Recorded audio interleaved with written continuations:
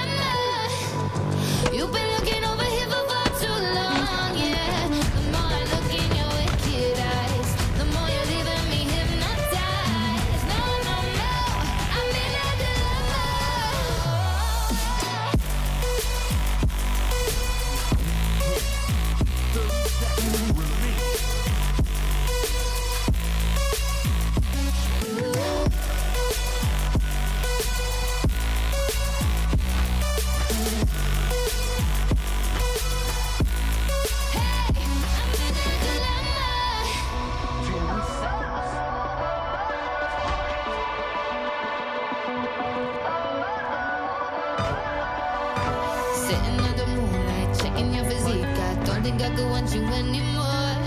Chilling with your girl, I'm jealous that I can't just run over and take you on the floor. And I don't wanna cross nobody, I know it's never worth the pain, but I can feel your eyes run down me, and all my sense just floats away.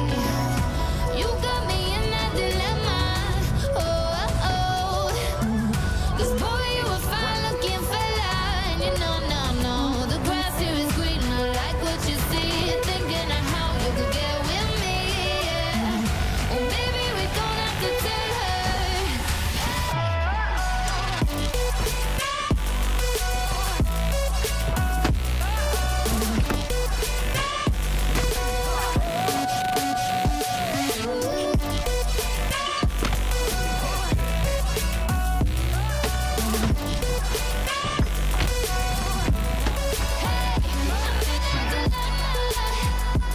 Because I want you, but it's not too wrong.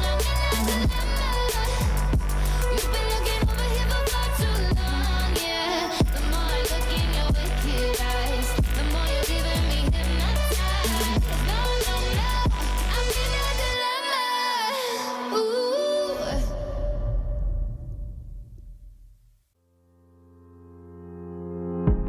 I know that fortune favored you with treasures I don't hold, and though the shine is dull, that's how I'll always think of you. You were a young one then, but everyone begins. We were just children, heaven was a dream away. Running from monsters, I wish I could say that the keys that you were searching for, and the giants of the past have turned to dust. The world is ours to take, and you know it's not too late. The world is ours to take, and you know it's not too late.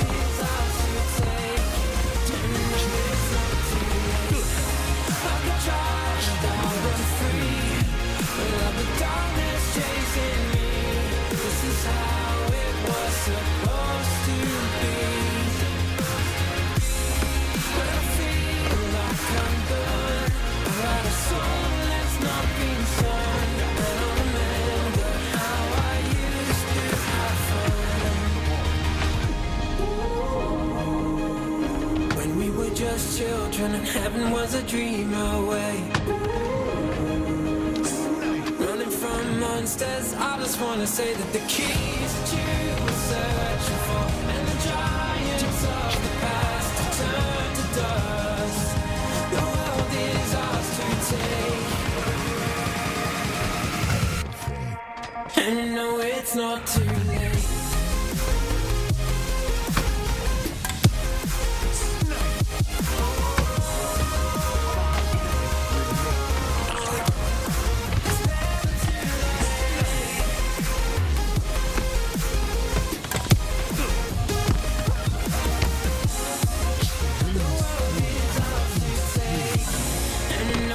Not too late.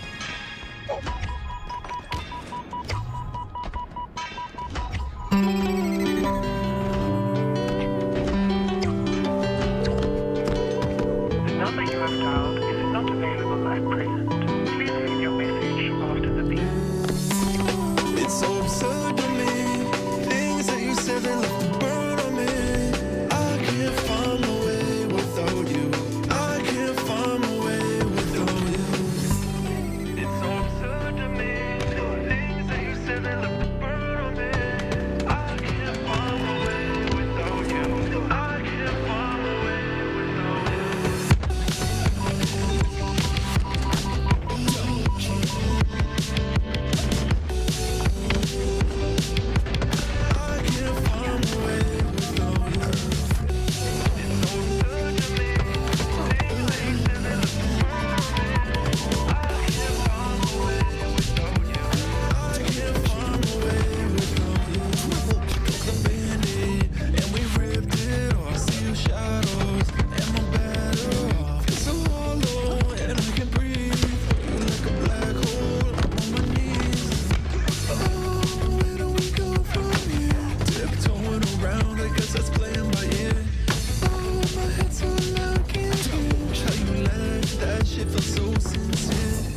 It's so absurd to me.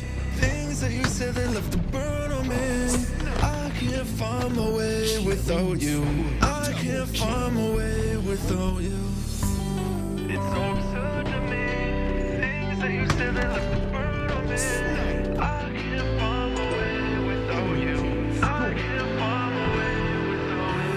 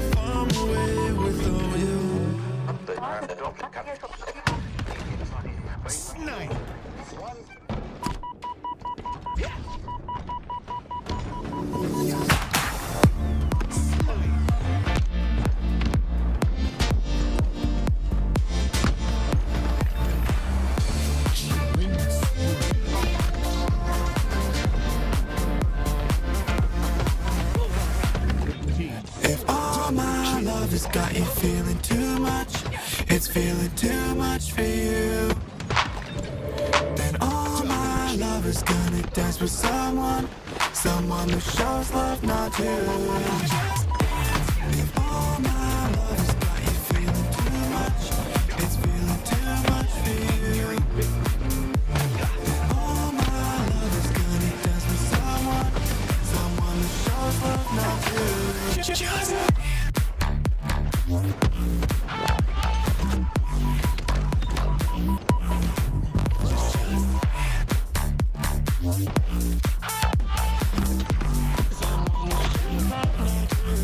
Just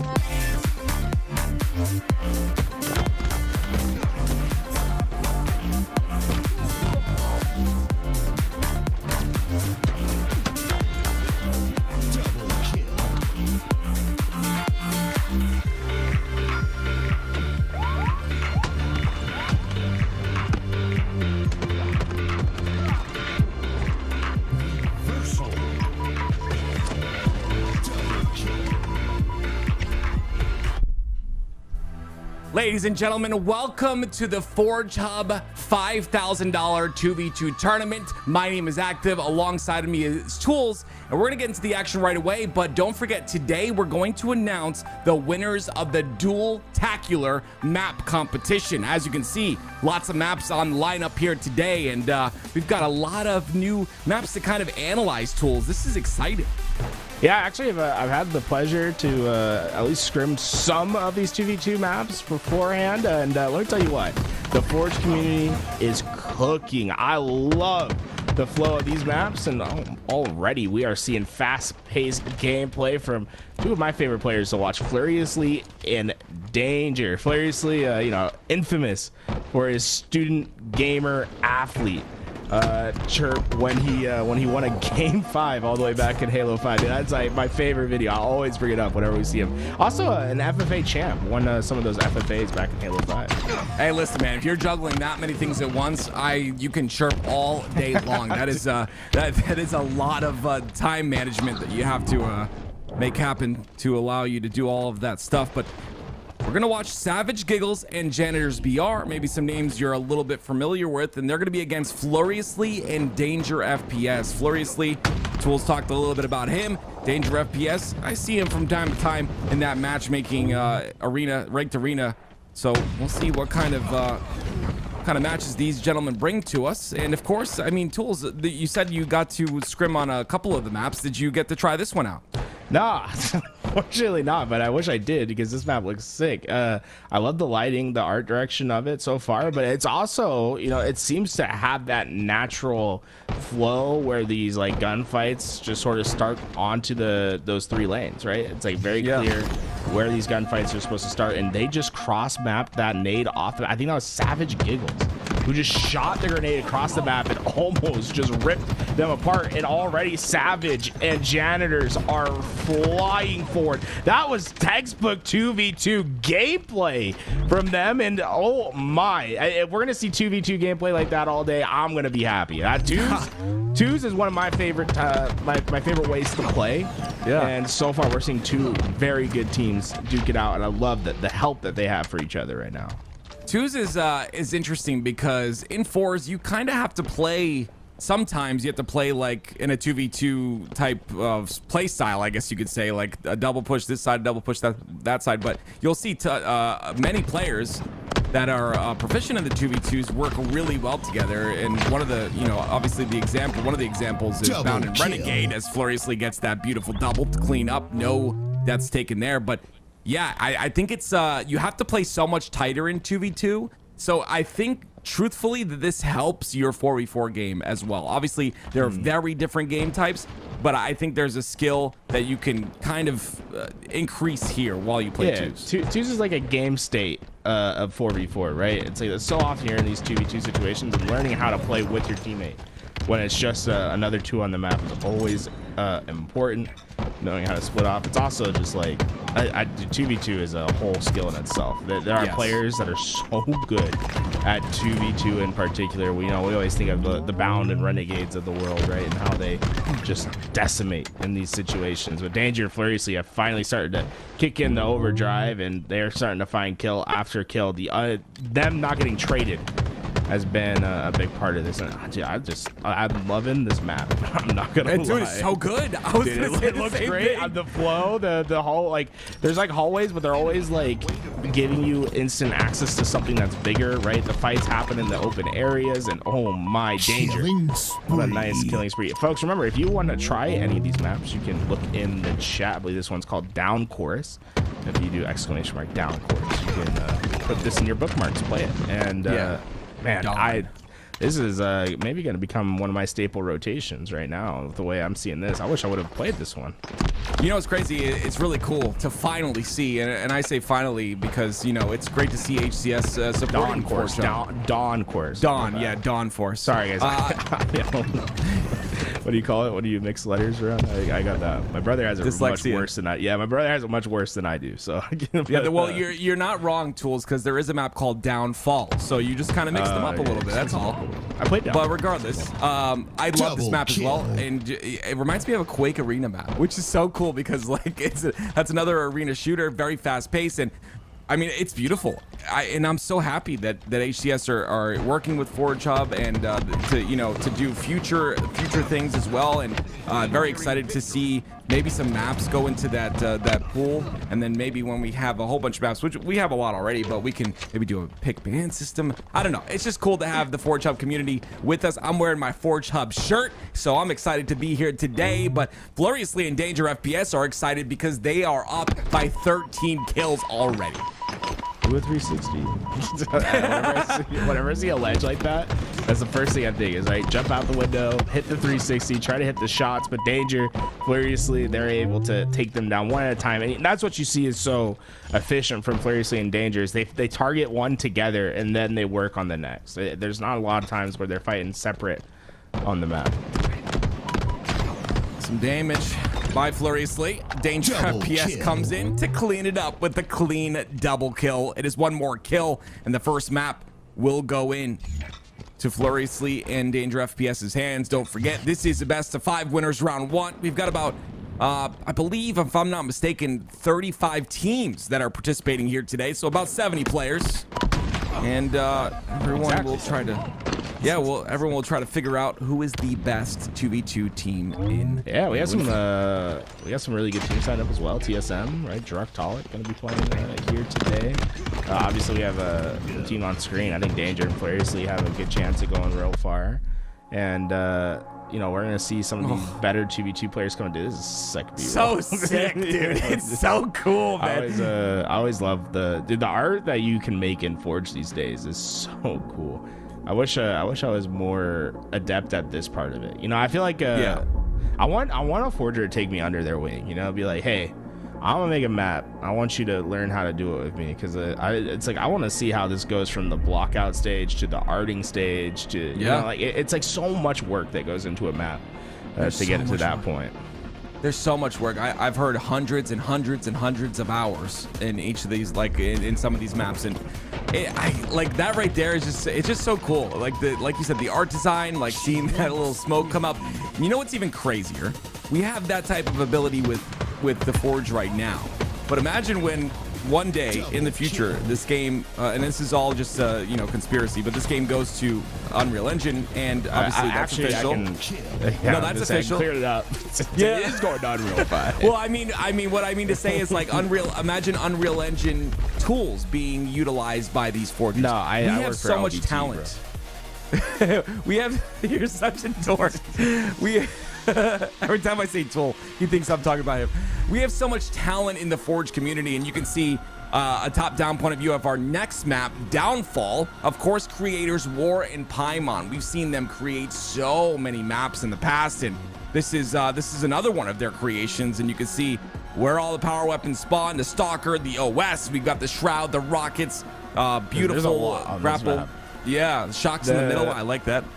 This map is the one where it's like a cracked, it's like a war zone, and then you like go through it. Let's just get onto it.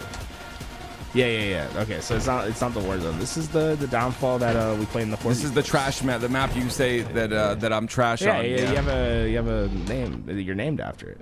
Yes, sir. Yes, sir. Actually, I wonder if he actually did that. I would love if we ping that one day and it just says Tim corner or active or anything like that. We kind of had a battle back and forth. I don't know which one he picked, but it'd be really cool. What if he called it the active tools corner or something? Just like put them both of our names. It's like one trash bag is specifically active, the other one's tools. I go with that. That'd be a cool one. Oh man, but here we go. It's -1 for Savage Giggles. Yeah, unfortunately, sometimes you can find yourself off the map. This one, if you don't know where to run. Dude, this game will play so fun in the 4v4s. I'm curious how it plays. In the 2v2s with these top players, and Fluriously, I love the little jump up, peek, boom, boom, double kill. That's what we'd like to see. Yeah, and you know, I guarantee Fluriously and Danger FPS, the comms sound like this. Don't let them get a kill. It's what's going on right now, because that would be crazy to be 25 to -1, but it's like that's not going to happen. Some great shots by Janitor. Doesn't have a BR, but very proficient with the Bandit as well. And it'll be a first kill on the board for Savage Giggles and Jenner's BR hopping on with Savage Giggles now. 2v2s are always fun. Like you said, it's like sometimes you get to a certain point in the game and you're like, we can do something really funny here. And I remember my buddies in a 2v2 tournament, they got matched up against, I believe it was Bound and Renegade. Oh, boy. And they were, but my boy Jolly Josh was popping off. He had 20 something kills. He had 22 kills, and his teammate had 0. Did he? And they were trying to 25-0, but unfortunately they barely lost the game. But wow, it was like regret back in Halo 5. I remember it was such a cool moment because I was like, oh my god, they're doing it against the pro teams. And that's funny. Furiously able to get just about every power weapon he wants into his hands. One thing to note, the ammo capacity in some of these power weapons is going to be less. So that stalker rifle only has 50% versus what we'd seen in the 4v4s where it have 100. Oh, that's very important to have that type of balance. Gloriously down to 25% just about. I'm actually, it's really sad for me to say this, but I'm going to say it. Okay, well, there it is. It's 4 more shots, so I don't know the math there, but 25% is 4 shots in the stalker. So I was saying it's sad because I didn't know how many shots 25% was, but now I know. Yeah, it's dude, I love the stalker rifle where it's like, yeah, I just have to like kind of guess how much ammo is left in this thing. it's like 13% is enough for 1 kill, right? Yeah. It's like that's where you get going with it. And then you're like, okay, 3%, that's 1 shot, right? 7%, is that 2? Is it 3? Who knows? A little pistol picked up. Janitor's BR. The shock nades, beautiful thing that we haven't seen since, I mean, we see them still, I guess you could say, on Forbidden. They're used to kind of stop that flag from being run towards the lower side, but it's just cool to see him on the map, and oh, good, there it is. Furiously got him off it bounced off that commando pad behind them and then shocked him. That's why you got the little electric symbol next to the kill. That's cool. I love that, dude. I absolutely love that. I love that tech, and I just, I don't want to get into this conversation, but I just feel like Halo, but I'm going to do it anyway. I just feel like Halo Infinite did so many things well. You know what I mean? Like, so many things are so good about this game, and it's a cool kind of showcase for what we might see in the future. Like if they can kind of do the same thing and then have content right at the start, I think we got a great game on our hands in the future. Hilariously had a little bit of an oopsie. Just a little. No. Just a little too far. There's that elevator. Dude, Yeah, that I dreaded don't know if elevator. I would drop that deep. I'd be nervous. I'd fall off the map. Me That's what I too. was guessing. I was like, are you going into the void or going to pick you back up with the elevator there to secure them and let them back up to the top? It was a little bit dark down there. Just want to give a shout out to everyone joining us. Of course, this is a Forge Hub tournament. Forge Hub has been running these for such a long period of time, and of course, like we had mentioned, it's of course Forge Hub who has contests now going on with HCS. So very cool to see that happening, and we'll see how that kind of goes through as time goes on. But if you're one of the people that likes to forge and you think you're creative enough, you should definitely get into those future competitions.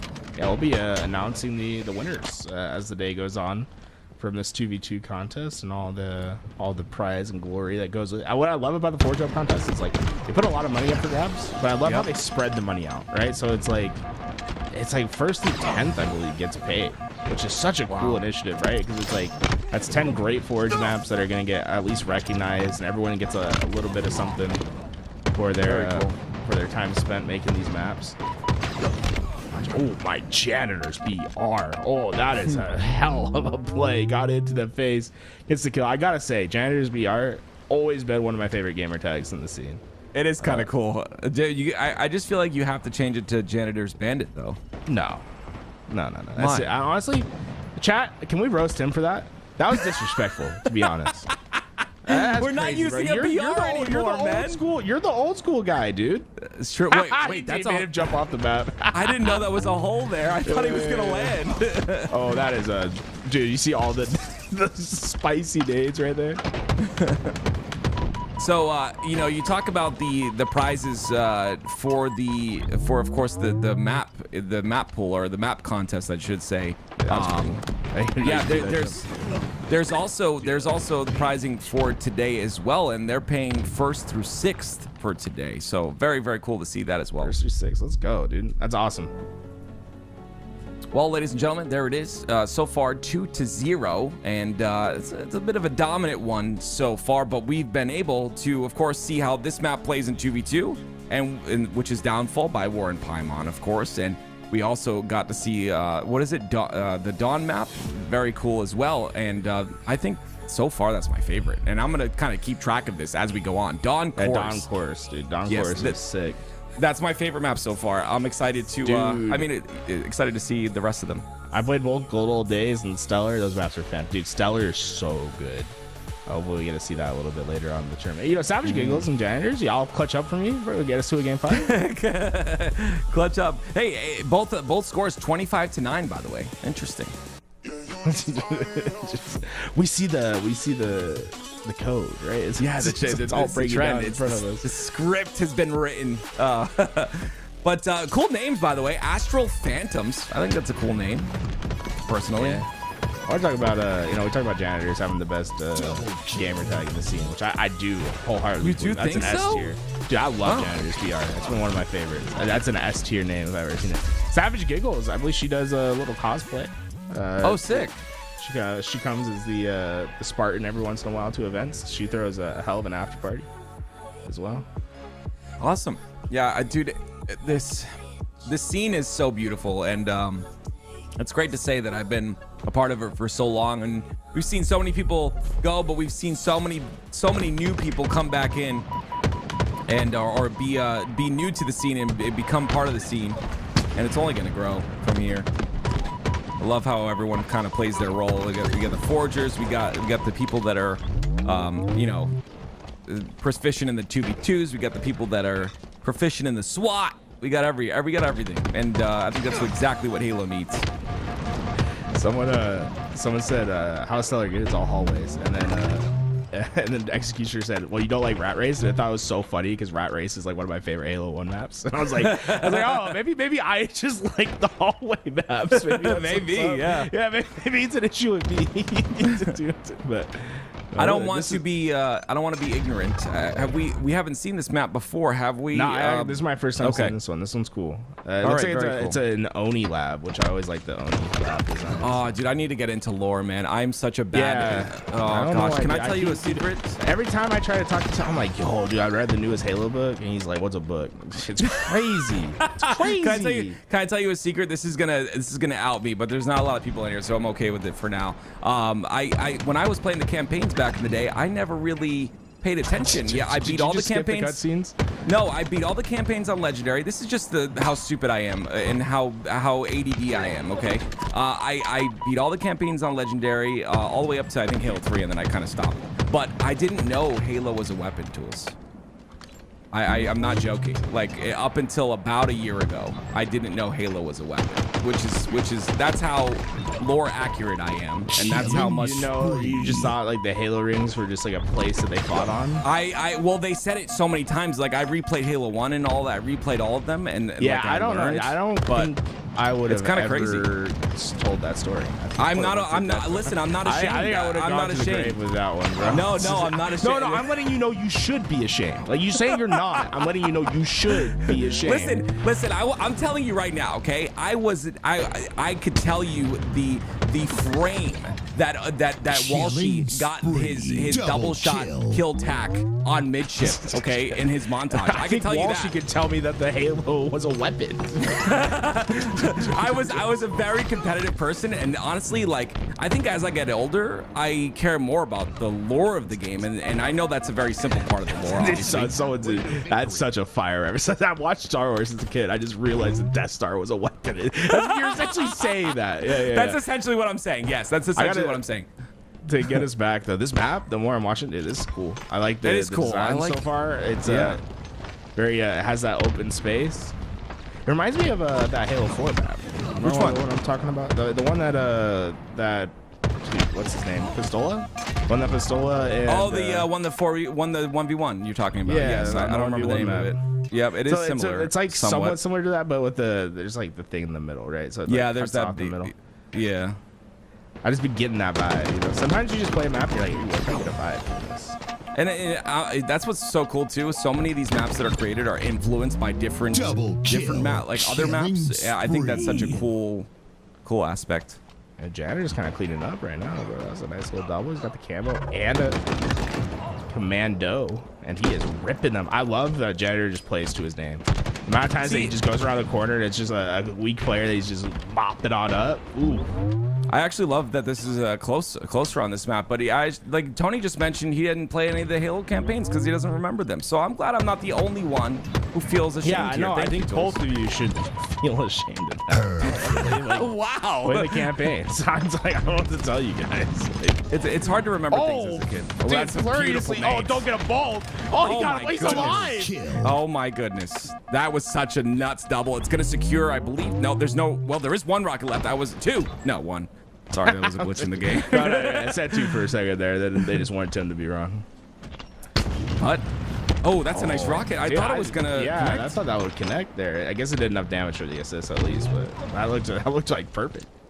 It was cool because it was Astral Phantom starting to make a little bit of a comeback here on this map, and they're at 10. They're at 10, but I like this map. I think it's really good for twos. I don't. Yeah. It's like really a really good twos map. I feel like you can kind of. So take you that can tell perimeter. when maps are like made for 2v2. Yes, yes. Which is good. I mean, that's the spirit of the Very competition, right? To be a Exactly. 2v2 map. Honestly, Yep. I'm a bit surprised with both these teams because for a long time I would run around on maps and I would see other players and I wouldn't realize that they were enemies. Like that you would have to shoot them. We'll see. Some of us are proficient in some things. Some of us are proficient in other things. That's just how it goes. Flurry, oh, he's playing. Just so good. Whoa. So good at isolating the fights there. In that 1v2 basically helps his teammate. I love good 2v2 gameplay. It's fun to watch. It's different. It is different. I 100% agree because it's like I said before. You said it too. It's a skill, right? And you have to. It's a different skill than Forza is, and you have to kind of play differently. And when you see perfect play and you see that perfect pinch. By the way, a perfect 3-0 out of Impendence here. When you see that, you just get kind of excited because it's not easy, and you have to have that like perfect communication, be in sync with each other at all times. It's definitely a skill to be had, and like you had mentioned, Floriously and Danger FPS are going to be two players that you think we may see later on. We're not going to see good old days today, and I'm sad about that because that looks like a map that can make me smile. I hope we get to see Fluriously play against TSM. Because I believe he's pretty good friends with the TSM boys. Topher clipped me saying I didn't know Halo was a weapon. Topher, I am not ashamed. I'm telling you right now. One second. Do you know who Atriox is?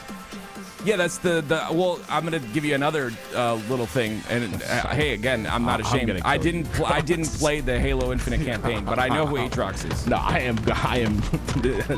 We're no longer joking. I am going to kill you. Listen, I am not ashamed. Listen, I want to make You keep something very saying clear that. to I don't you. think it makes it better. Like, Okay, but I want wanna not make something- ashamed doesn't make it better.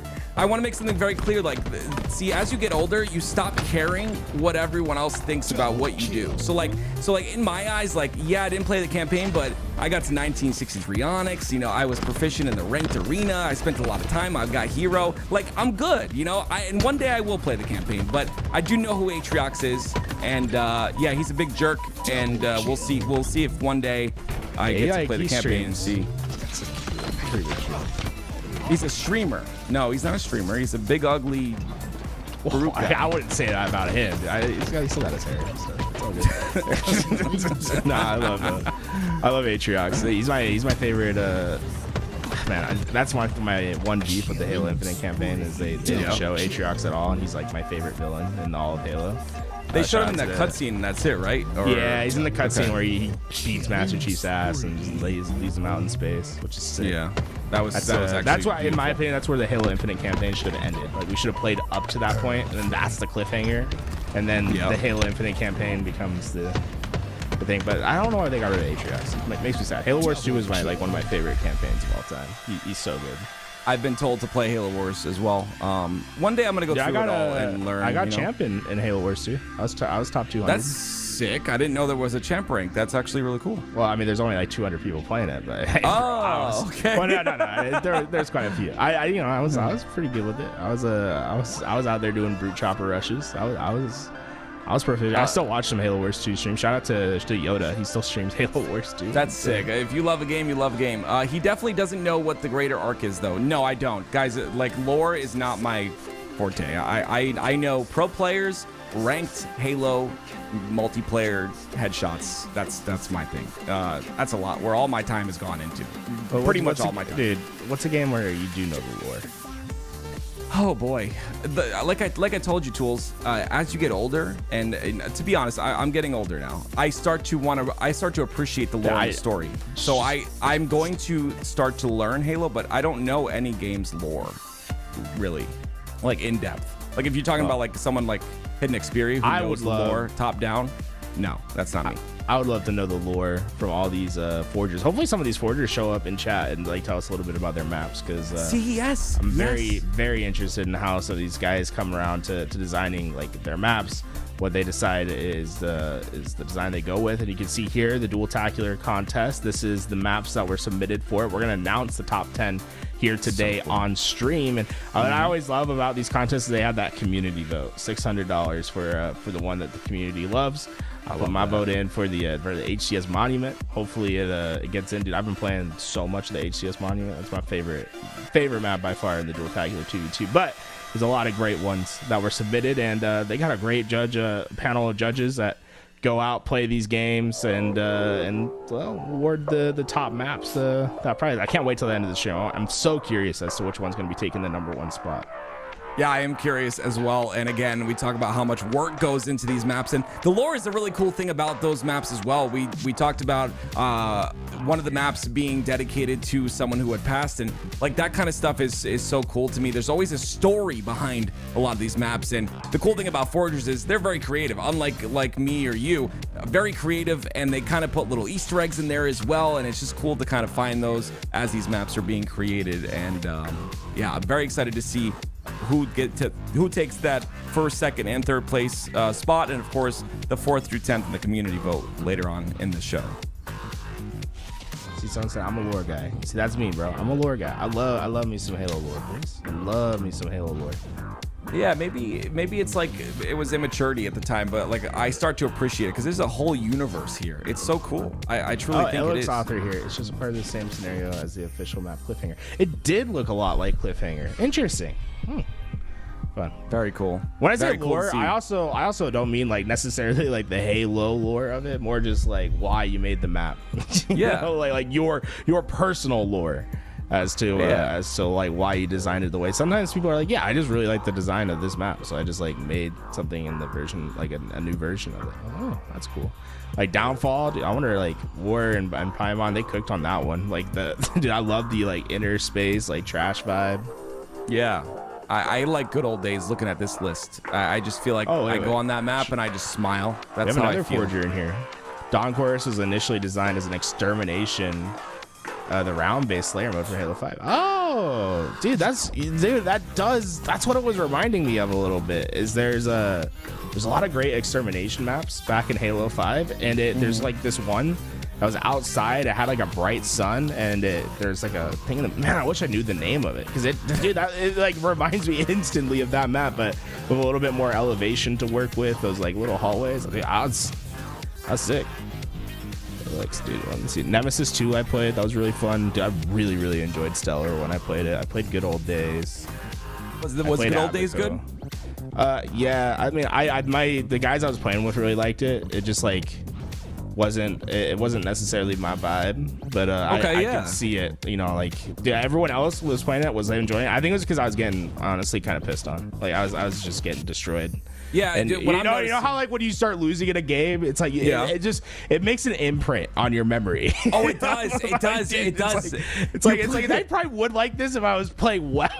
You go talk to the pros. Go talk to the pros. Like after they play a map for the first time, if they won, they love the map. If they lost, us, they hate the map. It's just the way it goes. It's like that's why it's like because I don't want to say it's like I don't actually think it's a bad map. It's just like I got destroyed on it, so that I have a negative.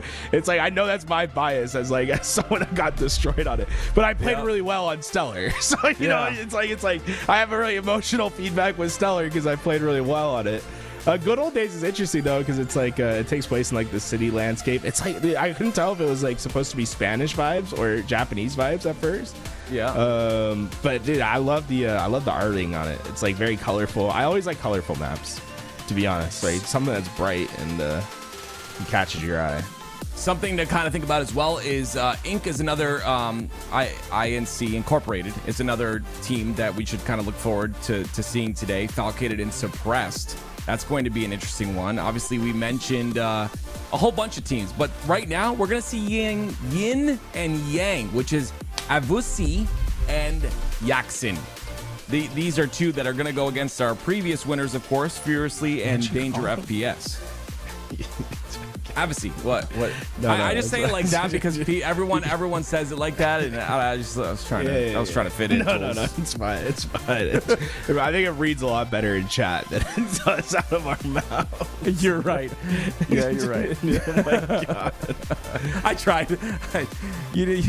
Listen, as a talent for the Halo community, you got to try to win over some hearts. You know what I mean? Like, there was one guy who literally every week says, "I used to hate you, but I'm starting to like you more and more each day." And you know what? For me, that's a W. You know what I mean?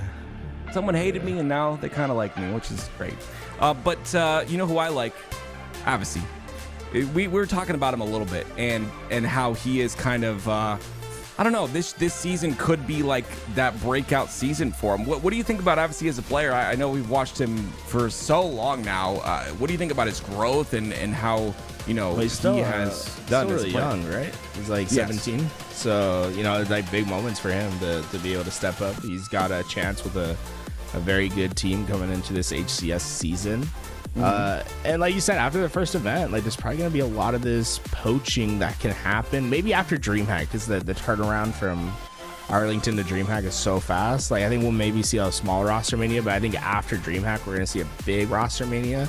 That's where players like Avusi could really get a chance to pop up and get into a top team.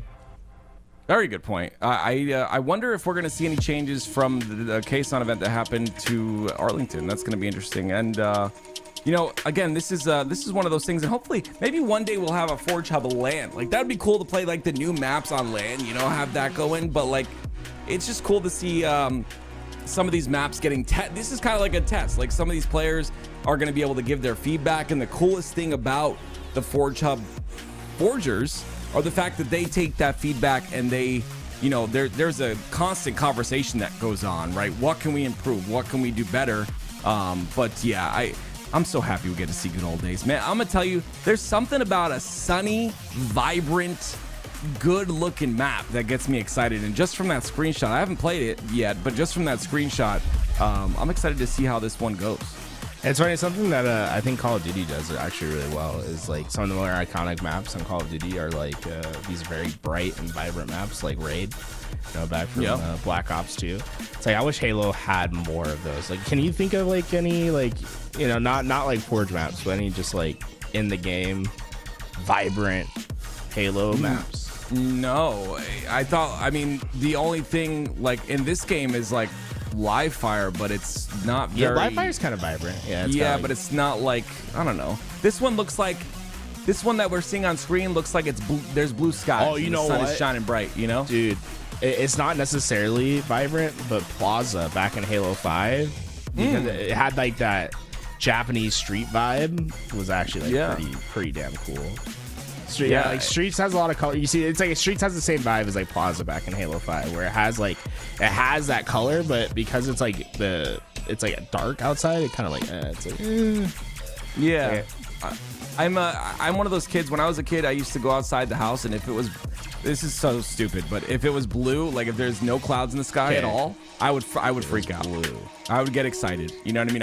My energy would just spike, and yeah, that happens to everybody. When I see the sun, I feel good when I don't see the sun. Yeah, you got to touch grass, man. And I've been trying to tell myself that for years, but I stay down here in the basement in my office and just cast and play Halo. It's great.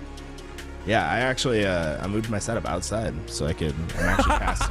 You can touch grass while you play. Yeah, if you test it, it's like I'm actually in my backyard right now casting because it's I want to get that vitamin D. That's such a good idea. I would love to do that in the summer one day. Yeah, just like bring my setup there. Make sure you turn the sprinklers off. Oh man, that's why. But I think like going back to the vibrant, right? That's why I think I like a lot of these Forge maps because like especially like some of the ones that really call to me. You know, we think of the map that takes place back in Paris because of the guillotine that would cut people's heads off. You know, guillotine. That's a map that we always love. It's like vibrant, bright. You know, like it looks great. Good old days, I think, could be that for the 2v2 one, right? It's like very vibrant, very bright. I love guillotine, dude. I want to see it in the like. I want to. I know they're like. Here's the good part, and we don't know what's going on. We're not flies on the wall. We don't know what's going on in the background, but I just love the idea that HCS and Forge Hub are now, in a way, connected. So in the future, and you saw it from Avicii, who just talked in the game chat, right? These maps are good.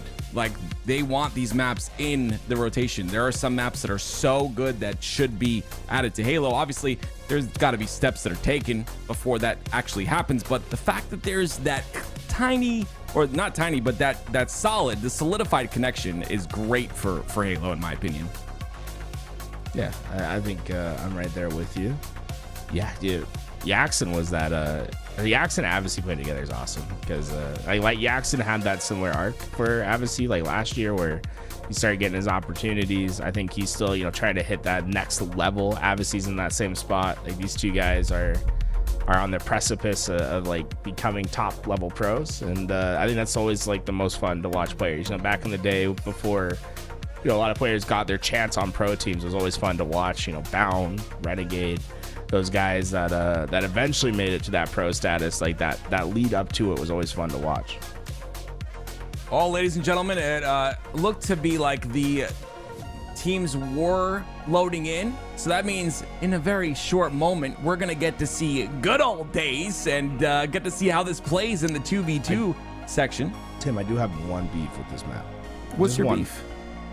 Why is it good old days and not good old days? You know what I'm saying? Put an OLE or even an OL with the little apostrophe.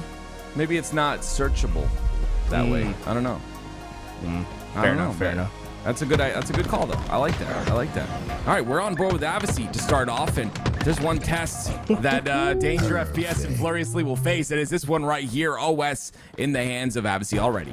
Yeah, that reminds me how I was getting gunned early on. Dude, that spot right there is so powerful. I could never get it.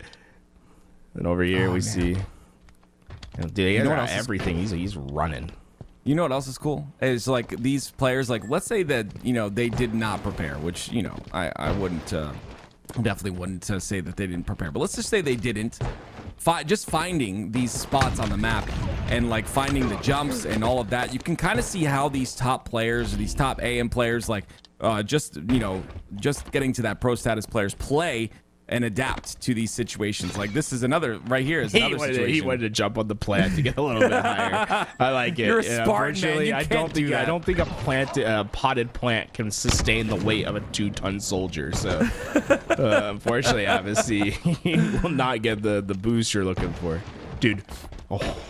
Okay, we're starting to spin now. Go for the 360s. Yeah, we're starting. They heard you. That's the thing, Tools. You have an influence that you don't know you have on these players. If my influence makes people go for 360 no scopes, I'm doing the right thing. You know what I'm saying? 7-3 so far. Yin and Yang. Definitely melding together really well. Fluriously, though, gets a double right there, and that's going to be nice and clean. That was a pure 1v2 as well. He didn't have any help from his teammate there as he's on the respawn screen, so being able to get that done is good. So I believe this map is supposed to be set in Japan. Like it's Japanese, but I always like when I was first playing it, I thought it was Spanish, and I was like, man, someone should make a Spanish streets like vibe map. But this one, little Japanese buildings to your left, right? It's pretty cool. Hey, there's a Torii gate somewhere as well. OS in the hands of impedance now. Let's see how they push this, though. Immediately, it's Yaxin playing the angle so well, and just like that, it's 2 down for impedance, a 9-6 lead. So I can't. You clambered to the vet. I feel lied to. Sometimes there are moments on the map where it's like, this is supposed to. You are supposed to look through this, and it's like, I think my Spartan can fit. Like if I get small enough, if I could just tuck my knees just a little bit more. Nice. What a reach out for Avicii. That'll get him the sniper, and he is back out, all the way back to the pharmacy. Oh. Come on, hit it. Oh, that's. I mean, that's. I saw the whirlwind. I was a little bit nervous, but they get the cleanup done, and it's obviously that goes down in a trade for Furiously. Yaxin now with the snipe. Oh my gosh, the anticipation of the spawn right there, just understanding like that's where that spawn is going to happen, blocking the other side, and nice and clean is Yaxin. 14-7. Hey. Ranger Cali learning in real time when I learned that it wasn't Spanish and it was Japanese. It was the big sign that gave it away to me. I mean, it's the red and the yellows, right? It's like usually like I always think it's like Spain whenever I see like the red, yellow, orange like aesthetic. So those are Japanese buses right there. That bus was a Japanese bus. Is that what you're telling me? I think that's a trolley. Or Japanese trolley. That's a phone booth. You want to call it? You want to call it a Japanese phone booth, or you want to call it just a phone booth? I don't know. It's like, why does everything have to be like so? Because the culture's so different, man. Everything's different. I don't know, man. I think they just have like a lot of the same stuff as us. I don't know, man. I don't think so. I think they're just. Hey, listen, they're way ahead. They already have a trifold phone, okay? So. I've been watching Michael Reeves and Ludwig travel through Japan. Yeah. And he's like, oh, look, it's a Japanese hotel. And he's like, I think all hotels here are Japanese, man. Hey, Michael Reeves is very intelligent. So listen, man. You know? Yeah, I mean, you know what was up. Look, Yaxin has a chance for a really dangerous collapse if he can get there in time. Obviously, has 2 players to deal with, and there's the collapse. Perfectly played. Very nice.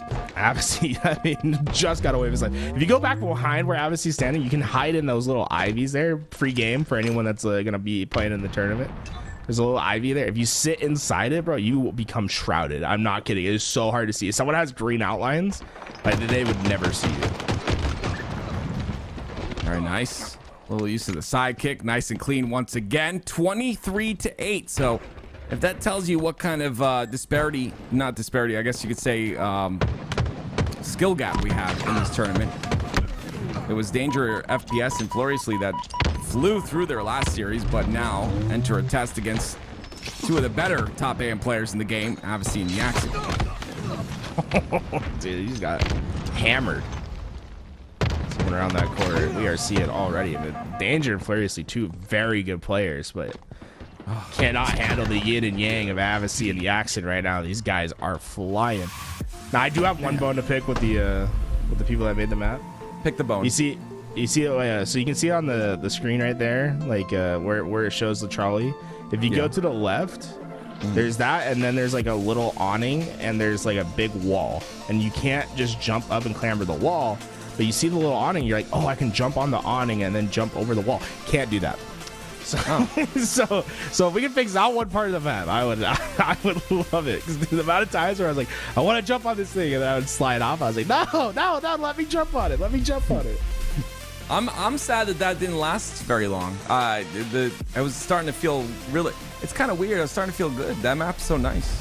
No, it plays really well. It's just sometimes you're on the other end of the other team being able to of course, yeah. And that's how I was feeling last time I played this map. Is like I think it's very natural for good players to get into their spots, and I think that's why a lot of the pro players that have been playing these 2v2 maps, they've really had positive feedback about this map. Like, he's out of ammo, but he's still shooting. How does that work? It's because of that natural. Dude, this map is so sick. I was playing this one. Dude, this one's so cool. It's like it reminds me of some Halo 5 maps. It actually reminds me of Triant for some reason, or Tyrant. I always say Triant. That's a player. Tyrant. Triant's a player. Oh, nice. I never heard of Triant. Awesome. Well, we'll check it out here. Why are you just being disrespectful to my boys, bro? Listen, man, I didn't say that in a mean way. Dude, look at this. It's like you're in a. Dude, I just love this map. The amount of design that goes into this stuff. Look at this thing. Ooh. Oh, this is kind of cool. Is I feel this like you're in a Stellar? spaceship. Are we not in Stellar right now? I feel like you're in a spaceship. You are in a spaceship. Yeah, you are. Oh, this is so cool. See, this is my thing. Okay, I'm in love with space. I love just the universe. Tim has 80 hours played a week on his new space game, talking about how much he loves space. Listen, it's fun, man. Dude, look at the what's that? QT on the wall. That's always cool. That's cool. I think it's a. Is it, you sure it's a QT? It's a camo. No, it's a QT. Is it? Right. And I think it's QT. No, you're right. You're right. Get it. Go get it. Oh, he doesn't want to get it. Why not? Just go get it. Yeah. Just. Well, I mean, He's so scared. It's a little He's bit of so a. scared. Wait, what danger? You gotta like, did his brain break when he couldn't get it? Like you gotta so fight funny. or you go for the QT. Like he just stood there. Dude, this map is trippy. What do you are We starting live to run in, through? bro. We live in. No, we don't live in. We live on the planet Earth in space, but the universe Yeah, is. we live in space. Don't get me. No, don't get me You started. literally just said in space, dude. All right, Dude, we listen, live guys. in space, bro. I like the universe and the stars and all. That's just so cool, man. You know. Only space I know about is the space I'll be taking on the map when I get killed. You know what I'm saying, bro? Listen, you're talking like nice that, man. bait and switch. You're talking like that, man. There are some players that are so involved in taking space, and they call routes at the when we're in the airport. Like Gunny, he's like, we're gonna take this route, and I'm like, dude, this isn't Halo, man. What are you doing? Dude, I had a buddy ask you. He's like, "When you say I'm taking a route, what do you mean by that?" I said, "It means I'm leaving your ass, bro. Like you are not getting my help." Yep, that's exactly what it means. he said, "You take a lot of routes." I said, "Yep." He got stuck. I haven't seen went around that corner. He had a little surprise. It'll be the grapple back for him, but man, that is. Did he just spawn like right on top of him? I think so. Squad That's spawn. interesting. It's just interesting because I don't think the game really likes to spawn you like where you died, but it spawned him like instantly where he died. Dude, this is so cool. So cool. I love the awesome. verticality of this map. Dude, it's so That crazy. was cool. We still haven't gotten QT though, and I'm a little upset about it. Like it's right there. Like just go get it. The art design on this map, dude, deserves like a chef's kiss. Like it's crazy. I agree, man. It feels like this feels like a different game. Like it does not feel like a. It feels like I'm in like a very. Man, I was gonna say like an anime like spaceship game, dude. Dude, it's so cool. sick. This reminds me of a ship in the other game I'm playing, and it's cool. It's Yeah, nondescript game. They're not paying us, bro. yeah. We're not gonna say the name of the game, but let's just say it's been in development for like 13 years. But yeah, it's just cool. Like I love being in a spaceship. We're watching Halo. This is so sick. This is cool. I really like this idea. Whoever decided to. Now you should be able to slap my. Oh no! He stole it! He stole it! He could get. Oh, Wait, there's a hole in there. I didn't know that. That's cool. Dude. That was awesome, dude. They trapped him in here. Seriously, dude, that's like an anime moment right there. He was able to steal the QT as he drops and then get the double kill. I want to see him pop it. Come on. There we go. Dude, this map is so small, but it doesn't feel small. No. Because of like the verticality of it, and it's like so natural trying to get up one way, and then there's so many open spots for your grapple to get you up other ways. Dude, there's like 4 levels. It's like it's like a never-ending like staircase, bro. I'm really curious if they. I mean, it'd probably be a lot of pointless work for them because I'm sure this took like hundreds and hundreds of hours. But I'm curious if you like fly outside, if you can see the actual ship and stuff. Yeah, see, I knew that. I was pretty sure this was no Stellar. I was like, I'm pretty sure they chose the wrong map. I was like, That's that is okay. not the other map we're talking about. Wait, that's so cool. Like when you take the thing off of there, it makes a little animation to show. Yeah. That's cool. Dude, this map was so cool when I was playing it the first time. It's like, it just feels cool, like running around it, artwork wise, and that's the amount of work that has to be put into arting it out this way. I can't imagine, dude. Some people are so creative, and I'm so jealous. Like, you know, it's that envy, it's that green envy coming through. Like, I would love to be this creative. I think this is such a talent. And I'm glad they're being highlighted for their work. So you say green envy, so like you associate emotions with the colors. Yes. So when you see me, what color do you think? Red. Thanks, man. I'm just kidding. Red is love, right? Like red hearts. Oh no, I thought red was anger. Oh, well, okay. You didn't have to tell me that. I was like, I thought you were complimenting me. Okay.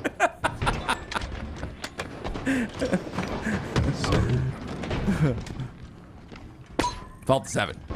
Avicii, little threat sensor there just to kind of see if he can take the space on the top. Is this the top level right here? This is the there's No, another, top there's level another one. has like the little purple thing. Okay, okay.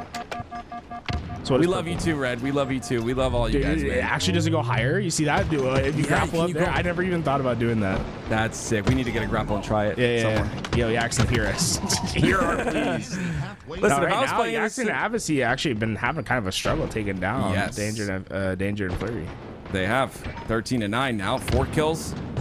Because I can do math really well, chat. Oh, wait. Wait, it's a teleport. Did we switch POVs? Is that a I think that's a teleporter. That's pretty cool. It's so cool. Like you can play that lower side and like bait them down. Flurry Slate, another trade.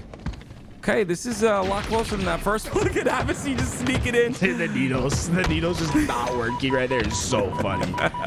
Great play by Danger not to get caught out by the needler.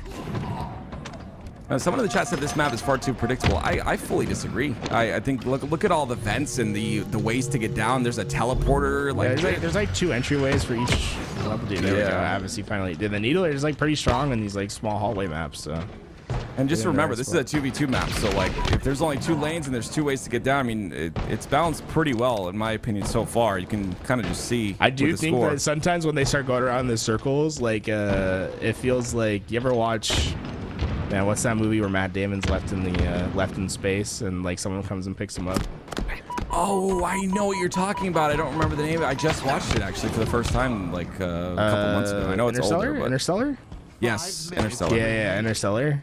There's like the scene where everything's like spinning because they're like trying to talk, and it's like when people are like turning around, it's like you gotta get that vibe where it's like, oh man, everything's like spinning. This is crazy. Oh, that would have been huge. Dude, that's so funny.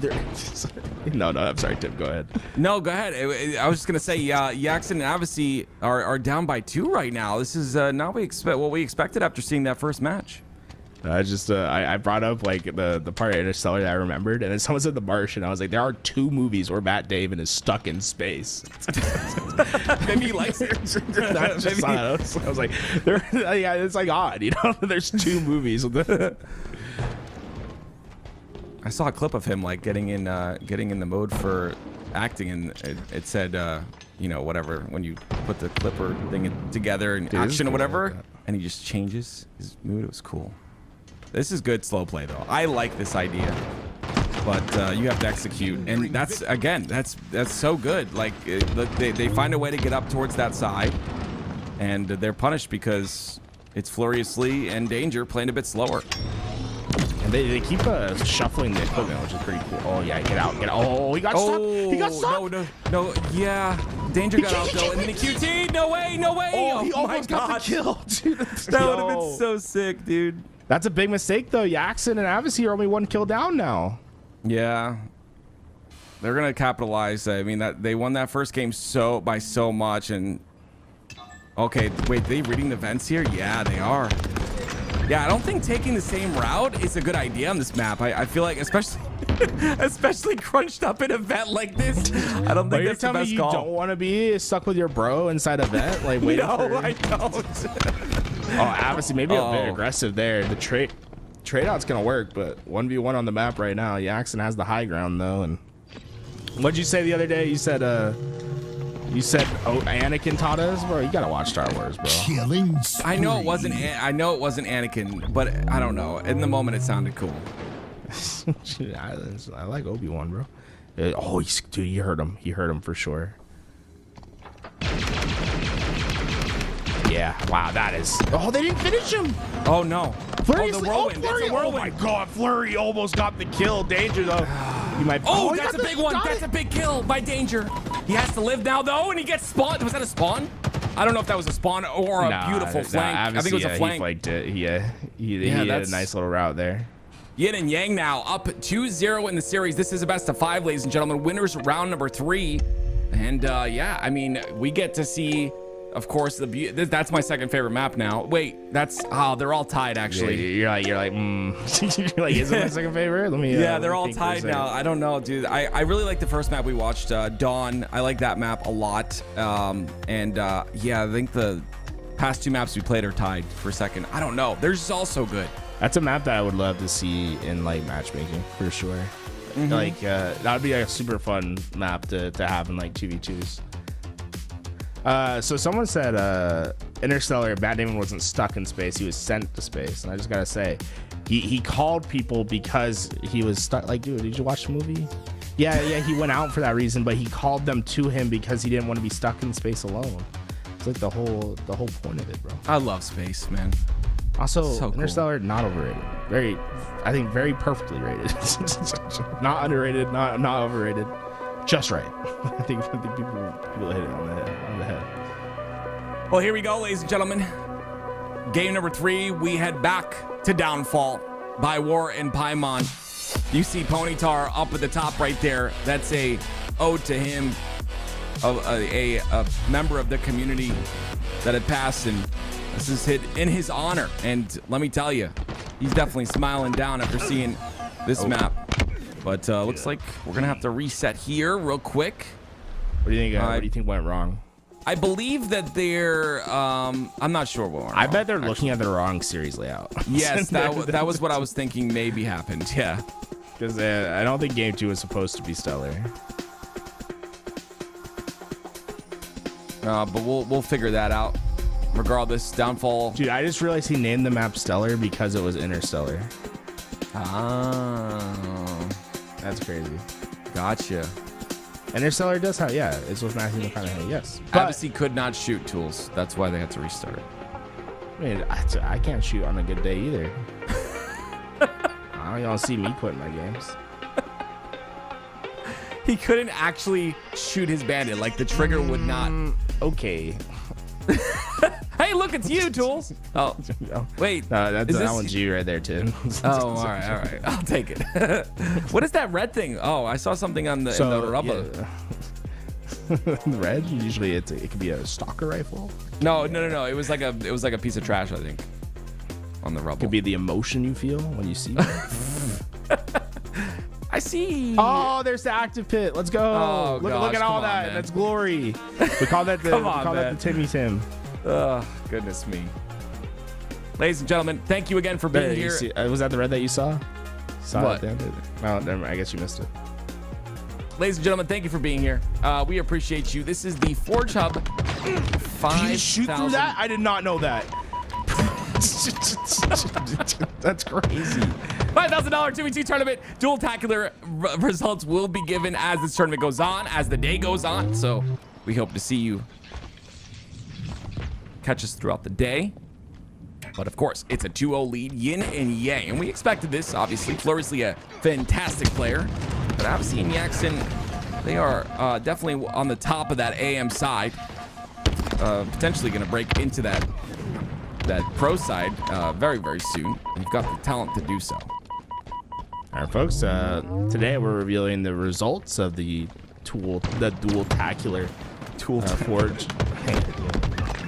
The dual-tacular Forge contest, but there's also some other contests going on right now. If you're interested in seek and deploy the newest game mode, get yourself to forgehub.com, start designing, and they got a lot of money up for grabs for that contest right now. And I always love seeing what the Forge community can come up with, and I'd love to see more people joining the Forge community. Someone just got shot through the floor again. Gotta know what angles you can shoot from. Dude, that's crazy. Both teams knew that they could shoot from that angle, which is I would not be able to tell right away.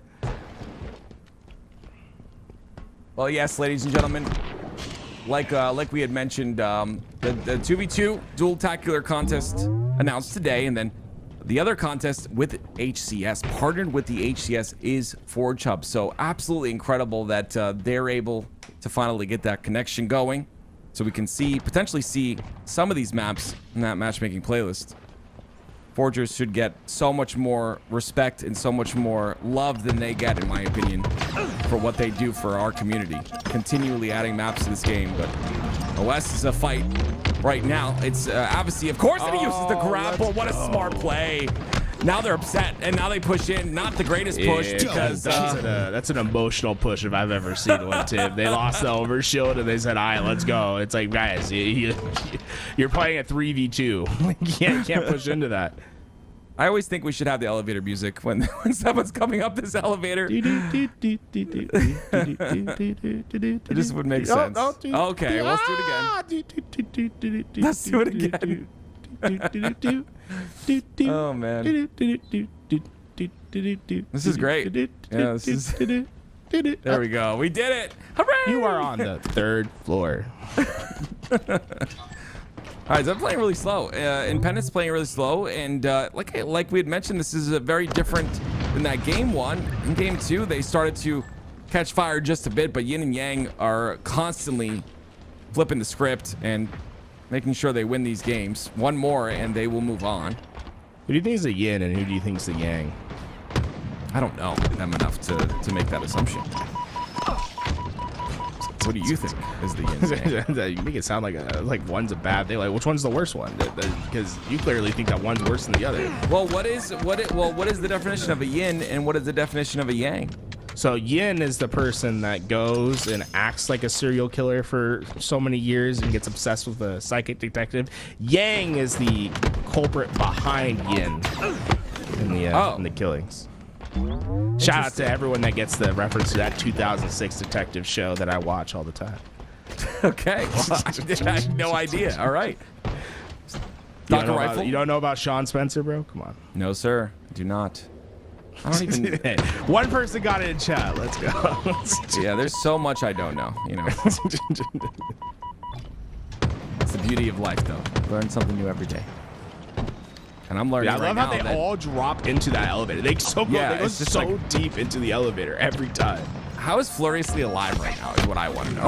Like, the guy just took 3,000 nades and he still lives. Avicii gets that kill, and here comes the lead starting to mount here for Avicii and Yaxin. Yin and Yang 13-8, and overshield in Yaxin's hands. Dude, Tony asked if Psych was good. Psych was like one of my favorite goated shows of all time. Psych is amazing. They still make movies. And they do the musical thing. I don't know. If people hate the musicals in shows, I love a good musical in a show. I'm not gonna lie. I'm that guy. I'm the guy that make it play. Musicals, Killing spree. Yeah, I love musicals. Killing Spree. All right, dude. The Yin and Yang, man. These guys play so good. Do you think that Yes. obviously they're gonna make it pretty? Yes, I could have asked you anything. Do you think I'm the best Halo player in the world? Yes. Do you think that they can contend with Suppressed and Falcated? Do you think they'll put up a fight against them? Oh, for sure. Awesome. Axe and Avicii, these guys, they're playing for first, for sure. Right now, I mean, cool. these early rounds are important for them just to familiarize themselves with the maps, because they're not necessarily players that play in the Forge Hub tournaments week in and week out, right? So that's the danger, right? Playing against the TSM, like on Downfall, these guys have reps on Downfall, so they're lot gonna of know them. it, right? They have tournament wins on Downfall. Many of them. I think they're 5-time champions are part of that roster at least. 19-8. It's getting a little bit out of hand here, and no signs of coming back here for the side of Impendence. Another kill goes in. Trades come out. See, that's the red thing that you were seeing earlier. That's a stalker. That's not the red thing I was seeing. I know what a stalker is. Don't call me that. Just because I showed up at your house one time. But I was sleeping, man. Look at this. Another fight for the overshield. He still has that grapple, but he doesn't opt to try to rechain it. Instead, it'll be Avicii that gets away with it. And Furiously, Danger trying to do their best to handle that pressure. Danger, I mean, Danger said, hey, Furiously, good job getting that trade. I wasn't going to help. I'm gone. I'm out of there. Oh, nice. Nice use of the rockets right there. I definitely would have died in that situation. Great job by Danger to have another rocket to utilize now. He can bring this a bit closer, but like we had mentioned, it's going to be tough. Right there, I probably would have used Stalker maybe to clean up that kill, but he's got 2 bullets in the Stalker. You got to fight a gun, bro. Yeah, he's something's gonna got to be found. There you go. You found something. There we go. Dude, he's got a BR that has a red scope. That's kind of cool. Which BR is that? I don't know. I like the BR with the little cover on it. A little cover on the scope. It's cool. The BR with the little cover on the scope. Yeah, it's one of the newer BR skins. Is it a model or a skin? It's a model. Oh. Yeah, it's So got you a got little it like cover. that. Scope cover, I guess. I don't know what that's called in the weapon world. Yeah, you're the same guy that called me out for saying clip in magazine, right? Yes. You can't say clip. Fake fan, bro. Oh, goodness me. It's not a clip. 2 kills. That's all that's needed here. Lens cap. Is it really just called a lens cap? It is. Lens cap. Okay. It's just like a camera. I didn't know that. I didn't know that. Yin Yang finish it up 25-15. Double digit win is always a nice little feather in the cap. And man, that is I mean, they're just showing the difference because Furiously and Danger, those are 2 very, very good players. So to win by that margin is good for them. I mean, that's a good confidence builder. Definitely is going to the rest of this tournament. We're not going to get to see Abioko. Oh gosh, Abioko. I want it. Someone please help me pronounce that name. Third time's a charm, dude. Third time's a charm. Abioko. I definitely got it that time, 100%. Sound it out. No. He just sound it out, bro. Make sure that you tell me how to pronounce that because I don't want to, I don't want to disrespect or do the Forgers a disservice by saying the name wrong. Are you here, Ethan? Ethan, hello. Mr. Ethan Hibbs, we have a special question for you right now. Look at this, Tools. 74% accuracy. How do you hit that on it? I mean, I know he's on a controller, but still, that's really high. Yeah, dude, I love how the fact that you play on a controller is like news breaking for you. I just think it's funny. 74% is hype. I don't think I've ever shot 74%. Yeah. What's your average? I think it's I don't know. It's definitely up there. I think the thing is there's no way to differentiate. There's no way to differentiate what it was before the M&K friction buff and prior. Prior, I think I was at about 54%. I think now I'm at about 55% with like 5 million shots fired or something. Yeah, I think I'm like at 50. I hit half the shots I take. Abioko, I was right the last time I said it, Tools. Look at that. Thank you, Timmy. Appreciate you, dude. Timmy was watching me play. Oh, that's right. We're not talking about that game, but he was watching me play a different space game. And I think he liked it. So that's cool. Yeah, he played all the space games right now. Guys, this has been an incredible tournament. Like I said, guys, in all seriousness, okay, we're having a great time today, as we usually do in these Forge Hub tournaments. But I want you guys to make sure you show love to the Forgers. And by doing that, the way to do that is either to participate in these Forge tournaments if you're a very creative person, unlike Tools and I, or to go over to the Forge Hub website and make sure to download these maps and play them. All right, this is a good time for you to get a couple of 2v2s in with your buddies and showcase who's the best and definitely not lose friendships over it. This is it right here. Just pick a couple maps, download them, and do a bit of a little series with all these maps. You can see Dawn Chorus, Abioko, Downfall, Gatekeeper. All of the links to those maps are actually on the Halo Waypoint where you can download them directly, so that's really good as well. But yeah, keep up with Forge Hub and keep up with the maps too.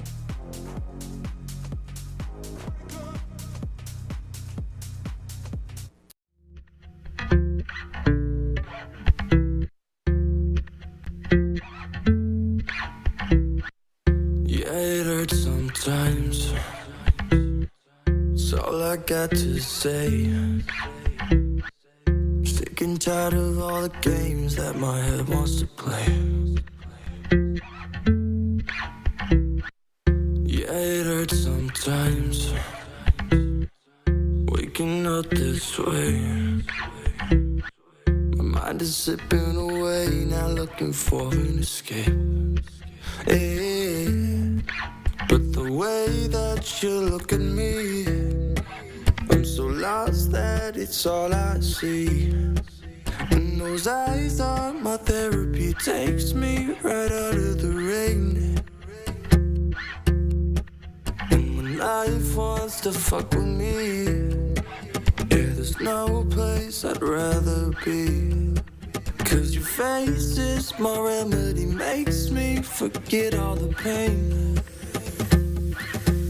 When I can't see straight.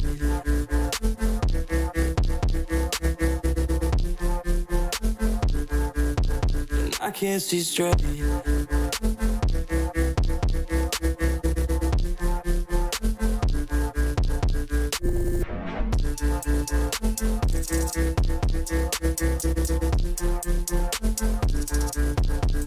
can't see straight.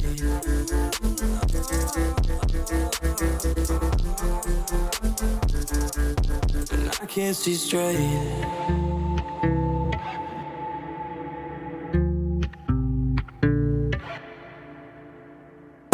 Yeah, it's hard sometimes.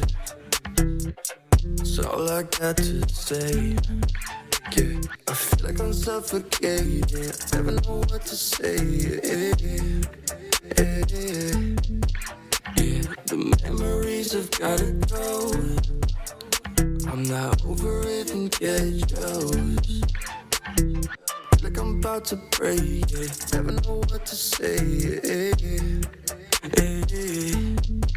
But the way that you look at me, I'm so lost that it's all I see. And those eyes are my therapy. Takes me right out of the rain. Takes me right out of the rain. Life wants to fuck with me. Yeah, there's no place I'd rather be. Cause your face is my remedy. Makes me forget all the pain. When I can't see straight.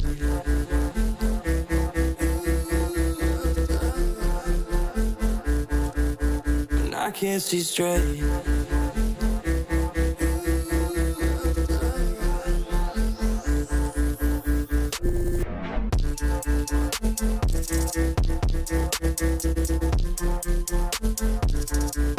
When I can't see straight.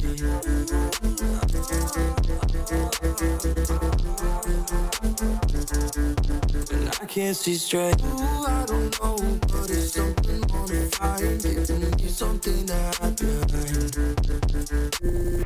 Ooh, I don't know, but it's something on the fire. Giving me something that I behind. And I can't see straight.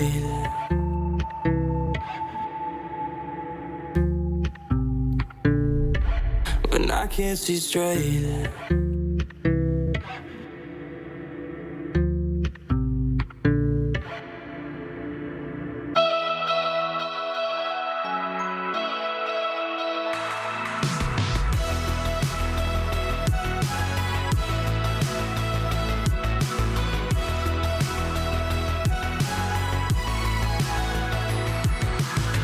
Lately I feel stuck to my bed, and you're the only one who keeps me moving on.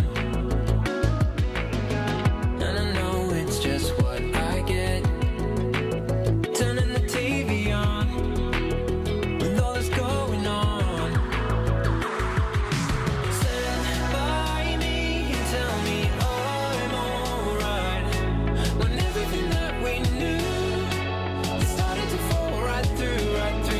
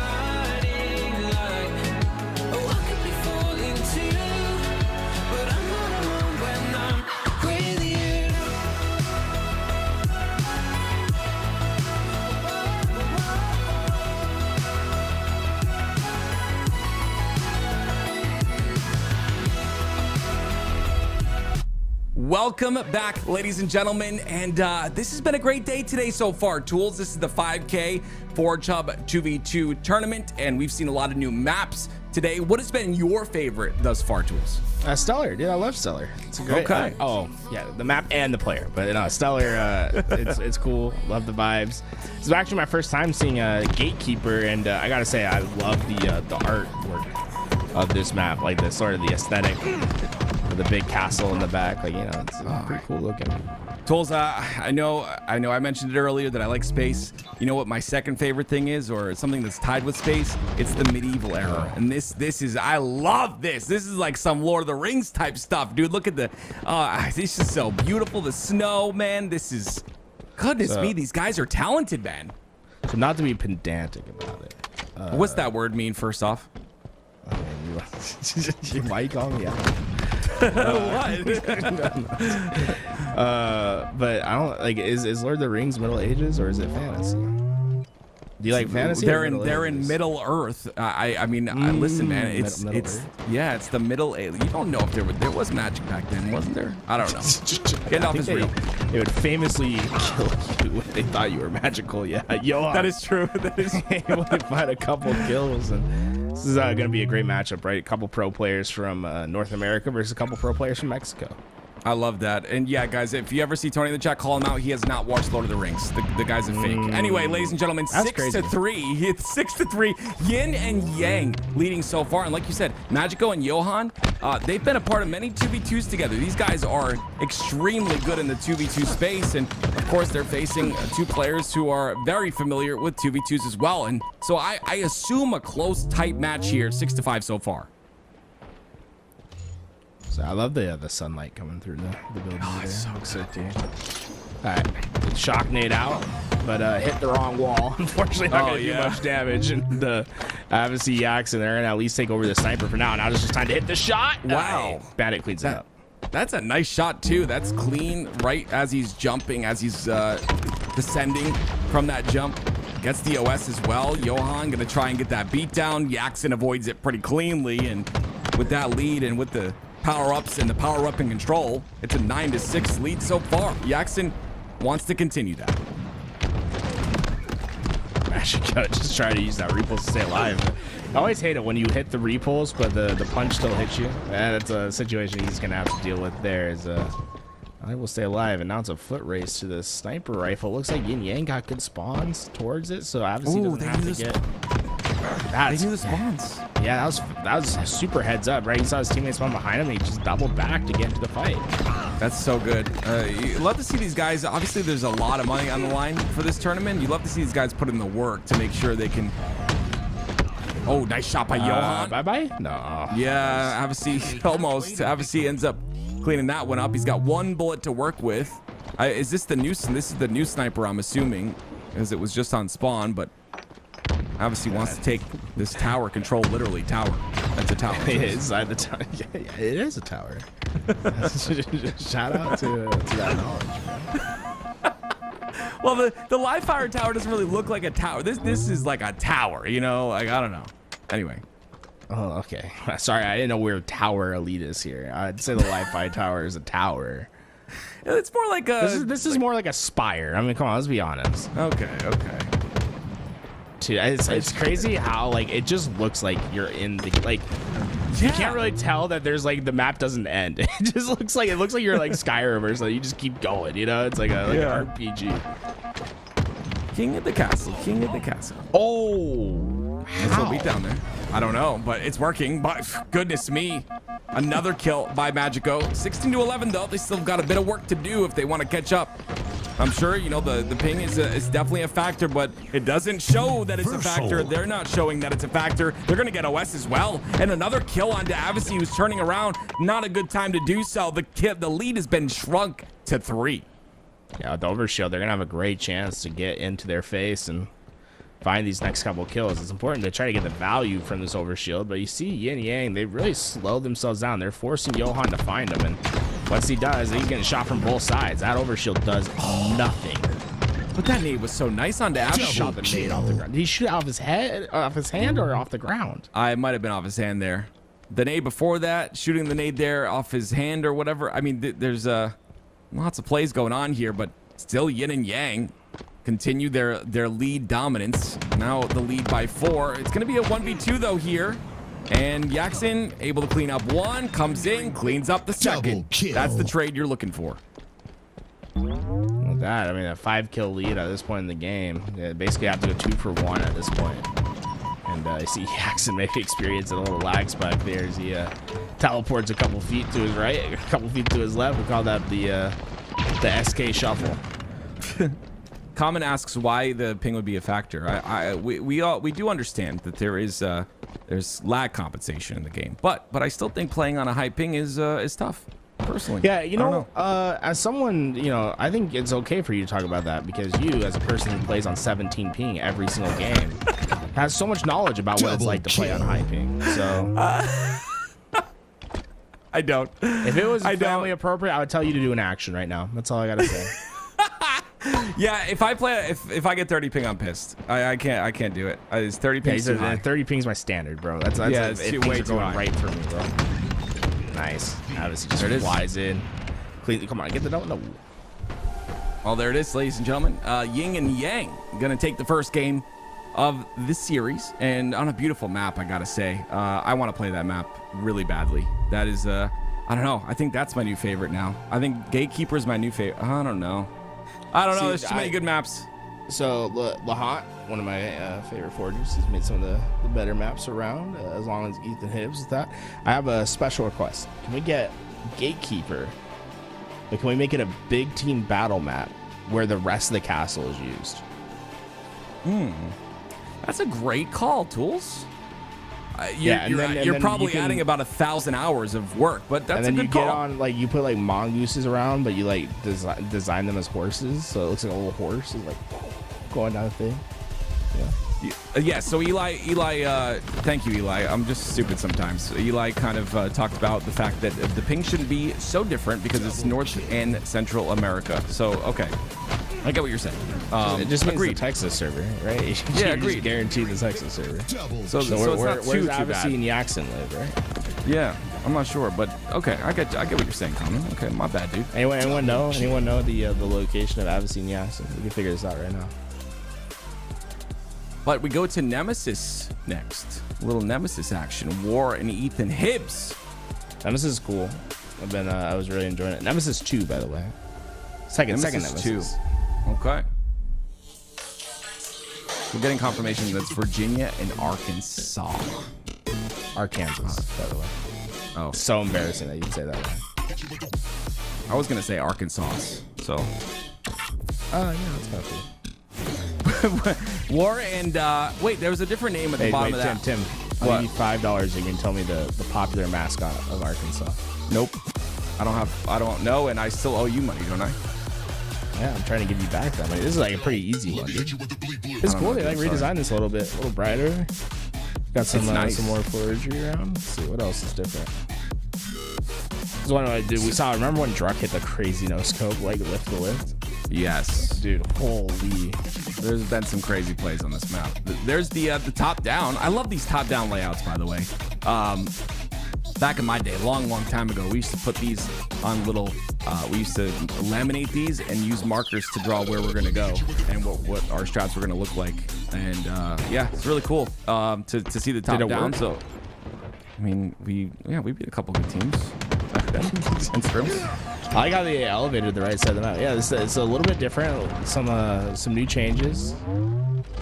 See Magico get the camo and boom, back out. I'm curious. Repulse camo. I'm curious if you're going to notice all the changes that were made in Nemesis 2 from Nemesis 1. Ooh, the back smack again. Magico with the camo. Yeah, this is the 1-to-1 so far. That bridge. Decisive. Yaxin did not know about that change. Sends himself off the map. I did notice there's some holes in spots there that were not holes before. So that's great. Hey, listen, let me tell you something. That is true live service. Just release that release that right before a tournament, add some little holes and you know, see if players adapt. Nice. Couple kills, a nice trade there. Team MJ starting to pull ahead of just a bit so far by 2 kills. Oh, because of Magico and I thought they were just like big Michael Jordan fans. Makes sense. He was great. He's still the #1 basketball player of all time, and I will not be argued. Yeah, I never got to watch him play. I'm a little too young for that. You think I'm joking? He's like, it's just funny. I think it's funny. Me and my mom used to watch it all the time. It was, oh gosh, I remember anyway, I'm not gonna get into my story, but yeah. Anyway, Yaxon, 3-3 so far on board with my man Yaxon. Great shots on the Magico and a great angle by Avicii. Nice little flank there, blocks the damage from behind from Johan, and they're able to secure another kill and take the lead. Grew up a Bulls fan? I was a very big basketball fan, and one day I went in the garage and said, Dad, I want to be a professional basketball player. And this is the first time he told me it's not happening. That's so sick, dude. I got so I sad. love him just shutting you down. It's like, nope, just not gonna happen, son. He believed in my gaming stuff, but when I told him I wanted to be a pro basketball player, he's like, no, stop. I'm like, well, I got sad. I really got sad. He said, do you see me? he's like, this is you in 30 years. Like, this not working, bro. Yeah. I'll never forget that. The one time my dad was real with me. Oh, he's always real with me. But anyway, love you, Dad. I miss you. 8-4. Camo in the hands of Avicii. This is good. Good. I mean, they've pulled ahead, Tools, and I think a lot of it has to do with the fact that Team MJ got that first camo, but Avicii has the camo and the snipe, and he's starting to heat up a bit. Dude, 360. I think one of them will do it. Maybe. Oh, Johan was able to find the axe. Oh my gosh. Avicii, calm down. What did you have for breakfast here, buddy? He's gonna send him off now. No, don't do it. He's gonna do it, Tools. Bye-bye. There he goes. Bye-bye. Bye-bye. Oh my goodness gracious. Oh, I love the replay. Gosh, this game is so damn good, man. If they just don't change anything and they just release it like, oh gosh, don't get me started, man. It's just such a good game. Yeah, that's such a the replay's like perfect. Like just that didn't have enough room to clamber. Oh, trades. Okay. Hey, the ping situation not so different. Common was right. Is Common in this tournament, by the way? Yeah, Common. Mr. CD. Are you playing? Mr. CD. I'm not sure if he's playing. Poor guy has to carry me in MM all the time. He's probably so. I keep saying sorry to the guy, but I don't think he has text chat on. You say Good shots by Mr. Chris Yaxon. Common? Mr. Chris Common. Please. Good shots again onto Magico. They're just running right now, and these spawns are going to be interesting, right? The camo's here. I would assume they spawn behind. Oh, there it is. The SK jump. Let's go. Just so sick. Yeah, look, it's like it's a little bit more dangerous trying to get to this camo these days. Boom. So it used to be, for those that don't know, in Nemesis 1, it was like a pit that you'd go down to get the overshield or camo. Now it's elevated with a hole. I like it. I like it elevated better. Good shots. Yaxon and Avicii are running away with this. To be honest, I believe, if I'm not mistaken, this team of Magico and Johan play doubles often, if I'm not mistaken. So definitely a dominant game here. Magico he hasn't been able to move, but not moving kind of worked out there for a second. Unfortunately, Yaxon was able to eventually find his angle, and Johan, you're in trouble. Yep, that's just perfectly played by Yaxon. Baited him into his spot and hit the nade. Like that's just, there's really not much to critique about how he played that spot. Yeah, they just keep getting these power weapons. It's just making it so tough for Magico and Johan to do anything. Honestly, I'd be wasting this ammo. You know, very few ways to get back. Oh, I wouldn't. We'll waste it onto the bodies, you know. Use it. Do it. Oh my goodness gracious. He did it. He came back. The confidence. It's terrifying. Oh, okay. See, I seen one too many people fall off the map trying to hit that jump. Avicii was real close there. Look at him. He doesn't care. He'll take. Oh, there we go. Maybe she cared a little bit right there. Just maybe. Taking the challenge like that. It's kind of crazy. No way. I like. Oh, I like that. I like that. He moved himself to the other side of the cover and kind of poked his head out. Dude, that's Oh, chill, bro. Chill. so many challenges across the map, That's dude. crazy. That's the only thing you can do when you're young and cracked. The second you get punished, it's like sometimes you can do things because you're just like you're kind of young. You don't have like you don't have the 18 million reps of just getting punished. Obviously, just he hasn't been punished for that. That's crazy, bro. Jumping out, he hits those shots, bro. That's crazy. There it is, ladies and gentlemen. Nemesis 2, and it's going to be a 2-0 series lead so far. Shout out to War and Bullet to the Head. And actually, War and Bullet to the Head, I believe, were Nemesis 1. War and Ethan Hibbs were Nemesis 2 and iterated on that. So all three of them were a part of that, I would assume. And Bullet to the Head, continuing on. now we go to Abiyoko. No. Oh. Damn. Kind of said it nice. Thank you.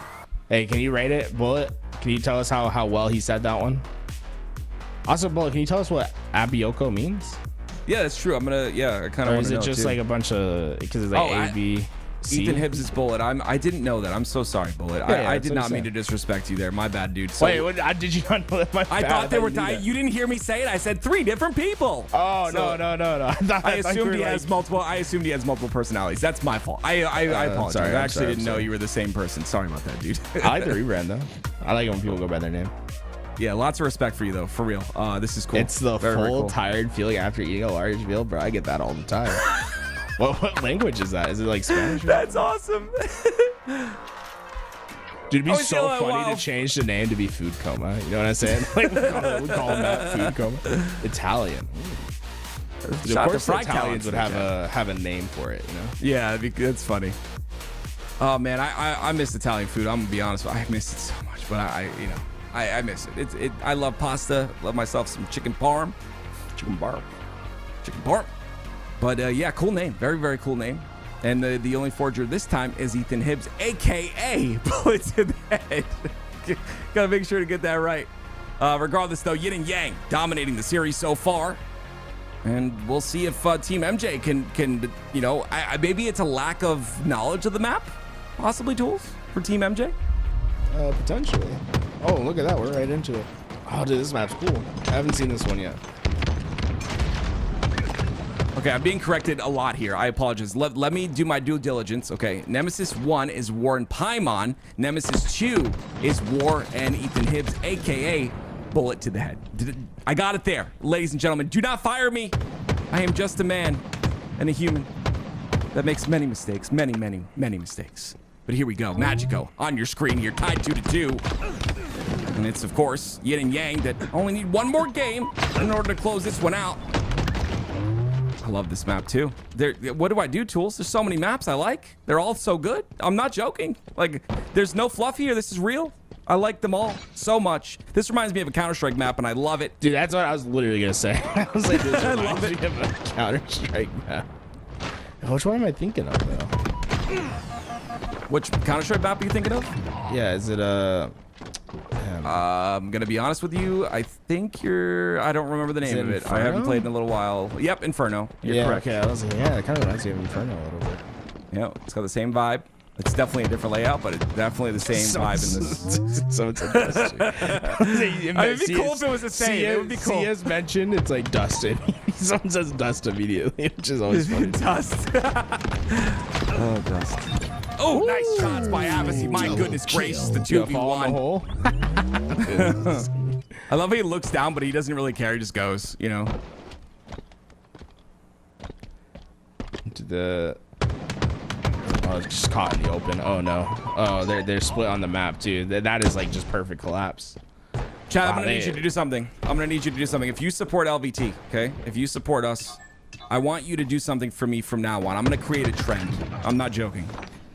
If anyone ever complains about ads, I want everyone, anytime anyone complains about ads, to spam W ads in the chat. No, we should That's just gonna gaslight be them. our thing. That's gonna be our thing. The minute we see one person as a community complain about ads, we just spam W ads to flood them out. And that's gonna be our new thing. Chat, I started it today. Remember that. It's my thing. I'm taking credit. We're doing this from now on. Thank you. Your W's ready, boys. This is gonna be great. I love this. All right, here we go. You have to hit that box to get on that. Yeah, I think so, actually. Oh, you can get on that the is awning, impressive. Tools. Yeah, hey, I'm a big fan of that. That's a strong awning though. You got to think that's a 2-ton soldier standing on That's that true. thing. That's a reinforced metal for sure.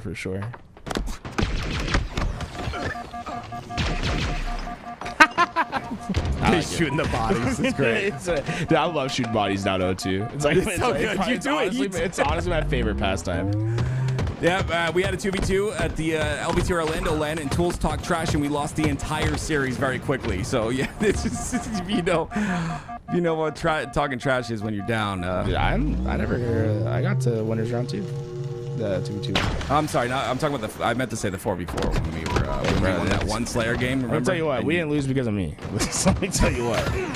There's some people that need to take some responsibility for that L. I definitely didn't play very well.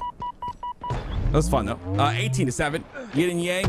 Yaxin allowing Avicii to kind of run free here, and he'll continue to run free. And now he's shooting bodies with a little bag. Listen, man, I'm not a big fan of the like fast teabag tools. You know, I like the you know what I'm doing nowadays. Tell me about how you like to defile bodies. I don't teabag anymore. When I kill them and outshoot them, I walk past them while looking at them. I walk slowly past them while staring at their body. A good little head shake. Give him a little head shake. And a little renegade. Yeah, I hear you. I think Frosty had the best. Oh, look at it. Ooh. It is chaos. I feel like there's more bullets being shot into dead bodies than there are Spartans at the moment. I think you're right. Oh, Yax. Oh my goodness. Yeah. Dude, I love a good Avicii because he loves to shoot bodies. It reminds me of like Frosty back in the day. But Frosty going to find the team logo on the pistol skin to shoot the logo. That's the best thing I've ever seen, bro. Just dead. He stood still. He stood still too. Yeah. Oh man. Where are you shooting him, buddy? Yeah, obviously he's top tier at the body disrespect, definitely. He definitely got mad. They teabagged him one time, and he took that personal, man. Let me tell you, a 3-0 for Yin and Yang. Very dominant win there in game number 3. We're not going to get to see Dawn Chorus again. If you're just joining us on the stream, be ready for this map, Dawn Chorus. Abioko is good as well, of course. Abioko, but Dawn Chorus is one of my favorite maps. No, you gotta say it's an Italian word. Abioko. Like that? Just like a little bit more. Abioko. I don't know. What do you want me to do? What am I, a puppet? What is this? I want you pulling my strings to do a stereotypical Italian accent, I guess. My accents are absolutely terrible. I promise. Yeah, you just sound American no matter what. You know what? That's fine. Sometimes you sound very specifically like a Rhode Islander, which always cracks me up. You ever hear me just laugh after Tim says something? It's usually because I'm like, oh, he sounds like Peter Griffin. That's usually what it comes from. Listen, nowadays in America at least, it is much better to have an accent. I wish I had like some sort of a really thick accent from across the pond somewhere. Be the change you want to see.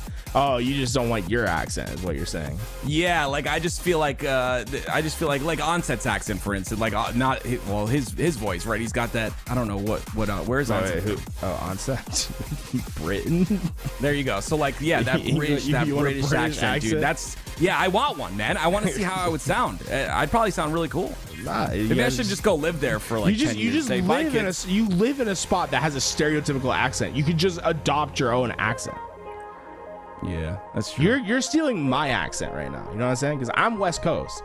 I have the West Coast American accent. The default standard is my accent, and you're over here stealing my valor, bro. Okay. Say car. Guys, I hope you're enjoying the stream today. Tools and I obviously are having a good time, as we always do. This is the Forge Hub $5,000 2v2 tournament, and of course there is also a map contest, and we're going to announce those winners today. But here's a look at the bracket where we've gone so far. It's going to be Avicii and Yaxin entering that winner's semifinals, and you can see a couple of the other teams there. If you go to the bracket, there is a roster link towards the top of the bracket where you can kind of cross-reference and find the rosters and find the players that you want to see succeed today. But like I said, as this tournament goes on, we will be announcing the 10 winners of the Dual Tacular map contest. And don't forget, there's also a contest going on as well, but the Dual Tacular map contest is giving away a ton of money. You can see first place right there, $4,000. ladies and gentlemen. If you are creative and you know what you're doing in the artistic style, use your friends, get everyone together and work on a map together. I think that's very important to do. And you can see the contest judges as well. They'll be judging those maps to find out which map is the best. And again, just want to make sure you know as well, this is already over. This Dual-tacular contest already over. We're going to be saying the winners today, but there is another contest going on for Seek and Deploy right now as well. In partnership with the HCS, there is a S&D extraction contest and lots of money on the line, partnered with HCS. It is a $20,000 prize pool. You have one submission allowed. It's a 4v4 map contest, and of course for that S&D extraction playlist. Now, how much longer we have? Wait until the 12th of May. Yo, you want to go in? You want to make a map with me? Nope, I'm terrible at maps. Don't I limit. Here's my thing: is that I'm not creative, I'm not artistic, but I know how a map should feel. That's what I can say. Mr. Ethan Hibbs, you want to make a map with me? Sorry, my friend said no, so I'm just looking for other people to be friends with. So you're looking for Ethan Hibbs to carry you, is what you're saying? Is what you're really saying? I think you're using me as a scapegoat. I think I would have good insights, you know? Maybe I think you would. No. Truthfully, if you're, I truly think you would too. 100%. So we're going into the semifinals, Tim. That means that we came from what rounds? What comes before the semifinals? The semi-quarterfinals. Wait, is that no? So it's the winner's quarterfinal. The winner's quarterfinals. That's what I say, bro. You hear it every once in a while. It's funny. Oh, you're just trying to get my accent out. Gotcha. Yeah. Ladies and gentlemen, when we come back, we'll have some more matches for you. Make sure to check out all the maps that Forge Hub has created. There's a lot of maps that you can play with your friends. Do some money twos or something. Play, 2v2s with your boys. But we'll be back and we'll have more action coming at you in just a little bit.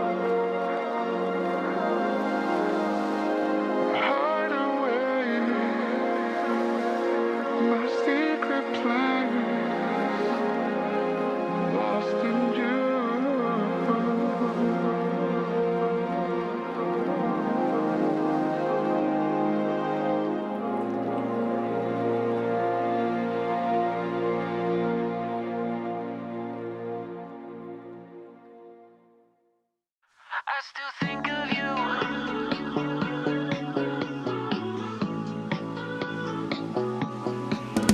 I still think of you.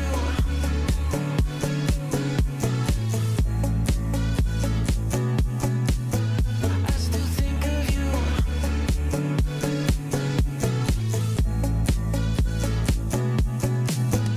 Looking back, I see young, dumb, and naive. But those feels we had, they were ours, some didn't come free. I've been calling these scars a rock shaped by the rain. And when you look at the stars, do you ever say my name? I still think of you, stuck on me like an old tattoo. I still think of you. Those days are gone. I wonder if you still think of me too. I still think of you.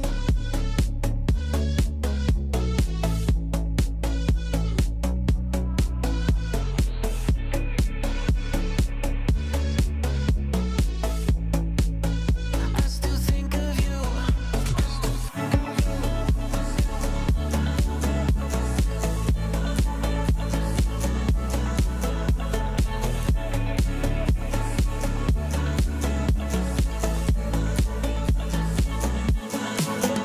Roller coaster feeling, seasons change, let it go. I forget the reason, baby, did we ever know? I've been calling these scars a rock shaped by the rain. And when you look at the stars, do you ever say my name? I still think of you, stuck on me like an old tattoo. I still think of you. Those days are gone. I wonder if you still think of me too. I still think of you.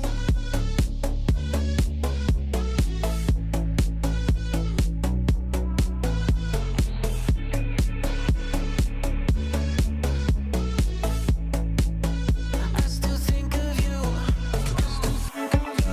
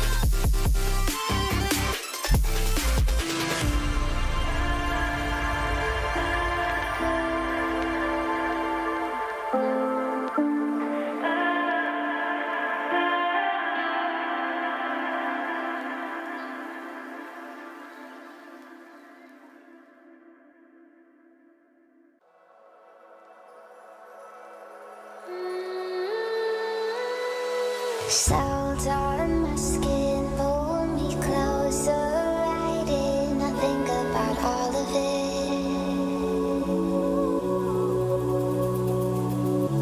Walk in the city to sunset, we'd sit, talk about everything.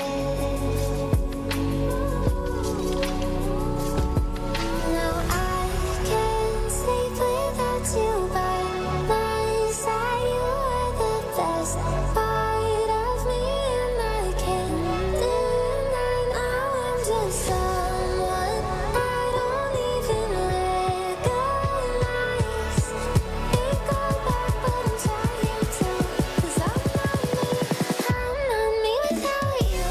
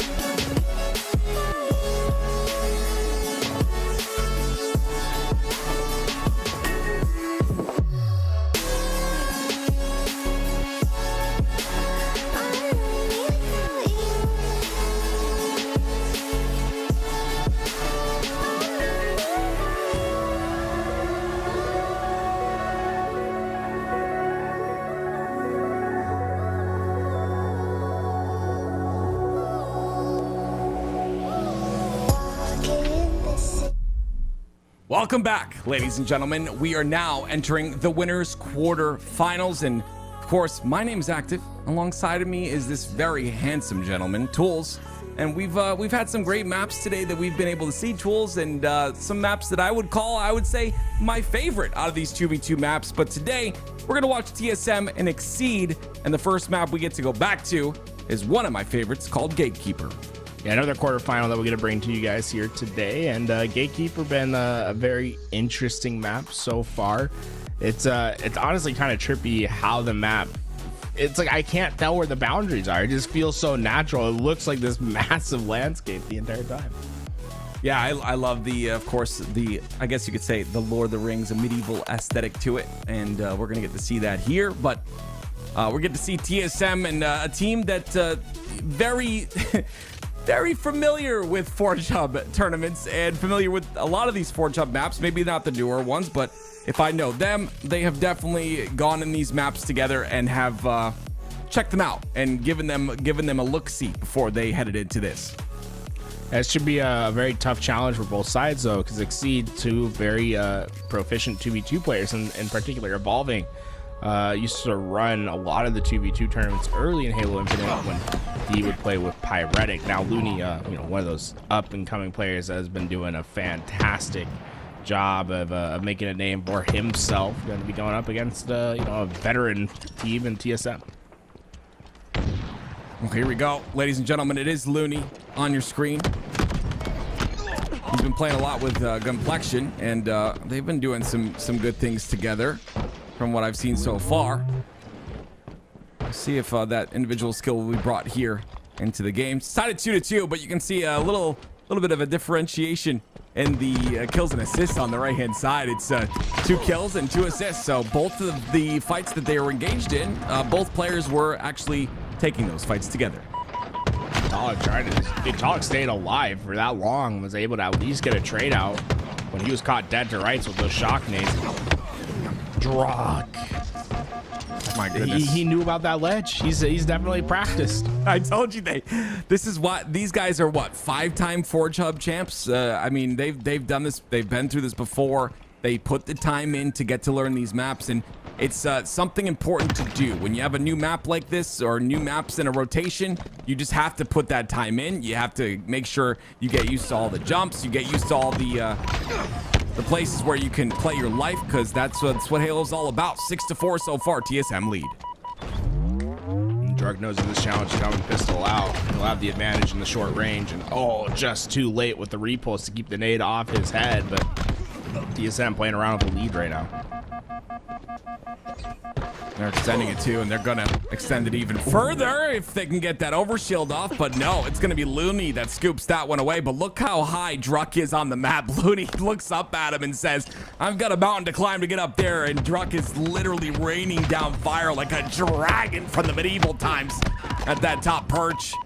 Finally, Looney gets his own kill and still trying to make his way up top. A lot of verticality to this map, and you'll notice a lot of the power weapons, power-ups are on the bottom of the map to scavenge. So, yeah, you get the sniper, the overshield, but you're gonna have to fight uphill to get advantage with them. All right, so you see how tightly Evolving and Looney are playing together here. This is probably the play on a map like this. No way. That's a beautiful shot, beautiful couple of shots. That one was a body. The first one was a headshot, and it'll be Exceed who take the lead by 1. Yeah, that's a way to take a lead, right? Hit a couple crazy shots. Still has a sniper bullet left in that chamber as well to use three of them. In fact, wow, he's got plenty of sniper ammo to work with. Dude, you can see what he's able to do there. there. Oh man, that angle right there. I don't know if he knew about it, but I think you could maybe get Talik from all the way down on the other side of the map. Evolving. Couple of snipe bullets, like you said. He does have that threat sensor. The nade is going to be good enough. He'll have one more bullet to work with, and they have the threat sensor on Talik. And Succeed who's playing this really well. And you know the spawn, you see it. It comes out right behind Talik. That's going to be Druck. And Druck puts himself in a position, or finds himself in a position where he's going to need some help. So Talik comes up. Evolving's ready for it every single time, and Talik will go down as well. Yeah, I think Druck and Talik are starting to learn that they might need to control the sniper. Can't let Evolving get that because he's definitely been making himself known when he gets that sniper in his hands. Halfway to victory. Evolving is a player who, like you had mentioned, had played a lot of 2v2s with Pyretic. So definitely familiar with the 2v2 game. Participated in a few Money Tuesdays as well, and gets another kill there. It's a wipe for TSM and a 6-kill lead for Exceed. A sniper back in the hands of Exceed as well. This time Looney gonna have his chance with it, but power weapon control has been hurting this TSM roster. It will continue to do so. Druck just had no idea where Looney was hiding with that snipe.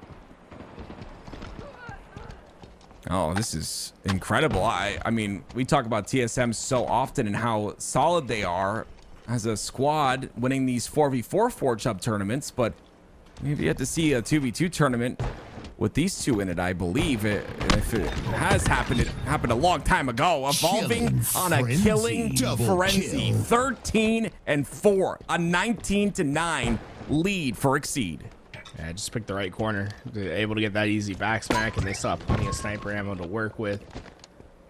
And you could use that threat seeker to check any corners that they need. This is just about everything you need to close out a game. Close it out, they will try, but you're talking about TSM here. Definitely a couple of players who have been there, done that when it comes to comebacks. Yard sale, it'll be some power weapons on the floor. But they'll only get one, and it'll be a trade. So that means Exceed had just gotten their 20th, but Druck makes it a 12th for TSM, starting to mount this comeback just a bit. Yeah, definitely not over yet, right? Especially it's easy to go on runs in 2v2s. Get players isolated, and oh man, Evolving. That's a big kill for him. And he'll be able to get the second one as well, starting to close that door to a comeback. This overshield sniper, this is a must-have for TSM. Evolving has to stay alive if he wants to have any chance of getting it. Looney doing a little bit of that. I love that rock placement right there because it secures the overshield, which definitely secures this win. I don't see a world where TSM win this one, and you see it right there. The Steaktacular comes out, and it's Exceed that are 25-13 in game number 1. That's incredible. Didn't expect that whatsoever. Yeah, that's a great map design at the end that we got to see come out, right? Because one side has the access to the overshield, but the other side needs to be able to fight for the overshield. That rock placement allowed them to bank off those nades to prevent that grab. It was super cool to see like map design elements come in and play a factor in that game.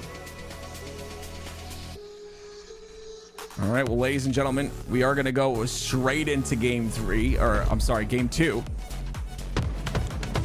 And it will be, of course, Evolving and Looney, who just looks so dominant here.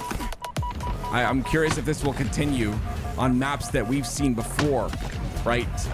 Nemesis being one of them. It's obviously Nemesis 2. It was reiterated just a bit, but curious how these TSM players will play on a map that they're a bit more familiar with. And Nemesis going to be something that these guys have played lots of, especially, you know, back when we were playing a lot of Stockpile. It was one of the original Stockpile maps, at least the first iteration of it. So they should have plenty of experience, and that's where they can maybe find an advantage over Exceed. It seemed like Exceed figured out their flow pretty fast on that last map, and they were quickly able to make work of it. Well, ladies and gentlemen, if you're just joining us, this is, of course, the Forge Hub 2v2 $5,000 tournament. Make sure you guys definitely check out the Forge Hub website to enter map creation contests. We will be revealing the 10 winners of the previous contest here very shortly. That contest obviously being the 2v2 map contest, but there is another one that is happening as well currently. So make sure you just check the Forge Hub website out. Make sure if you are a forger or want to give it a shot, you put your map in to potentially be picked by the judges. But it is TSM who start off with a nice clean lead here, 3-0. And once again, it's on a map that they know very well. And I think this is going to be the case as we go throughout the rest of this series. They are flying. The point of attack right now. They want to try to get this big lead. Remember, they started off leading game one as well, but things can change quickly in twos. If you're able to start sprinting out the other side, get your momentum going, like, don't let up on it. And so far, TSM done a good job with that. 4-kill lead, 5-1 early in this game. Well, the damage comes through. Looney tries to find an opportunity to push in. He'll get taken out pretty quickly with a 2v1, but Evolving will at least clean up one of the kills. And he gets a spawn for Looney behind him. So now they can once again aggress to the front of the map and attempt to do as much as they can to do damage here. Camel coming up 18 seconds. They've got control of that side. Do they keep it is the question. Couple down. It's TSM. We'll see the respawn. It's just Evolving for a second, waiting for this camouflage. And you see TSM, they spawn pretty far away. In order to get access, they're gonna have to play fast, but Evolving gets caught in the top of the map. Looney will go down as well, and they had just about everything they needed to get away with camouflage. Instead, they opted for the kills, and TSM punish that mistake. Yeah, it's almost like Evolving knew he was coming and prepared perfectly, but he wasn't aware of the player at the top center of the map. So didn't work out for him too well, but Druck got the camo now. There's no way they spot his route this time.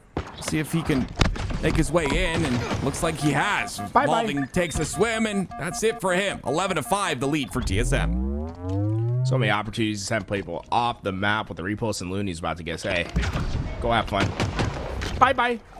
There it is. Bye-bye again. It's almost like NSYNC is playing in the background here. These two TSM players are definitely in sync, Tools, as they've won multiple Forge Hub tournaments. That's what that lead up was for. No, the first I was trying to part figure of it, out where you're going. Do I need to explain this? No, the no, first part of it. Bye. Okay, because you said bye 3 times. I got it. It was good. It was good. I'm a It was dad. really good. I'm sorry, I'm not old. I'm allowed to do these things. I am a father of 4. Do you understand? I watch Teletubbies. You'd have to be every a father day. of 4 to be alive when they're singing bye. I guess you're right. Talik with a snipe, 15-5. Very different game than what we had previous. And it's Druck that cleans up Evolving, and Talik who takes a corner of the map of his own. Looney's gonna try and hide, but how long can you hide for? Talik can You see gotta everything Talik. from this position, man. It's like so high up, and with that sniper. Yo, does that lift get faster? I think that thing sent him just about to break the sound barrier. My man in the chat's name is Shadow Chief, and he just said, "Stop being cringe." I need a reality check. Holy frick!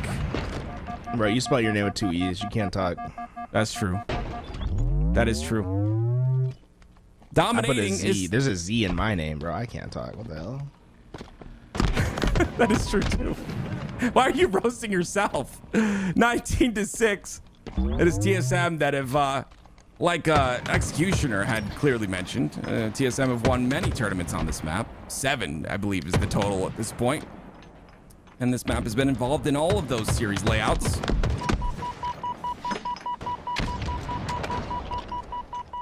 But this flank, get ready for it again. Get the killing spree. That's going to clean that one up. And only 5 more kills is all they need at this point. TSM dominating. Looks like Talik just gonna wait for that spawn and Druck, and unfortunately Druck was just caught in the mid map. But TSM, I think they're pretty comfortable where they're at. I don't think they feel any immediate danger right now. And with Talik winning that gunfight and Druck is flying, that lift just sends you so he's not happy. far. Druck does not. He's not happy with he's evolving. just saying. He's saying. Here, I love the way you play. You know, every it's like he's punching. Oh, it's like a song. I punch you because I love you. You know, it's like it's like a bass drum. He's using love his taps, body as a love bass taps. drum. Yeah, That's yeah, cool. yeah. He's like he's just expressing his gratitude. Evolving. Good shots by him, and the repulse comes out. Still a lead though for TSM. Looney aware of the spawns here, and a little bit of damage will go in, but Druck, oh my goodness gracious. Go back, shoot the body. You know you want to. Come on. No, he's not shooting him. He's shooting Evolving. I think there's a little bit of something that's brewing here, you know. Oh, there's got to be a cleanup, right? There it is. Beautiful cleanup. Slide in. Druck. I love that we both said that. He's like, you just see a guy overheating, you know. Sometimes you just see it happen in real time. I'm dying. Someone get me water. Holy moly, that was funny. One more kill. Looney has a snipe though. Wait, is someone? Oh, he's invisible. He is camo. Yeah. I was like, wait, this. He's like, he's gone. He's off the server, bro. He's out of there. What happened? The magic trick. Looney, careful, Looney. Bop. None of them hit. Okay, never mind. hit. That was an escape. Yeah, you ever see the shock nade, bro? That thing can't miss. There it is, ladies and gentlemen. TSM tie the series at 1. This is a best of 5, and I'm very excited to see how this turns out. A little bit of beef between Mr. Druck and Mr. Evolving, and I wonder why he doesn't. Is that like another insync? No. Wait, no, that's Baby Tell Me Why. All right. Anyway, we're going to. Sorry, I'm not a super fan like you. Abioko is the next map, guys. And for those of you guys that don't know, just a little bit of information on this map. That means food coma. In what language, Tools? Italiano. Italiano. There you go. Food coma. How many of you guys love food coma during Thanksgiving? I do. Yeah, I think they love that process of eating. I don't think they love the coma that comes after, right? I do. This is a tradition my dad used to have, so I'm carrying it on for him as he's passed. I eat a lot of food on Thanksgiving, and then I take a nap. It's great. Like a long Let nap. me tell you about this pastime that I have. I eat and I sleep. Oh man, this is great, guys. We're all having a darn good time here, and again, I want to make something very clear, guys. We're starting a new trend here, okay? And if you love LVT and you support what we do here at LVT, of course, well, number one, just enjoy the stream and enjoy the ads. And when someone complains about those ads, we type W ads in the chat. Okay, that's only when someone complains, though. It's a new trend we're starting. I'm just spreading the word a little bit, and it's going to be a good time. And we just want to let you guys know we love you, and we appreciate you being here. And we love Forge Up because they put on these great tournaments that allow us to see these beautiful maps. Again, this one, so vibrant, so gorgeous. Reminds me of a beautiful game that I used to play. And these players are playing it on my favorite game of all time, Halo. So, you ever great watch to a see. TV show where they go to like Mexico and it's like Cespia? Mm-hmm. That's what No. this map reminds me of. Okay. It's like, oh, you just. It's like, how can we tell the audience that they're in Mexico? It's like, let's make it all kind of yellow. I feel okay. yellow. I read someone in the chat say, "Hi, I'm the level designer for Dawn Chorus, and I love McDonald's." That's interesting. Yo, you should get them the dude. It'd be so sick if you got like imagine the Big Mac. Forgers started getting like sponsors for their maps. It's like, I was gonna say, put a Big Mac on the map somewhere. nah. I think it'd be so funny if it was just like you just start making like actual billboards. It's like you put a McDonald's That'd be billboard so in there. good. Yeah, don't say that, Tools. We're gonna see that in every game, and that'd be more ad opportunities. But W ads, ladies and gentlemen. I mean, I'm down. Yo, hey, Forgers, name your price, bro. Name your price. I want some LVT. Put LVT up there. That's so good. We'll put some LVT on the walls. If your map's gonna hit matchmaking, bro, just hit me up. That's We'll awesome. figure something out. That's so funny. And then specifically, if you have trash cans on your map, let me know personally. This is not an LVT thing, but I will pay for the call out naming of that that spot. Just name your price. Wait, what are you gonna call that spot? I want That's a every trash can in Forge Hub to be named after specific players. I'll get a list. Don't worry. Wow. It's only one person long. Yeah, it won't be too hard. Who is the one person? Don't worry about it. Yeah, I feel attacked. 7 to 9. Why would you? Sorry, I didn't. Why would you? Because you're gonna name the trash can after me, Tools. It's obvious, man. I can read between Crazy the that you lines. think about yourself like that. You just think I'm trash, even though. No. Thinking no, and two different things. Oh, you know I'm trash. Sorry. yeah, you know, 1v1 champ over here. Oh God. Oh, goodness me. 10 to 7, ladies and gentlemen. Kauffman Stadium will never be forgotten. It'll be said at my literal grave when I pass and Tools is there. Hopefully at my funeral, he's going to talk about this. I guarantee it. Yeah, I'm so glad I get invited. At least I'll be invited. I would invite you to mine, but you know the age gap. I just don't. I just don't think you know. Wow, man! Sorry, Oh my gosh, I'm not that old. Goodness me. yeah, just keep telling yourself. I would destroy Tools in a rap battle. My goodness gracious, he would get obliterated. Dude. But worse Mr. than he Eminem gets over here, obliterated in Halo. It'll be He thinks, worse. dude, he's from an era where being a white rapper was special, guys. Don't worry about it. It's okay. Wow, Eminem is the best rapper to ever live on this earth. Okay.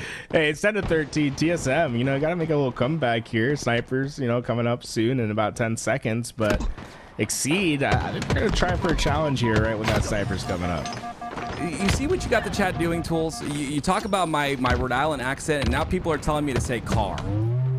I don't say car. I don't say car, guys. I don't say car. I don't say fire.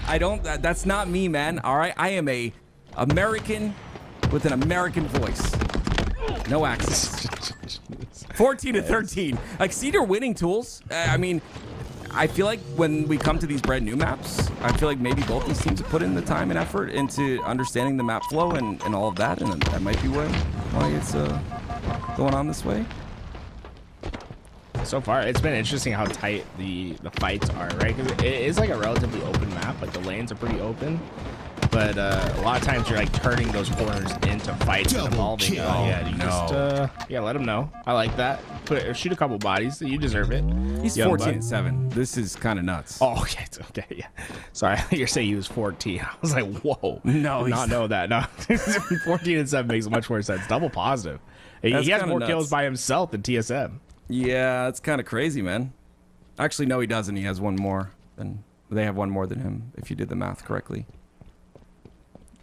What? No, never mind. Sorry.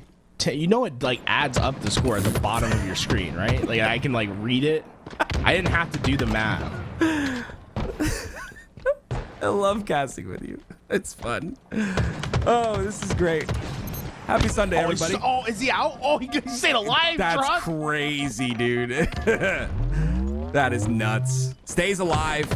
Able to reroute. Talik. I love Talik. He's so smart, man. Look, he just waits.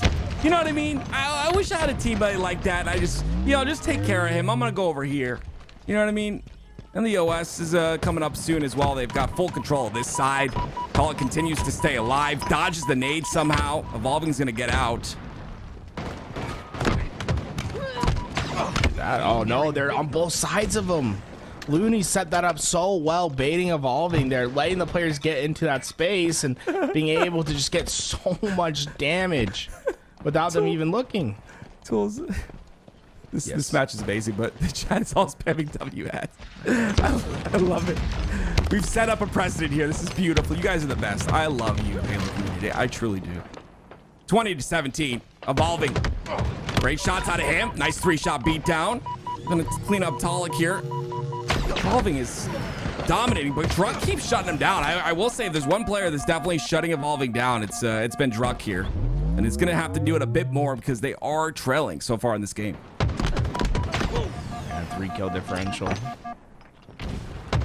Feel massive at points, and they know where both Evolving and Looney are. They just can't really get to them. No. Maybe no was too heavy of a word. Looney just hides in the corner. He's reading the books. I think that's a shelf. Druk, careful. Evolving knows. Was that a shelf? I thought it was. Certainly books. I don't know why it's important what they're sitting on, but yeah.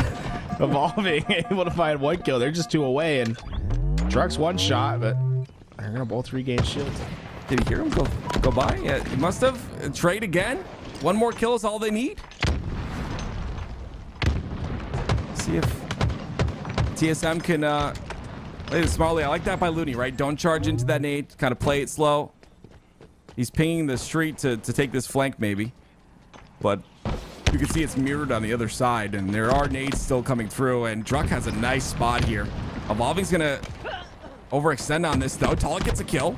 Talik has to stay alive, and Overshield's coming up, so Evolving decides to go for Druk instead. The trade has to happen, right? Oh, he doesn't get it! Oh, West is up! Talking about inches of difference there. Looney not able to get the kill in time, and now it's... You can really feel the shift in momentum. This is a team that's flying forward now. Yeah, they're running away. This Overshield, for those that don't play Halo, which I'm sure there's no one in here that doesn't play Halo, but this Overshield passively goes away as time goes on, so you can just kind of run it out. But Druk gets a kill. Great help. Oh, Evolving jumps up to get the beat down. I would have expected him to maybe, turn around, try to get away, but regardless of that, Exceed take the lead in the series. It is now 2-1 in a best of 5. Valiant effort from TSM at the end, but just could not overcome the pressure and the gap that was put by Evolving. I mean, he had 14 kills early in that game before they were even able to reach that mark together. I think he ends with like 17, 18 kills to his name. Just a big performance from him. We're going back to the map that started our tournament, Dawn Chorus. I'm so glad that we get to watch that. What's the we shouldn't be determining what gets 75 ping. That's tough. Yeah. Where's Looney live? Don't know. I don't know, but 75 ping is way too much for my taste. I like how it's a taste thing. It's like, no, I don't play with 75 ping. Yeah, no, that's crap. 75 ping's too high. Listen, I'm gonna be honest with you. All respect to the people that play above 20 ping. Like, all respect to you guys. I have so much respect for you, and yeah, I mean, keep keeping on. You know what I mean? Native said he's West Coast, so it's a man after my heart. West Coast players unite. West Coast players, huh? You guys must be really sad that it's most of the time East Coast servers, huh?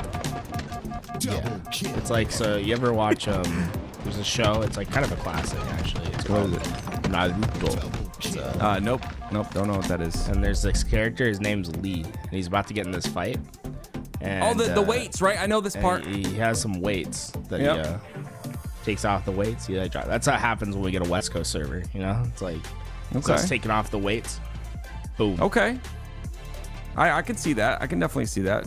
You know, like I said, I truly do have respect for anyone that plays on really high ping. I know, like, across the pond, everyone's having to play on pretty high ping, and they still play the game. And you said you were talking to a player named Rice the other day, and he was playing on very high ping, but he's got a great attitude about it. That's awesome. I think that's important. Very important. If that's what the cards you're dealt, you know.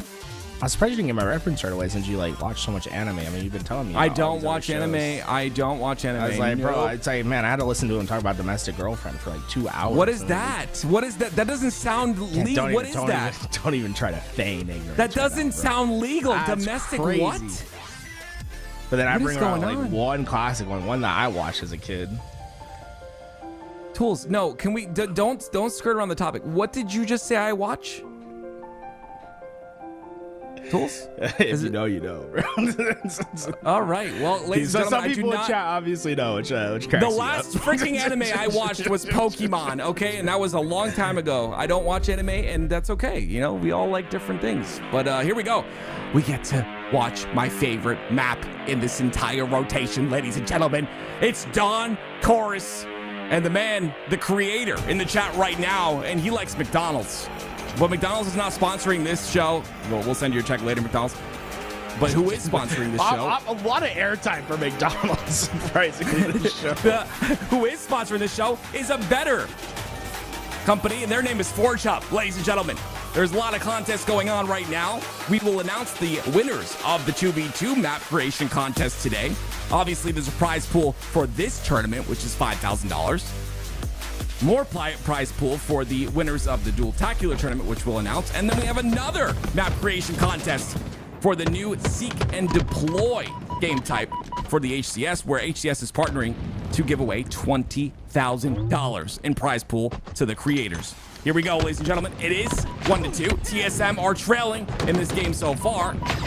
And now we're on board with Exceed, but they both go down quickly. I was like so fast off the break getting those kills, and that's going to be Sniper and Overshield going to Talik and Drut. TSM, a very strong position to play with. Let's see how they use this, though. Evolving Peaks. A little bit crazy there. It was a little bit of a timing. Batalik is there to clean him up. And you can see Ludi stands no chance back there. He's Yeah, going not to at try all. to throw some nades. Sometimes you're in a position where you just can't do anything, and now Evolving gets caught off spawn right away, too. This is pretty bad for Exceed. Their positions are just too well known. Druk and Talik are flowing in this map really well. I guarantee you, and I don't know this for sure, but I'm going to make a very But you'll educated guarantee. guess. Yeah, I'm going to make a very educated guess that they love this map. And I would love to hear them tell me whether or not they do or not, if I'm right or wrong. I can just tell by the way they're flowing on it, and Druk's got this entire corner to himself. He's got the snipe. He gets beautiful angles. I mean, it is just a great map, and Druk is showing us that this might be his playground. 25-0? There's a potential of that. Imagine. Think about it. Gosh, it's so good. It's such a good map, man. I'm sorry. Like, this is 100% my favorite. It is so good. Yo, It's so the good. reach out. He just got. Oh, the trade's coming. Hey, 10-1. You look so, you sounded so 10-1. sad right there. I wanted the 25-0, bro. They're That'd be like nuts. popping. That would be nuts. Oh, that was close. Evolving dodges that, though. Great use of the Shroud screen. Evolving gonna still reach Chow, and he'll take down Druk there. Talik will get the trade, and for that, he will scoop himself up an overshield, and he'll hold it for just a tad as the spawns come out, and they have the location of those spawns already, and you see the push happening right now. And Talik feeling very comfortable just playing forward on this map. Just gotta make sure you check all your corners.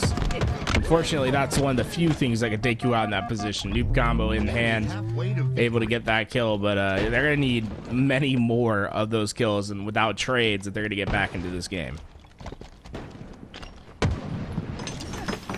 Yeah, so when I said partnering with Halo Studios, I meant that they're partnering together to give the 20K away. Yes, so it is a partnership, and they split it. I'm sorry, 50-50. Split it. Okay, 10K. Yeah, it's a lot of support out of the beautiful Forge Hub and War. 16-4 though. This is pretty dominant, Tools. 10-2 out of Talik in this game. I truly hope no one ever has a like a Rhode Island accent type name where it's like I get exposed every time saying their name. Oh my goodness, Talik! Wow, clean double. Oh man. Yeah, I was winning a series, and then I took a nade to the knee. That's what Looney and Balmer will be saying pretty soon, because My God, they are blitzing through them right now. Oh, a little bit of resistance. Oh, no way. I thought it was another one. Gets the kill, gets the killing spree. And now only 6 is needed for TSM to tie us up and bring us to the first game 5 of this tournament, but they have to go through evolving first. Dalek, I'm gonna just this is an aggressive push, but you can be really aggressive like that when you're up by doubled their lead. So right now you see Druck and Tog, they're not really fearing much as they make their plays on the map, and even after they get that overshield, evolving goes down, so Looney's just left by himself, and he'll settle for a trade, but it's just you can't really settle for anything at this point. You need things to start going right. Yeah, I just feel like in that situation when you're 2v1, you try to get out as best you can, but if you can't, you just get that trade. And like you said, not good for them right now. Trades are not what you want. 1v1 again on the map. Druck, another trade. And that's what they're looking Druck for. as a quintessence trade. Yeah. Yes, he is. This is going to go to a game 5. Talek is 16. He was 15 and 3. Now he's 16 and 4. Went from quintuple to quadruple. What a shame. Gotcha. What a shame. What a shame. Honestly, you should quit out. Oh my God, that's the Steak. killer. The steak is on the menu, ladies and gentlemen. You thought TSM were going to lose this series. You are not correct. Yet. No. We're going to a game 5. One more decisive game. See, I wonder what we have in our series layout. Man, I feel like have we seen every map yet? Yes. Good I old think days. Maybe. Can we take a quick look? We can take a quick look at the entire map layout for the entire tournament if we have that available, and we'll see. I mean, I've seen Gatekeeper, I've seen Nemesis, Abioko, seen that. I've seen Dawn Course, I've seen Good Old Days. So everything on this series layout I've seen. That's half of them, right? We have 10 maps that are in the map pool. Good math tools. Really, honestly, very well done, man. Very well done. It sound like you're patronizing. I would never. What do you mean? I would never do that. Just had a feeling. Nope, feeling's wrong. We're gonna get to see Good Old Days, ladies and gentlemen, and if you're having a bad old day, stick around because the good old day is on its way. Yeah, old sounds better, tools, with the little apostrophe. You're right. Yeah. Yeah. Can we get that? Can we get that changed to Good Old Days? Because old just makes me feel self-conscious, you know. But if we do old, Laurent, Ethan, have you guys thought about it? yeah, have you guys Just a little bit. Will you do that for us? And when you I don't know if you can rename the pings on the map. I'm assuming you can. You can name one of them tools and make sure it's a trash can. But only put the ping on the trash can. Everywhere else around it. Is there a trash can on the map? I don't think there's a trash can on the map. There might be one. Can you name the trolley after me, actually? Can you name it like Tools' trolley? That's so stupid. What do you mean? It's like, Why do you want a trolley?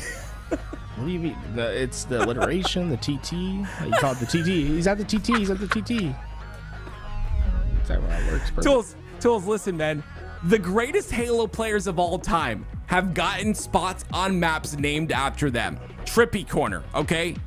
Walsh on the pit. Like, you can't just decide that a trolley is named after you, dude. I'm not gonna say he's on the TT. That sounds stupid. I'd rather say he's on the trolley. He's near the trolley.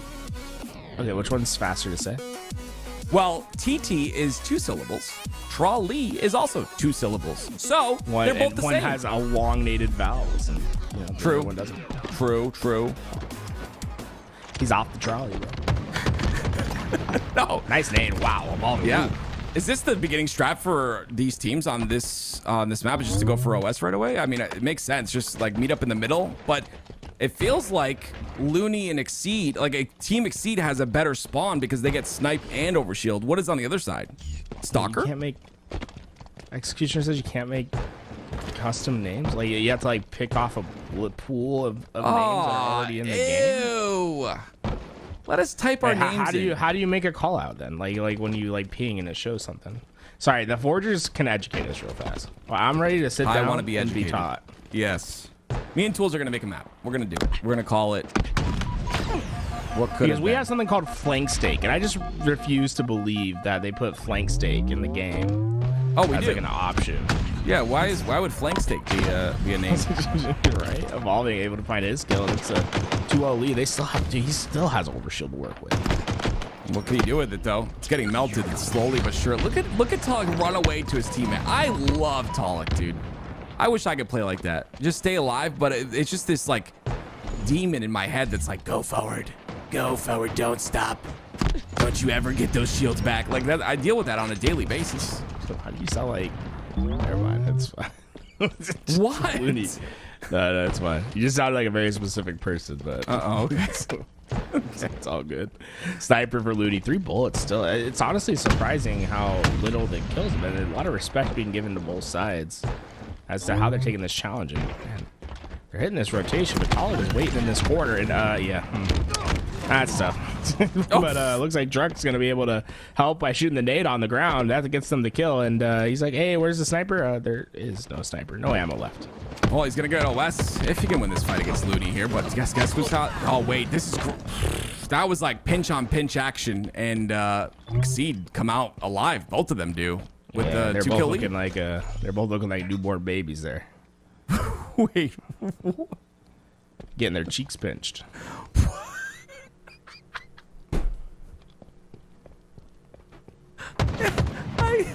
I hate you so much.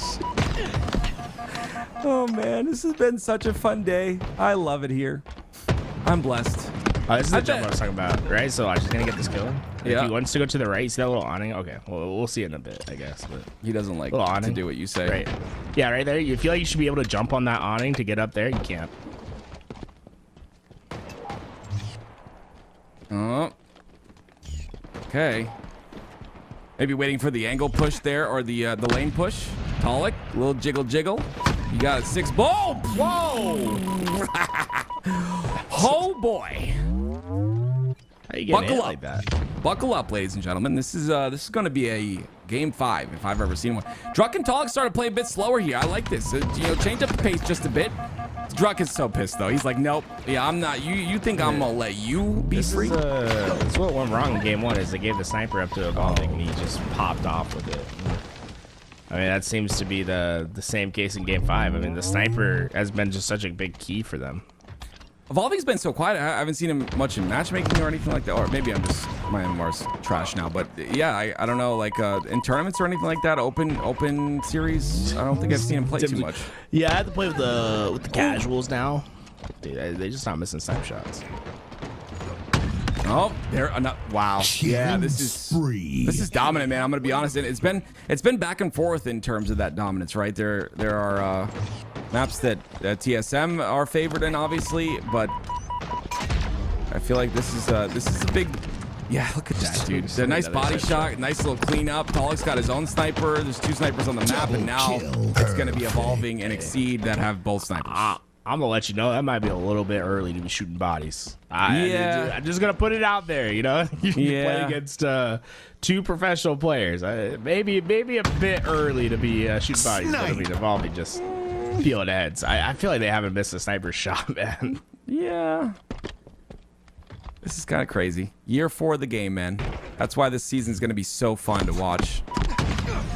And if I'm blessed enough, it's fun to cast as well. And guys, the only way that we can cast these tournaments and these tournaments at HCS and these tournaments here is you guys. So thank you for all your support. If you have a Twitch Prime, drop it like it's hot on me or on LVT. I meant the LVT channel. I don't know, dude. You want people dropping hot stuff on you? Wait, what? That's not what I meant. Said drop it like it's hot on me, bro. What does that mean? I meant Show your work.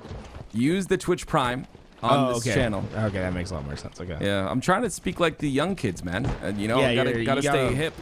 Maybe like talk to a young person. All right, Tools. How do I say that sentence in your language? Please support us. Subscribe to the channel. There you go, chat. Please support us. Use your Twitch Prime. Listen, just like the pros are leaving the weapons that are G8 on the map to just sit there, you're leaving your Twitch Prime G8 as well. Okay, so I need you to use it. Use the equipment. Oh my goodness. Nice angle. Good timings. That's a good angle. That's a very natural feeling. It's crazy. I love the art direction, but it's also like, you know, just sound like the angles you said. Oh, I love that little, what's that, a bus stop? I like that little area right there to be able to stay alive. Evolving. Oh, okay. Okay, so you touched the wrong direction. Double kill. Reversal. 18-9. Does TSM come back from this? I think TSM made a mistake when they tried to collapse in, like before the overshield came up. They collapsed in the wrong area. Like you want this spawn right here because it has access to both overshield and Yes. sniper, and Yes. Exceed keeps getting that spawn.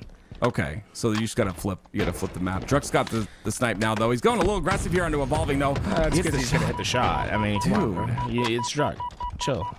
He's Okay, gonna my hit it. bad. My bad. Do it Right, again. they're down by 10, though, folks. Remember that. Yeah, they were. They were down by 10. Dude, a bunch of washing machines. That's so sick, dude. I'm gonna put my armor in. Wait, what? In the washing machine? I'm gonna have clean clothes, bro. Their armor weighs 2 tons. What do you mean? Heavy duty, bro. Whoa, do it! Oh my goodness gracious. It was a 10 kill lead. Killing Ladies and gentlemen, wait 1 second. 17, 18, 9. It's now a 3 kill lead for Exceed, shrunk from 10. Truck. Oh man, he had the angle too. He just stopped looking at the wrong time. Evolving got through. That could be big because Evolving was able to get to the left of them, and I presume. And now he spotted Talk and was able to get that info, but they know. They know where he's at now. Another kill though. Yeah, Druck does not like that he shot his body. I'm telling you right. Look at this. They're not. TSM's not losing this game. I'll put my entire bank account. Early.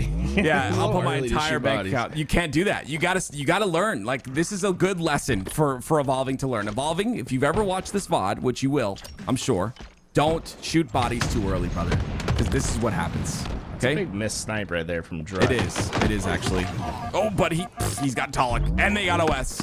Oh man. Oh no. It's getting out of hand. Looney, you better pick that up as they're just firing away. Just bro. run, just use it, just use it. His ego's too big. He doesn't want to use it. It's Nah, you see, you just left a full snipe for Druck. Yes, not the best idea. Oh my god, the quick draw. We're in the freaking. Wait, what was that again? What's the? So it was 15-5. So what is that? 10 plus 6, a 16-5 run. Oh my goodness gracious! Snipe. You should have used the sniper, Looney. You left it there for him for free. No price tag, nothing. Out in the open. It's like my skateboard that was stole from my yard. You can't let that happen. You got to bring it inside. Use it, something. They had skateboards in the 60s. I hate you so much. Oh, wait a minute. Wait a minute. Wait a minute. Like, don't die here. Live. Can you throw nades through the windows? You don't like the way you said window. Oh my. Druck and Talik able to rotate back out. They got that sniper back up, but Evolving not hitting the shots that he used to. Uh-oh. 3 shots, not gonna work there. Oh man, they are stuck in this corner. Watch out for the nade. Ooh, thrust helps. Oh, the nades, more nades. Oh my goodness. Both trades. And it's Looney that comes out on top. 23 to 23. Two First to bullets. 2, sniper. 2 bullets. 2 bullets. Watch out. Don't poke your head, Druck. Don't Druck. Oh, I love that. You know what? Just give him the shoulder. You know what I mean? Like, pull a Conor McGregor. Just give him just your shoulder.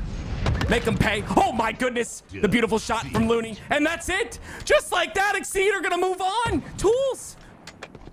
TSM.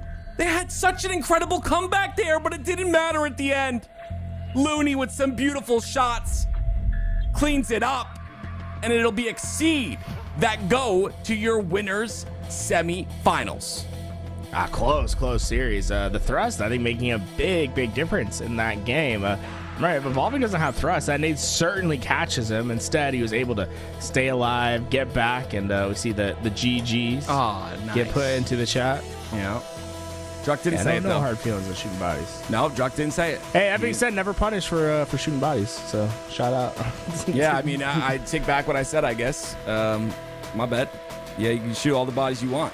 Evolving, Didn't you say you're gonna put? you. You said your entire bank account, right? I don't know about that. I don't know. Can we delete this thought after, Louis, please? So you That's said crazy. that's a lot of money. Oh, dude, we got Foul and Suppress playing against Sirion and King Nick on the other side right now. Damn, there's so many good teams. There is. Collect and This is Soul gonna Sniper playing. Let's go. be, hey, Collect be watching in the chat. I saw him. Dude, He's they've ready. had 3-2 against Sunrise and Bastos as well. Those are 2 European pros playing in the tournament today. Oh, we got some really good players playing today, man. I love that, man. It's cool to see the 2v2s rise up once again. And for those of you that just joined, it's $5,000 on the line.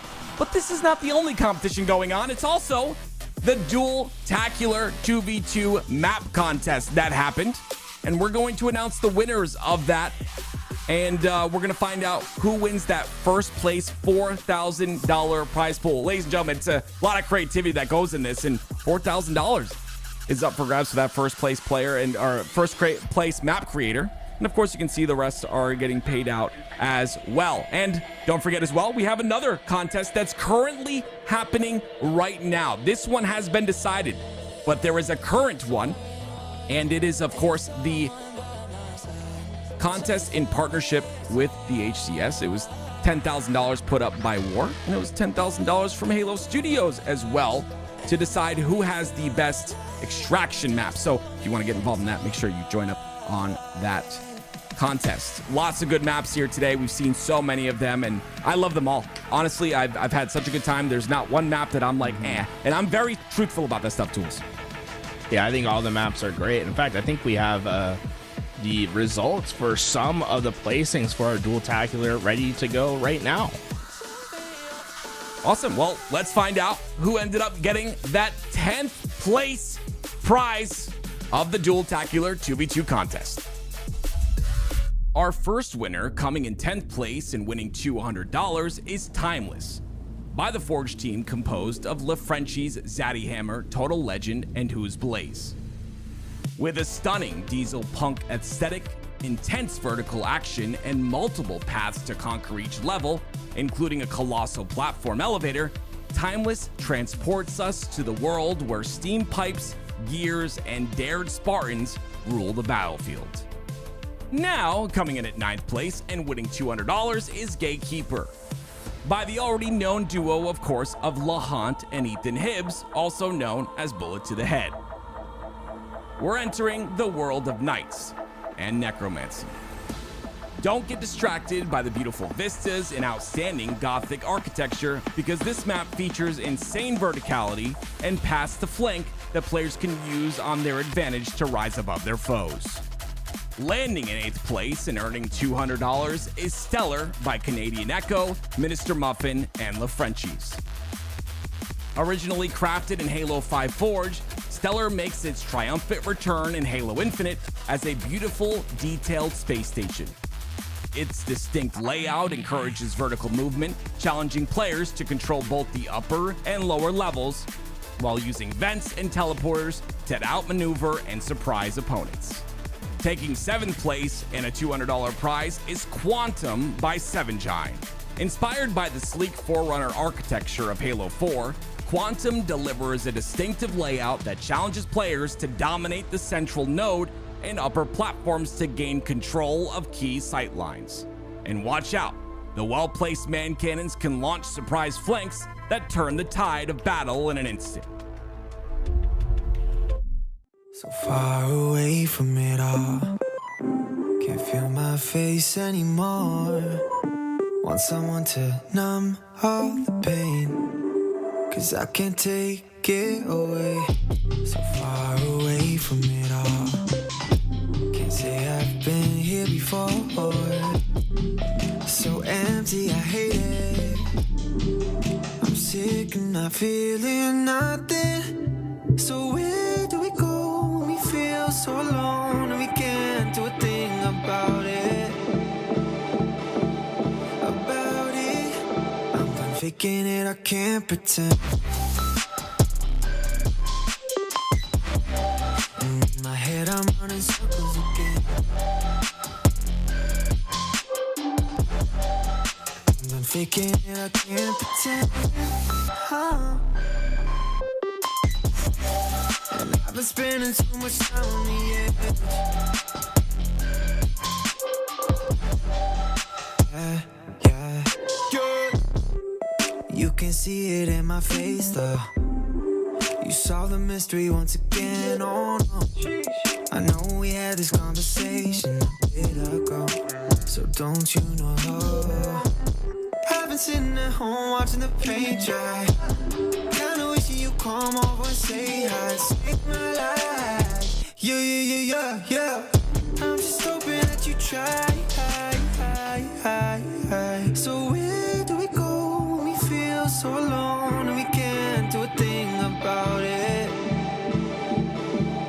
I'm done faking it, I can't pretend. In my head I'm running circles again. I'm done faking it, I can't pretend. And I've been spending too much time on the edge.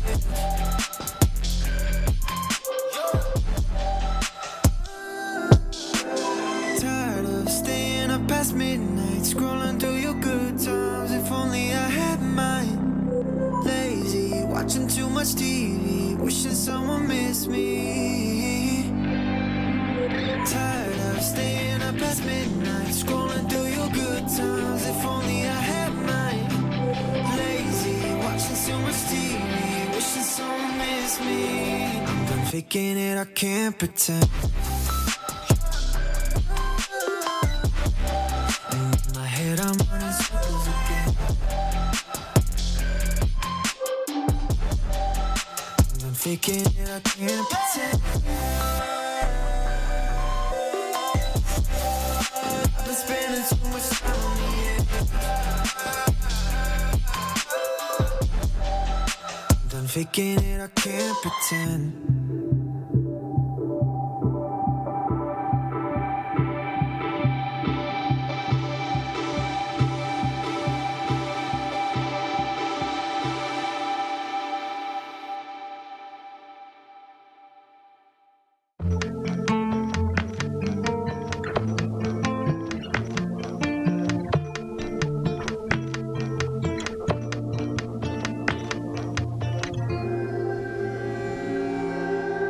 Took a little longer this time to finally open the blinds.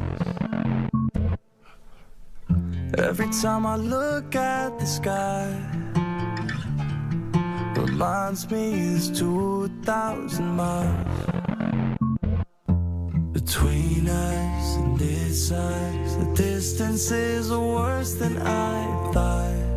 Is this what I want? Ooh, everything's changed without you. Even breathing feels different now that I'm on a plane heading back to LA. Ooh, everything's changed without it. Everything's changed without it.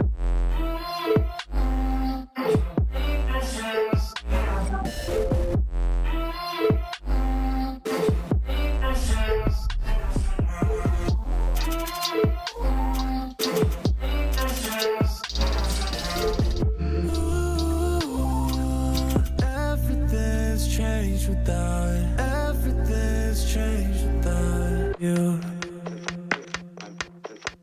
thought that when I left I'd be fine, but damn, it really hurts to say goodbye. 'Cause growing up is getting tough. My vision is blurry. I'm sick of these 2,000 miles between us and this eyes. The distances are worse than I thought. Is this what I want? Ooh, everything's changed without you. Even breathing feels different now that I'm on a plane heading back to LA. Everything's changed without it. Everything's changed without it.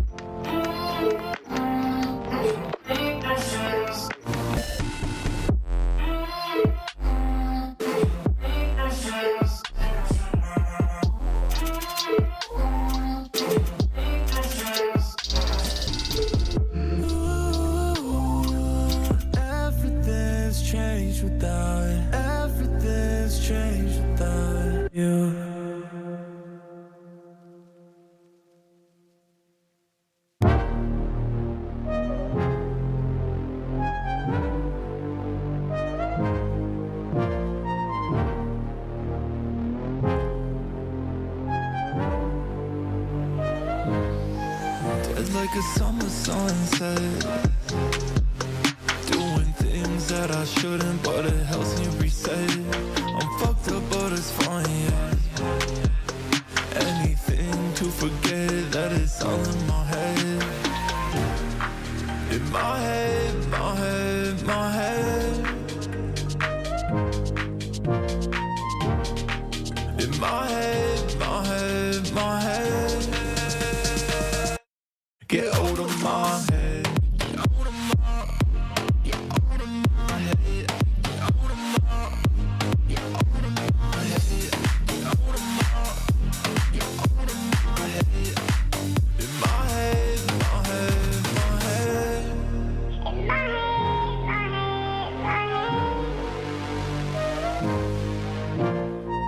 My head don't feel like it used to.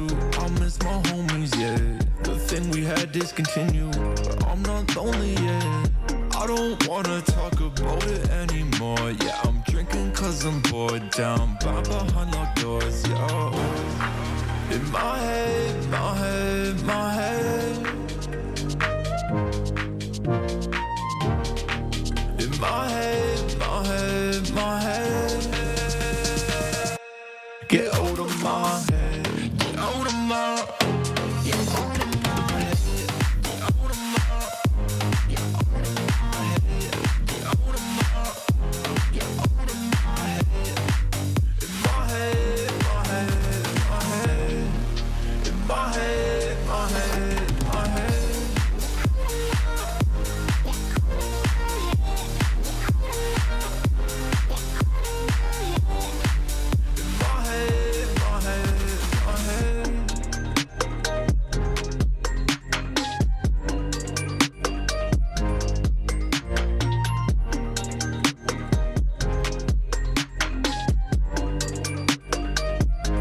Get out of my head.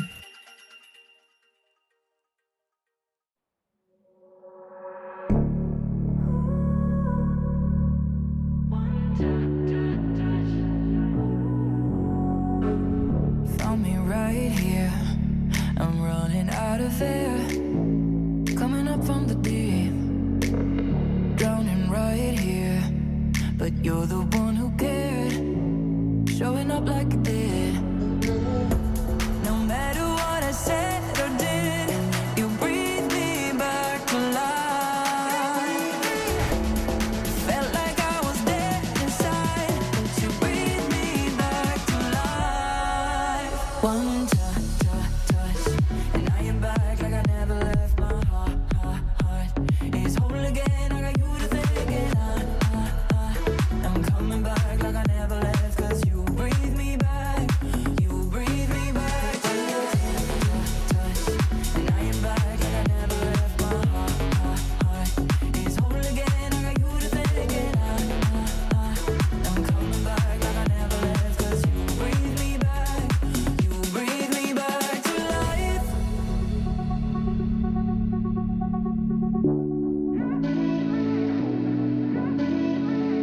Getting closer, knowing I'm okay, 'cause you got me to be. It ain't over, all I hear you say, said it's all that you see.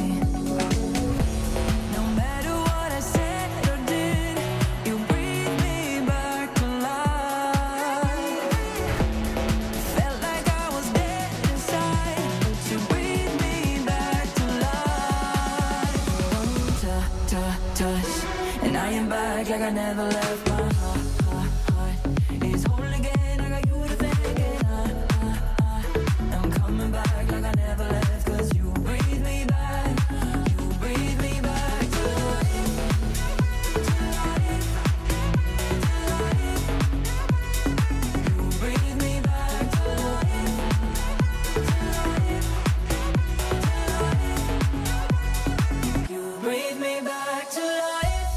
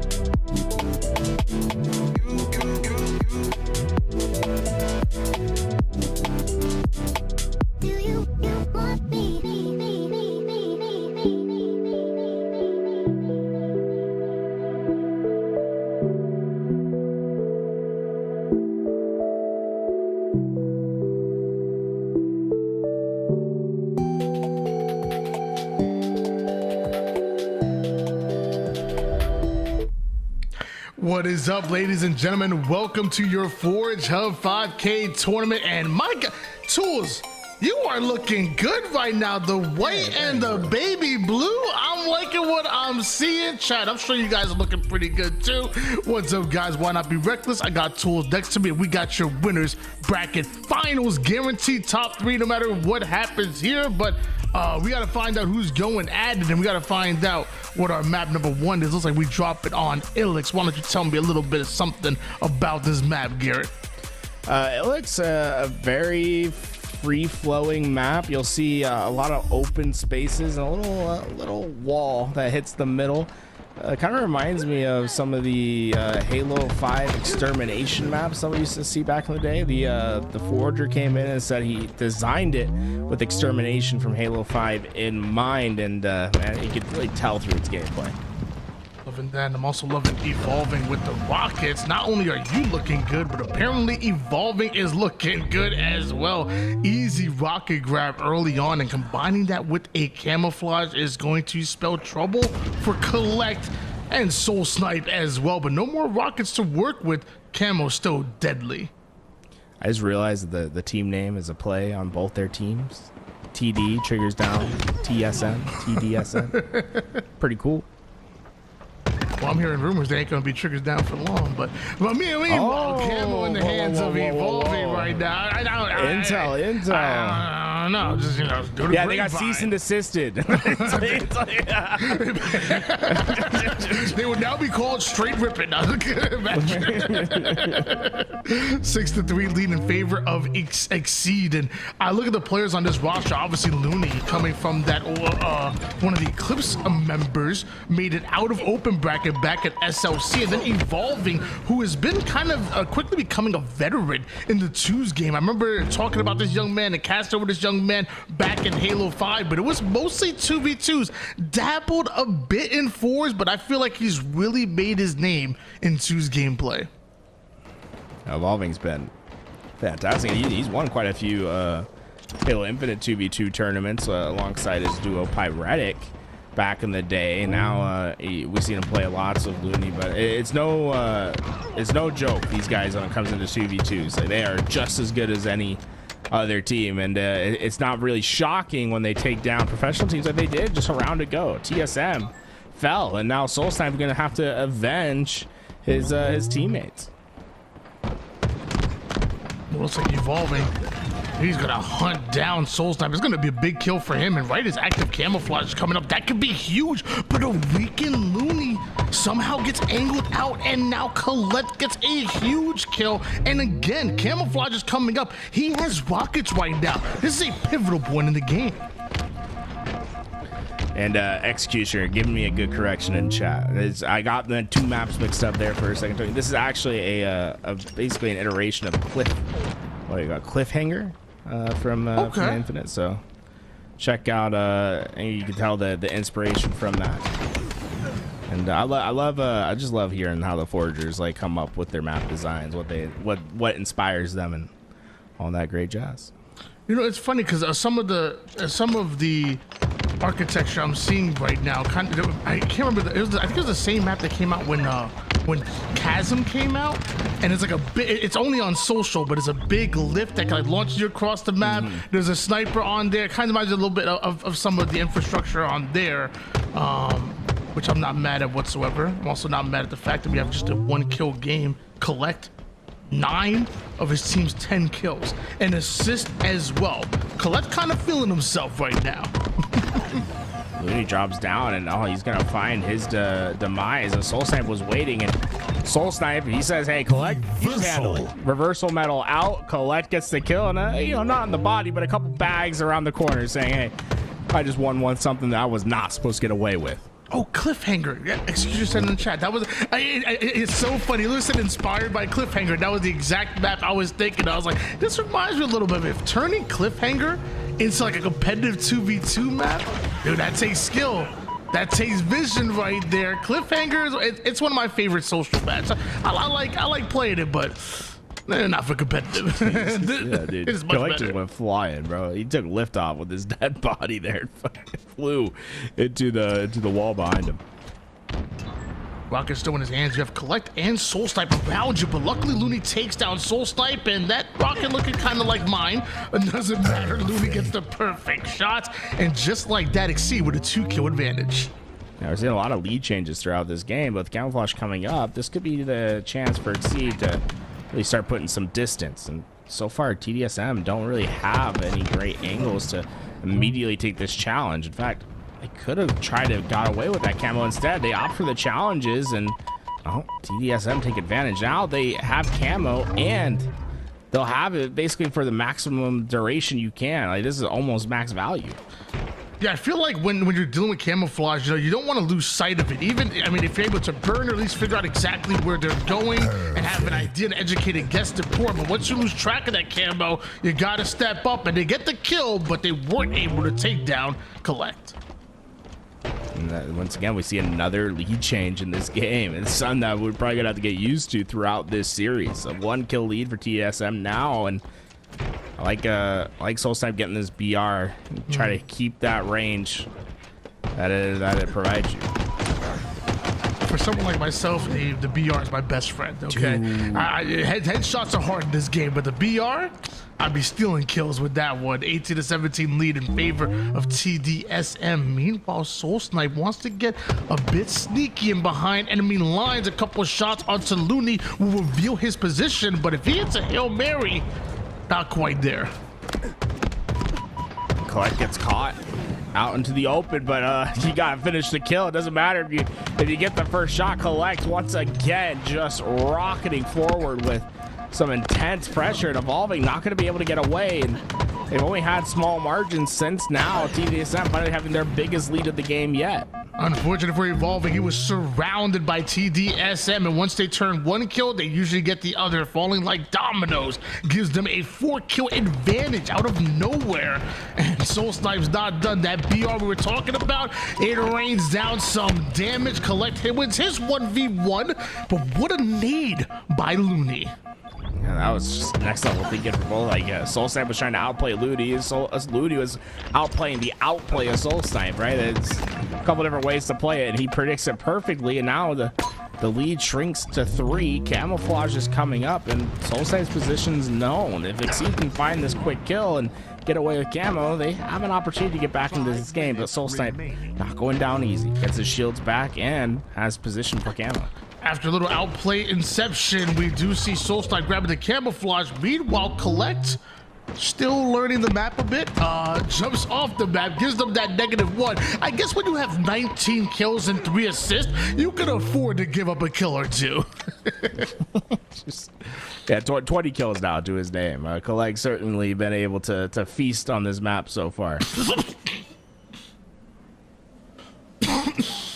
I'm sorry, I just read Gun Violence's message in the chat.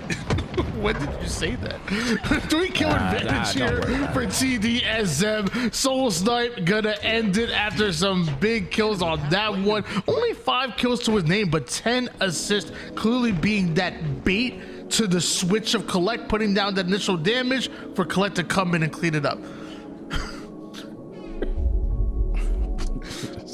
Oppressor gonna be our next map. I don't think we've seen Oppressor yet in rotation, so I'm excited for that one.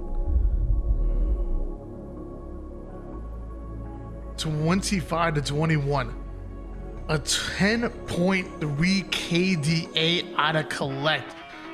Ain't playing no games right now. Meanwhile, Exceed, who obviously have shown time and time again that they're capable of some big wins. They're capable of some big upsets, like what they did to the TSM duo literally in the last round. Don't count Exceed out just yet, but it is a best of 5, so anything can happen. It's not about how you start, oftentimes about how you finish. See Soul Snipe laying down some of that hurt at the end. And folks, if you want to play any of these maps that you see on rotation, you can do so by doing ! name of that map. So if you want to play Oppressor, ! Oppressor will pull up the Halo waypoint link, and once you can bookmark it, download it, get it ready for you and your friends to play at home. Make sure you guys get involved. Play a little bit of twos on it. Let us know what you think. Let us know what your favorite maps are. Which, by the way, I'm looking at this, and it is BEA Beautiful. I'm sorry, I'd steal that one from Jim Carrey real quick. Yeah, I mean, that's great map design. It honestly reminds me a lot of Triant back in Halo 5, the 2v2 map that was in the ranked playlist. Oh, yeah. Dude, I almost forgot about that one. My gosh. Hey, remember didn't they try to play fours on it for a little bit Yeah, we did. That was not a good idea. Twos, great. Two fours, not it. It's just that was a bad idea. Yeah, I think it was like capture the flag. It was like, oh man, it was crazy. Hey, we got to try everything. You know, don't knock it until you tried it, and we tried it. Already shot for Looney, but not gonna be able to find that kill. Hey, bye. This is Soul Snipe, maybe a little bit too far on his thrust there, not able to stay up on the map. On board now with Collect, who had quite the game number 1 here. Can he match that energy, keep that energy here in game 2? Right now, Exceed having that 1 kill advantage, but a couple of shots gives him the advantage. Still Looney able to trade out his life. That's going to be big for him. Meanwhile, Evolving winning that damage advantage on his side, but can't quite find the headshot onto Soul Snipe, and soon Collect getting involved. So a high IQ play, back down, reset, and actually team up with Looney to get a 2v2 push. Ooh. Evolving stays strong in that front lines. Two players marching forward, and despite being like weak and not able to get away with that fight, he trades one out and then gets a little bit of damage for Looney to come clean it up. That's a +1 for Exceed in that position because of him standing strong on that front line. Yeah, even before that, you know, I think Evolving made a high IQ play to back down, kind of team up with Looney, and then push out. Meanwhile, Collected Soul Snipe, they got really aggressive there, maybe a little bit too soon, and Looney Evolving making them pay for that one. Meanwhile, some good shots coming out of Evolving, and Looney still concealing his presence. S7 Sniper spawning right dead in the middle of the map. Who's brave enough to go for it? Brave is the correct term. I think they might have to wait till there's no one left on the map to make that play. Oh man, Looney hitting some great cross map shots, but Collect not giving him much to work with. Trying to angle out Collect there. Remember, Soul Snipe is still on the map and still involved, and he's being awfully patient right now with Soul Snipe, and we're going to find out very soon that's going to pay off for him. Meanwhile, Evolving, peeking, taking a gander at that S7 Sniper. Collect going to make him pay for that one. Looney anticipating that Collect will try to activate on that and go for the Sniper, but it's teamwork that makes the dream work. And so usually you want to try to keep your feet on the map. Not yeah, off. when you get hit. So like sometimes, you know, I know like sometimes on the map there'll be like a hole and you can drop in, and but there needs to be floor underneath you, and there's no floor. So that's a full sniper. That's not going to see the light of day. Well, make sure we get that message out to Collect as soon as possible, but as of right now, down by just 1 kill. Another trade goes down, and Evolving feeling confident enough to catch the backside of Soul Snipe, but Soul Snipe with a huge trade.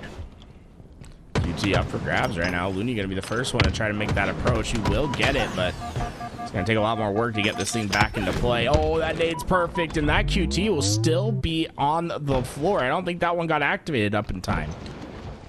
Looney and Evolving have figured out a way to slow down Collect compared to that game number 1. Right now, it is neck and neck, and Soul Snipe, who's been favoring this BR literally all series long, gets anticipated. They knew exactly where he was portaling out to. Now it's Collect going to be by himself, and it's a 2v1, making it 2v none, because Collect still hasn't learned. Feet planted, my friend. Yeah, so like windows, they usually, if you go to the other side, there's a lot of rocks. Like you see the rocks, it's like you think you can maybe step on them. It's not the case, unfortunately. Oh, nice shots. Stop using that tone with them. He's gonna learn. Okay? It's like, you know, I'm just trying to make sure he knows. Some words of wisdom coming out of Tools to my man Collect, and right now it's Looney and Evolving that are up 16-12. Another squad wipe in favor of the boys in blue. Meanwhile, Soul Snipe with a well-placed grenade. Evolving doesn't have the shields to work with, and another trade goes down. That trade favors Exceed. Yeah, 4-kill differential now. Collect, you gotta be regretting some of those points where you jumped off the mat, right? We're talking about, you know, this game being just about close to even versus this double deficit, right? You got 2 team wipes to make up over here. Good shots coming out Evolving to keep Soul Snipe at bay. Trying to buy enough time. He checks the corner and sees that Looney is getting involved here very soon. And a one-shot Soul Snipe has to allow Collect to be that protection, be that shield. But Looney and Evolving ain't giving up any inch whatsoever. They're attacking immediately. So what does Collect do? He gets aggressive right back. Apparently, a good defense is an even better offense. Yeah, it's great play to slow down from TDSM and wait for that push. Exceed, they weren't quite coordinated enough, and they took their challenges one at a time. And once they knew where both those players were, they just kept them in isolation, didn't allow them to get together for the help, and that's a clean 2 wipe, something that they definitely needed in this game. Now just down 2. Both Sniper and Quantum Translocator coming up at the exact same time right now. Looks like this QT is going to be a bit easier to grab than the Sniper, but also maybe could be that catalyst, maybe it could be that tool that you use to drop down for it. The problem is that Collect gets dropped early and Soul Snipe forced to try to fight a 1v2 by time here. And whoa, that's a huge kill onto Looney. Evolving right above him, finds the back smack, a momentary 1v1, and Collect is playing a bit unfair. He has that sniper and there's no repulse on this map. There isn't, right? Well, he looks like he got repulse. I don't know. It looked like he got repulsed. Not the bullet. That thing has some force behind it. The punch of 1,000 suns by Collect, eventually coming off his spawn, gets the finishing kill. Only a 2-kill game right now, and maybe the Quantum Translocator is a tool that it can use to close the gap just a bit more. I'm just gonna put that in the pocket. I did notice it didn't like activate in the equipment mark. I wonder. Definitely has it though, right? I'm sure of a glitch, I'd imagine. Yeah. Or is it? Collect trying to push up. No, I don't see it on his body. It's nothing, just completely glitched out. Hey, honestly, I have no idea, to be honest with you. It definitely like he activated it, but all I do know is I see 23-19. There's no way that's going to glitch out on me. Exceed are just one squad wipe away from ultimately tying up this series. Both Collect and Soul Snipe in danger of getting naded out as Soul Snipe goes down. Collect takes way too much damage there. The melee hits, and that's going to be the 25th kill. That means we're going to a swing game 3. Yeah, hopefully this one a little less holes on the map. I think that was one of the big errors for TDSM, was just little mistakes that weren't necessarily the fault of the other team, right? It's like if you can, I really felt like they beat themselves there a little bit with some of the mistakes that came through on the map. Yeah, clearly they were in a bit of a 2v3. You know, they were dealing with the members of Exceed, you know, both Evolving and Looney, but also the Guardians were Soul Snipe and Collect. It was an unfair advantage, obviously. As we're looking at the stats here, Evolving having quite the standout game in the stats department, 7.0 KDA, 15-9. But I will say, I love the assist. I love what Looney was able to put on the table. Sometimes you're the bait, sometimes you're the switch when it comes to 2v2 gameplay. And we go over to Downfall, a map that's been in the 4-chub rotation quite a bit. Players are going to be pretty familiar with this. A lot of the sandbox to work with the rockets that spawn in those sewers, the elevator, the red gun that's underneath a long shot, and overshield. So lots of goodies on the map. And I think you should see probably a big advantage for Soul Snipe here and Collect, who have played multiple 4-chub tournaments. Well, one would think, but right now, I will say Looney and Evolving are looking absolutely incredible. I know Looney has played a couple 4-chub tournaments himself, so he might be a bit familiar here with Downfall. Will this be the downfall of either one of these rosters? See what I did there? And wait, is that the tools? No, that's What? the Tim, no? Right Oh. there, the Tim pile. Oh, damn. Oh Yeah, you my see that? gosh. Oh yeah. We got what are we naming after you, Tom? Apparently you can't just custom name your callouts on this map. Did you know that? I did not know that. I actually already have a call out named after me. We actually named every heaven call out in the game Top Tony. So, you know, when you're on recharge. Speak to that. Like, why is that? Oh, yeah, I mean, I said speak to that. because I'm innocent, you know? Oh, Yeah. Yeah, I seen you party, bro. You have not Ain't seen nothing me. innocent. Okay, that is a lot. One scene you see me party. What? You know, I've been innocent about that. I grew up in the church. You know, I lived my life right. I've never made an inappropriate joke or cursed in my life. That's true. Yeah. That's 100%. I can guarantee it. Yeah. If you guys ever show me an example of Tony doing anything inappropriate, he will give you $5. Yeah, exactly. If you show me, not again. What is that? It's loony though. Everyone just like doesn't like to stay on the map, you know. They just love to fall down. Well, it's an interesting looking map. So I think what's happening is that they're trying to explore the map. Ooh, you just gunned it. Yeah, you know, you gotta familiarize yourself with everything, right? Even from the bottom pits. You never know. Maybe there might be an empty spot where you can stand down there and get an advantage. If I was a forger, I would have put like a secret ledge down there and put like a sniper, a one-shot sniper down there. like I'm putting little Easter put, like, eggs a on the little map. So Norfang. hey, if you play on a map that I forged, you better start jumping off. Okay, you might find yourself something crazy, bro. Yeah, it's like if you can find the secret compartment, there's a sniper that shoot rockets. You know, it's like You know, you laugh at that, but oh man, I'm gonna bring you back. Back in Halo 3, I used to play on a 1v1 map, and it was a custom-made 1v1 map, and there was two. It was on Guardian, but it was changed in Forge, where it was like right below Snipe, where like you had to walk off the edge and then pick it up, and it was like an overshield, but you wouldn't be able to tell. It was an invisible overshield. There was one on there, and there was one over towards the shotgun side too. There was like these secret spots where you can go pick up this invisible overshield, and I used to 1v1 people on the map all the time.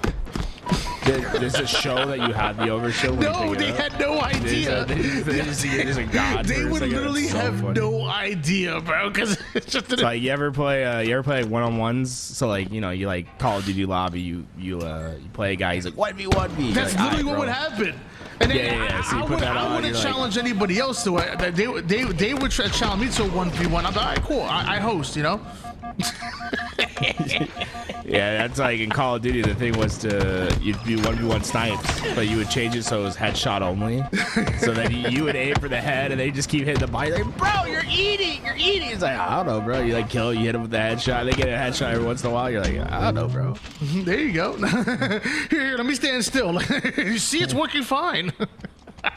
10-5 lead in favor of TDSM right now. It was a big win by Exceed, but nice little bounce back coming out of Collect and Soul Snipe. Meanwhile, evolving with the Stalker could be exactly what they need. See, Ludi was checking underneath throughout that floor, but he left just a little bit early, so they didn't see Soul Snipe on this flank. And Soul Snipe gonna be able to get at least one. Can he get away with his life? Looks like he's gonna be able to do so. They didn't even need the prediction made. Meanwhile, those shock grenades, let me tell you, they've been buffed, nerfed, buffed. Who knows what's going on with them, but powerful right now here in Halo Infinite. And it looks like we're gonna get an overshield as well. This is not good for Exceed. No, with Collect getting rockets, would Tony give us some, maybe some elevator music? I left my saxophone at home. no, Sorry, that's man. I was easy, just yeah. doing. Yeah, I mean, Collect, that was a long time to wait to get up to this level, but see if he gets rewarded. Hey, yo, Louis, I'm just saying, next time we get this map on board, bro, dude, if you have some jazz music, like, just ready, and every time someone hits that elevator, we just, yo, dude, that'd be next level, bro. Like, every time we just hear the saxophone Reversal. going. Good little perfect shots coming out of Soul Snipe, leaving Evolving by himself. The Shroud goes down, tries to get out alive, but Evolving somehow takes down Collect. Honestly, in a 1v2, that's not bad. Yeah, right now, I mean, TDSM with this big lead, they have a lot of freedom just to push whoever they want, right? As long as you trade out, you're gonna win this game pretty handedly. 17-8 lead here for TDSM. The one thing about 2v2 gameplay, though, you can be in quite the big deficits and still your opponents are able to come out alive and able to steal away games. You're never really truly out when you're talking about 2v2 gameplay. In fact, Looney and Evolving experienced that against TSM. Last round we saw like a 10 kill comeback, an 11 kill comeback. They know it's been done to them. Maybe they could turn things around. It starts with just one kill, one squad wipe, and then you just trap those spawners. 2v2 just has less variables, right? It's so hard to come back by big deficits in 4v4s, but much more accomplishable. It's something you see much more often in 2v2s. Just because once you get that one kill, right, that 2-on-1 numbers advantage, stay alive for a little bit, you can really get momentum rolling on your side. And yeah, I don't have to go into the shocks. I'll just grab it with my grapple. Good little counterplay coming out Evolving, and that's what we're talking about here. Back to a 9-kill advantage, and he still has some overshield to work with, so he wants to speed up the pace. He wants to get every last bit of value out of that overshield. Meanwhile, collecting Soul Snipe, they're perfectly fine with just waiting it out. And 8 gets him. That's a couple kills now that swing their direction. It's an 8-kill deficit, and still a full shields. Oh, Soul Snipe's got rockets, though, and he's at one across the map. That one's gone. That rocket's going home right there. One rocket should be in the chamber of that one. Meanwhile, plenty of ammo in the Stalker to work with. Only needs 2 shots to take down Collect there, and just like that, a 6-kill game. Are you a believer? There's certainly plenty of time to make this happen, and the power weapon control has been important for them thus far. After those missed rockets, having that little bit of advantage in these gunfights allowed them just to get quick kills. But TDSM, I imagine we start to see them try to coordinate a little bit more. It seems as if they've been going one at a time these last few deaths. A couple of shots being fired off. It was Soul Snipe that went down, but a trade that happens, this trade ain't gonna happen as Evolving goes right after Collect. Looney spawns up, and Exceed do have an advantage, although down by 5. Yeah, 2-1. That's the trades that they're gonna have to hit from here on out. They need 10 before 5. And with that, it's very important not to trade out in your individual gunfights, and they're doing a great job, right? They're taking their one-on-ones, they're not overextending, they're not letting those nades clean them up, but now they're able just to hunt down together. When we talk about Evolving, we talk about a player that is not afraid to be patient, not afraid to just play the fundamentals and take things one step at a time. If there's any player that can lead a 2v2 team in order to make a comeback, it would have to be Evolving. But Looney, he goes down way too early there, and Evolving has to find the exit route. Almost no more overshield to work with. I like that that reroute, but Collect, yeah, that earns a couple body shots. I'm not gonna lie. And I hate to say it, but with that, I think that might be it right there. I think if Looney stays alive and they get some value out of that overshield, we're talking about maybe an entirely different game. But Looney going down, Evolving losing out of that overshield, a big piv being won by Collect, and just like that, your one squad wipe away from ultimately taking it, now making 1 kill after Soul Snipe willingly trades his life off. And yeah, that might be all she wrote, at least here in game 3. See what Collect can do to try to get this final one.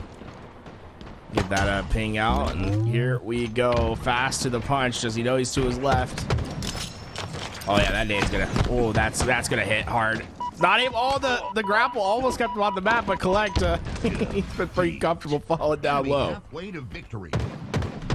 I mean, I'm at this point, I think I'm gonna need like a counter at the top of our screen of how many times Collect has fallen off the map. Like so far right now, just in this series, I'm at 4. And like I'm at 4 just with Collect. And mind you, if you count the total times of the players that fall on the map, I'm at about 6 right now. I mean, I think we need a counter here soon, because if this goes to a game 5, we might damn near be at like 7 or 8 by the time this series is over. We get to go to a Gatekeeper. We just announced over the break that it got 9th place in our competition today, and I gotta say, Tony, this next map, it's got some incredible sights to be seen. The vistas are incredible on this map. I was saying I want a big team battle map made of the of this design. You know, I want the rest of the castle to be built out. Okay, okay. Well, look, dude, that was nasty. Oh, let him know about it too. That's not nice. Did the rocket hit direct impact? Oof. Well, we are going to Gatekeeper. Shout out, and I apologize if I'm saying it wrong, but I'm gonna go LaHunt and Ethan Hibbs for forging up this map. Shout out to all the forgers that were involved in making these tournaments. I mean, again, you got to think about what Forge Hub is doing and has been doing for quite some time. Is incredible. So shout out to obviously LaHunt and Ethan Hibbs, but also to everybody who has created maps, and thank you for continuously putting out content for us to enjoy. And here we go. Oh, Evolving went down for that overshield right away. Looney will stay up high. Those shock grenades not going to be enough, and now his position's just too well known. It's an easy hunt down for Collect, and that's a 2-0 lead right away, and Sniper and overshield. And you were not joking, a beautiful map that we have here. Meanwhile, a beautiful 2-0 lead here for TDSM, and having that Sniper and a bit of overshield to work with is exactly what they want. But looks like Exceed are taking height. And just hit this rotation, keep that Sniper away from the opposing side. We want to just try to find players unsuspecting to hit with these headshots. 4 bullets to work with. Notice 2 shocks in the back pocket for Collect. One now after that nade check, trying to get any information possible. Taking some shots. Might be forced to back down here. With that, we see Soul Snipe by himself, smartly gonna drop that Sniper off the map. If he does end up going down, you don't want Looney and Evolving to have any, and I mean any, advantage. Yeah, curious how early he played it. You know, yeah, sometimes you want to try to give yourself a shot at like hitting the no scope, but given a lot of respect, and that's probably because they watched the last series. Whenever Evolving and Looney were able to put some work into TSM and build a lead, it was usually behind the Sniper of Evolving. Ooh, Colette gets spotted out.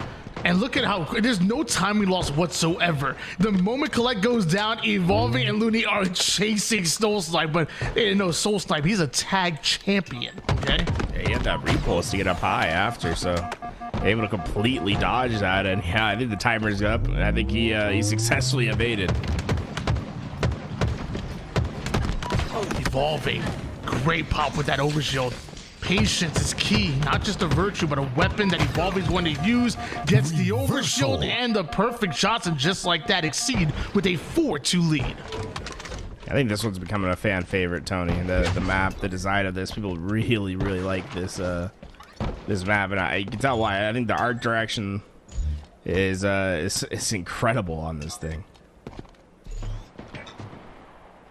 A full Sniper here for Looney. You see the pings going down, trying to figure out exactly where they're coming from. Meanwhile, Evolving goes down on the death screen. So Looney smartly takes height, similar to how Soul Snipe got away, comes right back with the Sniper. A one-shot Collect goes in for the challenge, but he gets put down. Evolving has his back. Soul Snipe fighting down low, and this has been the big thing for TDSM. It feels like they just haven't been able to get that high ground throughout most of this game, and after the perfect start with that 2-0, they haven't really done much to follow it up. Instead, it's been a very slow game. And this is one thing we've learned from Harry Potter, it's get to the high ground as much as possible. Right now, Yeah, famously, right? Hermione yeah, in her fight, yeah, exactly. 6-4 advantage here for Exceed. Evolving 5 of the team's 6 kills. Dude, Tim never watched Harry Potter? Why is he question marking? He's not sophisticated at all. Yeah, some of these people don't have culture, Tim. It shows. It's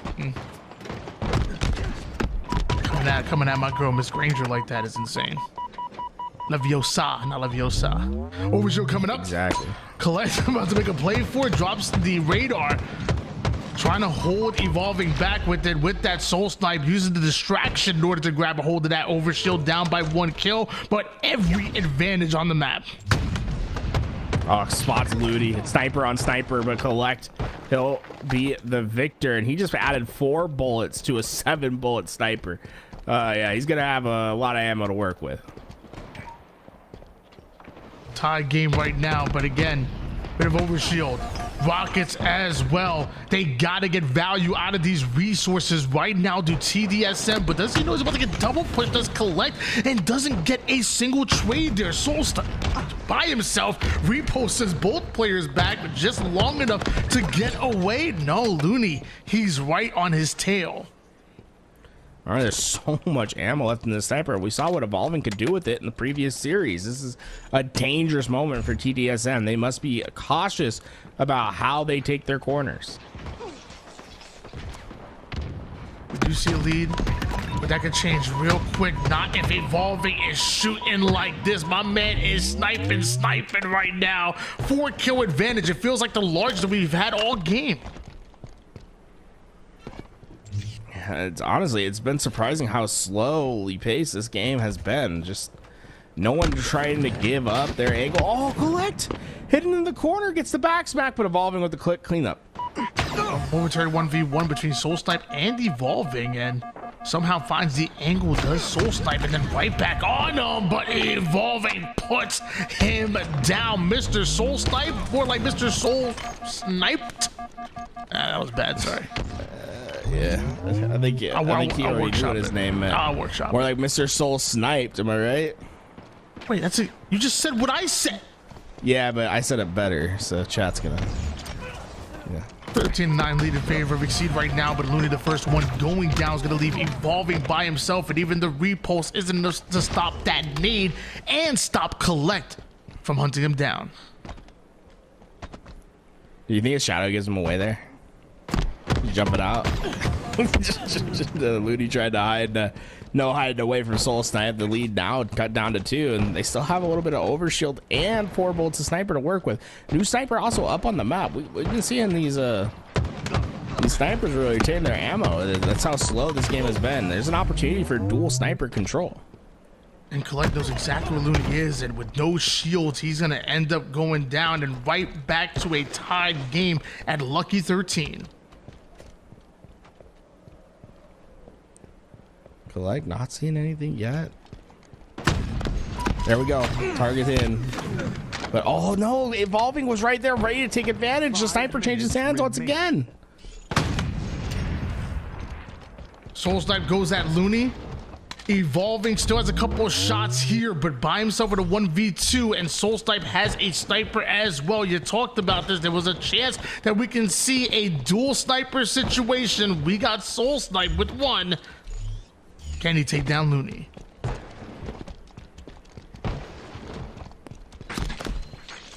Looking for an opportunity. Let's see. Man, it's crazy how many dual snipers we've seen so far. Evolving peels the head of Soul Snipe. That'll give him the lead, and he wants more ammo. And he's gonna get it. That's practically a full sniper now. 7 out of the 8 bullets make it 6 after the warning shot, scaring away Collect into the sight line of Looney, and somehow, some way, Soul Snipe makes the play. Down under. Soul Snipe not able to stay alive. That'll mean overshield and sniper for Evolving, and that sniper might, no, it isn't glitch. Able to pick it back up, and that's 4 bullets to work with. We're getting dangerously close to that 25 kill mark. Both of these teams know what's on the line here. Bounces him way back, Evolving right back into the action. Both players having repulses, everybody having snipe. It's a lot of resources on the map right now, and it right now might end with Exceed on top. 2-kill advantage, and Evolving still has a couple bullets. At this pace of play, the clock could play a factor. I mean, there's only just over 3 minutes in this game, but we certainly haven't seen teams eager to get into these gunfights. It wouldn't surprise me if we see this thing not finish at 25. A little over 3 minutes on the clock right now. Do see a couple kills go down, but like you said, it continues to slow down after that. Those 1 or 2 kills. Looney, full sniper. And right now, it's just about the information gathering. And once you have that intel, can you execute on it? And another distraction, another bait and switch where Looney and Evolving will prevail. We Looney finds his target. That's another one that goes down. 5-kill lead. This is the largest we've seen in the last few minutes. Back down to 4 though, but mind you, Collector is one shot. He uses that fate pulse to fly sky high, but not high enough to avoid these grenades. And look at Soul Snipe covering his teammates back, but evolving, dropping that people's elbow. Eventually, Soul Snipe gets the cleanup, but trades is not what they are looking for. Soul Snipe just able to get around that corner. Looney, he headed back for the sniper instead. He wants to take this gunfight. Just a couple missed shots. Soul Snipe's been able to stay alive. Up in the air? No, collect. Able to dodge the shot, and Looney, man, it feels like he's in an action movie, but able to eventually buy some time for evolving to get the kill, but the sniper collect at the final moment keeps it. Wow, what a shot. With a shot like that, you'd think it'd be worth 2 or 3 kills, but it's not, and it's still Collect and Soul Snipe. They're down 3 kills at the moment. Overshield and Sniper, though, in the hands of Collect. If they come back in this game, it's gonna have to be on the back of this combination here. Collect, you have the game in your hands. Take over. It's that info to Soul Snipe that he's dropping. They don't have any more deaths to give up. Overshield helps in that situation. Now it's just up to hit the shot. Looney not gonna give him the challenge. They only need 1. Trades is all they need. Try to find a player that's not looking. The other factor is the time. There's only 60 seconds left. This is really Exceed's game to win. 1 minute. Oh, that's a huge play. Those are shots. We post them right back in. The second one should finish him. Yeah, I love throwing that sniper back into the back pocket. Try to keep the ammo. You know you can finish that job with the nades. 2 kills between them. But mind you, Collect and Soul Snipe can't even give up a single death here. And the last thing they want to do is go to that game 5. If they can put 3 in a row, maybe, just maybe, they can steal this one. But 27 seconds left. And right now, Looney Evolving, they're doing exactly what Evolving made this famous back in Halo 5. Play the time. He is not afraid to camp those corners. And right now, Collect and Soul Snipe are looking everywhere. And by the time they find them, it's too little too late. They go down. And it ain't the most fun gameplay to watch, but it's effective. Call that the HIDE strat. Stay in and get the timer to work for you. Yeah, hey, famous, right? Look at that's another game 5 for Exceed. These guys love to push these pro teams to the distance, and we get to see our 5th map in the series. And Tony, are you ever feeling like you ate too much and you're a little bit sleepy after? Hold on, you gonna talk to my big ass about the itis, okay? Is that what you gonna do? You gonna act like I don't know about the itis? Have you seen me, brother? Yeah, I'm just saying, if you're in Italy, they have a name for it. It's called abiocco. I think I said it right. Abiocco. I don't know. Tim was here. That did not sound Italian. I'm not. Yeah. I can't do the accent like Tim does. Honestly, I think that was so bad. I actually find it offensive. Can we just can we pull up like Google Translate and then we can just have it say it whenever we need to say the name? That might be the point. Just censor it. We're going to. I like that. That might be the play. That might be the play. It makes it sound. Then it makes it sound so dirty, you know. I mean, it's about to get down and dirty here in Game 5. Let me tell you, Collected Souls not going up against Looney and Evolving. This is going to be one for the books here for the rights to make it into that winner's bracket finals. One has to go down to the elimination bracket a lot earlier than expected. Man, that's crazy back and forth. You saw this game. It really, time did come into a factor. That, like you said, that's patented from Evolving. They love to play to their win condition. If they get 3-4 kills, like they're never necessarily in a rush to try to finish the game. Oh yeah, I mean, we're talking. This goes back since the Halo 5 days, guys. We've been casting this young man for a while. Again, you may not have recognized his name in the 4v4's gameplay, although I think he had a little bit of a stint with Looney for a bit. He had a little bit of a stint with Pyretic, maybe even Persecute, if I remember correctly. He dabbled a bit in 4v4s. When it came to 2v2s, he definitely did his thing, and it's a strategy that he's not too foreign to. He definitely recognizes well. If they can win by playing the shot clock, they will do it, and it's a legitimate strategy. I gotta say, it might be a little gluttonous being able to get 2 game 5s in a row, and after this game, I might be a bit abioco, as I'm gonna be needing a nap. Dude, I tell you, this has been just so much good Halo to watch it, and the back and forth between the 2v2s. I love myself a good 2v2 tournament. Here we have another game 5. Hey brother, trust me, as a man who loves naps, you ain't gotta explain yourself whatsoever, okay? I don't need a reason to nap, okay? Evolving though, grabbing that overshield, looking to put Collect to sleep, but you better be careful. Those sticky grenades will shred those extra shields, so resets just a bit, can attack from a new angle entirely. It even has the BR in the back pocket. Finds him underneath the arches, and they both win their individual fights across the map. Overshield still just a little bit remaining as well. That's a big double early in this game from Exceed. You're not too young to know about HLG, right? You know about the Hidden League gaming, right? I saw it. I was there when it happened, someone bro. in chat was wait, you in Halo 3? No. When they went under pseudonyms in Halo 5. Oh, Do you not remember that? no. They like tried to qualify in the Asian region. They like got on the broadcast and they like hit. Yeah. Honestly, wasn't a big didn't fan of Callus that, and but- Paradise Halo do a they did a I tactics think about Paradise that? Halo did it. I don't know if it was. I think that might have been Trespass. that Okay, my did bad. the, comms for that one.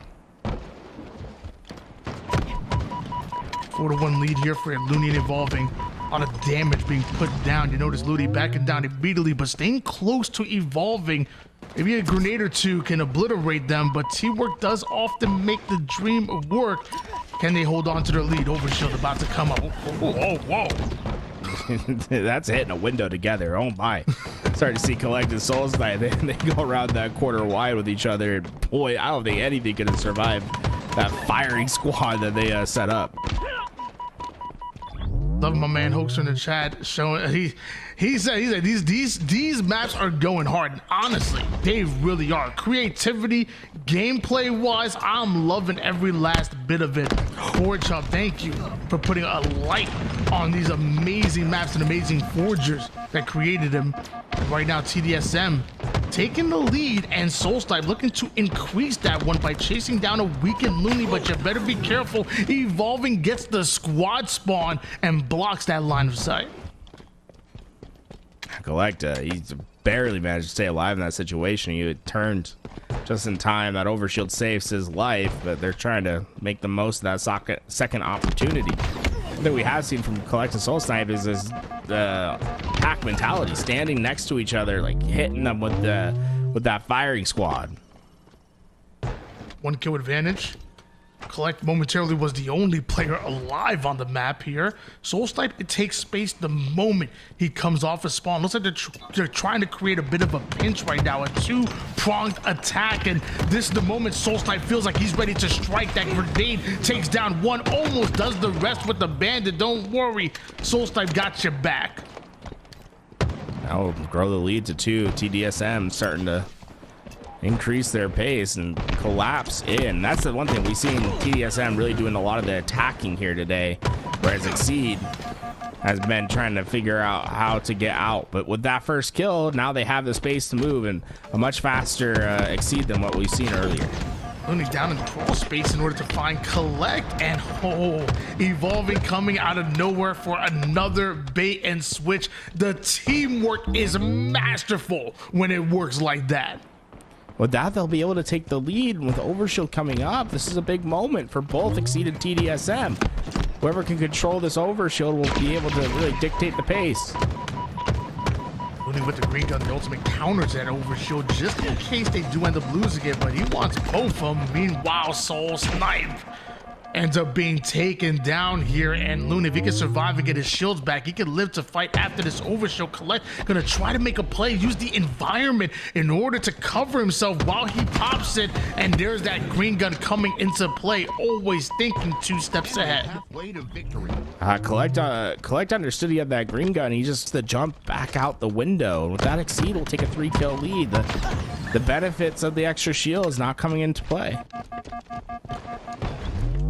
Kill advantage, Looney and Evolving really playing close to each other, showing respect to both Collect and Soul Snipe. If they're gonna beat them, they're gonna do it through the teamwork. One player does the initial damage, the other player switches out to try to get the cleanup, but what a flank here. The perfect counter to the double push is coming right from behind. Collect. Able to try to get those shots down the window, but not able to get those trades. That means Exceed will be able to get back together, and Soul Snipe coming in from the other side. They're both one, but they are able to get the trade, and they might both just get away with their life. Oh, thought that was actually going to be a trade, but Looney and Evolving survive and get a 6-kill advantage with that. Wow, massive lives from both sides. I mean, both those players down to 1 shot, but TDSM's timing just a little bit off. He's going down here. Looney, he's trying to be the shield to cover Evolving. Sadly, he goes down. I'm not sure Evolving's going to be able to escape. Oh, doubles back and almost gets one with them. But now staggered spawners being created on the side of TDSM. Stagger spawns as overshield's coming up. That could be a recipe for disaster. Another battle happening here. Evolving, a sneaky play to grab the overshield. We saw Collect do it last time, and now we see Evolving do the same. Tries to steal it, and whoa. Hey, Soul Snipe's a tricky kill. Okay, that's gonna happen to the best of us. He's smooth with it. Unfortunately, those tricky kills haven't been enough for them. 6-kill deficit, and let's make it 7. As Evolving and Looney only need 5 more kills to finish this series. Ladies and gentlemen, yes, this is a game number 5. We saw Looney and Evolving pull off an upset against TSM literally just in the quarterfinals, and now here going toe-to-toe with Collect and Soul Snipe. They're about to take down 3/4 of that TSM roster by themselves here, and Evolving gets himself yet another kill. Soul Snipe with a huge backsmack. Not sure exactly how he got that one, but still down by 7. This is going to be a tough match to come back from. Yeah, the tough part is they really just can't afford to trade out in these situations. You see Soul Snipe, right? That should be an easy chase kill, but he has to be super mindful of trading out. He's not able to do so, and in the meantime, you see his teammate go down, and oh, he was close to going down as well. Soul Snipe just stays alive and able to retake this fight. As of right now, they're playing with fire, and you know what happens when you do that. You're bound to get burned and Exceed. 24-17 means they only need 1 more kill. TDSM don't have any lives to give. They have to be perfect, just like the shots coming out of Looney, to take that game number 5 to advance to the winners bracket finals. TDSM go down to the losers bracket. Yeah, they'll be joining, Soul Snipe will be joining his teammates on TSM in that lower side. Both, basically 3/4 of TSM getting taken down by Evolving and Looney.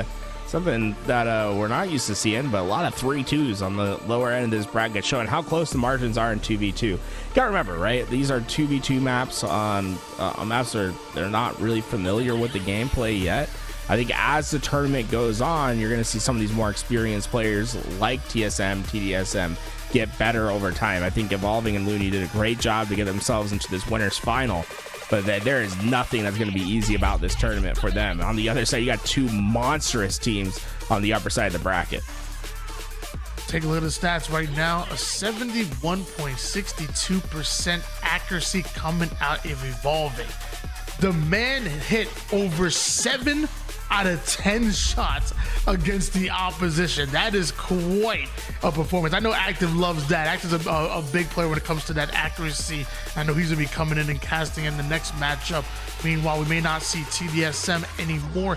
On the winner's side, it is double elimination, so you still have a chance down in that lower bracket. When it comes to Exceed, is there anything out of this roster in that matchup that you saw that they were just doing maybe exceptionally well that really shined to you out of this Exceed roster? I think they just play their conditions really well, right? When they won their games, I think back to Gatekeeper, right?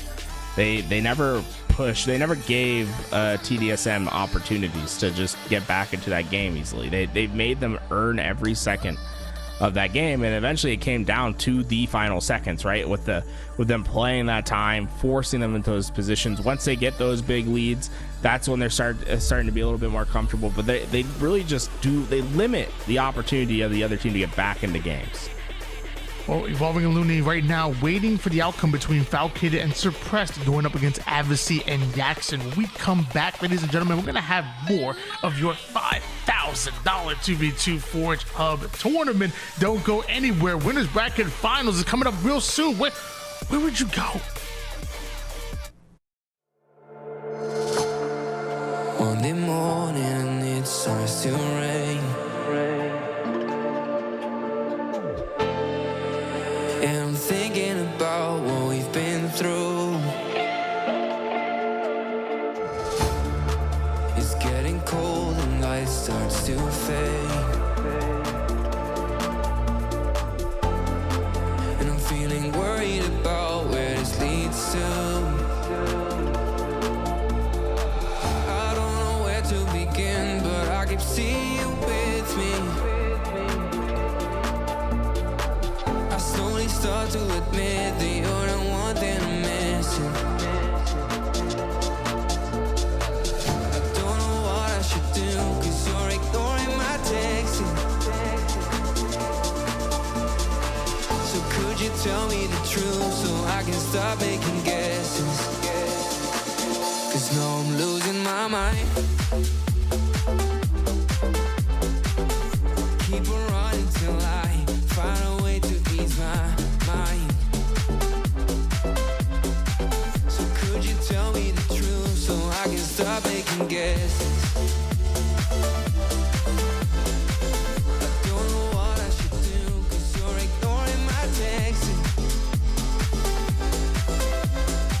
So could you tell me the truth so I can stop making guesses? Is it hard to make up your mind? Doesn't the fun that we have make it easy? Is it true? Do you still need time? Or are you scared to commit and be with me?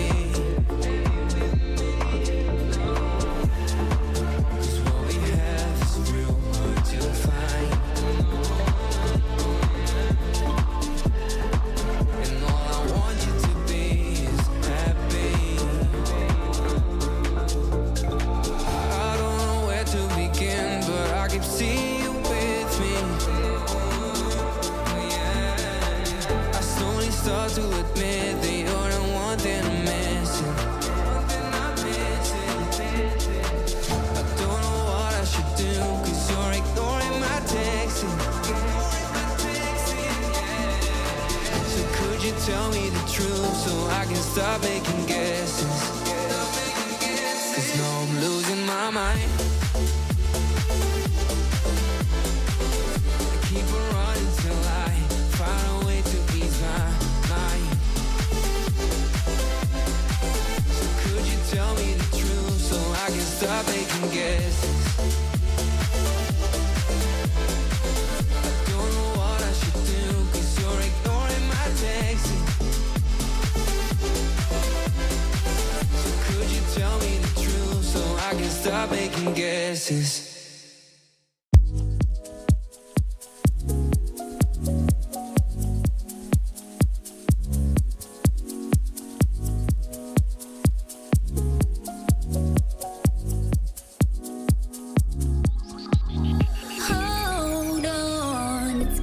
too much. So long, but don't start to rush. Take your time, clear your mind. You're worrying enough. Don't make it too tough.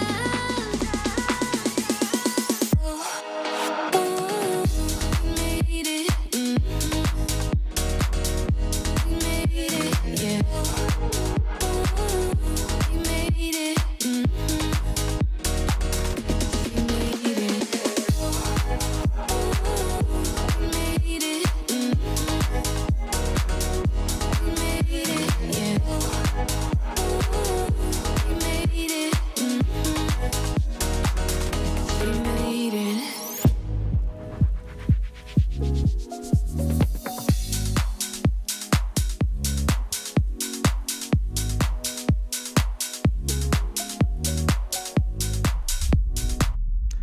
Ladies and gentlemen, welcome back. Welcome back. It's your Forge Up $5,000 tournament presented by LVT Halo and Active. You look a little angry, man. Everything okay? Yeah, I'm good. Hi, it's good to have you here, Tony. What's going on, man? I know what's going on. I didn't know if you were like a threatening motion. Look, you were trying to kiss me for a second. I mean, don't make me call Carrie. Don't make me call your partner. Okay, you need to relax. All right. Meanwhile, I can't relax. We got a fantastic matchup on our hands. We got Yin and Yang going up against Ink. Yeah, I just wanted to welcome you to the cast, Tony. I'm excited to watch these two. Yo, ladies and gentlemen, I wasn't yelling at my kids. I have a wall on that side. So it's either I was yelling at the wall or trying to be funny with Tony. But anyway, Yin and Yang, Ink, and yeah, this is going to be a good matchup. Tony, I know you got to cast some of these maps, and obviously I got to cast some earlier with Tools. Do you have any one map that you like the most out of the ones you've seen so far? You know, it's funny because with me, when I see these maps, I'm a little bit different when it comes to it. Like, one of the reasons why I like High Gear so much, because we saw that presented in the 4v4 tournaments, but we saw them take a map like High Ground, which was a fun map, which was a cool map. It even tied to my nostalgia map, my nostalgia bin. They turned it into a competitive game mode, and I actually loved that. And that's what they like about this Ilix map as well. Like I was looking at the map, I was trying to figure out what. I'm like, this came out the same time as Chasm. I remember this. I'm like, what was the name of that map? And the Executioner said in the chat, it's based off a Cliffhanger. I was like, yes, Cliffhanger, because I play a decent amount of social. I play a little Rumble Pit. I play a decent amount of social, and this comes up all the time. And I always liked it as a map, but I'm like, it's just, there's no chance it could have been competitive. Well, Grizzar and Cobra said, okay, well, hold my beer real quick. We're gonna turn this map into a competitive 2v2 map. And I'm like, dude, this is awesome. So one of my favorites is Ilix because of that.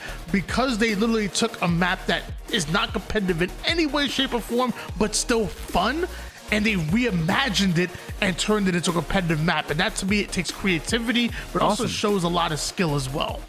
I would agree with you. Yeah, if you're gonna change a map around like that, there's so many things to consider when making it a competitive map. So 100% agree that there's a definite lot of skill involved in all of that. My favorite map, 100%, is Dawn Course. It's such a beautiful map. It is such a solidified. I think I would say it's a very competitive map as well, but just the routes are clear and concise. But ladies and gentlemen, we go to Tony's favorite map here, and automatically right off the bat, it's Yin and Yang with that quick 2 kills, and it's against a team of obviously the FaZe boys, who are both very good in the Force game, but also don't sleep on them in 2v2s.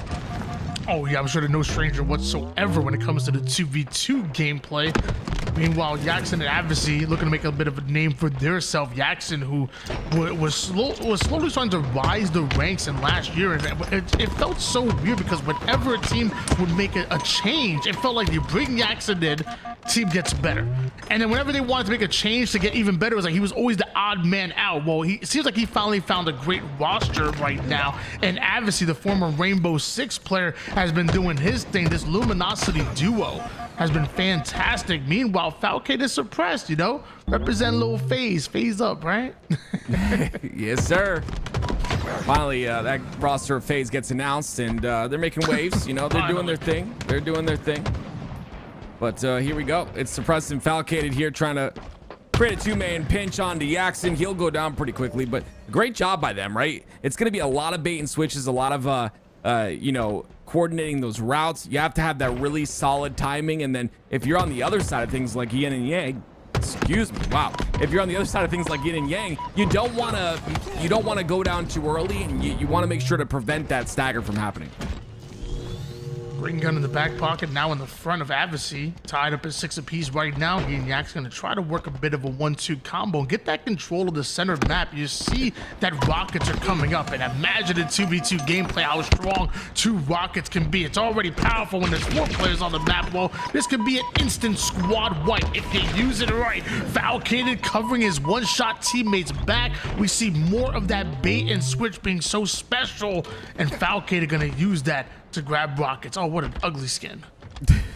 I like it. Minecraft, bro. What are we talking about here, bro? Definitely looks like a Minecraft, brother. I say I like the skin, but I don't actually own it, so I guess I don't like it that much. But Falcon likes it. He gets a clean double with that, and those rockets will be out of play. Ink is now in the lead by 3, and he'll pick up a camo for his trouble.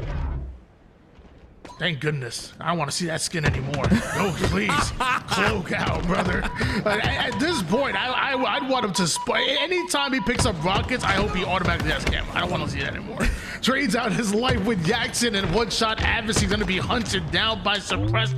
Nowhere to go but the respawn screen. A 4-kill lead. That is, that lead's growing, and you can't really allow this to get past 4 at this point, because then trades essentially become impossible, just due to the fact that obviously we're going to only 25 here. So I'm gonna see if Falcated and Suppress can play this a bit slow, and again, it's a kill. At that time it is traded out though, so that's definitely a net positive here, but he has to get this kill as well, and he can't do it. It's Falcated once again making the shots count. Beautiful trades though on both sides. It's gonna be really tough going up against a team like Suppressed and Falcated, because both players are just pivot machines. When it comes to planting their feet, strafing side to side, and just winning a gunfight, both of these players can do that at any given time. So it feels like even when you have a couple of shot advantage on them, you're still not comfortable enough to over challenge, because there's always that thought in the back of your mind that they can get the best of you. They have some of the better shots in the league and are pure damage dealers, but again, in 2v2 gameplay, teamwork makes the dream work, and Yin Yang twins, ow, coming out with the huge squad wipe. And he's got a different rocket skin, Tony. So you're good to go now. Avicii, I'm good. utilizing these rockets, and this is what you needed to see out of them, right? It was a great 2-man push on the previous play. That's going to allow them a bit of comfortability, but now it's about Avicii hitting this shot onto Suppress. Can he find him is the question. Campbell's coming up soon too, so it's a big kill with rockets here, and he's not able to get it. I was wondering if anybody in chat remembered Yin Yang twins at all. Like, I think a couple people got that reference. 16-14 lead by Ink. And, ooh, Suppressed with a big win onto Avicii. Falcated getting aggressive. He has the full shields to work with, and somehow, despite being a 1v2, Jackson steals camouflage. That's going to be huge for Yin Yang. He needs to use this to exactly solidify these kills, right? This is important, and that's even more important. The fact that he was able to get that double, he's still alive with camo, and now you're gonna see him pressure the spawns is huge. And look how fast Avicii is to push alongside him on a different angle. This is beautiful out of the 2. Pushed out the window, and now he's at the wall right now. Jackson, okay, finding that angle, chasing down Falcated, just about gets the double, gonna allow the nade to do the work, and just like that, Yin and Yang, 1 kill advantage. I hate you, Tony. Wait, what? What did I do? What do you mean? You're to the window. You're singing the song with your commentating. No, I didn't. What do you mean? He jumped out the window and he used the wall for cover. What are you talking about? I hate you. I hate you so much. 20-17, Yin and Yang. They're not twins, by the way, ladies and gentlemen. They're the ones pressuring and now leading, and it's been about these big plays with, well, you know, obviously that rocket play, but the previous play that allows them to get that camo as well. This has been really good, but they made one mistake, and they allow, look, Tony, the rockets to be in the hands of Suppressed. Let me give it to you one more time, man. It's crazy to me. Grab the rockets, get low, get to the low ground, and make sure you just stay alive and get out and just take advantage of the rockets. Bait and switch. Use that double push. This is huge coming out of Ink. They were down by what, 2 or 3 kills, and they take back momentum. I hate you. Are they going to drop it to the floor now, those rockets, because they're out of ammo, Tony? Is that what's going to happen? I mean, they just dropped Jackson to the floor, so yes, someone's getting dropped. 21-22. It's getting a bit close here. Suppressed ends up going down, so we're tied up at 22 now. Camo in the hands of Okay, he decides not to go for it. Smart play. Great play by him. I would have gone for it and died, but good play by Avicii to not go for that camo. Tied game here. Both teams just needing 3 kills at the moment, and Jackson goes ghost right now. Avicii, he's going to try to wait, allow Jackson to try to make a play with this camouflage, but they know exactly where Avicii is. Can't say the same for Jackson. Early shots onto Suppressed will suppress him a bit. Meanwhile, working on Falcon, that's a double shot out of them.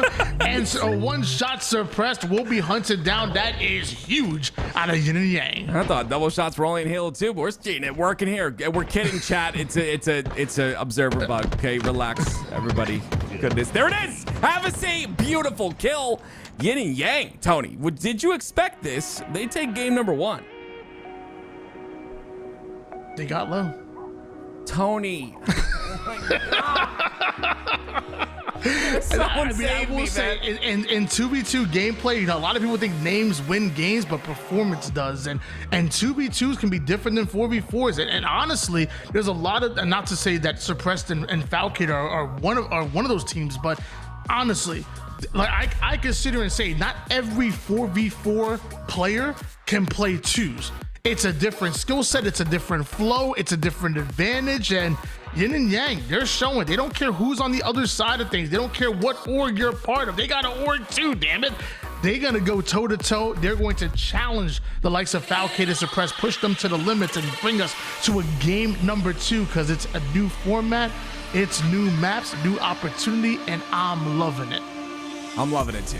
I am. Definitely a great tournament to showcase all the talented forgers and their ability to make these maps for us. Hundreds of hours go into these maps, ladies and gentlemen. So definitely show some love to the forgers if you see them in the chat. Normally they will be watching their maps be played, and I'm sure they're sitting there with pride in their eyes as they watch these matches get closer and closer as we get further through this bracket. Yeah, next time you match with a forger or against a forger, just if it's against them, you know, just give them the win. You know, if they're on your team, you better try hard.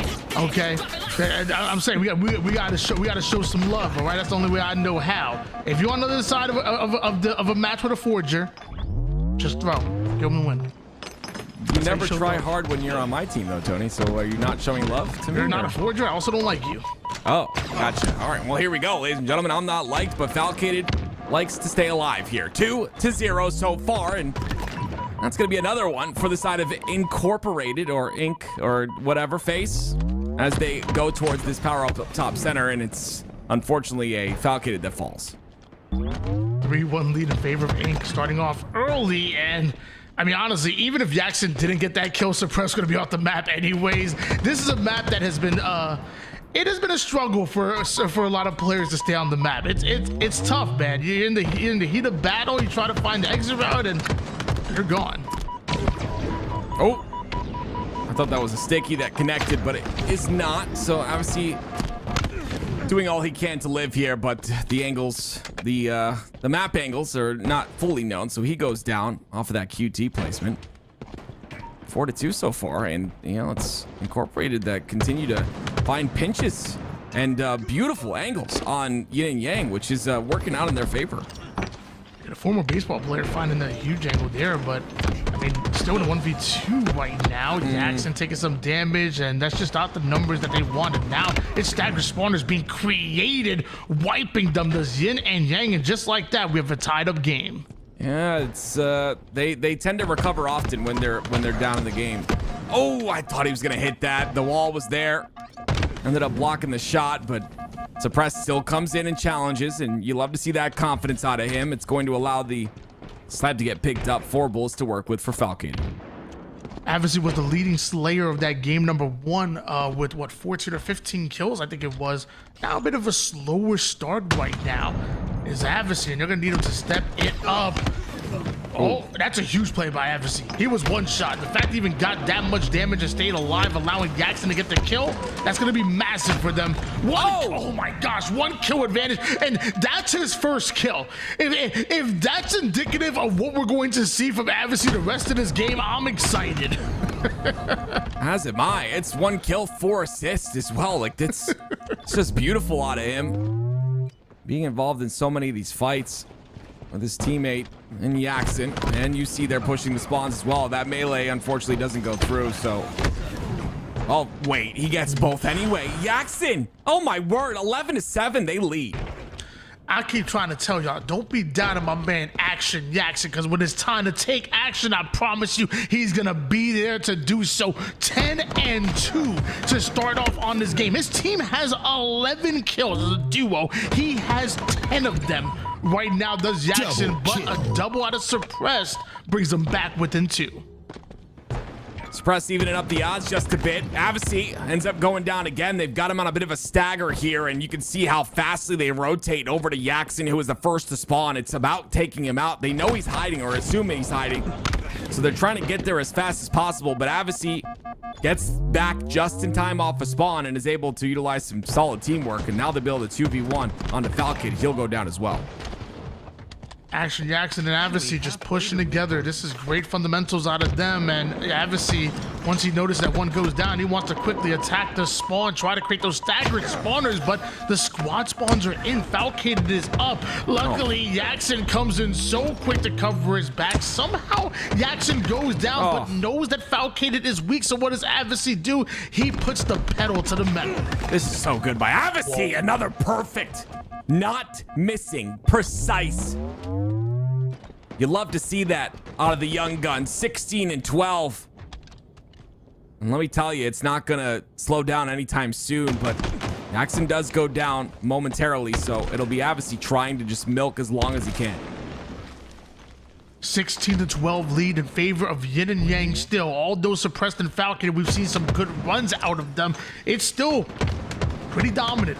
Favor of Yin and Yang. Luckily for Falcon and Suppressed, you were never truly out of them. We talk about 2v2 gameplay, and just like that, a couple 2v1 situations go your way, and you bring us back within 3.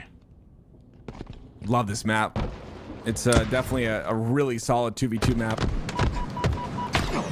I wouldn't say it's one of my favorites, but very fun to watch at least this high level of game. And Jackson, goodness me, that's a double for him, and it's clean. No one goes down on the blue side of Yin and Yang, and now they can continue to aggress here, and they're about to approach 20 kills. Well, you know what? They're all my favorites. Yeah. Oh, yeah? Yeah. Oh. I'm gonna take that route. hey, listen, man. That's good. I love all of Halo Infinite maps. What do you got to say about that? 19-16 lead in favor of Yin and Yang, but that is another squad wipe that goes the way of Suppressed and Falcated. But eventually, we're gonna have to start seeing some more clean kills out of them. They're running out of, out of diving board. They're running out of the plank here. They might eventually fall off. And oh no, Double 4 kill kill advantage. It's growing, Tony, and It is. It is. And they got to stop it, because if it continues this way, we're talking about a 2-0 lead in the series score, which you don't want to be in that situation at this point. Avicii grabs the snipe. He's going to get chased, but he's not going to get away, and or he is going to get away, and they're going to get another kill to add to that score. And you saw with how fast Adversary and Jackson are to attack. They're creating those staggered spawners on purpose. They know one player spawns up, but they create that danger zone to not allow the second person in there to guarantee a 2v1. Finally, Suppressed and Falcon are able to reset, but look at the damage that's already been done. It's 23-18. One more squad wipe goes the way of Yin and Yang, and that's going to be it. And one goes down, and Jackson is so confident that he pushes Suppressed despite being half shield. Suppressed wins that one. Suppressed coming back out there is so intelligent, right? He creates an awkward timing and decides at the very end of that engagement, as his shields are coming up, to reach out. It's just beautiful. But yeah, like you said, it's only one kill. It's gonna be very difficult to come back from something like this. And if you're suppressed, you better watch yourself because you're gonna get traded out. No, he's not gonna get traded out. Jackson sits back. 3 kills between them. And if you could play just perfectly, Ink can be right back in it, but Yin and Yang still just need one more kill. With that, Falcon and Suppress going to be pushing together. This is going to be tough to deal with. Snipers coming up towards the mid-map, but I guarantee you won't see Ink going for it unless it's a clear 2 down, and Suppress going to curb slide his way right into a grenade, and boom goes the dynamite. Yin and Yang up 2-0. Boom, boom. I don't know what I was just about to say. I'm so sorry. I agree. I just had a brain fart so big that anyway, we're moving on to downfall for game number 3. Yin and Yang, very impressive, I will say, and love to see that. You would expect Suppressed and Falcated to be just dominant in this, even in 2v2s, but as of right now, Jackson and Avicii showcasing that they've got it done. Look at Jackson, Tony. 18 kills. Absolutely nuts. Yeah, literally in game number 1, it was Avicii that was the leading man in the Slays department, but actually Jackson putting in that work in game number 2, and Yin and Yang looking to pull off another upset here against Ink. But I will say, if you've been paying attention to what Luminosity has been doing over the last few open series, like if you're looking for like, I don't know, like the pure definition of an underdog, pure definition of a sleeper team, a team that nobody's talking about, that is sneakingly killing it, you gotta look no further than Luminosity. The placings that they've been getting, the teams that they've had to get through, the way they've been winning games. When we think about a young and up-and-coming roster, what do we always talk about? The fact that, oh, they're good at the Slayer, but they haven't managed to do it in the objectives. Well, in objectives, when going up against like scrims like against TD or Reversal Perfy, against Lethal or Rhino, they've been outslayed and are winning objective games. Like they were outslayed in an entire scrim and won 8-4 against Reversal Perfy. Like they're objective efficient, they're quick, they play Halo the right way. If you're looking for a team to just that you want to root for, that again nobody's talking about, dude, watch out for Luminosity. They're the real deal. Love to see Luminosity. Love to see these two. And the elevator music, pretend it's cute. It's the elevator to the top with these rockets. You can see the pings coming out, and apparently those pings, Tony, there's a big long list of them, but you can't customize the pings. They just have to pick from a list. Very, very interesting. Let me tell you, if they didn't have it that way, there'd be some colorful call-outs. Yes. I'm just gonna say that, maybe a little profanity, maybe a little bit of unwanted words. It might be a good idea that they limited that. I think you're right. Couple shots go in. Well, that's gonna be a miss here. It's a 1v1 situation now. Avicii versus Falcated, and Avicii decides to bail out. And I like this play, but you got to be careful. Falcated's still trying to find an angle, and he does. My goodness, you love to see those angles get cut off. He's gonna get the lead because of that. 5-3. Big Backsmack come out and suppressed right there. Make sure you put the couple of shots in him just in case. Backsmack's can be a little finicky at times. As we hop on board with Falcated, he might find himself into a bit of a battle. A weakened Avicii forced back. The grenades go down to keep him at bay, but he's one shot and somehow finds a new angle. Mind you, Action Jackson from across the map. Split suppressed. And Falcated keeps finding himself in a pickle and keeps getting out somehow. He's still alive. OS is coming up, but Jackson, it's going to be a good play by him to secure that. Falcated, the green gun is a little bit too early, and I don't believe it hit, so not going to really work out the way he wanted to. Still, though, Ink had the lead. So there's one gun we need to G8, the freaking green gun. That's right. I'm not. Oh my gosh, the most anti-Halo weapon. Oh my gosh. Not anti-Halo, Tony. It's been around forever, brother. Oh my gosh, charge it up and what other weapon? That's for another day. Meanwhile, Adversary rocking the white and blue rockets. Almost looks like a luminosity skin.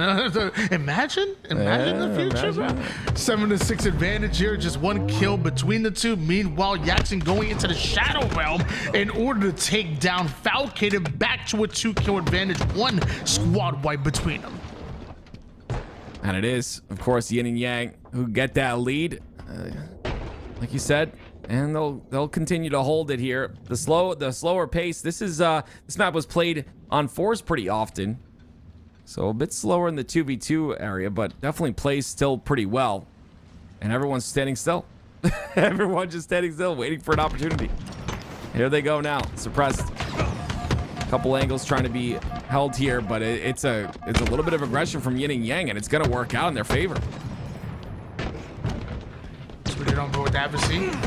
Knows that Falcate is on the low ground, softens him up just a bit, but that Stalker rifle, you gotta be careful, you gotta respect it. Rockets in the back pocket, and so far in this map, though, I don't even know if rockets are all that much of an advantage, to be honest with you. A little pucketish. Yeah, they missed it a couple of them. No, whatever, it's tough, just to aim and shoot. I mean, you joke, Tony, but I'm the worst rocket player in the world, so I completely understand the difficulty that they're. Honestly, you could have took rocket out of that sentence and it still would have been correct. Oh wow. Tony, you're being very nice to me today. I hate you so much. Here's another set of rockets here in the hands of Falcated. Do something. It's tough though. You grab rockets from the low ground and everything is upward. That's one of the reasons why I'm not a fan of Coliseum having rockets. You grab rockets, you have to go down in trenches to stay alive with it, and then everything you have to shoot is upward. So it's not easy hitting a rocket up to, I guess, in an elevated way towards your opponent. So it's not easy hitting a rocket at all, Tony. I don't know what you're talking about. Those things are difficult, man. I get caught up in the wall and they're elevate. I don't know. 12-10. Yin and Yang, they win this one. They win the series. And again, it's I would say 2 of the better teams in this tournament in the winner's semifinals. Obviously, it's kind of how the brackets work, right? The best teams make it forward to further into the bracket. But Jackson's really impressed me, I think, all day today. His slays have been up there. He got 18 in the last game, I believe it was. He's already on 7 on this game. And he's just not missing. As you see it right there. Yin Yang's way to doing it. Perfect shots out of Jackson. Meanwhile, Adversary still trying to figure out exactly where Suppressed is going, and the ping goes down.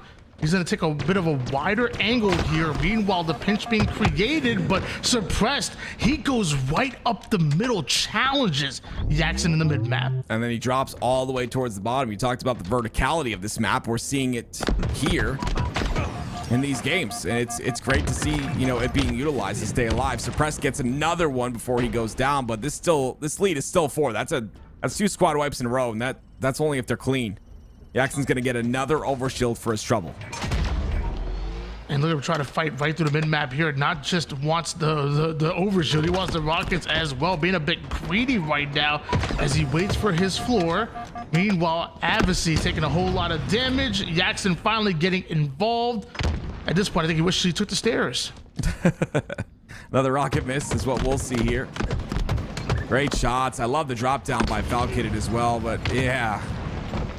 Anticipated the push there from Suppressed. He didn't push up. Instead, he's going to drop towards the bottom, but he goes down as well, and it's continuous lead for the side of the Yin and Yang. I was going to say twins. I'm not saying that. The Yin and Yang guys. Yes. Yeah. 19-13 now.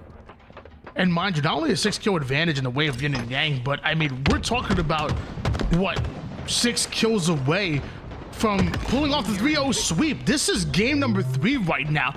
Yin and Yang are already up 2-0, and they're 1 win away from sweeping. And right now, Action Jackson is doing his thing. All ski. Oh gosh, I thought you were done. I thought you were finished. I had to get that one out, man. Oh, okay. I get it, man. 23-13. Based on this score, Tony, and based on the series score, like you so clearly mentioned, you're gonna have many more opportunities to say what you want about the Yin Yang twins, because yeah, they're going to continue to stay in this tournament unless we see some miraculous miracle here. It's going to be tough. I wouldn't put it past these two on the other end, though, but we'll see. We'll see what happens. 23-14 now. 2 more kills needed here for the Yin and Yang. Meanwhile, Advocacy has those shock grenades, and this is going to be tough to deal with because if you're talking about a utility that's just so good at making sure you secure your trades, it has to be the shock. And mind you, they may not even need the trades here, but a one-shot Falcated. Oh, no. Put a shock to his system. I called that. If there's one weapon that's like just perfect for securing that kill, whether you live or die, it has to be the shock grenades, man. Goodness me, and you just watch him while you electrocute him in the air. That's just disrespectful. Well, that was Downfall, and that was Yin and Yang doing a bit of damage. And I see some pretty massive damage. A 3-0 will send Incorporated down to the lower bracket. Yin and Yang doing their thing. That's a big win coming out of them, and they're going ultimately into that winners bracket finals feeling confident. And are they confident enough to take on an Evolving and Looney? We've been talking about him. Evolving, he's been a veteran when it comes to the 2v2 game. Looney has been up and coming, has been exciting to watch. Meanwhile, on the lower side of things, we got a little bit of EU representation. Sunrise and Bastos against Druk and Talik. That's that TSM duo. On the bottom side, Hative and Uzi, they have been so good on their ascending baseline, just have gotten even better year after year. Have been together, what, since year 2? They've been together for, maybe even before that. Fantastic out of them. And shout out to my boy Syrian. He got King Nick on his team, and Syrian is the real deal young gun basketball player, but not only a shooter on the court, but a shooter on the virtual battlefield. And I don't got to tell you about King Nick. You already know since the EU United days back in season 1. This is going to be exciting, and this is just your lower bracket. Man, how are you feeling, Tim? I thank you for asking, Tony. I didn't think you cared about me that much. I'm feeling really good, man. This is some fun tournaments. This is a fun tournament to watch, and some fun games to watch as well on these brand new maps. I love the fact that we're playing on these maps, and I'm kind of truly looking towards the latter half of this tournament to see how players adapt to some of these maps. Finding new things every single game. You're going to find new things to do, new routes to take, new jumps to take, and all of that. It's going to be interesting to see how that kind of pans out. And of course, we've got a very, I would say a very dominant duo in Evolving and Looney coming up here against Avicii and Yaxon. This is going to be a good match. Well, ladies and gentlemen, make sure you get back in your seats for this good match. But before we actually go to break and before we get to that winners bracket finals, we've been finding out who's been placing in this 2v2 Forge Hub map contest, and number 6 is on its way. Why don't we show it to you guys? Show off a little bit. Coming in at 6th place and winning $200 as well is Skirtbird by The Examples. Built around the concept of a skate park, Skirtbird has been 2 years in the making. This map challenges players with its creative use of pipe ramps and railings, encouraging skilled slides and rewarding those who can control the high ground. It's a playground of momentum and map knowledge, perfect for those who like to get flashy.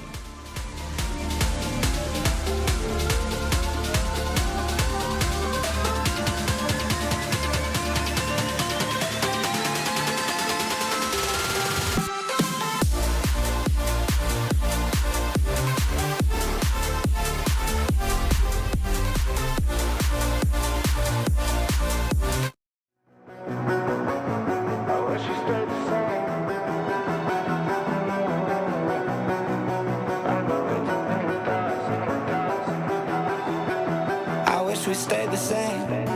I got way too many thoughts in my brain, but I got memories that run through my veins.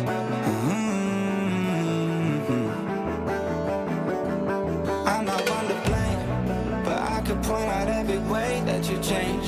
Some things stay up while others go right down the drain. And lately we've been going down in flames. But if I'm honest, I get in my feels when I want you. Say you feel it too, I'll haunt you. Hold on till I'm lost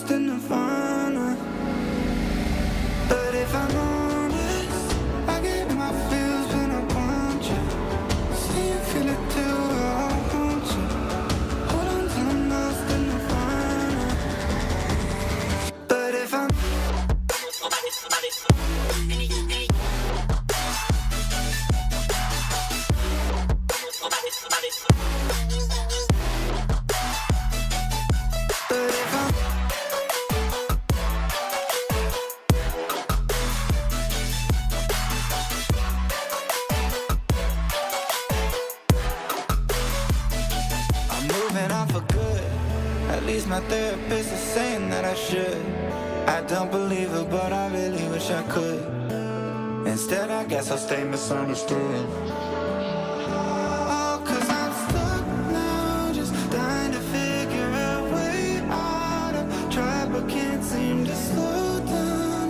I don't know if I want to, but if I'm honest, I get in my feels when I want you. Say you feel it too, I'll haunt you. Hold on till I'm lost in nirvana. But if I'm honest, I get in my feels when I want you. Say you feel it too, I'll haunt you. Hold on till I'm lost in nirvana. But if I'm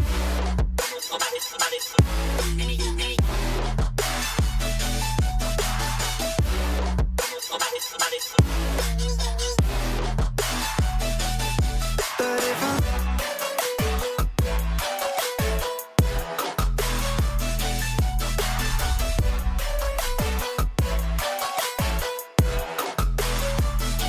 Oh, 'cause I'm stuck now, just trying to figure a way out. I've tried but can't seem to slow down. I don't know if I want to, 'cause I'm stuck now, just trying to figure a way out. I've tried but can't seem to slow down. I don't know if I want to.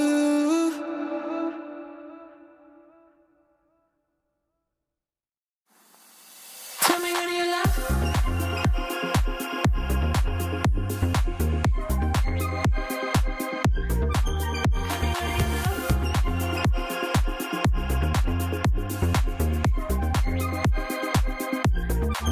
Yeah, she's a looker, my only fascination. So come on over. She has me levitating. Yeah.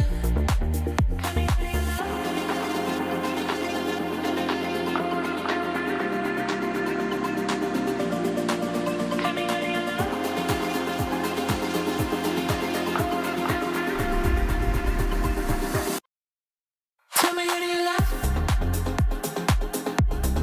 Could it be me? Be your fantasy. Tell me when you love. Could it be me? Be your fantasy. Tell me when you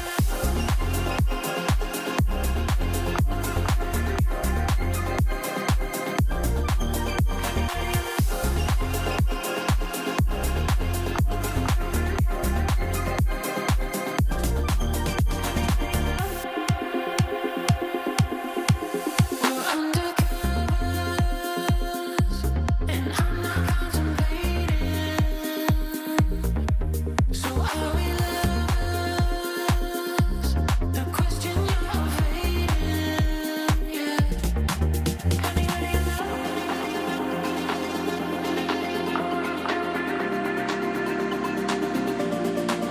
Tell me when you love.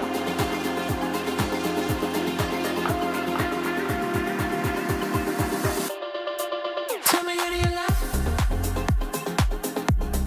Could it be me? Be your fantasy. Tell me when you love.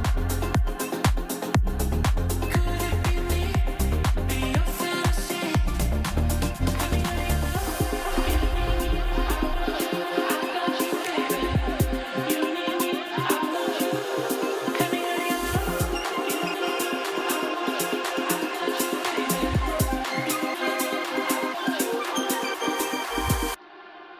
Tell me when you love.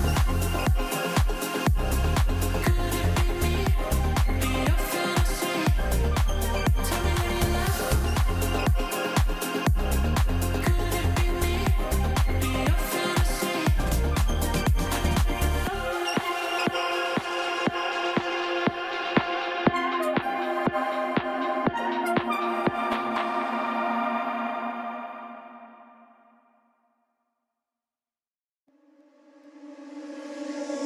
Whisper in my head, made me feel that I'm insane. This isn't my mind, but you say that I would be fine. Baby, I'm on fire. Baby, I'm on fire. Baby, I'm on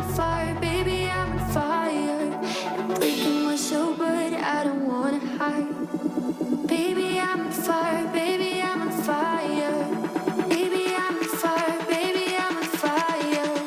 Baby, I'm on fire, baby, I'm on fire. Yeah, yeah, yeah.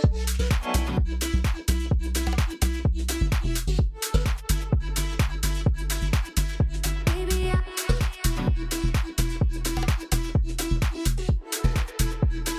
baby, I'm on fire.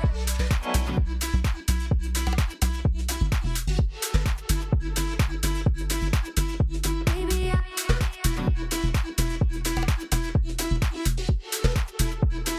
baby, I'm on fire.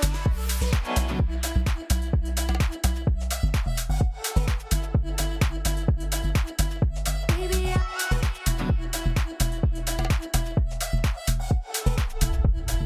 baby, I'm on fire. Spirit in my head, make me feel that I'm insane. Voices in my mind, where you say that I'll be fine. Baby, I'm on fire. Baby, I'm on fire. Baby, I'm on fire.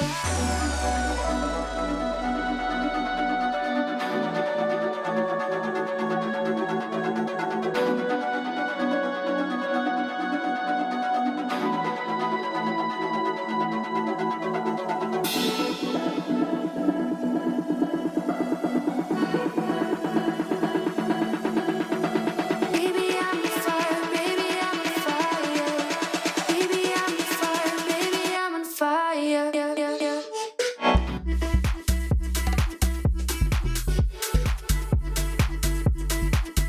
Baby,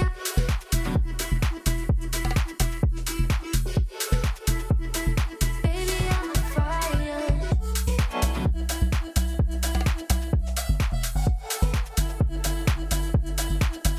Baby,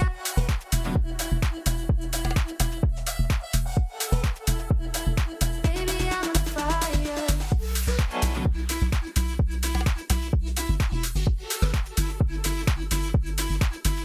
Baby,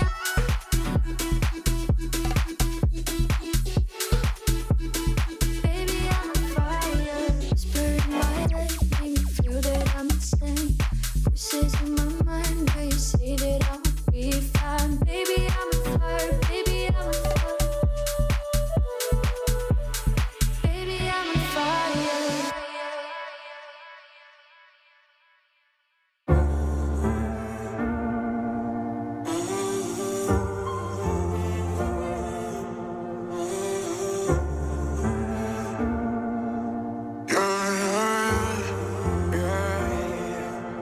I'm just being honest, I got you here. You just ride the wave till you disappear. Unrequited love, I can't take it. Kill me more than once, leave a trail of tears.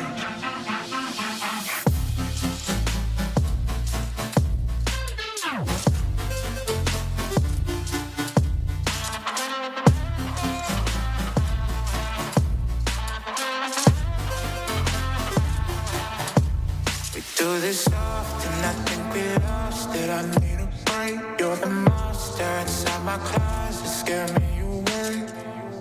Everybody goes through it, we don't ever come out the same.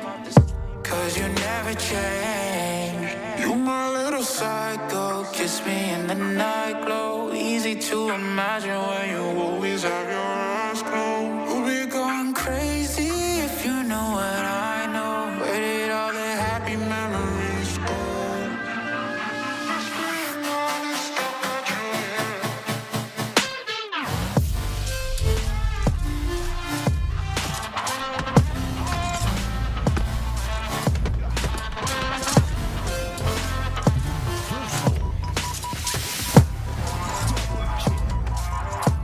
My little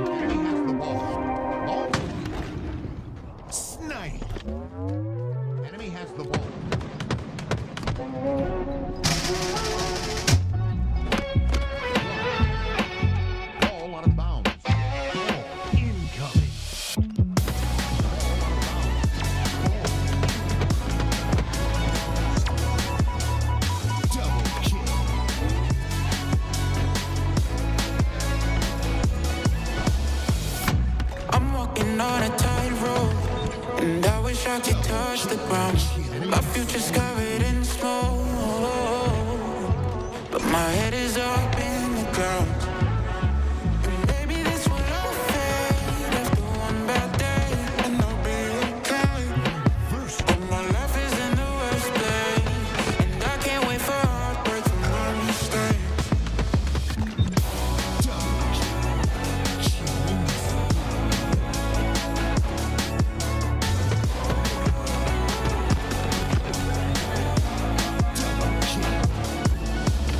I don't wanna burn these bridges anymore. It's easy to say things you don't mean when you're at war. I'm just too tired to fight, but there's an end in sight. Wave the white flag, I'm yours tonight. 'Cause my heart can't take these heights. I need your love with me for life. I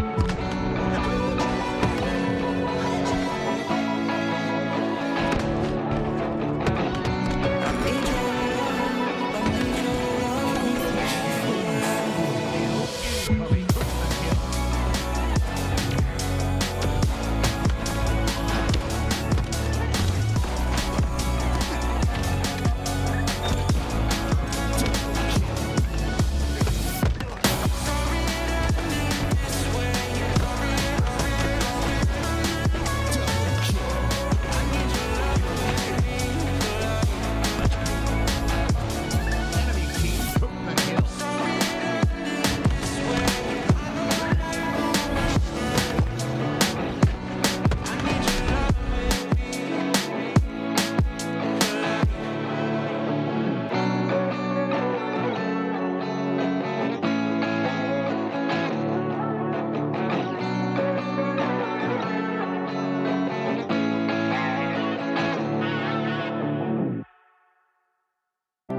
It's funny how the world keeps turning.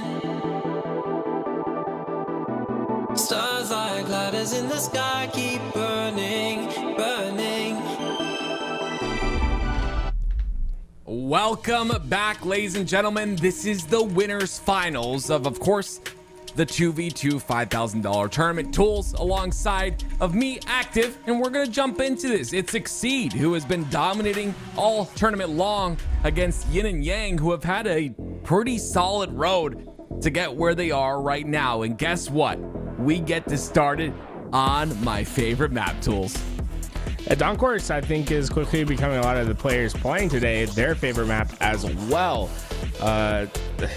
It flows so well, has great map design, and I love how it's a great mix of open and closed spaces that naturally encourage gunfights. We're gonna see many gunfights in this game. Here we go on board with Avicii at this point, and Avicii and Yaxon working really well together on these 1-2 pushes, and you see it right here. The damage is already out into Evolving. He makes sure to stay alive, and his teammate does go down, so has to slow down the pace of the game just a bit, and it is gonna force him back, but that overshield is coming up, and the sniper's up as well, so he's in a bit of a pickle at the moment. That kill from Looney will pretty much allow this OS to get picked up.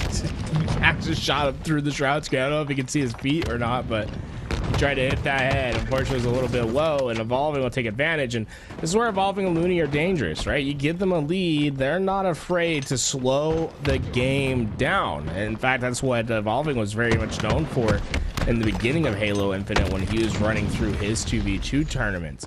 Once they get that lead, they'll play to their advantages. They're not going to give many opportunities, and they're perfectly content with playing on time.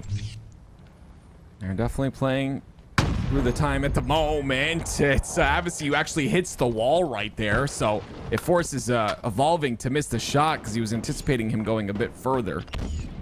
Those little things will maybe cost them. They have the information on him right now, and they're actually going to double push. I would assume a call to action here for his teammate and Looney. Looney's trying to flank, but it's a very long flank. I love this rotation out of Evolving, staying alive the entire time, not giving up sniper, and still getting that damage in. Evolving's been so good with the sniper this tournament. It just feels like he can't miss when he has that weapon in his hands, and they've already taken out that a 5-kill lead early in this game. searching for the spawns, and he'll find that Avicii is on that top side. Barely misses his arm. Because of that, Looney kind of pushes in, thinking maybe there's some damage to be done, or damage that had been done, but it will be him taken out. And now the OS scooped up by Yaxin. This will be a big turnaround here for Yin and Yang. Yeah, Yaxin going to play forward, trying to get behind Looney. This is a big moment for them to try to finish and collapse on the player that doesn't have health. If they can stay alive during these rotations, they can start staggering the spawns of Exceed. Jackson's trying to make that happen. He's got to be quick, though, because Looney spawns right there across the map, and it's all evolving in the rotation that he's able to cause. But Avicii's there to pressure and continue to pressure. Now it's up to Yaxin to get to his aid very quickly, but unfortunately, again, it's a couple of players that continue to stay alive. This time it was Looney, and they're not able to capitalize on him. And because of that, Avicii ends up in a 2v1. And neither player going to go Double down kill. for the Succeed roster in that situation. So what was cut down to 1 grows to 3 once again, as they're able to work off each other. Great bait and switch as they're able to finally recover for at least a bit of time now. And oh, Avicii back against the wall in a tough position, stays alive and gets the kill. But more than that, he doesn't trade out. And that's trading out is the last thing these teams want to do, and No that way. that is not even getting a kill. That's not even getting a trade. That's just straight up dying. We're talking about Looney rotating that entire time, just baiting players to start firing at him, and he just stays alive the entirety of it. And the last kill turns and burns with his teammate. This is beautiful teamwork out of the team of Exceed, and we're seeing it time and time again. Now it's on with Evolving, and that overshield coming up very shortly. This is the point of contention here. This OS is everything. If Yin and Yang can get this, they can even the odds. If they can't, and Looney and Evolving get it, it's gonna be trouble for the side of Yin and Yang, and that kill just decided a lot of things, and it decided the OS in the hands of Evolving. Ooh, Avicii almost got there in time. I mean, he actually did. He got the shot down range. It was just a little bit too low, but that difference, not getting the headshot, will allow Overshield to get onto the body of Evolving in the accident. I mean, yeah, there's just nothing he can do there. He tries not to give the kill to Evolving, but you knew Looney was going to come in and try to finish that. And what's even worse is Avicii. He gets pushed all the way to the back. That just means his teammate's not going to be able to get to him. Yeah, Looney drops the Shroud as well. Yaxin definitely not gonna be able to get to him at this point. He's so far across the map, so the reset comes through as Looney falls. So at least Yaxin gets 1 for his trouble. But Yaxin, unfortunately, gonna challenge a bit too hard there, and because of that, Looney comes through, gets Avicii because the map is free. And of course, it's Yaxin left by his lonesome once again. Already, they're gonna make this double digits with this kill. Yaxin, though, big moment, and we've seen big comebacks in this game to at least get it back to even. Finishing those comebacks against Exceed has been a different question, though. These guys usually find a way to sneak out with the victory. Oh, great shots again by Evolving. The lead has been doubled now, and it's Evolving with the snipe in his hands. Avicii's got to watch his head because Evolving definitely wants to find the kill onto him. The angle is so deep, but can he get the shot? Avicii's going to peek out. He gets body shot, which means he's going to try to run away, but Looney's there to clean it up again. And now the information on the second player, guess what? That's known as well. Evolving comes in, doesn't use the snipe, wants to save the ammo, 20-10. Getting 15 kills before the other team gets 5 seems highly unlikely for Yin and Yang at this moment, especially with a 7-bullet sniper in the hands of Evolving. For Evolving, the big thing, right, just do not give up a full snipe. The Axon doesn't check the right corner. Do it! Do it! I said to do it! He did it! Evolving the killing spree. The clean shot to hype up the crowd. Looney gets the OS as well. All the pieces falling to the floor. Someone's gotta pick him up, but first you gotta stay alive. Avicii falls as well. Looney with the flank, 24-11. This is not just a win. This is domination out of this squad. There it is, the first win for the series score.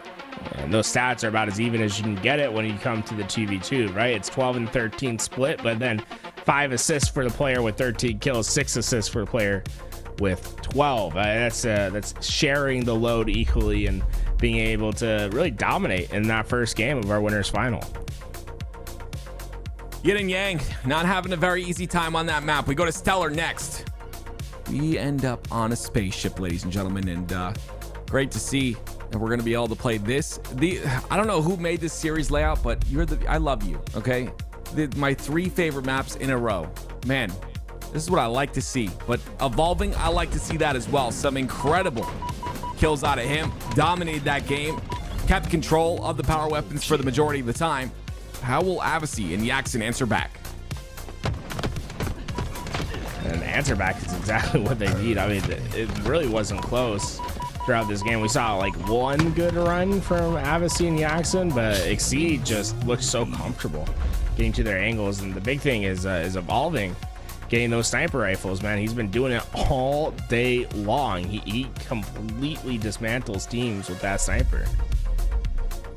See a lot of damage done from Looney as well, over 4K in that game. But here we go. It's off to the map Stellar, and if you haven't seen this map just yet, be ready because it's a very fun map to behold, and you can see it right there. We're entering a spaceship, ladies and gentlemen. Actually, it's a space station, I believe. I apologize. And again, I love the aesthetic of it. I love the verticality of it. Many levels, many ways to stay alive. Really solid for 2v2 in my humble and true honest opinion. We'll see if Avicii can bring this back here or if Evolving will take another one. Interstellar, a map that is small when you think about it from the left to right, but in the verticality there's 4 levels for players to go up, and lots of ways to get in between those levels. We see a grapple being used. There's also a quantum translocator that you can grab to help you translocate between those levels. Honestly, one of the more fun ones to watch. Well, here we go, ladies and gentlemen. We're gonna hop on board with Avicii and Yaxon, who are gonna try to make something happen in this game, and we'll see if they're able to do it. It's Looney. Look how good Looney dies right there. And oh my gosh, Evolving, look how good he dies as well. How does that sound, Doofus in the chat? Does it sound better for me to glaze the dying players, you big dummy? Here we go, though. This game number 2. I have so much fun here. Game number 2, pistol in hands of Yaxon. Oh my goodness, Evolving, another W for him. He's not losing fights today. Yeah, we celebrating the deaths. So I love that. All right. We see a lot of action towards the 4th floor of this map. Usually, it seems as if players like to congregate around here, the 3rd and 4th floor, because you have options to get down on the left side of the map. There's also another escape hatch over here on the purple towards your right. You have the vent to travel in between each. So good. It's a really powerful position. Yeah, the better you know this map, the better you're gonna do. And we saw there's a jump up here on the QT tools. Remember the first time we cast this map, you can jump up from that QT area somehow. We didn't see it done, but we saw them double push and jump up those levels. Evolving. Again, you talked about them playing a bit of time here. That's what we're seeing. We're seeing them consistently just hold position while they're ahead, and it's working. It's a 2-for-1 trade. Evolving 4-1 to start. Is he thinking that he can get up there? Can you? Nope. Okay. That's the answer to that one. It's important to find those, right? I think you would agree. It's important to find all the nooks and crannies. That way, you know, if and when you make it to that grand finals, you can continue to better yourself and your teammates.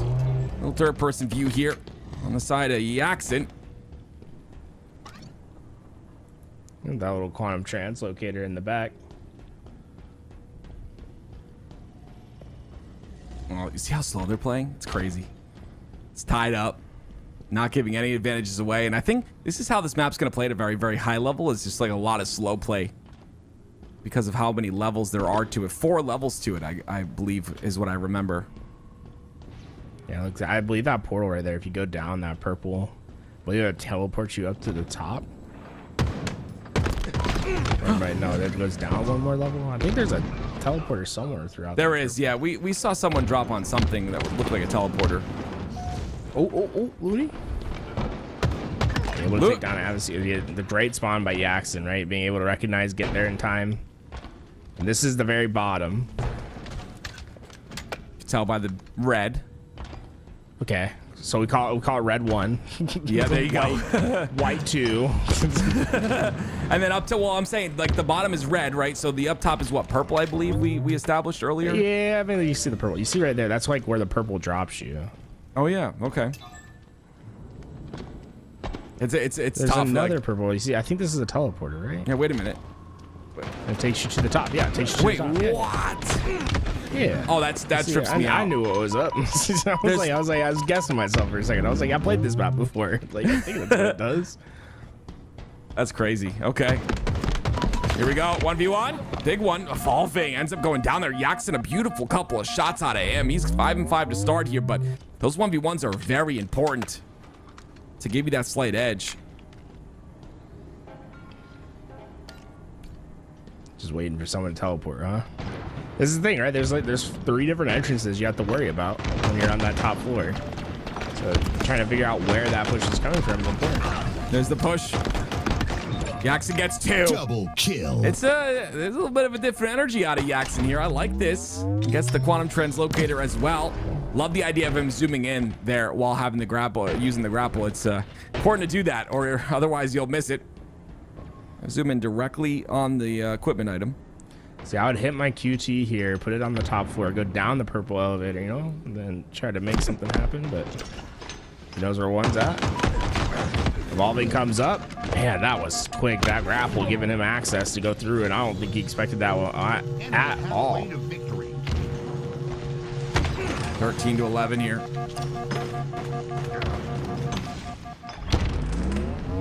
Player will be weak, but the push won't happen just yet. Abasi, a couple of nades to answer back, and they're pushing from both sides. Does it work out though? It's a 1-for-1 trade. Looney not really wanting to push in onto that. Well, he'll stay alive, and that's probably the best decision with a 2-kill lead going in favor of Yin and Yang. Well, he's gonna put down that first damage. Avicii backing up, and do they expect the help? Yaxin, perfect timing from him to at least get the damage, but the trades will favor Exceed as Evolving, the last player alive, will try to take his presence towards the top floors. He's going quickly to those top floors. Yeah, I wonder how the spawn system works, right? Because it's like, do you block partially like the 4th floor if you're on the 3rd floor? You know, it's Yeah, true. I wonder how the spawn influences work. Like, can you predict the floor that they're gonna spawn on? That's a good point. Threat sensor used. Not gonna catch anybody just yet. They have information on both now. I don't know if there's a portal on that 2nd floor, but oh my goodness, Avicii just comes flying out. Yaxin will get the kill because Looney naded his teammate there. Well, I mean, it's not Looney's fault. Evolving needs to not stand in his nade's way. True. I agree. Now The one threat kill seeker helps. You can see him through the floor. He's like, okay, where are they trying to push from? I like this angle. Yeah, Okay, right. Tools. It's funny that Dude, we're in sync. are we a 2004 boy band? Because man, we're in sync. It happened earlier too. Oh, 2 right. kills. 2 kills. Scrapple went down low. I think he wanted to keep that up with them. I think you're right. Okay. Here we go. The push. Vents are so, yeah. Yeah, the vents are tough. I don't know. Like, there seems to be a lot of players going in those vents. I wouldn't recommend. Oh, no. What? Whoa, whoa, whoa, whoa, whoa. We're shooting bodies again? Okay. I like it. 18 to 18. We're all tied up. Count even stats for Avicii and Yaxin are really a yin and yang situation between them. Oh, I see what you did there. Okay. Okay. Looney. Keep trading 1-for-1. Oh, wait. Avicii's kind of stuck. Wait. Okay. Stuck but not out. Oh, look, some revenge shots for him. Yeah, you missed the body though. We're just gonna say you missed the body. I know he was shooting the body, but 21 to 19 now. Yeah, I really haven't seen anyone hide in that corner. I feel like no one checks that corner on their way up, right? I feel like you're right. I wouldn't. That'd be a hide in that doorway. No, that's a good spot to hide. I mean that's why no one checks it. But it's just like, you just gotta catch them by surprise one time. Now this is the thing, you can juggle, and then you can remove the timer for using that second equipment there. Ooh, so cheating is what you're saying. I'm kidding. It was a joke. Avicii. No, I think he was serious, guys. I wasn't serious. Oh!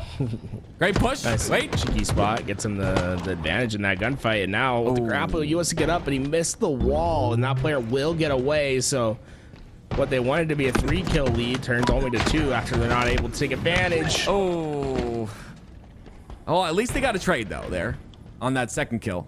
23-21 now. Only 2 remain because we're going to 25, guys. You see? Oh, great QT. That QT is at the bottom. Is it the bottom floor? If so, that's insane. They push back up, capitalizes some damage. QT comes out again. And oh my gosh, Looney. Do it. Oh my word.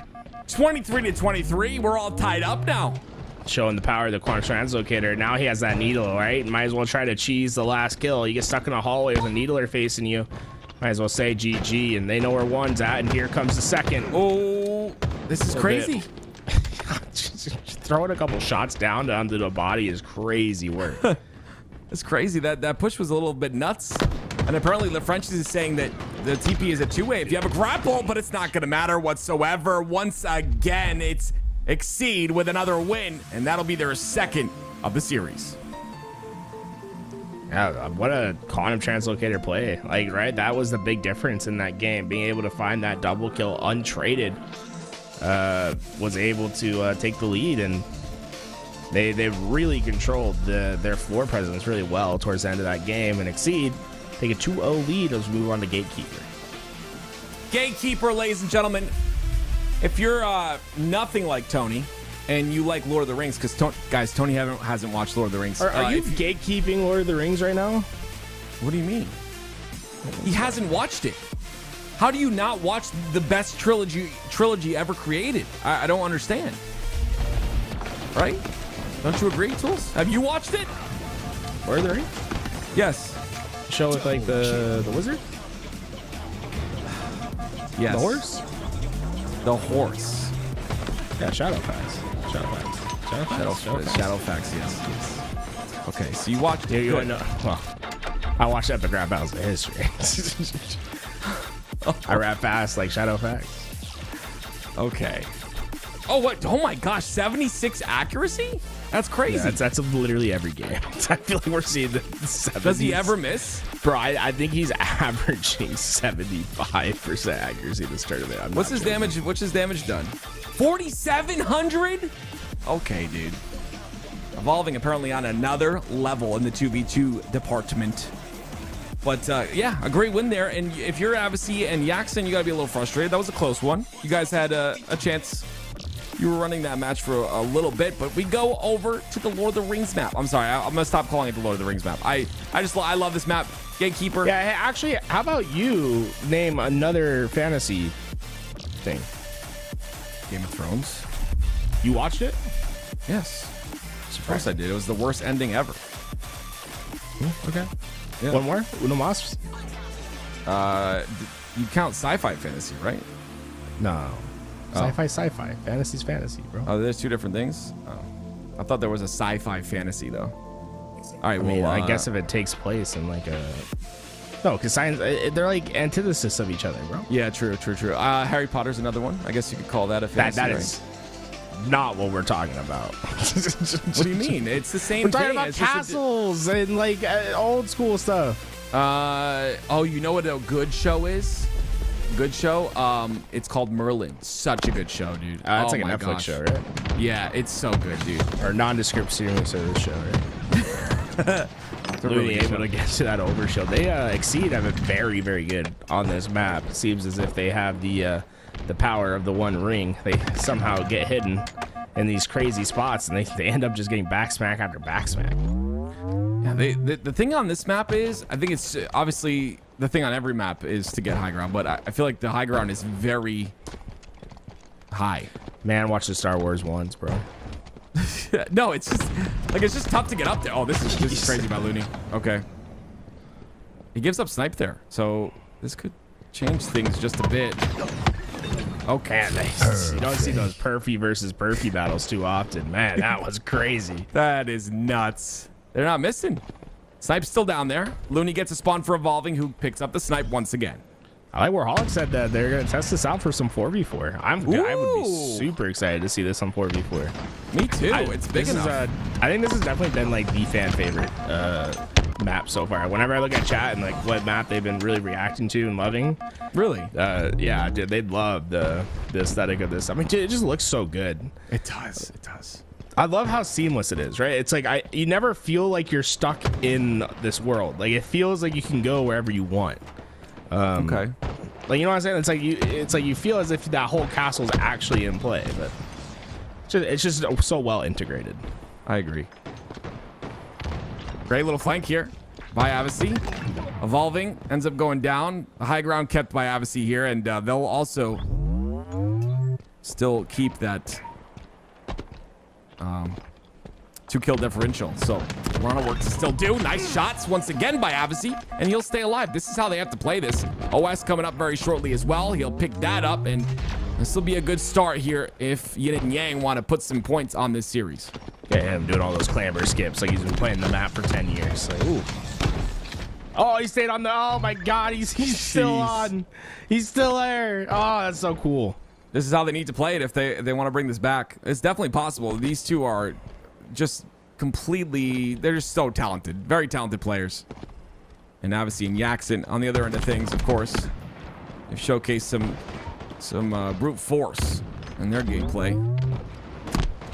It's interesting, like moving around the map and trying to find all these areas to go through the castle too, which is it's cool. Like there's a lot of little angles to take. Caught him, but not able to get the kill. Looney will instead have to keep chasing. And with that, Avicii was able to get that sniper rifle. So although they know Yaxon and Avicii's positions, this isn't necessarily an easy walk in the park, and Evolving feels the hurt. Hitting the back, sniper shot. Oh my God, well, you see that SK straight for a second there? Yo, we're getting transported back in time. We are. Good old days, man. If you're old enough to have watched SK in the lag strafe, type 1 in the chat. Good times. 7-6 here. Yin and Yang hanging in there. But this is what they kind of got to play Exceed's game at this point. You got to play that slow game. You have to make sure you hit those shots. You see Looney going to try to extend over damage, and Avicii was completely ready for that. A great play to stay alive. Has sniper in his hand. Still 2 bullets to work with. I love this. I love the natural readability of this map, right? The jumps all feel very intuitive. And you see how the players are able to make fast and decisive actions because of that. Traversing between the high and low ground. And surprised that they didn't have any eyes on that overshield. Yeah. Man, that could be a big mistake that Evolving and Looney could take advantage of. I agree with you there. It's very important to get that OS. Obviously, it is going to get taken out, right? Was Looney the OS player, or I think Evolving was the OS player? Yeah. It's taken out now. So great job to at least, capitalize on the mistake. And now you have a 6-kill lead, double the score. And again, the thing that's happened here, though, is the roles have flipped. Now it's Exceed on the high ground, and they can really turn this into a big streak in terms of kills.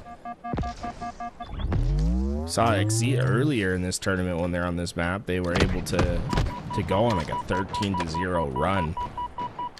Saw Killing Frenzy at some point. Like, these guys, when they get warmed up, they certainly know how to manipulate their positions, but one big piece of that was the sniper. And so far, Avicii and Yaxon have done a great job of just keeping this away from them. And they're continuing to do so. Look, gatekeeping on the map, gatekeeping. Enemy halfway to victory. This is good. Yin Yang just have to play. Oh no, that is that looked like it came from his teammate. But no, that's Looney just outplaying. It did look like it came from his teammate. Looney immediately takes the snipe, ladies and gentlemen, goes right back to the top of the map and looking for the spawns. No way.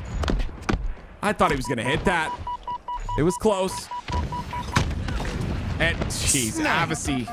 Looney's disgusting, man. This kid is. I am excited. I believe he's gonna be playing on the Gunplexion roster at LAN. I'm excited to see him on LAN and see how that team does. I think he's one of those players where, a lot of people want to see him prove himself. I think he did prove himself in that free-for-all. I think he's placed in free-for-all, if I'm not mistaken. But excited to see how he does in Arlington. These shot that's a grenades are so spicy beautiful. name. Yes, they're so good. And another overshield tools. This is the second one in a row now. This is not good for Yin and Yang. They're just starting to get staggered on the map as well. Looney not going to get traded out. Overshield still plenty left for Evolving to run around with. Just a 2-kill deficit. All that work that Avicii Jackson did ahead of time is starting to dissipate. It's about playing consistent. That's the thing, right? You play perfectly if you're Jackson and Avicii, but now you're starting to give up big moments in the game where you're losing OS, and it all started with that tools. You pointed it out, and honestly, that was the turning point. It was when they lost that overshield, while they had full control, while they had sniper, and things have just spiraled out of control. Now you have to figure out a way to turn off the washer because it's going to continue to twirl, and I mean, you're going to lose this game. Evolving went on a hell of a route there to get behind him. I'm surprised he's able to get there in time. A little bit slower moving than what we're normally seeing from this team, but they have it down to just 1 kill. And with Sniper coming up soon, I imagine you're going to start to see these fights go down in the middle map. They want to try to get that Sniper side control. These prediction nades out of Evolving are just disgusting. A little miss punch there. Hey, there you go. Trade out 17 all, but the big difference, this is the first Sniper for Evolving. Scary times. Wait, the spawns don't happen there, right? Yeah, okay. If I just saw Looney and Evolving predict 2 perfect spawns in a row, they put reps in on this map, but that spawn prediction was incorrect. But regardless, it's really cool that they understand the map at that level already. Nice shot by Evolving, cleans up one. The killing spree for him, looking for Jackson now, who's doing a great job of hiding to allow Evolving to now get this OS. And you can see the quick switch there. It's Jackson going down. He does get a trade, but Evolving constantly, when these trades are happening, is getting value. He's getting the snipe the first time, and then now he has OS and he's holding it. Evolving and Looney, when they got the lead last time on this map in the previous series, they really just stayed in this room. They didn't move up at all. They just trusted that Evolving would hit the sniper shots when the push came, and they can keep the routes in which the team can come pretty isolated and understand where they need to look. I remember so many teams tools back in season 1, and I'm sure you remember as well. Like frustrated. G2. Sorry. Oh, I don't. Getting frustrated with this gameplay. Okay. Like this type of gameplay. SSG. Okay. No, okay. Different thing. We're not okay. Yeah, sorry, we're not doing that. If you need me to name teams, I can do it, man. I'm really good. I know you got that, tools. I always trust you in that regard. But Evolving's gameplay in the 2v2. People so many players get so frustrated because ladies and gentlemen, he's okay with just standing. Yeah, he will stand here for 5 minutes. He does not care. Look, they know where he is now. He's going to reroute, but guess what? He's still going to stand right here. This is where he's standing. It's almost like someone poured concrete. And by the way, he just popped OS. Yeah, this is he's crazy. Been holding it for about 2 minutes now. And yeah, now he has the freedom just to push because he can take this extra damage. And although Jackson's able to rip those shields off, it's still just... Okay. Oh my gosh, no way. He caught him. Oh, that's such a good play by Evolving. Dude, I was literally going to sit there and say, beautiful job. Yin and Yang, they provided that defense. They made sure to stop the progression with that overshield.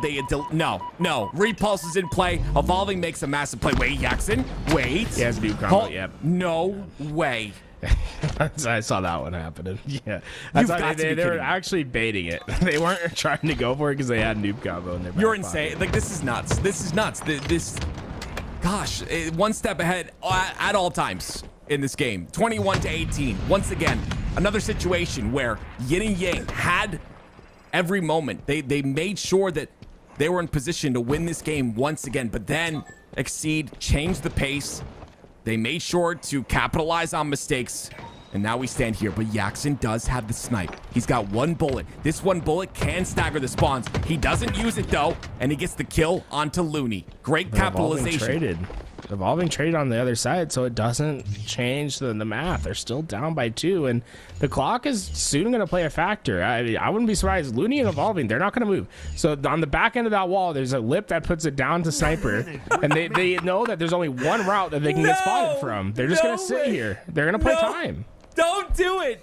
Come on, man. They're standing on each other's head. I didn't know there was collision. Wait, I obviously found them. 2 nades. This might bite him in the butt. It's gonna bite him in the butt. There it is. He tries to get a trade. It doesn't work out. Looney's by himself, and they're gonna find him. You're looking. He's hiding in the bottom. I'd say, are they gonna find him? Like a rat, but he gets taken and exterminated instantly. We're tied up at 22. Ooh, that's aggressive. Evolving caught, and now the foot, the shoe is on the other foot. 20 seconds. You need a kill. Come find us. Now they flip the script. They're the ones that are ratting. 10 seconds remain. Overshield not a factor. Looney and Evolving are like, we have to push. How? Like, what? We've never done this before. Yeah, we've never had to do this. Wait. They're dropping. They're dropping. Nothing happens. Nothing happens. Exceed are gonna lose the game, and Yin and Yang put a score on the board. We're at 2-1. That is the patented gameplay of Exceed, but you can see it. There are risks to it, right? They played time extremely early, and there was enough time. That's the big part, right? There was enough time for this Yin and Yang roster to get there, find those kills, and to eventually win that game. Now we go to probably one of the faster paced maps in this 2v2 tournament with Good Old Days. This is one that's naturally throws you into engagements. And I want to say something too. Can I give my flowers for a second? The Forgers, you guys are freaking incredible. Okay, you're just amazing. You know why? You can tell a map's good when you're in the winners finals and the scores are this close. That's when you know a map is good. And this map, you look at it and you say, oh, this is crazy. Like, there's no way this map works, right? There's no way. Yeah, well, it does.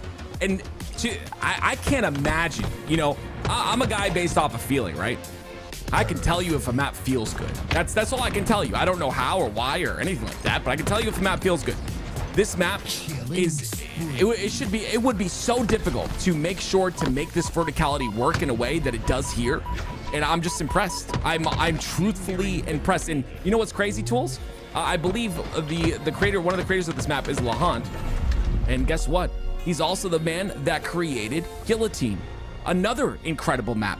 My man, Lahant and Ethan Hibbs, you guys are talented people, man. And I just want to say, between you two and the rest of the Forgers, all the Forgers that have forged the maps for us this tournament here for us today, you guys are the real MVPs, and we in the Halo community, and I think the chat will agree, we appreciate you guys. Thank you for all you do, man. This is crazy. If you liked one Lahant and Ethan Hibbs map, you'll probably like a second one. Same Forgers made this map, that made the one that we just saw. Here we go. Yin and Yang, maybe a bit more confidence here, Tools, right? They're playing like it. You see the aggression forward. It's going to be Yaxin with a snipe in his hands and a nice, comfortable 2-kill lead. Yeah. No hiding from the sniper angle there, Ludi. Unfortunately for Yaxin, though, the reticle is a bit low. The nades will clean it up, and Evolving trying his best to stay alive, but I don't know if there's much he can do to get out of this situation. Yak's attacking.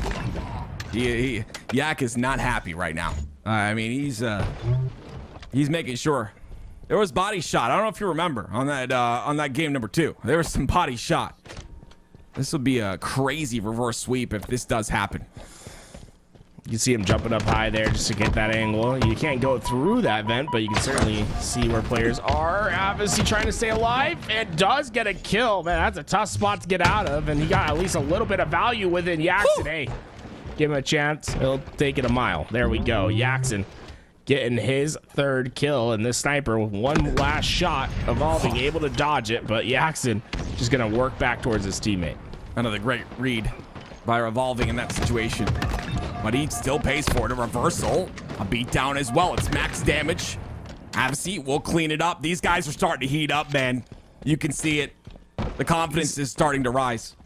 can see how this map just naturally flows into gunfights, though, right? Yes. Look at the pace of this game compared to the other one, and you know, it's great to see forgers make 2 maps, right? The same forgers that made both the maps that we saw previously in this one, and to see how different the vibes are of them, right? The other one, a very slow and methodical map in 2s. This one, very fast paced and aggressive, as you have players just constantly trying to cycle into the spawners, and that's what I love, right? How Halo can change simply by map design, right? Like the game these guys are playing is completely different.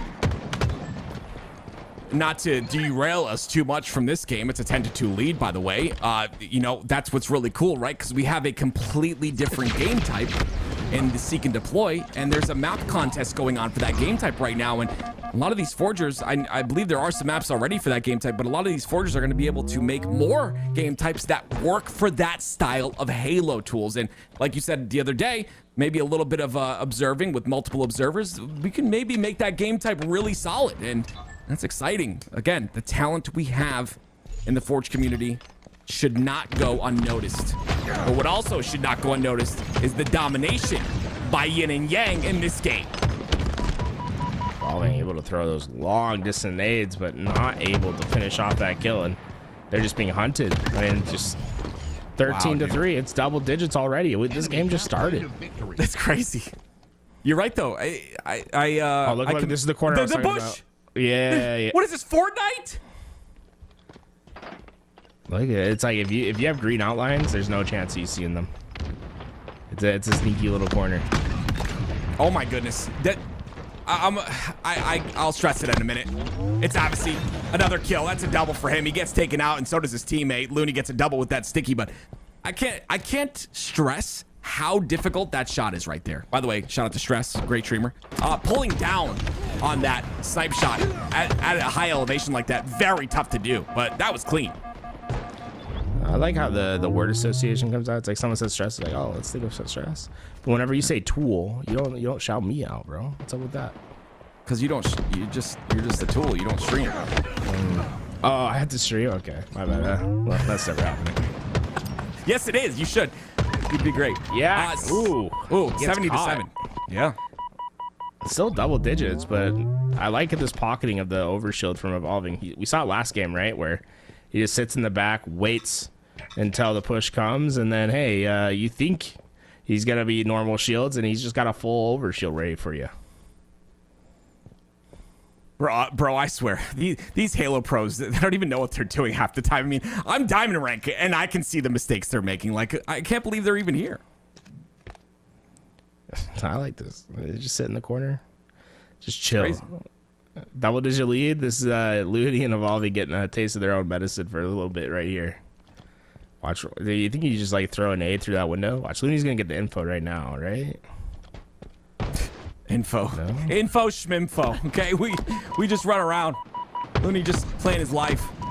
Do you think they come back from this tools? Evolving, that's the second time he's done that. That should be, listen, that should be illegal, okay? The double kill comes out. It should be illegal that he holds on to OS after that amount of time. That was a, jeez, man. It was a direct counter to the play that Avicii and Yax were doing, right? Think about why they're staying in the corner, right? They have a double digit lead. The other reason was they thought Overshield was on the map. They were trying to wait it out. And Evolving just did not, he just completely countered that play by just not popping it until they decided to push. Now, look, they're having to do it again. Like, they're just sitting in corners. They're trying to wait this overshield out again. Slow play out of Yaxon. Slow play out of Avicii. That's right. You switch back and forth. They're doing the same thing. They'll probably try to move in a couple seconds because this overshield that's going to be coming up. They want to at least have some sort of position to fight for it. You're right. Oh, Psycho, watch your face. Watch it. That was a good switch. It's always a good switch. Perfect angle.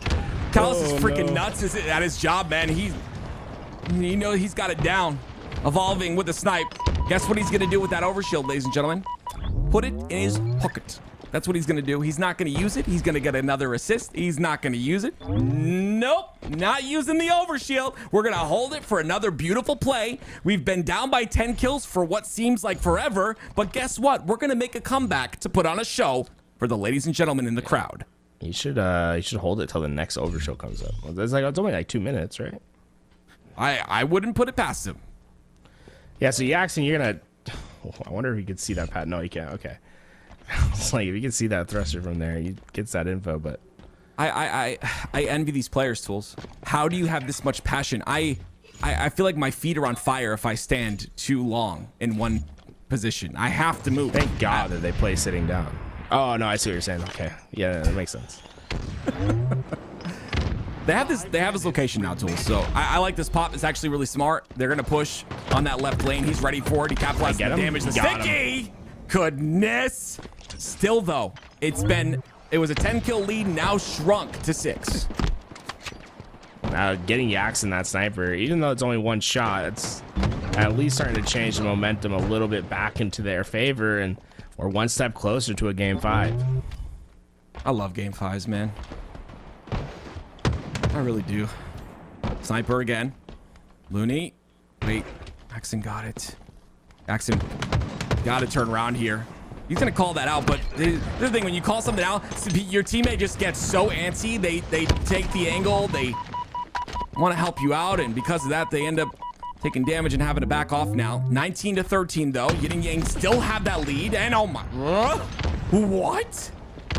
The double no scope. The second one's going to hit. There was no head to be seen there, but he takes it, and he takes a second one as well. Lead shrunk to 4. And Evolving pocketed that overshield once again, pops it to get right back into the fight, but those cross-map shots at least will neutralize a lot of that overshield for now. Yeah, that was really smart. I'm sure you're kind of ready for that, and I'm sure they're calling that out. You know, when you're against Evolving and he's done that to you multiple times, they've got to know, okay, you know, obviously at that 4-minute mark, he's got the overshield. We got to make sure that we know he's going to pocket it if he's not using it just yet. You think they know Jackson's in the coin-operated washing machine area? Yes. Oh. The answer to that was yes. Yes. They hit both doors and were able to take him down. The lead's just 3, and we've seen the game slow down quite a bit, and now there's only 3 minutes left on the clock as well. So we could be finding ourselves in a similar situation as to what we saw in the previous game. You know what I'd be doing right now? I'd be going on Discord, messaging the map creator and saying, where can I hide that no one knows about? Where can I hide? It's like there's that's what the map designers want, bro. I'd be like, where can you? I've been hiding here. Can you put a wall here? Just mid-map, create a wall. Oh man, mid-game.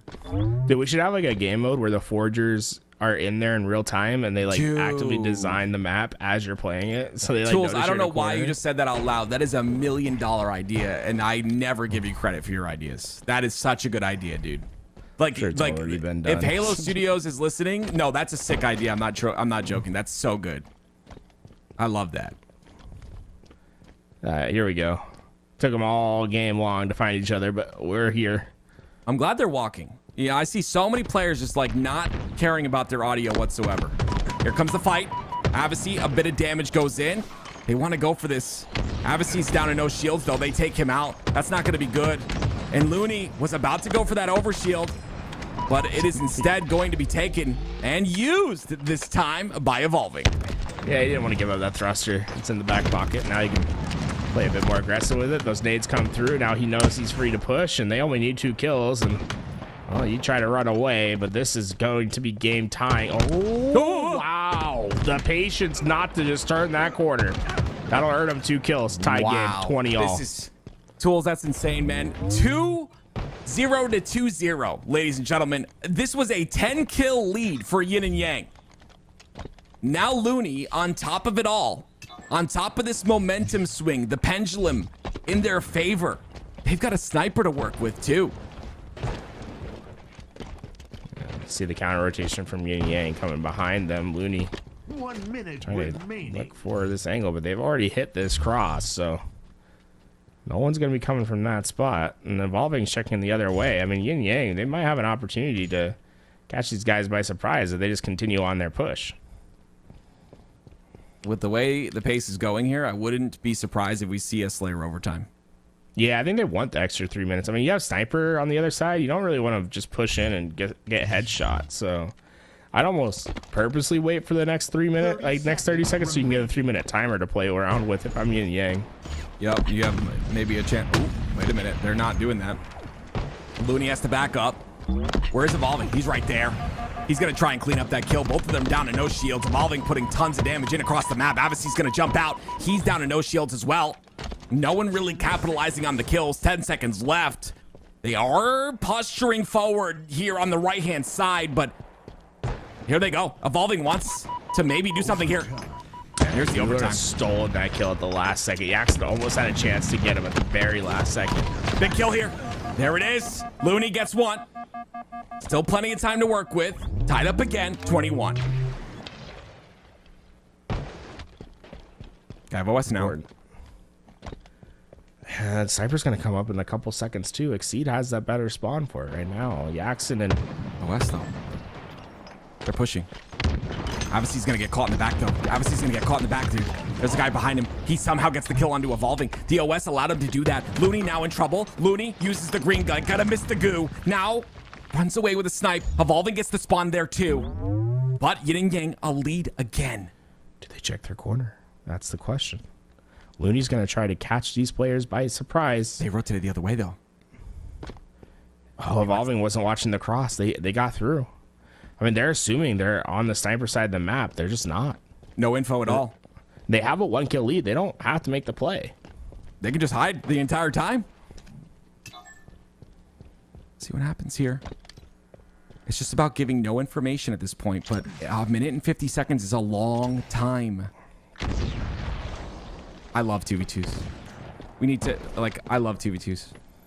This is fun. It's different paces of the game. They found him. Information is given. Jackson takes a little nade, I think.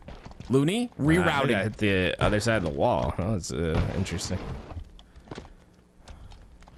Couple players just sitting in the back. Evolving. Looney gonna hit the rotation the other way. I mean, they have to find the kill. Just play ring around the rosy. Just don't even peek. Just play ring around the rosy. You have info on them. Stop it. Stop it, Jackson. Wait, nade. Avice. Avice's in a corner. Avice's stuck in a corner. Jackson has to pop out or else Avice's gonna die. Avice! Oh, the trade again. Looney, OS is up.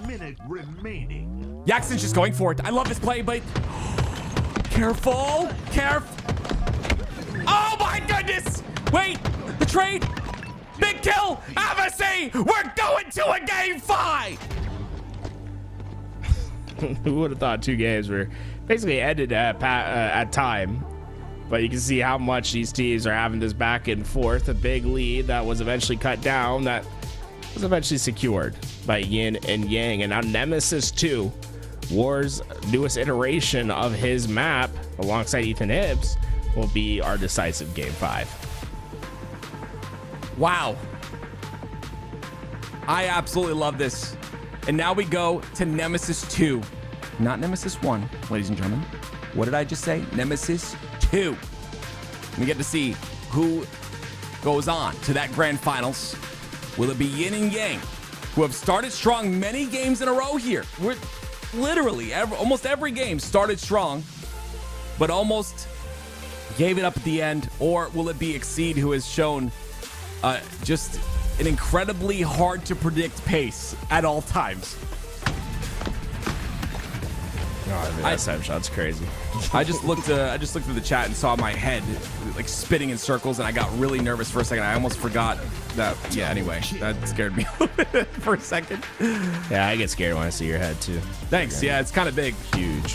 This is a great snipe right here, by the way. Beautiful. Well, I mean, hey, I'm sure we have a prediction, or we will have one soon on who wins map 5. If you're thinking that Yin and Yang are gonna win game number 5, type 1. If you think Exceed's gonna win game number 5, I want to see some 2s. I'm gonna be honest with you, I have no idea at this point. But we get to see Nemesis 2, War and Ethan Hibbs, aka Bullet to the Head, creators of this one. You guys are phenomenal at what you do. And another shout out to War and Forge Hub for allowing us to have these tournaments. It is such a fun day to be able to cast this, so thank you from the bottom of my heart. But here we go.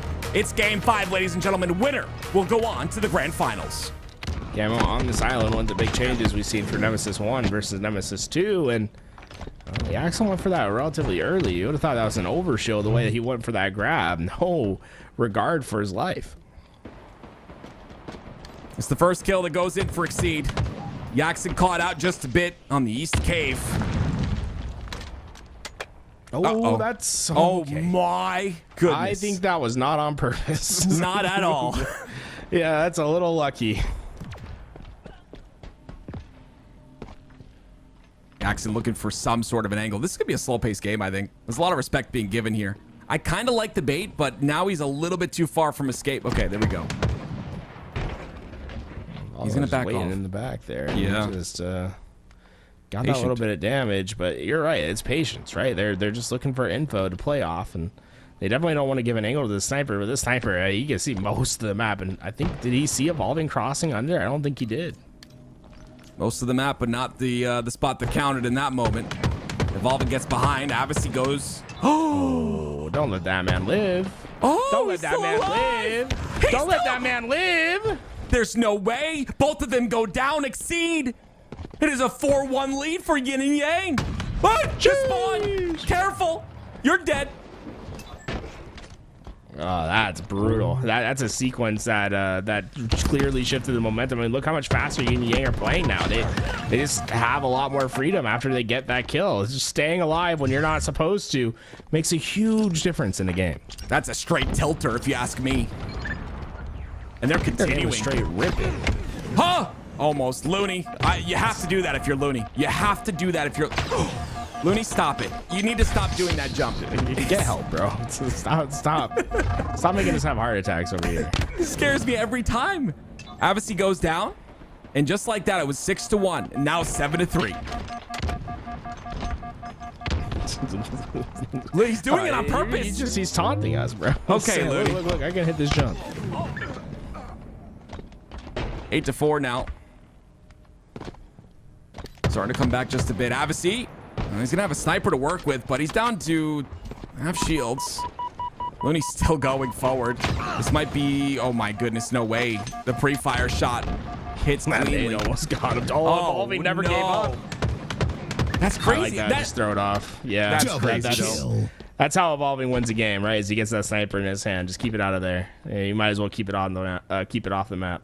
You got to respect it. I mean, there's no reason not to. Another 1v1. Avicii, a little bit of a miss on the melee there.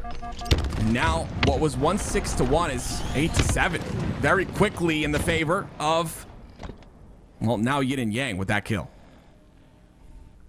Yeah, some playing underneath. Very close positions right now.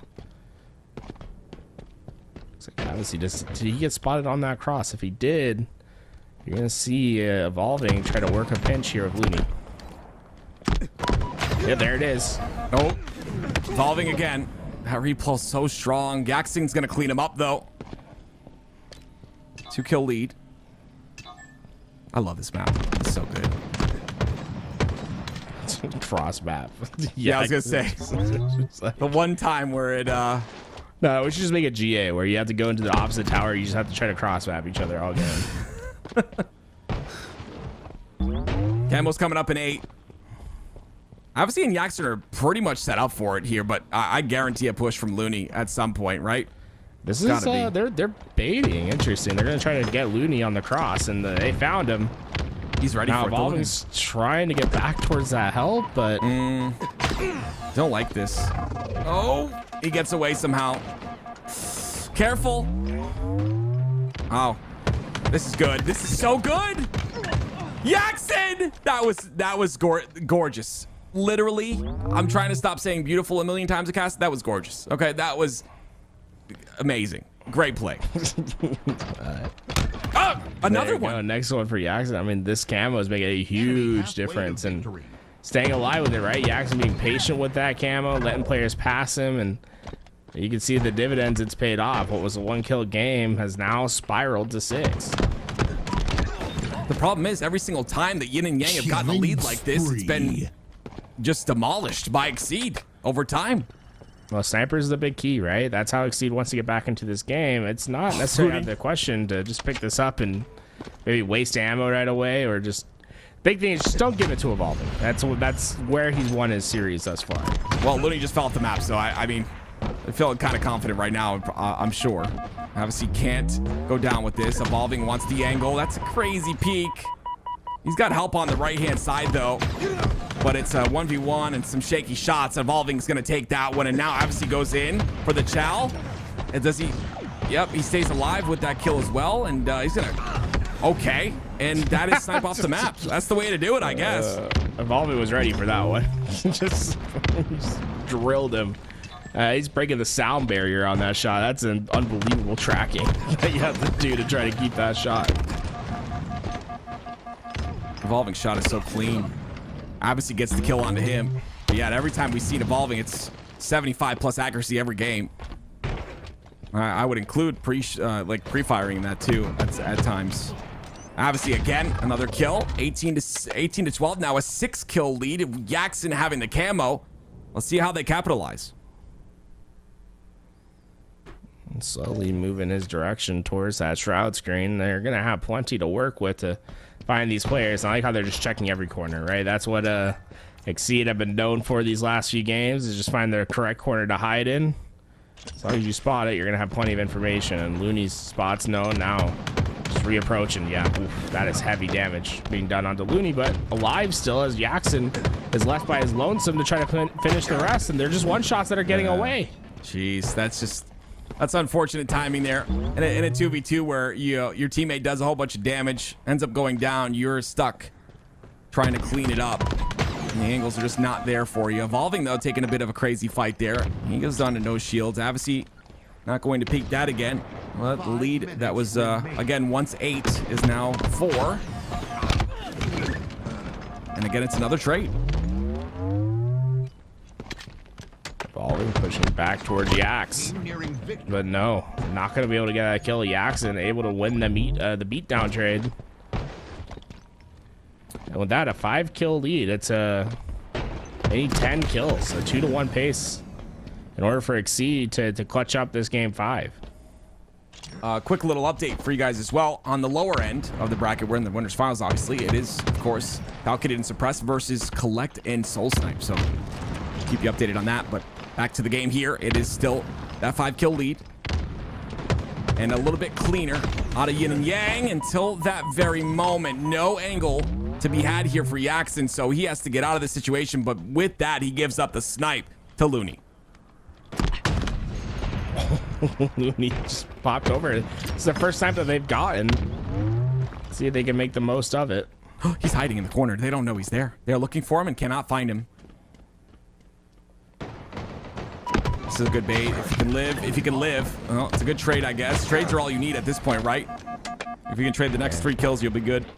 Now Looney only has 1 sniper shot left. There might just be a foot race towards this camouflage, but Avisy's going to be there first. Oh, you gotta keep looking. Jackson's all the way across the map, though. Avisy dies. I believe he burns it, if I'm not mistaken. I can't see the scans if they're scanning, so.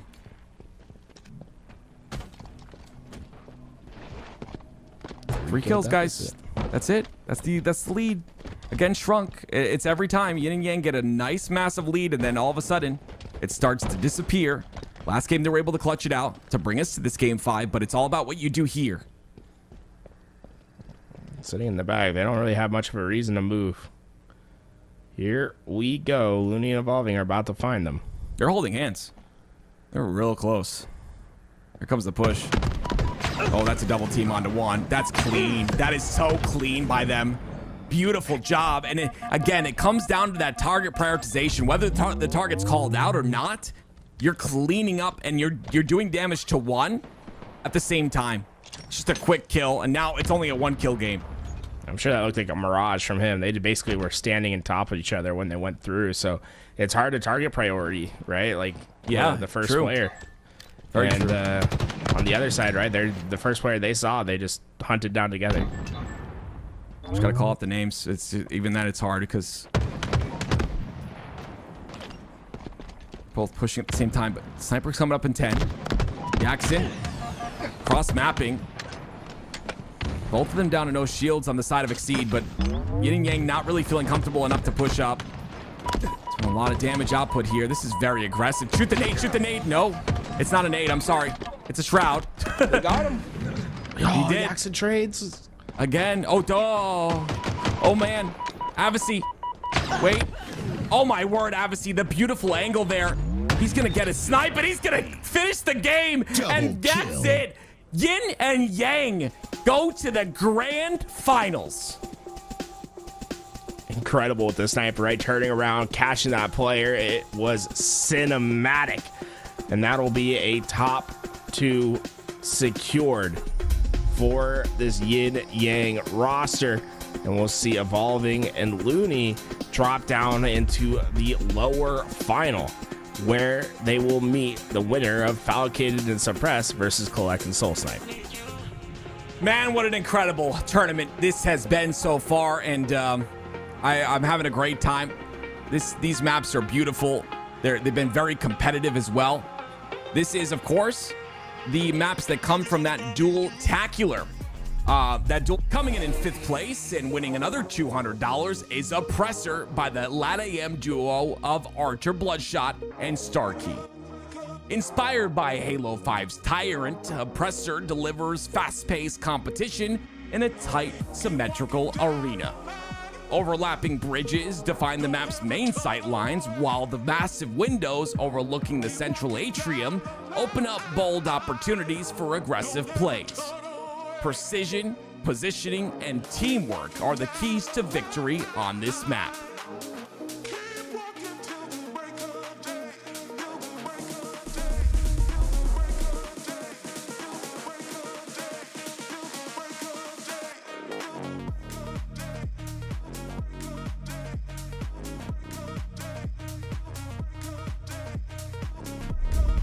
Coming in 5th place and winning another $200 is Oppressor by the Lat AM duo of Archer Bloodshot and Starkey.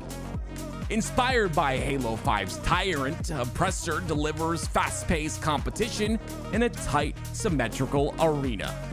Overlapping bridges define the map's main sight lines, while the massive windows overlooking the central atrium open up bold opportunities for aggressive plays. Precision, positioning, and teamwork are the keys to victory on this map.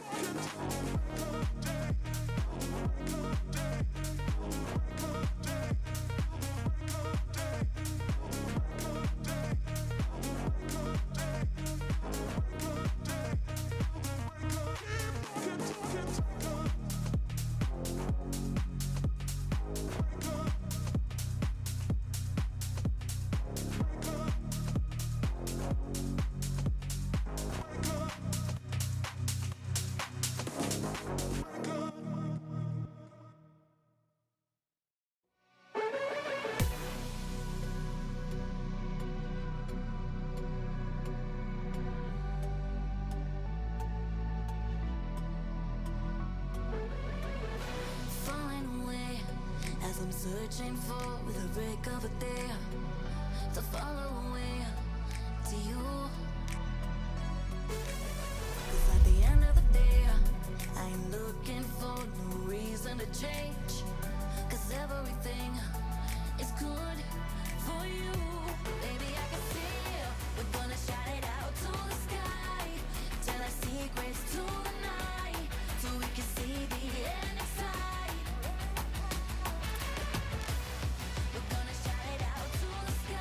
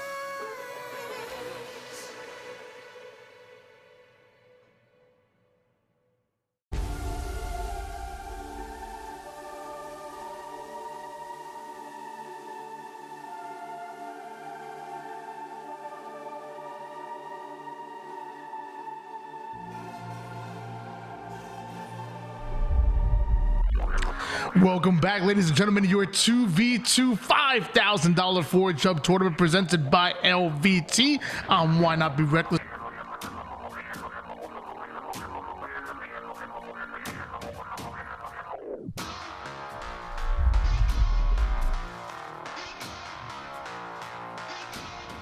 Gatekeeper going to be our first match up for grabs, and this is one that I think is quickly becoming the favorite among the Twitch audience. People just love that vibe, you know, that good old fantasy world vibe. And we're going to start right on in. Collect going down early as Falcon guns him down low, and Falcon need no help. He's a strong Spartan, does it all himself. Sniper for him as his reward. Overshield moves over to the other side, and we have already just about complete control. And he just Snipe. no, that's a backsmack, right? He didn't hit him in the head. Yeah, backsmack. He didn't hit him in the head. Sniper in the hands of Falcon, a 3-0 start, looking good. The ping's going down, trying to figure out exactly where TDSM are pushing from. Well, TDSM are going right through the mid-map, and they are attacking Suppress, pushing him out down to one shot. How does Falcon survive in this? The answer is you don't.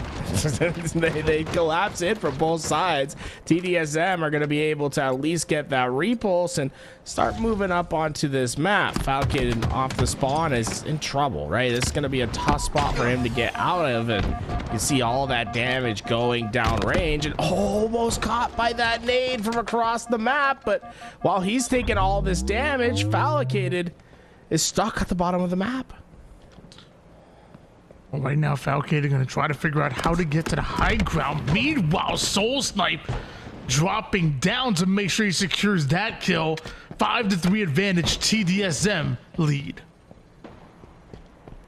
Soul Snipe back towards the bottom of the map. It's going to catch Suppressed completely off guard. That'll be his 5th in a row. Let's make it number 6. No, Falcon stops it just in time, but will not be able to get away with his life. Instead, Collect with that well-timed nade will get that kill. He's here awfully early for this overshield. Suppress can take advantage of that. Not a situation where early to bed, early to rise, but it is Soul Snipe is able to grab a hold of that overshield, and that's going to be huge for TDSM. Wants to attack Falcon while weak, but does he realize Suppressed has spawned up, and Falcon has the shock as the plasma pistol has it all, but cannot stop Mr. Soul Snipe. Not too down once again. Soul Snipe is going to push back towards the sniper now. We'll see Falcon and Suppress both spawn near this snipe, but they're just trying to bait it, and Soul Snipe caught wind of that just in time, able to get that kill and Collect. Well, he is able to get that sniper away and put some distance between him and the rest of the lobby. They've almost doubled the score line of the opposition of TDSM while also grabbing hold of that sniper. And whoa, what an angle. If anybody crosses there, they're gonna be mad. And just information getting gathered up here by this TDSM roster. But notice how Soul Snipe is the first one to go down. Perfectly bounces the tracker radar onto Falcon, but even that's not enough to get him the kill. Yeah, that great execution, right, to hit that threat seeker, but it's not much you can do when two players are collapsing in from either side. So far, TDSM, that 3-kill lead, and those dynamos for Suppress, that could help them clear underneath. Give them plenty of information, but Collect's not worrying. He's just buying his time, waiting for I guess you don't have to wait when Soul Snipe's hitting shots like that. Way to victory. Less than 20 seconds till we see an overshield up. Collect knows what's on the line. He gets aggressive onto Falcon. It secures that piv and then retreats right back to the arms of Soul Snipe. Reinforcements are here and they're ready to pounce on OS. Here we go. Overshield up in the middle of the map. Those spicy grenades gonna push Falcon back, and their players dropping underneath. Suppress, one shot, but gets away. Overshield in hand, just him and Collect, 1v1 on the map. Falcon willing to trade out his life to make sure that Suppress gets away with the overshield and on a full-on chase, but Collect, oh my gosh, Collect just repost ninja'd him. He thought he was clear behind the doorway. Nothing was clear about it. Collect just put that man in a montage. That is actually insane. I don't even know if the people at home just saw what happened. Collect literally used the repost to bounce up in the sky and then landed right behind the OS player. That was absolutely ridiculous. Oh my god. That was unbelievable. Sniper's up. Okay, puts it in the hands, but he's immediately gonna be spotted. That's Red Seeker, but yeah, there's not many options you have left. I think taking the sniper off the map's a pretty good one. There's a 5 kill advantage here, but if style points could kill, let me tell you, this game would be over if we were counting them style points. Meanwhile, Collect with some good damage onto Suppressed. Falcated now creating that shield between Collect and Suppressed, but runs right into a grenade. Good enough for a trade, but trades always favor the team in the lead. And now Soul Sniper is going in for a ninja on his former teammate, but Suppressed refuses to be fooled. Someone hits one, and then suddenly everyone thinks that they're they're able to hit the craziest ninjas of all time. Overshield's coming up soon, and you can see we'll have a pretty good angle for this. Suppress and Falcated can work together to at least bait that overshield, but up high, Collect gets to that initial damage. That might open up a pocket for Soul Snipe to jump in and grab. Right now, it's Falcon that goes in for the challenge, but ends up going down. Suppress gets the cleanup, and Soul Snipe, the only player alive on the map. That's good enough to get him an overshield. Spots that player up high, Falcated. We'll be able to at least stay alive for now and Suppress help on the other side. Soul Snipe's overshield's gone. Collect about half shields right now and finds Falcade across the map here. Somehow able to back him down. Some good cross map damage coming out of the Collect, and he wants to get aggressive. He knows Falcade is weak. Why not pounce on him? A two-pronged attack gives Soul Snipe the kill there, and now just one more before this game one is over, and it looks like it's done for. I'll get a number 20 for the game. Soul Snipe dropping 20 to start. And you know, Collect only got 5 kills, but he definitely had the most exciting one of the entire game. Yeah, I'll tell you right now, that ninja should be worth some extra points there. I'm gonna credit him for at least 8 for that ninja. And the crazy part that we saw from the OS point of view, I want to see it from his point of view. I want to see what the heck that looked like. No, this is it right here. On. Dude, he got so much height on that repulse. You know, that's why he goes up right there. My question is, did he repulse up, actually hit the ground under him, and then drop? Or was this all one smooth action?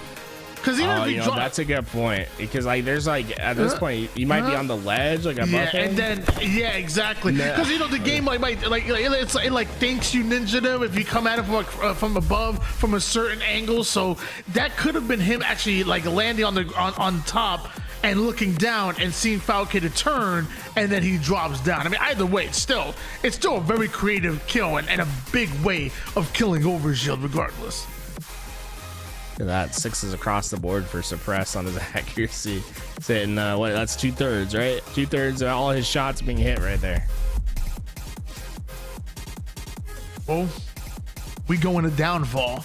And let me tell you, if we see another ninja on here, I'm gonna scream. Okay, I'm gonna scream if we see another ninja. But I know what we will see: a little bit of rockets, some equipment, overshield, and even the stalker. We have a lot of the sandbox being showcased. Which one of the reasons why I really like some of these, or a lot of these Forge Hub maps is I'm a big fan of the sandbox, and I know GAs are important at the pro level, and there's reasons they make it more competitive and whatnot. But for someone like me, I love the sandbox. I love seeing it in action. So in these Forge Hub tournaments, I feel like they really open up the playbook a little bit, and I'm about that. A downfall map we've seen in plenty of these Forge Hub tournaments. I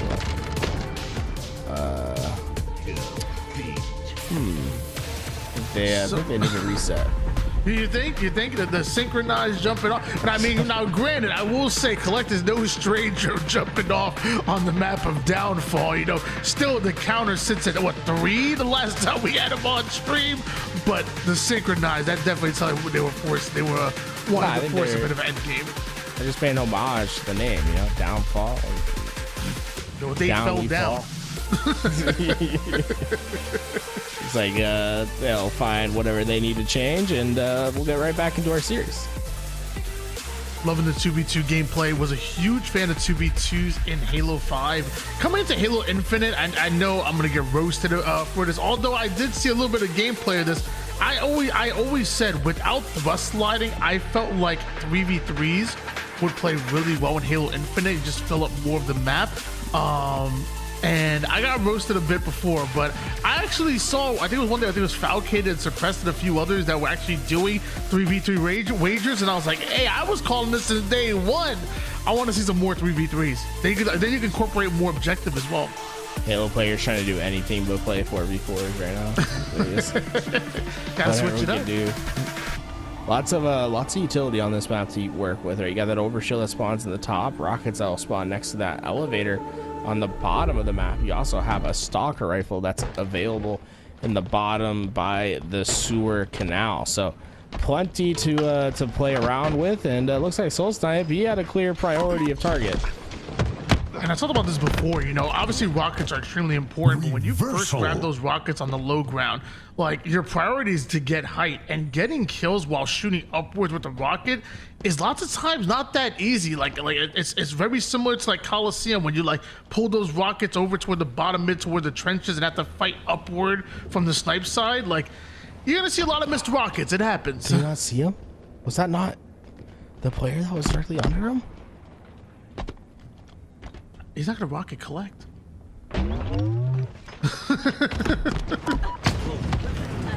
Oh. So well played by Suppress and Falcated. They just did not give Soul Snipe the angle. I think Soul Snipe saw him and just didn't recognize it, didn't register in his head. And with that, that's the one rocket that's available. That'll switch hands to Suppressed. Ooh, already having a 3-kill advantage, and Suppress makes it 4 and 5 real quick, just like that. A 5-0 start coming out of Ink, and they're trying to tie up this series. You see Suppressed there just scoping in to look past the waterfall to see if the red gun was up yet. No, Stalker still has a little bit of time until it's up, but you can be certain that Suppressed and Valkyrie will be ready for it when it does. Looks like Collective Suppress about to get into a 1v1 here, and one missed shot will cost you. Collect takes him down and then grapples all the way to the opposite side of the map. He's going to keep Ink guessing. Yeah, this is a very fast play, and I don't think Suppress and Falcade expected this at all. You're seeing them get really caught off guard there. Both overshield and rockets coming up at the exact same time. Soul Snipe gonna make a play for the rockets. Meanwhile, Collect grabs the overshield and all of the goodies in the hands of TDSM, and they're utilizing it immediately. Soul Snipe with the kill. Collect flying in at Falcated. The shock grenades go down, and he's gonna grapple to try to chase him out, but somehow Falcated gets out alive. Collect is playing so fast right now with his opportunities, but Falcon was just patient, played his life, saw that no one was pushing him, and eventually just catches Soul Snipe completely off guard.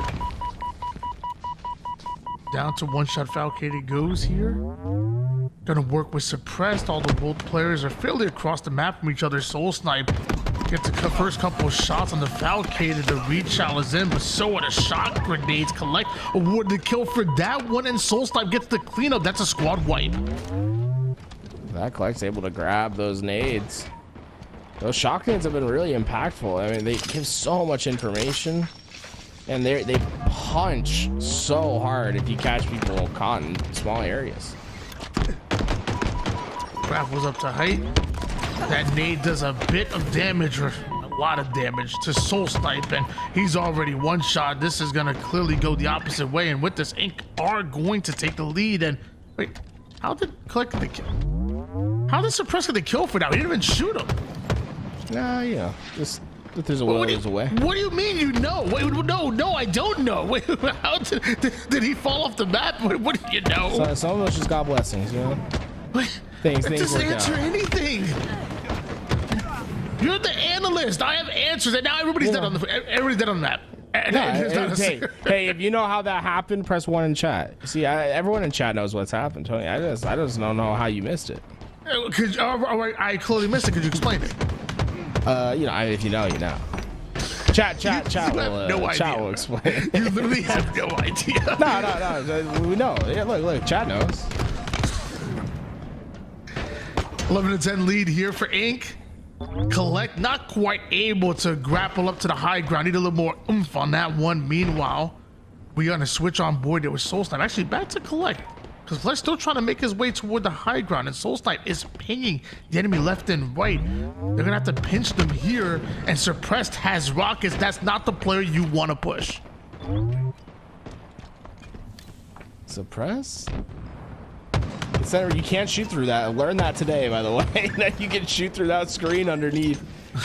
Fun little thing. I imagine that's intentional. I think this is a Wars map, right? I wonder if War can give us the deets if that's intentional, because that was something I just never even thought about doing, and I saw someone get hammered from down low. I was like, oh no.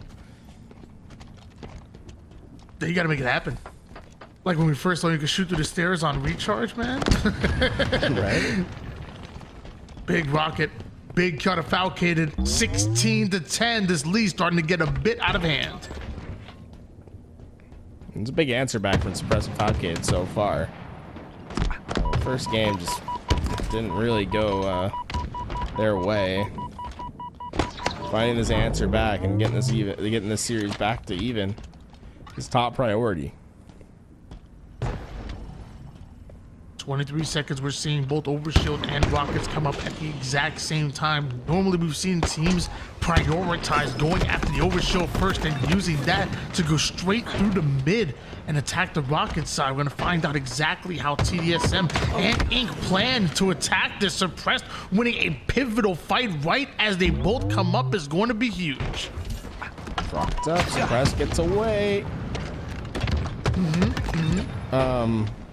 I think he was just trying to waste a rocket. Like, he was gonna die. I think he just hates elevators, bro. How do they even much work? that he's in a rocket one. Yeah, it's like witchcraft, bro. Like, how does that work? I think he knew he was gonna die. He just wanted to do it. He didn't have any, maybe the sensitivity a little bit too slow to turn around there. So it's like, hey, let's just waste a rocket real quick. Well, what's more likely, like when to waste a rocket or just having a deep disdain for elevators? What? The rocket, the wasted rocket. Why? How was that even a question? Okay, that's what you think. Falcon able to work up high, and right, this is still an 8-kill lead. They really are able to just play free. I mean, they don't have to worry necessarily about these trades, and you're seeing that, right? Look at how aggressive Suppress and Falcade have been with these last few lives. That having this freedom on the map just allows you to play at a much faster pace. 22-15 lead in favor of Ink, and we talk about all the time, trades are what the leading team is looking for. Collect with a bit of a denial grenade early, chasing away Suppressed back towards his spawning teammate in Falcade. The problem is staggered spawns are being created. They're attacking the players, creating these split spawns, and it's not going to be a good look here for, I was going to say TDSM, but Soul Snipe doing this thing here. Yeah, that's a couple unanswered kills. And you can see Suppressed and Falcated. They're gonna hear this new combo, but there's nothing they can do about it. They're too focused on the kill on the other side. Colette goes down, Double but kill. 2-kill swing, and 4, it's not impossible to come back from, especially if an Overshield and Rocket coming up. If Soul Snipe can get this Overshield and deny the Rockets from the other side, their path to victory is clear. This is not the time to be C9 in here. This is not good. Okay, luckily, Suppress was able to sneak away that one, because we saw Overshield in the hands of the opposition. We saw Rockets go their way as well. That was almost bad. Too close for comfort, I think, is the best way to put it. That should have been an easy finish. Instead, making them sweat for it, we tie our series up 1-1. I'm gonna butcher this name. Help me out here, Tools. Help me out here. What do we got next? Dude, I have it. Actually, I have it in my Google Translate. 1 second. Stall. Okay, gotcha. Yeah, stats, screen, 13, 12, Okay. 11, 10. You got it? I wonder what's up. Can we go take a look at our series layout, and we'll see what's to come next in our best of 5. So we had Gatekeeper and Downfall. Now we're moving to Abioko for our next one. Hey, that's smooth, right? We recovered. Yeah, absolutely. They don't know a thing. I don't think they noticed. Yeah. Twitch chat is dumb. 4,967 damage coming. I don't know if I believe it was suppressed there as we take a look at some of the replays. And Overshield and Rockets, I mean, that has to be the name of the game. They come up at the exact same time. If you go down while both of those are coming up, it's going to be a bad time because you have no chance of fighting for it if you're not on the map. It's fairly easy to predict where the spawners are going if you're able to block out certain angles, and from there it tends to snowball. You can see 4, 5, even 6 kill swings on Downfall if you don't navigate the resources. So what we saw on Downfall, obviously mastering those power weapons, and meanwhile we go to Abioko. I butchered that one. Thank you so much, Ethan, for this one, and I'll work on the name. Yeah, we're currently in the process of giving all of our casters Italian language lessons. Oh damn. Oh, sorry. That would be much more exciting. Italian food, I'm about it, baby. Abioko means the feeling that you get after you have a large meal and you want to take a nap. Trust me, I know that feeling all too well. We in my language we call that the itis. The itis, huh? 1-0 lead here for Ink, making 2.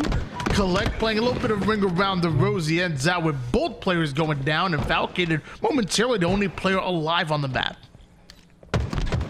Okay, able to spot Soulsnipe from across this map, and not quite able to get that kill, but that's going to give them valuable information about where this next push is to come from.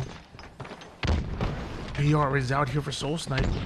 I think he knows that Falcade is a bit weak, so wants to capitalize on that, but Falcade is gone, man. This man was at 100 miles per hour, apparently, and somehow Suppress is able to find the backside of this offensive push by collecting Soulsnipe. Collect takes a bit of damage.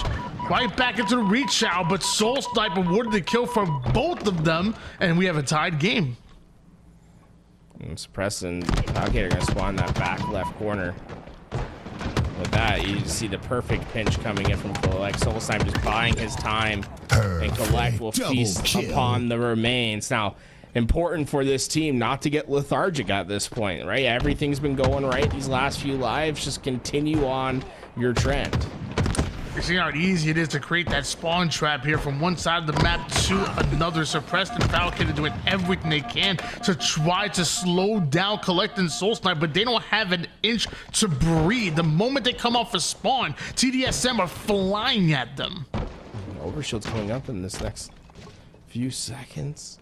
Soulsnipe's playing this slow, and he's gonna let Suppress get up into his face, and Suppress punishing shots as Falcade comes in to help support the grab, and they'll get not only the overshield but the kill to go alongside it. Soulsnipe must just remain still and hope that they don't find him.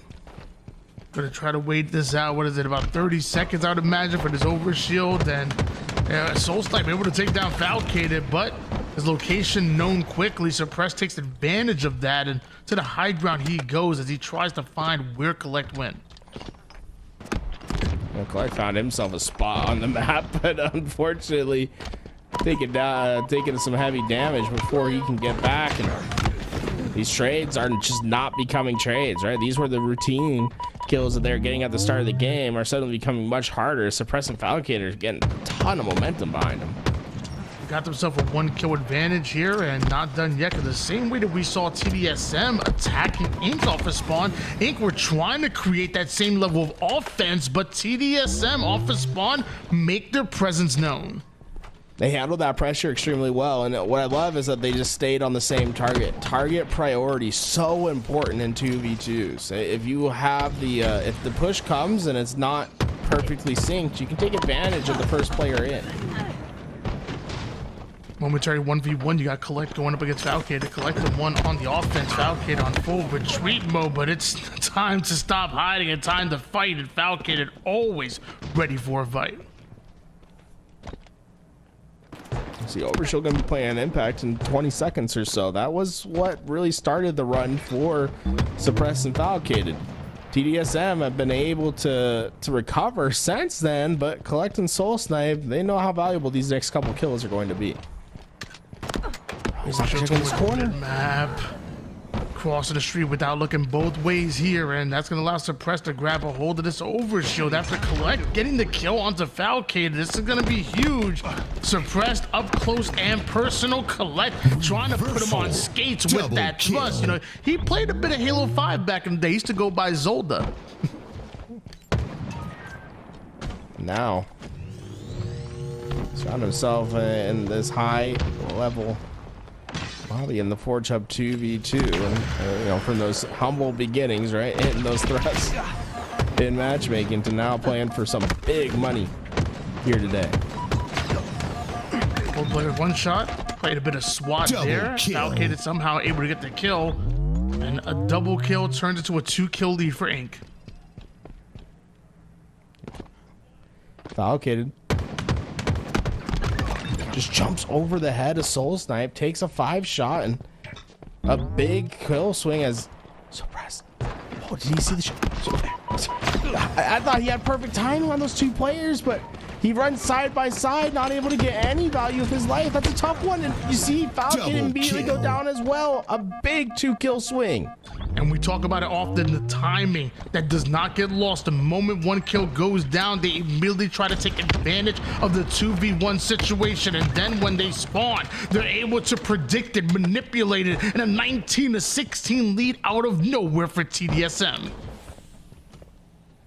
You see they got the spawns locked down. Soul Snipe's blocking the right side, Collect's blocking left. They're trying to keep them back down.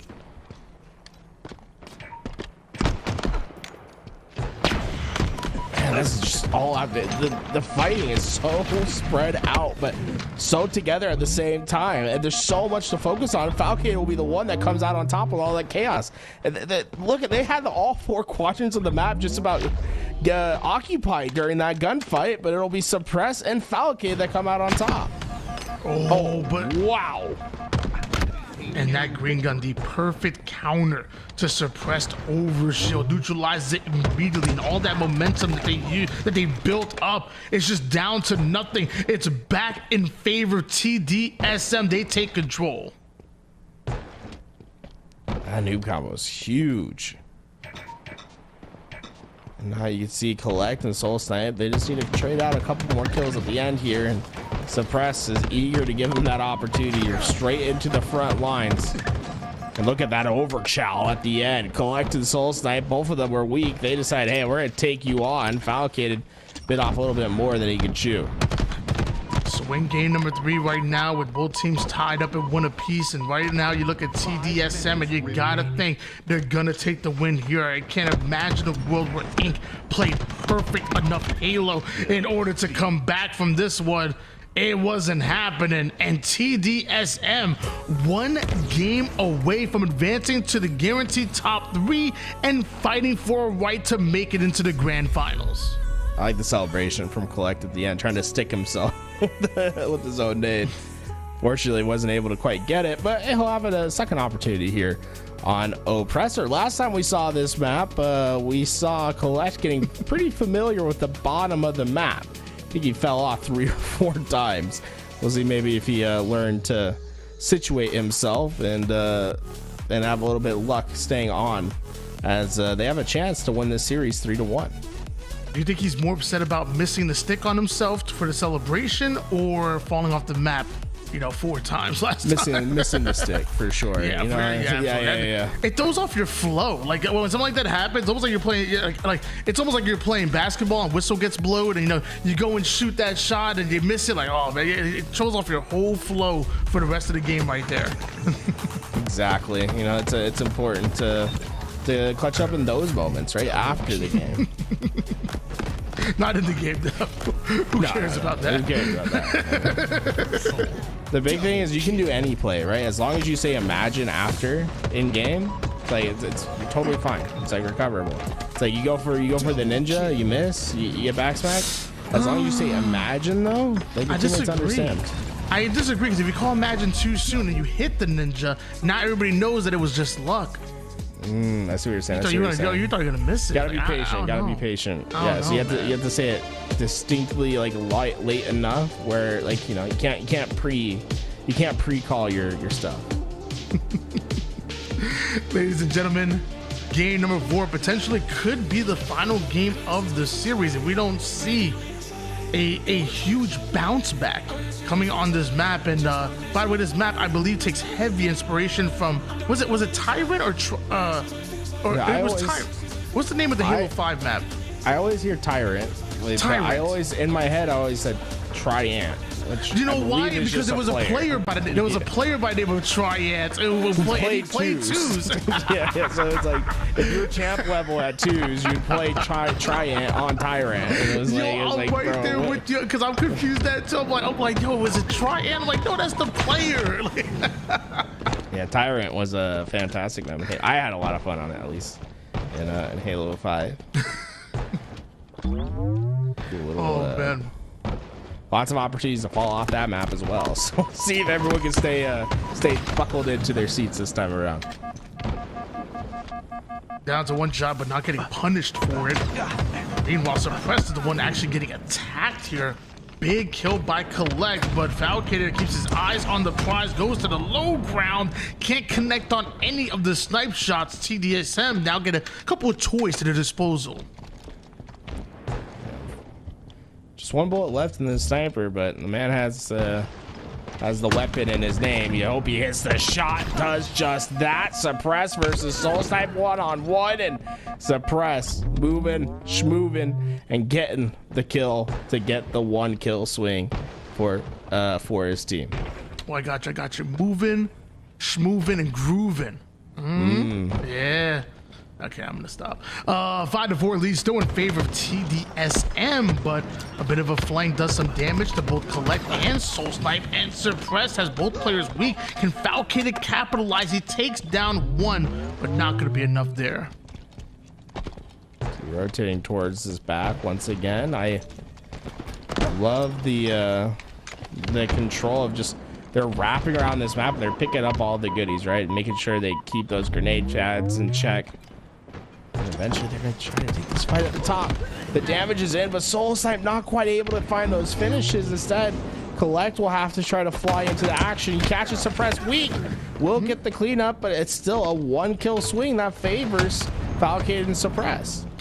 And once again, Falcator going for that sniper. Body shot backs down Soul Snipe just long enough. It's a bit of a risk reward that you got to play when going for that sniper. And although Falcator got away with it, Soul Snipe pushes up and gets his soul sniped. Yeah, it's just you see his body right there just hanging out. Oh man, someone gotta go clip that. His body was just it was like almost hitting the scorpion. Oh. Trade's happening once again. Suppressed only has 1 bullet left in the sniper, but he does hear Falcator audio cues. Tells him exactly where Soul Snipe is at, and because of that, Suppressed giving them a 1 kill advantage, and now we see another power-up hitting the battlefield. This one's going to be the Quan Translocator. We've seen already a couple of fantastic QT plays throughout the day. This map, though, seems to be tough to get away with it. Just it's in that center middle. Oftentimes it feels like you need to facilitate slays first before you can go for that grab. Suppressed doing everything he can to stay alive right now, but love the fact that he has the sidekick though. He wants to get in a bit of a close range engagement and Collect with the late jump on the bridge. See, that's why you keep falling the map. You go be going for the high risk, high reward plays, okay? Don't go too late with that jump. Nah, like Collect's like that one friend where you go out somewhere and it's like you're on a bridge and he's like, died. It's like, oh, yeah. It's like, Sounds like something you would do. It sounds like, are you talking about yourself? You know, when in Rome. You've never been to Rome. Hey, that's a sore subject for me, man. 16-12 lead. One shot suppressed goes down, and with that, Soul Snipe knows nobody's on the map to contest the sniper, but Falcon getting a bit of a favorable spawn. Luckily, Soul Snipe simply hits those snipes and gonna get the cleanup as well. That'll put them right back within striking distance of Ink.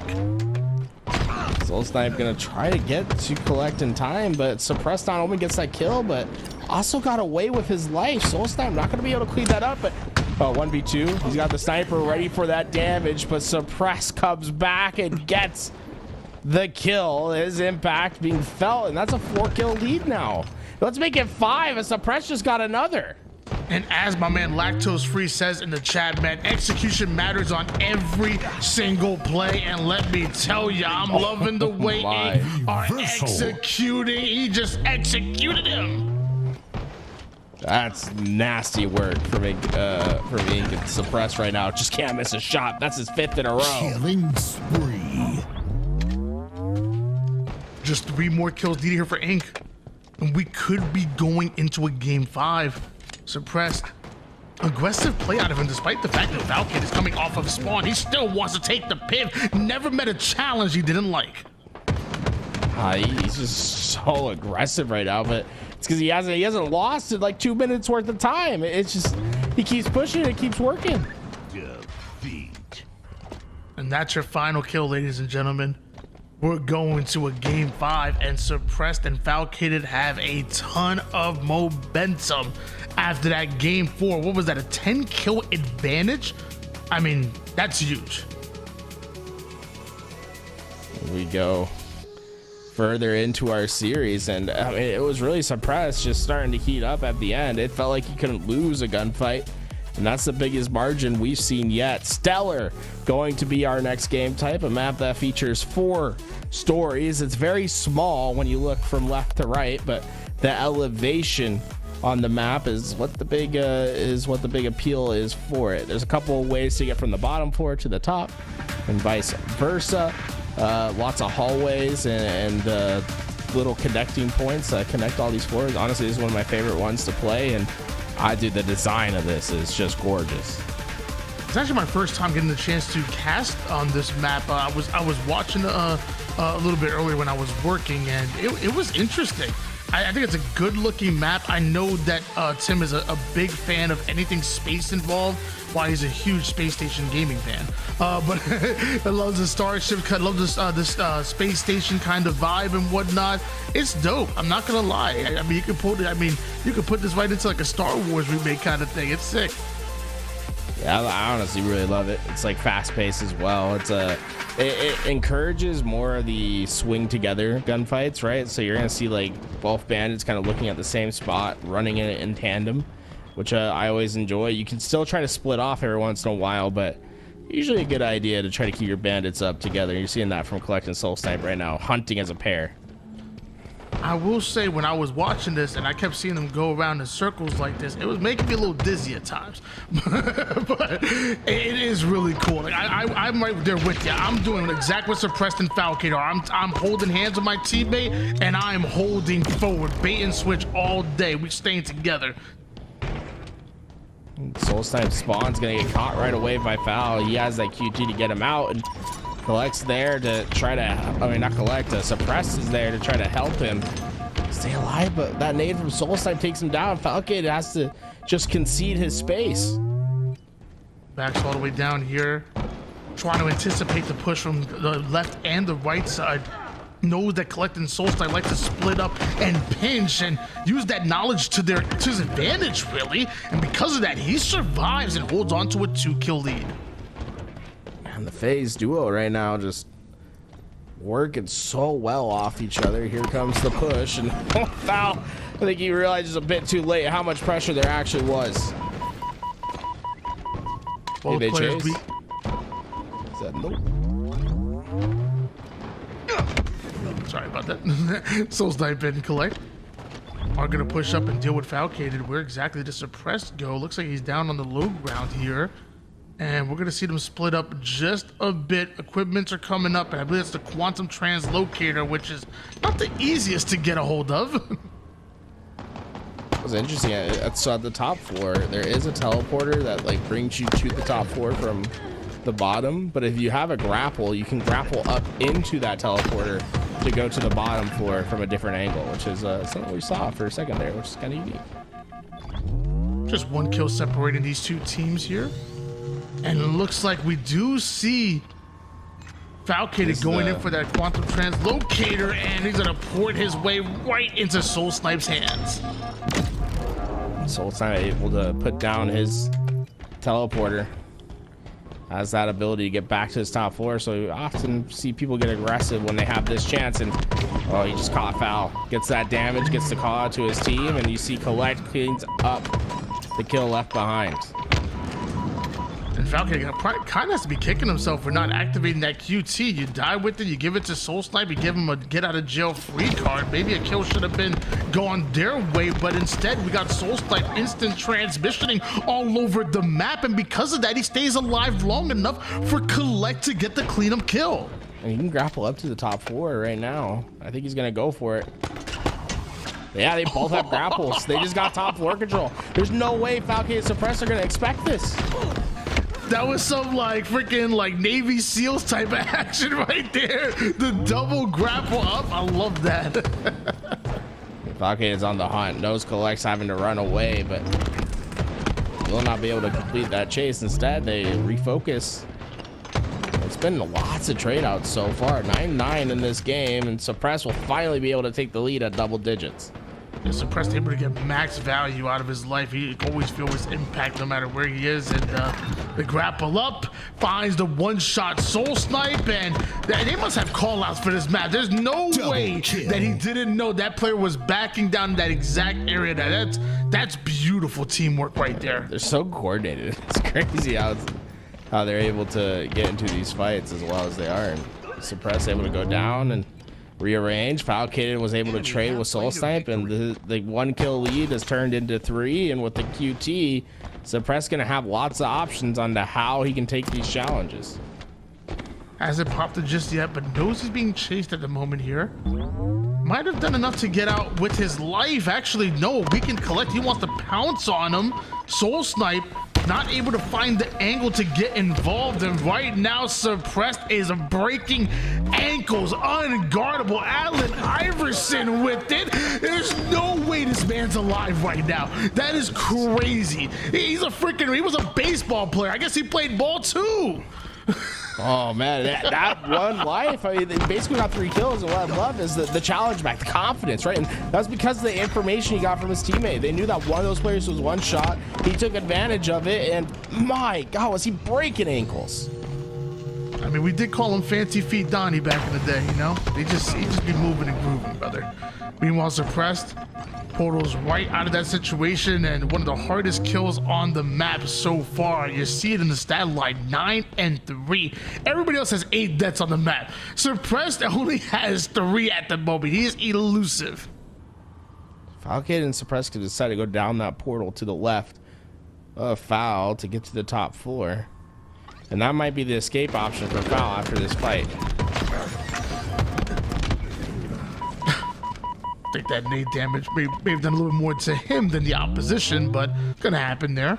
6 kill advantage, and Falcated Are they retreating. timing that? That was crazy how he came back for that grapple right when it came off spawn. Dude, the fake out. Oh my. I think that was an accident. Dude, it felt, dude, I don't know. I think it'd be on accident, but it was so He could have got the audio cue. Maybe it looked like he missed the what is that?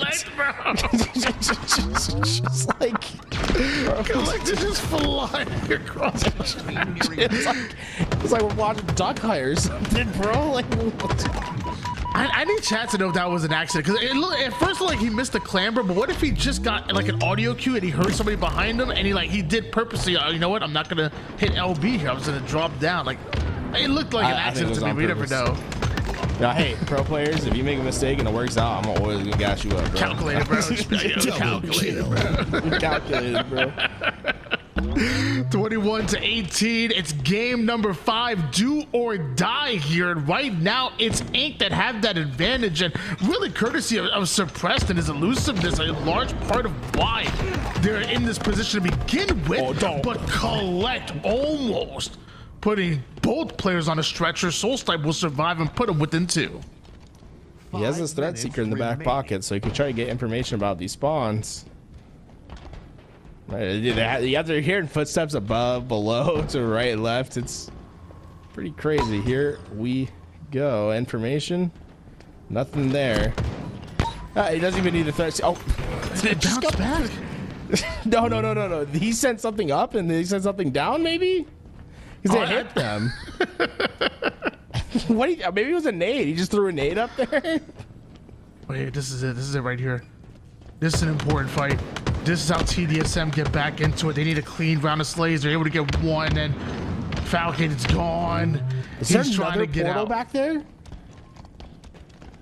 Is that what just happened? There's another portal back there. I didn't know there was a portal back there. You casted his map like 8 times. I know. I'm learning new stuff. One kill advantage. Looks like Suppress wants to go for the QT, but he knows that if he accidentally drops down in front of Soul Sniper Collect, that's gonna be deadly. And honestly, I think it's a smart and the safer play is not to go for it and just play for this radar instead. They're coming up. He's coming up the vent right now. Looks like he backed up. Drop?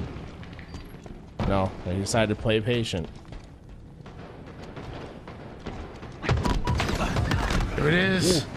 Suppress makes his move, gets cleaned up. Collect activates that QT, anticipates the push from Falcated. The radar goes down to try to get that information. That's not a frag grenade, but luckily Falcated is not pushing up on that. Collect has this QT as an escape option, but I don't know if he's necessarily eager to use it that way. Are they? No, they're on the same floor as him. Collect just spotted both of them. Oh no, it's a vent. That's what it is, bro. That's so you go from the bottom to the top. It's not portal. Figure it out, Tony. Eli called it like an hour ago before you understand. That's fine. That's fine. Just 2 more kills needed here from Ink. Oh, just barely avoiding the green gun. Well, Soulstipe is pushing up. He has to stop the push onto Collect, and he's able to do so, but both players taking so much damage here. Just 1 kill between them. 1 false move can cost you your life, and maybe, just maybe, the game, and Collect goes down to absolute. Falcated makes his move, turns it into a double, and that's gonna be Ink advancing to the lower bracket finals. And they stood strong up there, but it was Falcade that broke through the defenses. And I love the last 2 minutes of that gameplay. The back and forth going between the floors, trying to get into that best possible situation. But it ends up being the win for Falcated and Suppress. The FaZe duo will continue on their tournament run. Big win coming out of Suppressed and Falcated. And mind you, a great fight at a Collect and Soulstipe. Honestly, some of the plays you see on the highlights that's going to be showing all tournament long, you're going to see a whole lot of Collect. You're going to see a whole lot of Soulstipe. I saw some big no scopes out of Soulstipe. That crazy repulse ninja out of Collect. Would love to see more of them, but it's Falcated and Suppressed advancing forward to play against Evolving and Looney. Yeah, Evolving and Looney, they've been playing extremely well throughout this tournament. They've been playing. I mean, if you look at the winner side, it was like game 5 after game 5 for them, and I think almost like every game we've seen on stream has been going to game 5. So maybe buckle in and get ready for another long series. I think these guys are going to be putting up a hell of a fight. But Falcon and Suppress, I feel like they're starting to figure out these maps a little bit more. Those last 2 maps, they were moving and starting to work off each other really well. And just to give you guys a little bit of a heads up, at the winner's side, you know, Evolving and Looney never actually ran into Falcade and Suppress. They were on two different sides of the bracket. So this is going to be the first time these two teams actually match up here in this tournament. The matchup they played to actually get into on the opposite side was against Exceed. They got that game 5 win. So gonna be new opportunities, new faces. We're gonna see these two go at it. It's gonna be so fun. But before that, we're gonna go on a little bit of a break. But hold on. We gotta reveal that 4th place. We gotta see who got 4th place in the actual Forge tournament. Coming in at 4th place and winning $200 is Good Old Days by LaHaunt and Ethan Hibbs. Set in a charming neighborhood, Good Old Days stands out with its well-balanced layout, offering verticality, zone control, and a wide variety of angles to play around. The attention to detail adds a warm, nostalgic feel, inviting players to roam the streets in search of their next fight.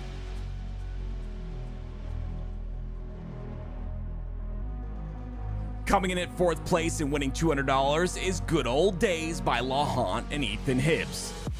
Set in a charming neighborhood, Good Old Days stands out with its well-balanced layout, offering verticality, zone control, and a wide variety of angles to play around. The attention to detail adds a warm, nostalgic feel, inviting players to roam the streets in search of their next fight.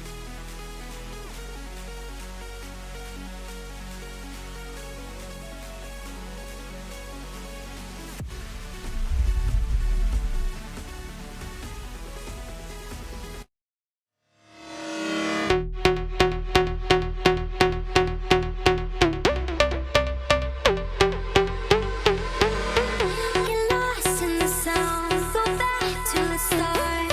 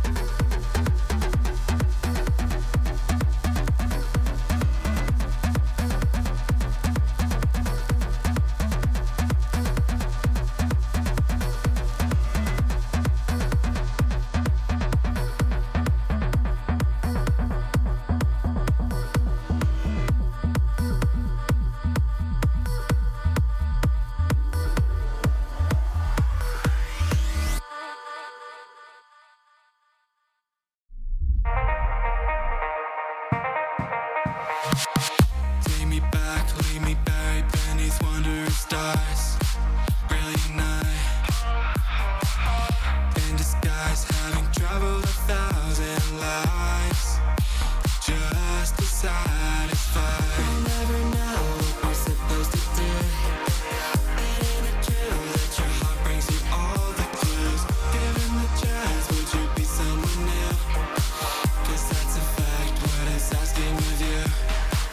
So let me fly. Take a chance, give it a try. So let me fly. Chase it like it's do or die.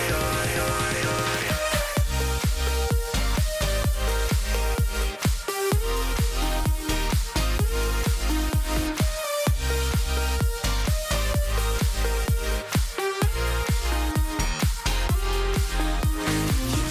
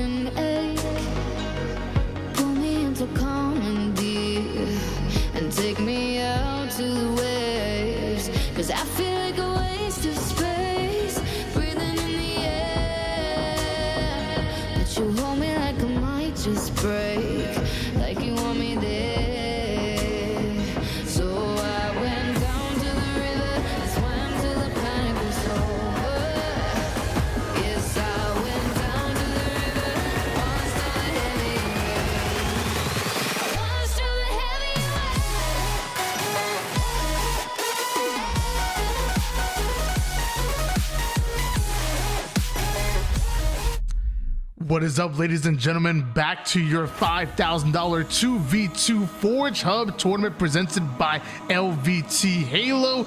And we're down to just 3 teams, but after this best of 5 series, there will just be 2. It's Inc. It's Exceed. 2 teams going at it for the first time here in this tournament, and only one can advance to our grand finals. And of course, we stopping at Ilix, Suppressed, Falcated, Looney, Evolving, and Active.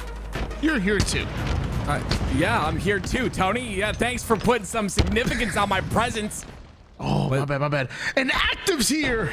Yes, that's me. And Tony, you're getting a little bit luckier. This is the second time I've casted with you, and both times you got Ilix as the map for the first game. And yeah, I think you're somehow scripting this whole thing. Look, man, life is scripted, okay? Yeah.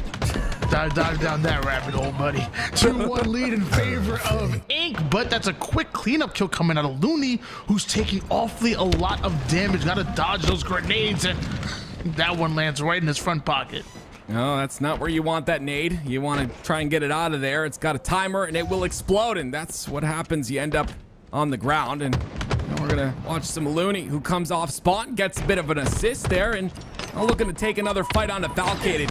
This Inc team has been really impressing me, Tony, and I feel like they're heating up as this tournament's going on, and you love to see that. It's always those top players that have that ability to kind of get better as the tournament continues. We saw Looney and Evolving in that winner's bracket finals almost make it to the grand finals, but were stopped just short. And if they want their second chance, if they want to get their revenge, they're gonna have to go through a very coordinated and I guess a lot of firepower within this Inc roster. As Falcated on your screen will put damage down on everybody on the map, and that includes Evolving on the cross map, even using the thrust to get into the action just that much faster. And because of that, Looney goes down, and Evolving is left on an island. No, seriously, that looks like a little island. Yes, it does. He's gonna get taken out pretty quickly here, and again, it's a stagger spawn for Looney, who has to do all he can to live, and it's going to be tough to do when you get naded like that from Suppress. It's another rocket for the side of Incorporated, and another camo as well, coming up very shortly, Tony. It's up now, right now here. And 9-3 start. You have 3x the enemy team's scored line, have Falcated and Suppressed. And with these rockets, you'd have to imagine it could turn to much more, but despite having the camouflage, it's like he hasn't done it all. It's like he was completely invisible. I gotta see where he was. Looney ends up getting a nice clean double there, and that'll keep Exceed in the game for just a bit. Still a lot of game to play here, but it's a nice little lead to start for Incorporated. On board now with Looney. He's getting pushed from both sides right now. He's going to have to try to fight his way out of this. The problem is that bait switch is too good, but Evolving did get one pick. Suppressed is down to 1 shot. And that's going to be a huge advantage for Looney and Evolving. Yeah, I'm unsure what Suppressed thought his route was there. He ends up putting himself in a pretty exposed spot, and quickly cleaned up he is. And because of that, still, it's a 5-kill lead, though, for Incorporated. It's chipping away at this lead that is allowing Exceed to get back into this game, and they continue to chip away at it as time goes on. Oh, Evolving with the kill, but he did get stuck, so that's going to end up being a bit of a trade there. Meanwhile, Looney trying to find his next victim, not sure exactly where the enemy team could be, so he slows it down, waits for his teammate to come off a spawn, and the moment he does, he's being pelted by bullets from Suppressed. Great job living, though, covering yourself behind that pillar for just a moment. Looney's really far up on the map, so that could be a factor here, but Evolving's quick to push up, so give some assistance. So it's going to be a double push. This is going to be a big fight in this game right now. And somehow Evolving able to get the kill, and so does Looney. That's a squad wipe right as resources are coming up. Rockets now in the hands of Evolving, and baiting camouflage with them. This could be huge for Exceed. They got a really, they had a really big gap in the amount of kills they had to get to catch up in this game, but they've done it once again. This has been the story as this tournament has gone on, and we've seen it time and time again. Somehow just flipping the switch, and now it's a tie game, 13-all. Tied up a lucky 13, and more resources find the hands of Exceed, this time in the form of a tracker here. slowing down just a bit. Evolving and Looney have no problem with slowing that game down and daring Ink to make a mistake that they can capitalize on. That's what it's all about at this point in the game. Mistakes. Incorporated have made a couple of them, and because of it, the lead they once had is gone. But it looks like some aggression coming out of them while the rotation comes out from Looney and Evolving. It is Suppressed is trying to clean up another kill. You can see a little bit of frustration there. Falcon gets one, but once again, it's Succeed that comes out on top of the trades. Yeah, Suppressed said, I'm tired of playing the waiting game, and he tries to take things a bit into his own hand, and eventually Evolving was the only player alive on the map, giving them a 15-14 lead here for Exceed. And once again, Evolving and Looney right back to controlling their third of the map. They said they're daring Falcon to Suppress to push up, and this time could be a bit different, but Falcon is down to one shot. Looney with the BR gets the kill, and although Suppress takes him down, this is where Evolving gets to be on the attack. He's full shields. Suppressed is one, and Evolving, though, he's gonna get backed down by a spawning player. Waited a bit too long on that one. Yeah, it was really good though by Suppressed in that situation to stay alive, right? You're kind of peeking for information, you stay alive, but Evolving definitely waited a bit too long there, and because of that, they'll get traded out once again. These rockets are a very important part of this part of the game. Obviously, the next person to get these rockets can truly make some sort of an impact in their score, tied up at 17 again. While they're playing for the Rockets, they were able to just about get use of them. However, it is 2 kills that swing heavily in the favor of Ink. A little bit of a long-range rocket right there. Somehow Evolver was able to take down Falcated, and with that, Suppressed is by himself and no more rockets to work with. Doesn't have the shields to fend off Evolving and Looney, who are obviously pinching him, and there it is, right back in the lead. That's unfortunate. You want to make sure that those 2 rockets you get are used like to the fullest potential, at least 1 kill out of them, but it's just really good positioning by Exceed that's allowing them to dodge those rockets, and now they find themselves in the lead once again, like you said. Fully camoed out Looney is dangerous here for Ink. Nades forcing him back though. With his shields completely depleted, luckily Evolving is covering his back. Otherwise, we could have seen the push coming out of Suppressed and Falcated. Some early damage and a well-placed grenade somehow does not kill Suppressed, but I love the positioning out of Looney right now. Sitting toward the top mid, Evolving in a perfect angle in order to cover his back. The patience out of Looney and Evolving it's a monk-like. Yeah, it truly is beautiful, and you saw both teams baiting out their teammates there, but Evolving and Looney just did it a lot better in that situation, took better angles, and now that's allowed them this lead. 21-18 now, 12-9 for Evolving so far. Definitely starting to perform here when it matters the most. New rockets in 2. Once again, back to really it's a camping strategy. It is slow the game down, and as soon as they push up, you out rotate the opponents. It is a, dare I say, a bit of a cringe way to play, but it is a winning formula. When you have a formula like that, you can beat some of the best in the game. The problem is that bend but don't break strategy. Sometimes it breaks, and Falcated, he broke it. Yeah, I'd like to see Falcated make sure these rockets connect, Tony. I think this is a big part of this right now. They're down by 2. Both these rockets need to be kills, and they need to be clean kills. So Camo's coming up shortly, so Falcated has to act soon. Rockets go down, and that's big out of Falcated, but notice how Evolving did take down Suppressed from across the map here. Active camouflage up, and right now Falcated using as bait.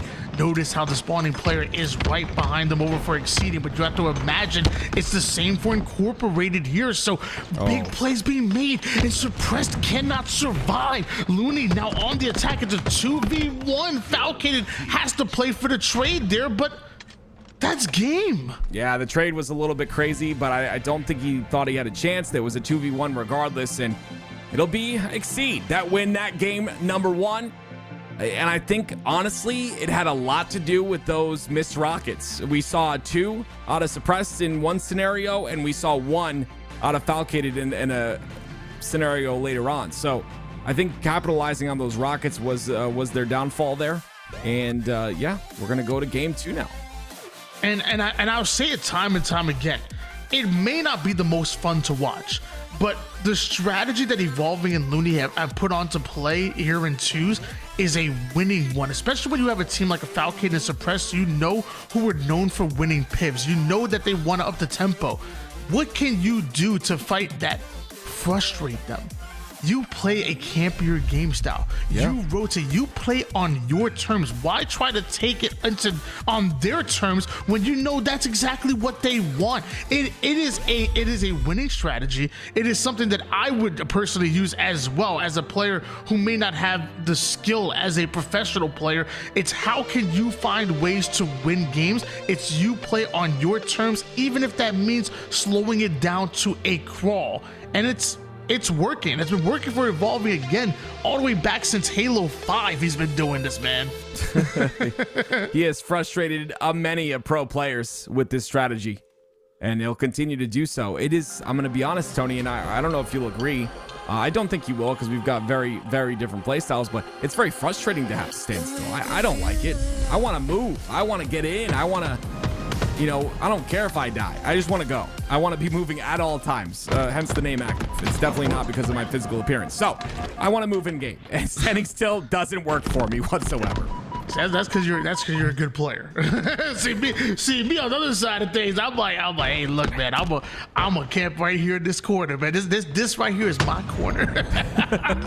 I'm telling you, I kid you not. The same thing we're seeing from Looney and Evolving is a very similar strategy that I would take as well when I approach twos, and it's not a very common one, but it can be a winning one. But right now, it's 2-0 for Ink.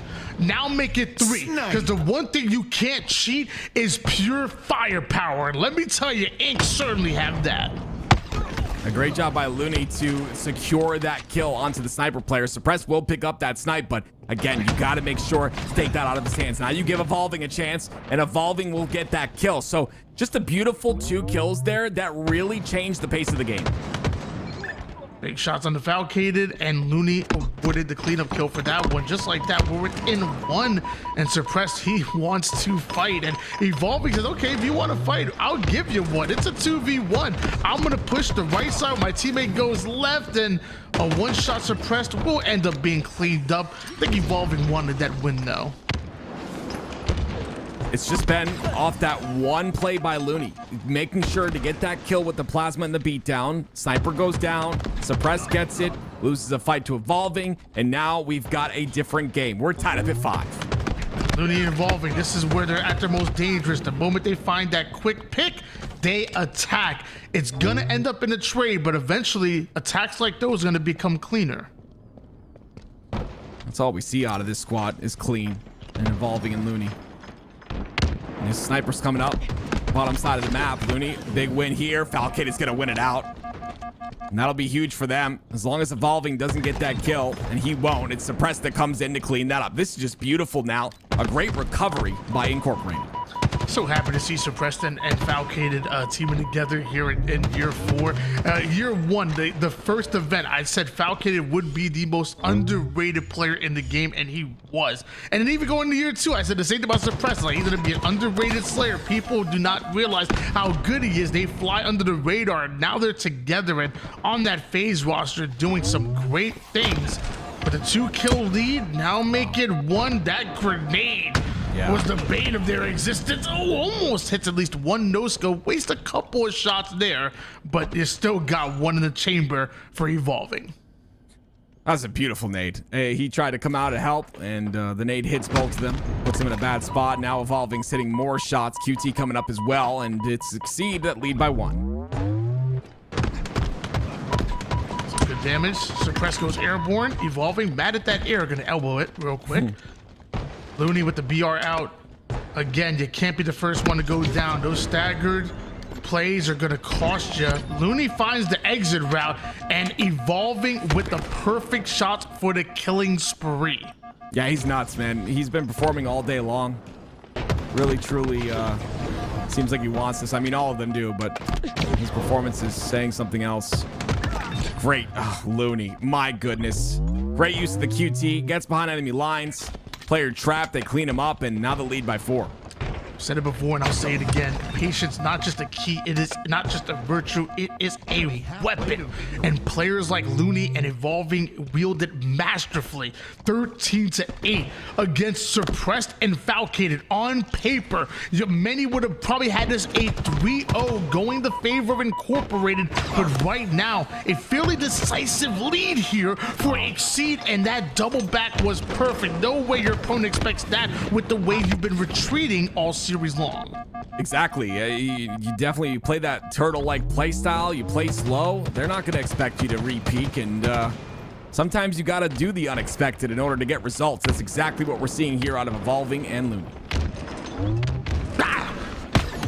You said do the unexpected. I wanted to scare you. I didn't get scared.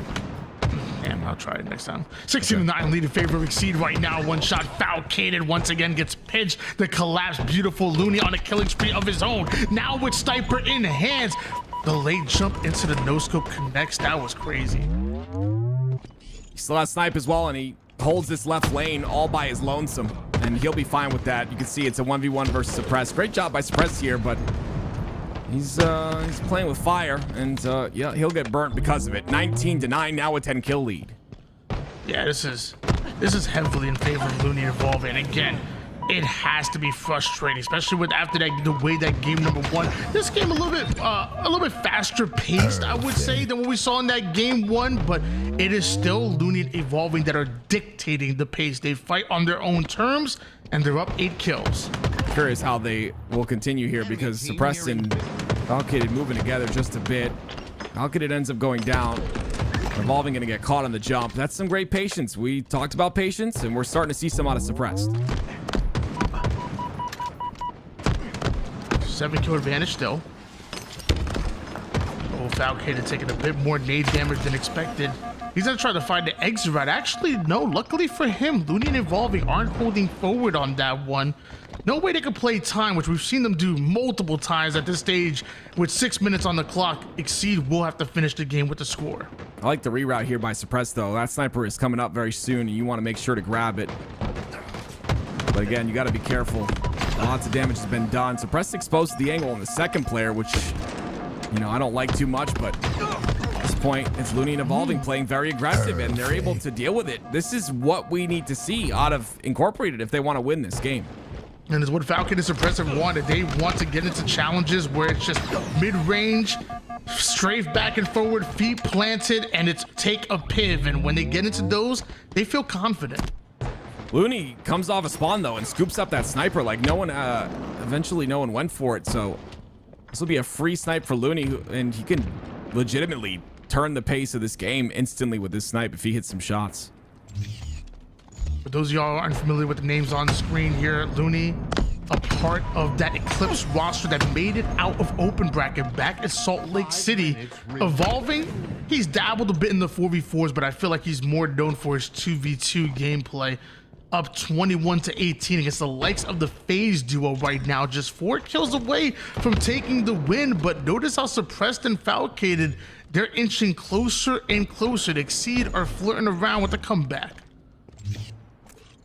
It's all about how Falcated plays this. You saw them heavily pressuring, and now because Exceed are in the lead, and because Incorporated have that slight bit of momentum and some power weapons, you're going to start to see Exceed play a lot slower. You're going to start to see that pace that we were talking about earlier. But it's going to take some shots, and that shot doesn't connect. That was the last one of the snipe. Feels like on most maps, though, they're able to drain the clock so much more, but a map like this, it's just not possible. No matter what, you're gonna have to fight. You're gonna have to fight fast, and that's why we see so much time on the clock here, but still an advantage going the way of Exceed. We see Suppressed trying to find his angle, trying to find his lane, but every time he pokes, he ends up down to 1 shot. And mind you, Falcon is as well. This is where Evolving and Looney want to get aggressive, but right as Suppressed gets his shield back, he takes the fight. Falcon gets his, and just a 1-kill game. That's how you have to play that. That was flawless, to be honest. It was a great challenge by Suppressed. He gets aggressive on the angle, doesn't allow Evolving to move, and they just 2v1 the last player. 22-20 lead here for Exceed. Looney was able to take down Suppress. Falcated still with that sniper in hands, but he knows it's a 1v2. That means Looney Evolving might get aggressive. That body shot was just enough to slow him down. I like this reroute by Falcated, though. He understands that his teammate's on that right-hand side, and they've given information on that side. So if he can find an angle here, he'll be able to open up the map. All they need is one kill, or even a body shot would work. Just one kill could turn into more. And that's all Incorporated looking for. But mind you, Exceed are dangerously close to that 25 kill mark. So Incorporated showing some respect here. They know one false move could be their last. Suppressed. He gets into a bit of a fight. Evolving down to one shot, but refuses to be cleaned up. A trade is not what they were looking for. And two might have been even worse, Tim. Yeah, those two trades, you don't want those whatsoever. You saw Suppressed, he saw the shoulder of one of the players and called out for the, you know, the rotation, or called out for that push. Unfortunately, it was just the shots were a bit too good on the Exceed side. Now they only need one. Still doable. I mean, Suppressed does have 2 shots in the sniper. And again, all they're looking for is a clean round of slays, but that's easier said than done against a team as patient as Looney and Evolving. They're not going to give an inch, let alone a mile. And time may become a factor if Evolving and Looney have it their way, because I don't see them pushing in any way, shape, or form. What have they shown you that shows they're going to push, but a poke, just poking out might have been it. And this is a 1v1 that Falcon has to win, and he just drops the quick blueberry. It's 24-24, and right now Suppressed has 1 bullet in the sniper. He has the game in his hands, Tim. This is what makes these players the best players in the game, is the ability to do stuff like this. A stick, a clutch snipe on a push. Absolutely beautiful. The game slows down to a crawl, and Evolving pokes out and waste that last bullet, but hold on, it's a 2v1. Evolving and Looney are aware that Suppress is overextended here. He has to curve slide his way, and luckily he has that thrust to propel himself forward, but they still took a bit of damage. Right now, it's Suppressed and Falcated that are trapped. Falcated down to 1 shot. Suppressed tries to replace him, but he lands right on a grenade. Evolving with the BR tries to find the angle, and Suppressed, that ain't the exit route. That's your way going down 0-2 in the series. That's insane. I'm going to be honest with you. That's a tilter on the side of Suppressed and Falcated. You played that so well. I was expecting Looney to push on that ramp side, but he took the timing beautifully. He pushed in when his timing was clear, and he got the cleanup kill onto Suppressed. Almost went down, by the way. Suppressed was making himself a difficult kill, but it wasn't enough. 24-25, and Exceed are 1 game away from making it to those grand finals. Slow and steady wins the race for Looney and Evolving. Again, you're talking about 2 players that their bread and butter is 2s. They grind together, they play together, they thrive together, and right now, 1 game away from pulling off a massive upset against Incorporated here in the lower bracket finals. Again, 1 game away from being in the grand finals, and I just want to take a look at this replay, and that's telling the story of what we just saw from Looney and Evolving. That entire play was great up until the 2 trades, and what they did in that situation, they put themselves in a bad spot where they had to make plays like this. And you notice the sticky shortly after that, but they're not. Tony, they just want to get into the next match here. Ladies and gentlemen, this is it. I mean, if Exceed win this, they move on to the grand finals. Otherwise, we go, of course, to a game number 4. We're on Nemesis.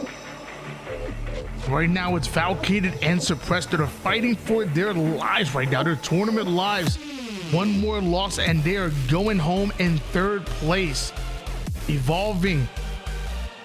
Exceed, I apologize. They really can do it. They can pull off a massive upset, and I mean, it's $5,000 on the line. We ain't talking about no chump change here. You know what I'm saying? Like, no disrespect to all, $400, $500 tournament, but a $5,000 tournament. Shout out Forge Hub. It ain't bad. Yeah, the fact that we have these as a Halo community, we should be very grateful that we have these type of tournaments. Again, like Tony just said, shout out to Forge Hub. Oh no. Those are some, I mean, those are some clean kills. But once again, Exceed come out. Beautiful shots by them. They'll secure the camo for this play.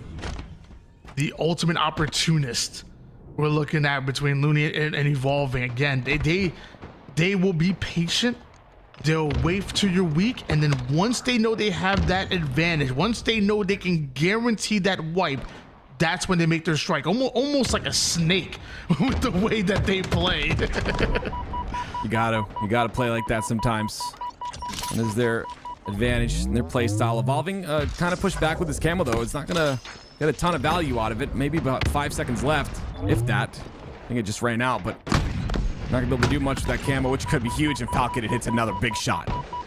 Falcon with the headshot onto Looney here. Suppressed. Taking a bit of a wider angle. Meanwhile, Looney and Evolving have been able to regain a bit. We have a tied up game, and that sniper is going to be important. Yeah, things are going to slow down a bit. You want to get that damage. You want to try and get that pick before you go for the power weapons and the power ups. And like you said, sniper is going to be a big factor. So both these teams going to play very slow until they can capitalize on some sort of advantage to get that. Game slows down once again. Active camouflage in less than 10 seconds. Looney and Evolving have it in their sights, but I think I see Incorporated looking to get involved as well. Oh, wow. That's unfortunate. Very unfortunate. That was... Yeah, something. that was something. It was something. 3-1 lead here for Incorporated and Suppressed. I mean, he says, I'm going to pocket the active camouflage for a bit. Just activates it now, but Looney, he spots him out from across the map here. Great job once again to, even if you're cross-mapping like that, just try and live, right? Go towards that cover, get back behind cover. Looney does just that, and now it's Suppressed. It's going to try to react here with this camo. Couple of shots as he drops down to the low ground. Still has that camo, but goes for the melee on Evolving, and Looney like perfectly times dropping down, and he hits Looney instead. That was kind of crazy, actually. These two are very close, man. 5-3. This is definitely gonna go the distance with the way things are going. Suppressed though, once again, not okay with standing still, not okay with playing slow. He wants to aggress, and he's gonna continue to do so. Another kill for him. 7-3 now. This is Incorporated you expected to see since game number 1. It took a while, but dude, Falcon just peels the player that's in a battle against Suppressed, and just like that, 8-3 for Incorporated. Yeah, this is actually insane. Can they keep the lead though, right? We've seen this before where teams are able to do this type of stuff, but can they keep this lead and hold on to it throughout the rest of this game? We've seen Exceed come back from way worse as this tournament has gone on. Looks like a double push trying to be formulated here by Incorporated, but a couple of shots going into the opposition from Exceeded. Keeps backing them down time and time again, and there it is, another trade, and double melee works for Suppress. You saw a little bit of that, what is it, BXB right there. Yeah, it's a little bit faster to BXB just like that. Slightly better timing when you reload in between your beatdowns. Unfortunately, though, he's not going to be able to get this camo down on the floor now. Couple shots onto Looney. Falcon going to keep getting aggressive, but it was Evolving that gets away with that camo. The back smack doesn't all the way connect. Hit that left shoulder, I guess, instead of the right one. And dude, how many times has that cost you a back smack over the years? Oh my goodness. A lot of times, a lot. Looney in the open. This is a very risky play. I don't know how he stays alive there. He's just trying to get info on that jump, but that info costs him a bit of shields. And it's Looney and Evolving, who are very spread on the map right now, which is not normal to their playstyle.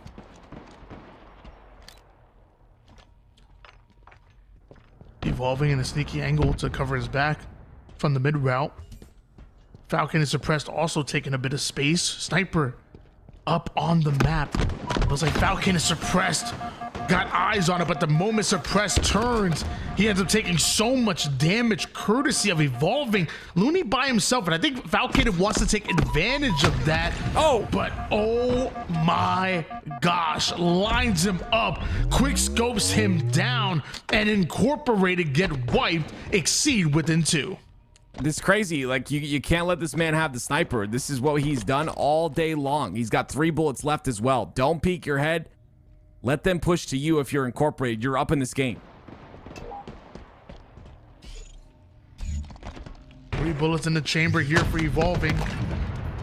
Suppress goes down, and now it's going to be Falcated by himself. You know, once that first player hits the black screen, that's when they get aggressive. Evolving, having an idea that Falcade is hiding in that corner and is able to adapt to that one.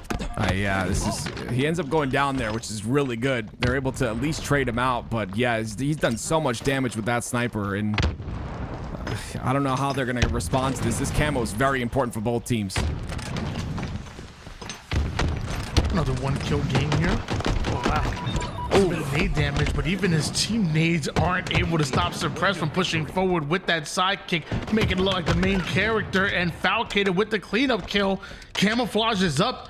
Falcated wants to combine that with the S7, knows where his teammates are spawning, so knows where he needs to push towards. Very clean by Falcated. Great movement, great win, great job cleaning up that kill, great job getting the 1 bullet snipe. I mean, there's a lot. This entire sequence by Falcated is nearly perfect. 1 bullet in the chamber here. Oh, wow. Falcated must have just saw his head as he was pushing up. And with that, Evolving's by himself. In the same way that you can collapse on the staggeredness, it's the same way that Falcated and Suppress do the same to you. And now purposely split spawning them as Falcated pushes up on Looney.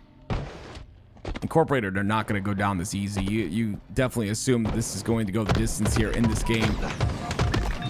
It's really up to Exceed to just try and do their best to bring this game back to close out this series, because if you don't, the longer it goes, the worse it's going to be for you, in my opinion. Oh no. Falcated goes off the map though. That's not good. Yeah, Looney got some distance with that repulse. He sent them like that might have been the longest mind the gap that we've seen. He just tossed them real quick. And now Looney using that repulse this time for a bit of movement tech to get across that bridge. Evolving drops down for the cleanup. Once again, Suppress being left by himself, and right as the weapons are coming up is not what you want to see if you're a fan of Incorporated or even just a fan of Game 4s. Okay. See what Looney can do here. Again, Evolving gets a kill across the map. Falcated trying to play smart and slow, but they know where he is. He gets taken out too. And Suppressed off a spawn. Looney just fires a warning shot at him. Don't peek. Trying to quick scope Suppress. The ping's going down here. Trying to navigate Evolving to get on that flank route. Falcated down to 1 shot, but refuses to go down easily. And in a 1v1 where both players no shield, Suppressed will win that. And Looney still getting aggressive. Wants to actually hide and not get aggressive. Excuse me. Yeah, you can always expect these guys to play real slow here. Looney's got a repulse, so he can play this as best he wants. Falcated somehow knows he's here, which is insane. Looney has to win this fight, but Falcated, oh gosh, it's just so crazy. Like, these players are just so aware of the map, and it's just honestly impressive to me. Another kill goes in their favor, 21-18 now. I think in the fighting game community, they call it downloading the opponent's strategies, where you've been playing against them for so long. Now you kind of know what their tendencies are, what their habits are. So you know what their default is to play defensively and slow it down. You now know you can take a lot more space in those situations. Yeah, it's a great analogy and a definite thing that is in the fighting game community. Really cool for you to call that out. 23-18, and they've been downloaded. That's the only way to describe it. But again, you allow this team and Incorporated to go longer in the series. The longer you allow this to happen, the better chance they have at winning and reverse sweeping. That's just the way these players work. They have that endurance that allow them to continue forward, and they just get better as they go. And there it is. It's a great point. Like it's why we went. It's why we play like best of sevens in the grand finals. Why the NBA what has best of 11s at times. It's like the longer the series go, the better the chance that the better team is going to win. So yeah, as we start to see this game go longer, I think we need to see Exceed win it on Gatekeeper, and I'll say win decisively. Like I never want to see a 25-22. I want to see like a 25-20 or 19. Yep. Because otherwise, as that game gets closer, as the series gets longer, you are giving up your habits and tendencies, and I think that's what's kind of catching Exceed Incorporated by surprise a bit. So go into Gatekeeper and play your cleanest version of Halo. It doesn't matter if you're up by 2, up by 3, up by 9. Make sure you don't give Falcon and Suppress any room to breathe. Exactly. Very well said. And we go into this game number 4. It's one of my other favorite maps. Tony, like you said, Gatekeeper, you called it out, and very excited to see how both these players play this. It's one of those very vertical maps where you have to really fight for that high ground, and it's something what we see on many of the maps. It makes it very fun, right? You fight for that high ground, you take that control, and it forces you down for those power-ups too. So very cool aspect to it. And we've seen Exceed on this map, and they do play time when they're in that lead, and they do hide, and I'm sure Incorporated are going to be ready for that. Whenever you mention maps with like verticality, I think of a lot of Halo 5 maps. I feel like people don't realize how much of a vertical battle a lot of those maps you were playing with on Halo 5, especially when you include the abilities and whatnot within that. Like, kind of reminds me of that whenever you mention verticality. So I wonder if we'll see some similarities between some of the maps on Halo 5 and Gatekeeper, and how both these teams are going to approach twos. Because when I first got introduced to like real competitive twos, it was in Halo 5. Like, I knew doubles was a thing. Like, I played doubles. Actually, believe it or not, I got my 50 in doubles back in Halo 3. I played a little bit of doubles, but never, when I started to try to compete, it was always 8s. It was always, I used to hear game battles. I didn't play myself. It was always local tournaments, and I didn't go to myself. Like, it was always 4v4. It was never 2s. Like, I feel like Halo 5 had a true competitive 2v2 scene. In one in which I've never had seen before. I love the 2v2 scene. It's really interesting, and I think I got my start casting with the 2v2 scene being heavy in Halo 5, so I completely understand what you're saying. And it was always Bound and Renegade that ran those. They decided not to be here today.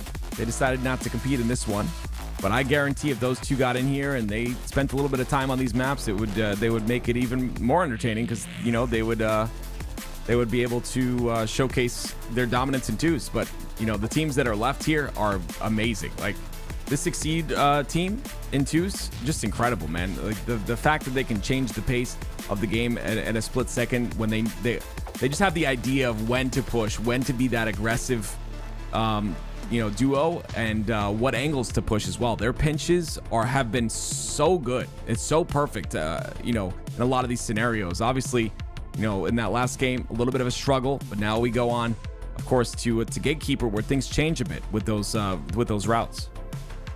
All right, ladies and gentlemen, Gatekeeper coming up next, and I'm ready.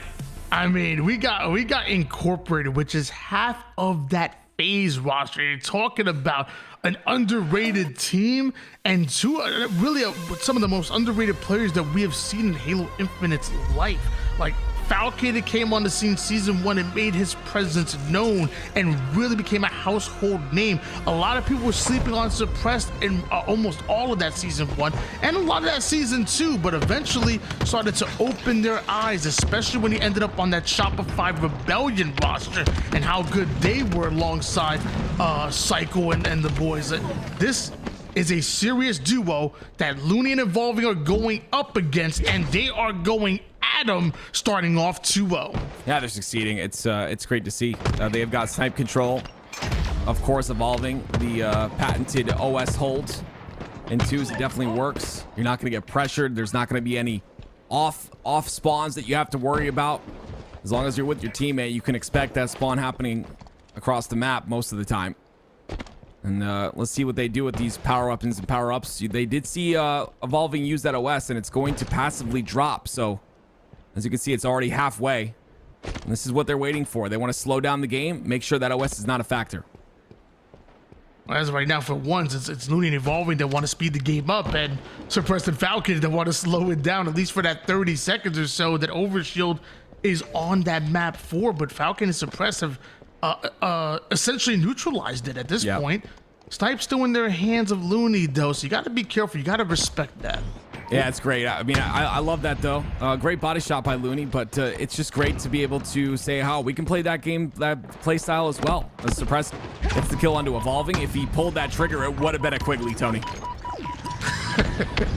Couple nades go down. That was an insta-splode that should have kept them back a little bit. I think you can see a little bit through that window, too. That's some free information right there.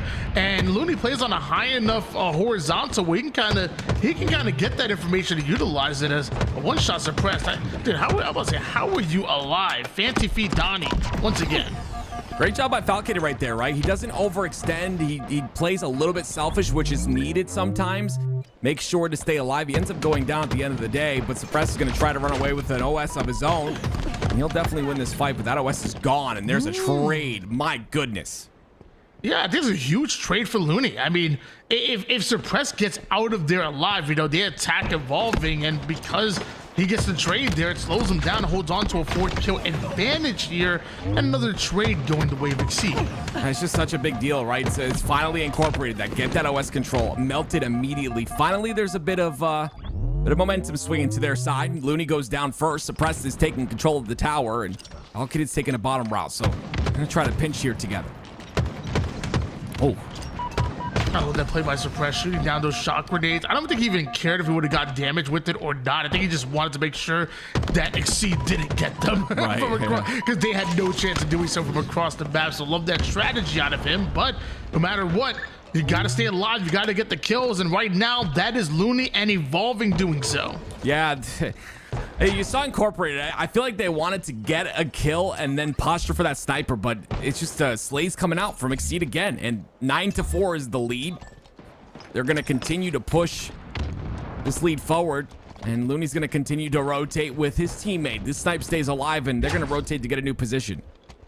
Suppressed and Falcon have to find a way to disrupt the momentum, the flow of Looney and Evolving. I mean, they play a very, very good twos game, and it's one that right now is just simply throwing Falcon and Suppressed off. They're not just going to play on their pace. They're not going to challenge every single fight willy-nilly. I don't know, I never used that term before in my life. I guess I'm sounding like my dad now. But it really is them being patient and really fighting on their own terms. But Suppressed and Falcon up the tempo just a bit, get a couple kills going their way, which could turn to an overshield and a sniper. Yeah, there it is. Dodges that nade barely, and he'll utilize this OS. Falcon gets a kill onto Evolving, so now Looney's kind of running with his tail between his legs as fast as possible, and you would expect a spawn to happen behind Suppressed now, but no, it's actually in front of him. Is he aware of it? Clean kill by Falcon. I've actually met Looney in real life. I can tell you that he does not have a tail. Oh. I checked. Right, Snipe in good. the hands of Suppressed here, and we do have the shock grenades that were going out, but even those weren't enough to slow Suppressed down, but just barely missing out on that shot. Evolving goes right at Falcon and Suppressed. Dude, in twos, he has to be one of the toughest kills in the game. Like, he really is shifty when he wants to be. I love it. You got to make yourself a tough kill. It's important in the game of Halo Infinite, but unfortunately, these kills that Incorporated are trying to make tough are not so tough for the side of Evolving and Looney. Finally, there's a kill there, but still, we're looking at a 5-kill lead right now. Down to one shot, Looney goes. Momentary 1v1, but dodges all the grenades and damage that's coming out. Meanwhile, doesn't want to overcommit early for that snipe. He knew that Suppressed and Falcon were just using that as bait. Meanwhile, Evolving, he's being sneaky, waits for the right time to strike, but Suppressed is able to anticipate it, wins that gunfight, and just like that, ink within 3. This is what they need. The snipe is gonna have to connect with a couple of headshots, though. Really turn the tide and even this game up. See if they can do it. little over 6 minutes on the clock here, so plenty of time, but we know Evolving and Looney, when they have, especially over a 2-kill advantage, they love to slow it down, but Looney gets caught peeking, maybe biting off a bit more than he could chew, but the fact that he's able to get away is crazy, and he runs into Falcated. Not sure who threw that shock grenade. I'm going to assume it was Looney. Looney, knowing the movement right there, it's goodness me, man. It's just everything is going wrong for Incorporated right now. Literally everything. Looney goes down there, yes, but it is again a snipe, an OS and a potential sniper in the hands of Exceed, and it's because there was a chase on the Looney, and somehow he makes the jump to stay alive. Now, an answer back, we're within 3. I feel like it's a perfect way to describe it. It's just everything that can go wrong really has gone wrong for this Incorporated roster. Meanwhile, Evolving, he thought he was hiding behind the walls, behind one of those like graded fence and he could shoot between. He's like, what the heck was that? Oh, wait a minute. Evolving and Looney pushing forward, and Falcon is going to get caught out with no shields and repulsed into the open. Suppress gets a spawn behind, but too far away. He can't capitalize on it. And with 5 minutes left, it's still Exceed with the massive lead here. Only one more game they need to win before they go to the grand finals. Yeah, exactly. Exceed are up 2-1 here in the series and about to pull off a massive upset against the FaZe duo and Suppressed and Falcated. And wow. I don't think Evolving was ready for that, but luckily he did have the repulse. That was crazy. The player coming out of nowhere, but Falcated takes the 1v1 versus Looney. Meanwhile, Evolving continues to get aggressive. 20-15, just 5 more kills away from taking down Incorporated. This changes things right here, though, Tony. If Suppress can get out and then get away with this snipe, he'll put himself and his teammate Falcated in a very good spot. I love the curb slide, the movement to get away. Now he's attempting to get high ground, but both of them are there. Both Evolving and Looney trying to push out Suppress. Suppress really needs to get a clean 1v2. It's a lot to ask for, but it's what's needed right now. You're down by 4 kills, and Exceed are getting dangerously close to that 25 kill mark. Evolving and Looney are forcing Suppressed and Falcated back, and that's an overshield that goes the way of Looney and Evolving, and you'll never ever see them move quicker than you will right now when they have overshield. I love that. I actually like that he decided... Wait, what? Okay, I like that he decided to threat censor the OS. They end up both going down though, and that's the only problem. I don't know what happened to Suppress right there. I thought he was gonna maybe he was trying to get sniped off the map. I'm not too sure, but regardless, a 5-kill lead still.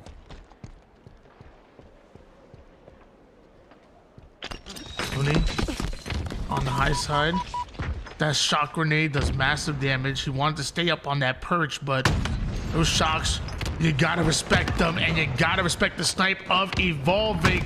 Quick scope to the body allows the teammate to come in for the cleanup. Suppressed goes down as well, and just like that, it's 24-17. Just one more kill needed, and it could be happening right now. And Falcated is really playing his life well here, though. They're gonna have to switch over to Suppress. Suppress was not ready for it, and he goes down because of it. Great heads up play by Evolving right there, and Exceed will make it to the grand finals.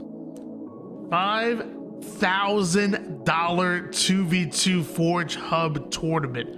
And that was your elimination bracket finals, where you saw a crazy upset by Exceed, propelling themselves into the grand finals where they'll get their rematch. But man, big money, big tournament, and congratulations to Exceed. Looney, dude, he's incredible. Yes, I mean, we see him. He's locked right now. By the way, he didn't even leave the lobby. He's like, I'm staying right in. Okay, it's like you know when the team calls for a break and you're deciding the winners. Like, nah, we sitting down. We ain't going to the bathroom. We staying right here. He's locked. Evolving and Looney, absolutely incredible. You took down Falcated and Suppressed. Now you're just I guess technically 2 series away from becoming champions, because right now it's Advocacy and Yaxon that only have to win 1 best of, I'm assuming, 7 series in order to become champions here. They have the advantage of coming out of the winner's side. Meanwhile, Evolving and Looney having to go with 2 best of 7s. We're seeing the layout right now, which you're gonna eventually see here. But before we even get to that, Tim, why don't you just talk to me about this tournament? What does this mean to you? I absolutely love this. I think we need this in the Halo community right now. And I will admit, the Forgers and the creative members of the Halo community are carrying us. And that's what we need right now. We need as much to be pumped into this as possible. And so I got to give a shout out to the Forgers, everyone you see on this list, the bottom of the screen, all the maps that they make, hundreds of hours go into them. And, you know, a shout out, of course, to War, the owner of Forge Hub, who allows these things to happen, right? And gives a prize for these Forgers to give them a chance to create something and maybe get a prize for it at the end of the day. I think it's just so important for Halo and the community. And the fact that, you know, of course, Forge Hub and HCS are partnering for that very next contest where the Seek and Deploy maps will be made.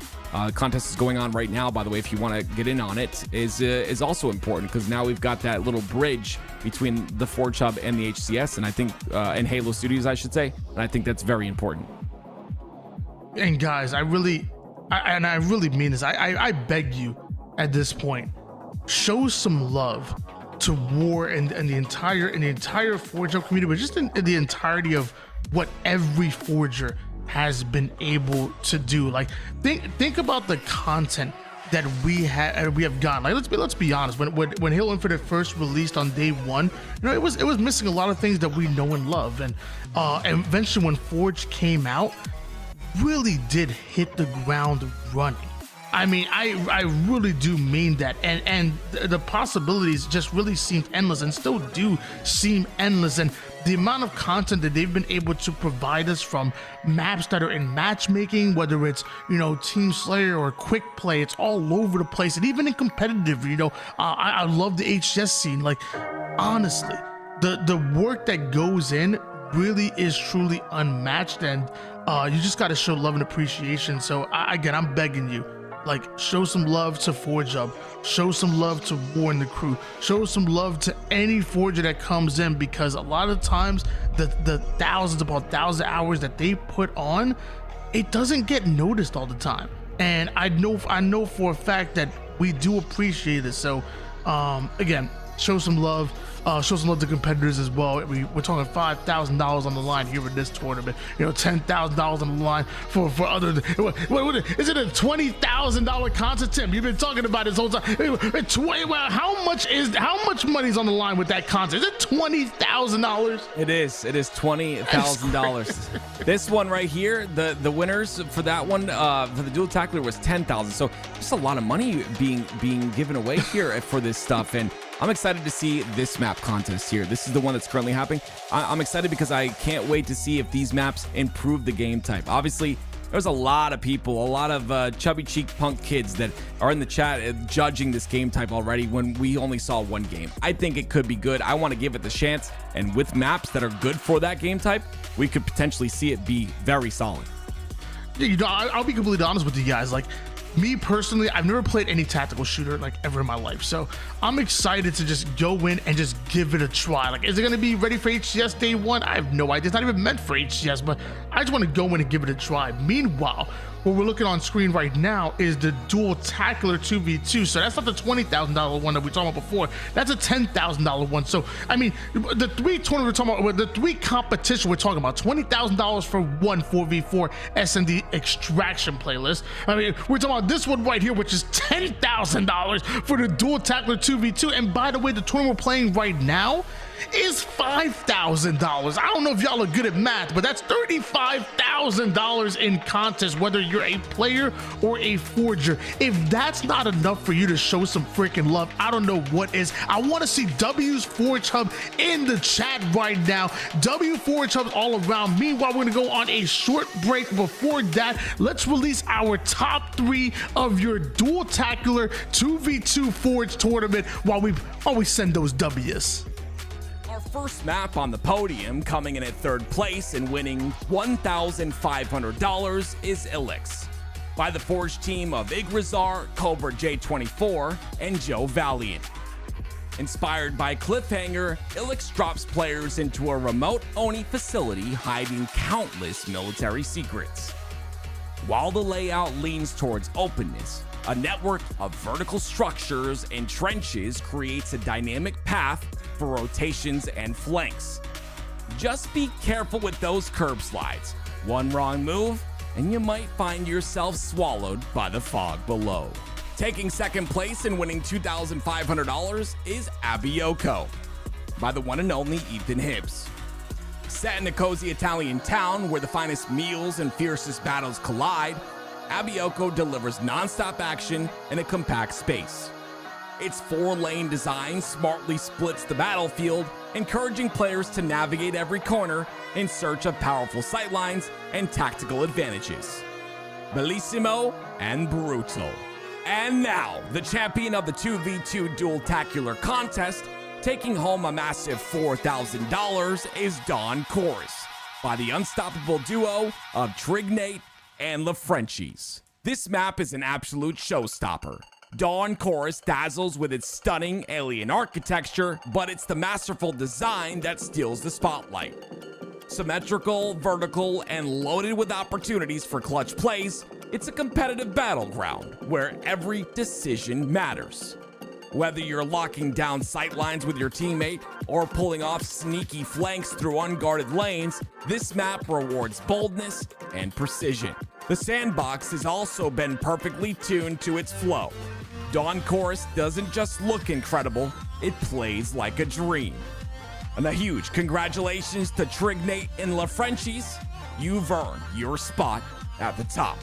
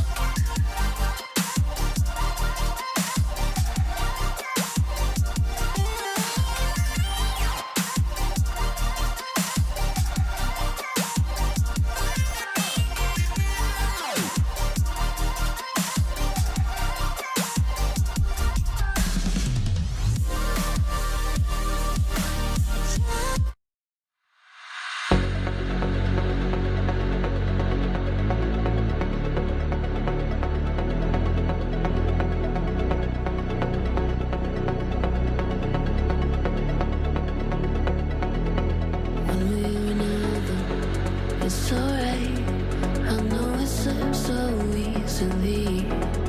Fighters and lovers in your eyes, running around your head. There's 1,000 enemies, but there's a fire lighting up the dark. We're gonna watch them fall, 'cause if you need a little wild card, I'll be the one you call.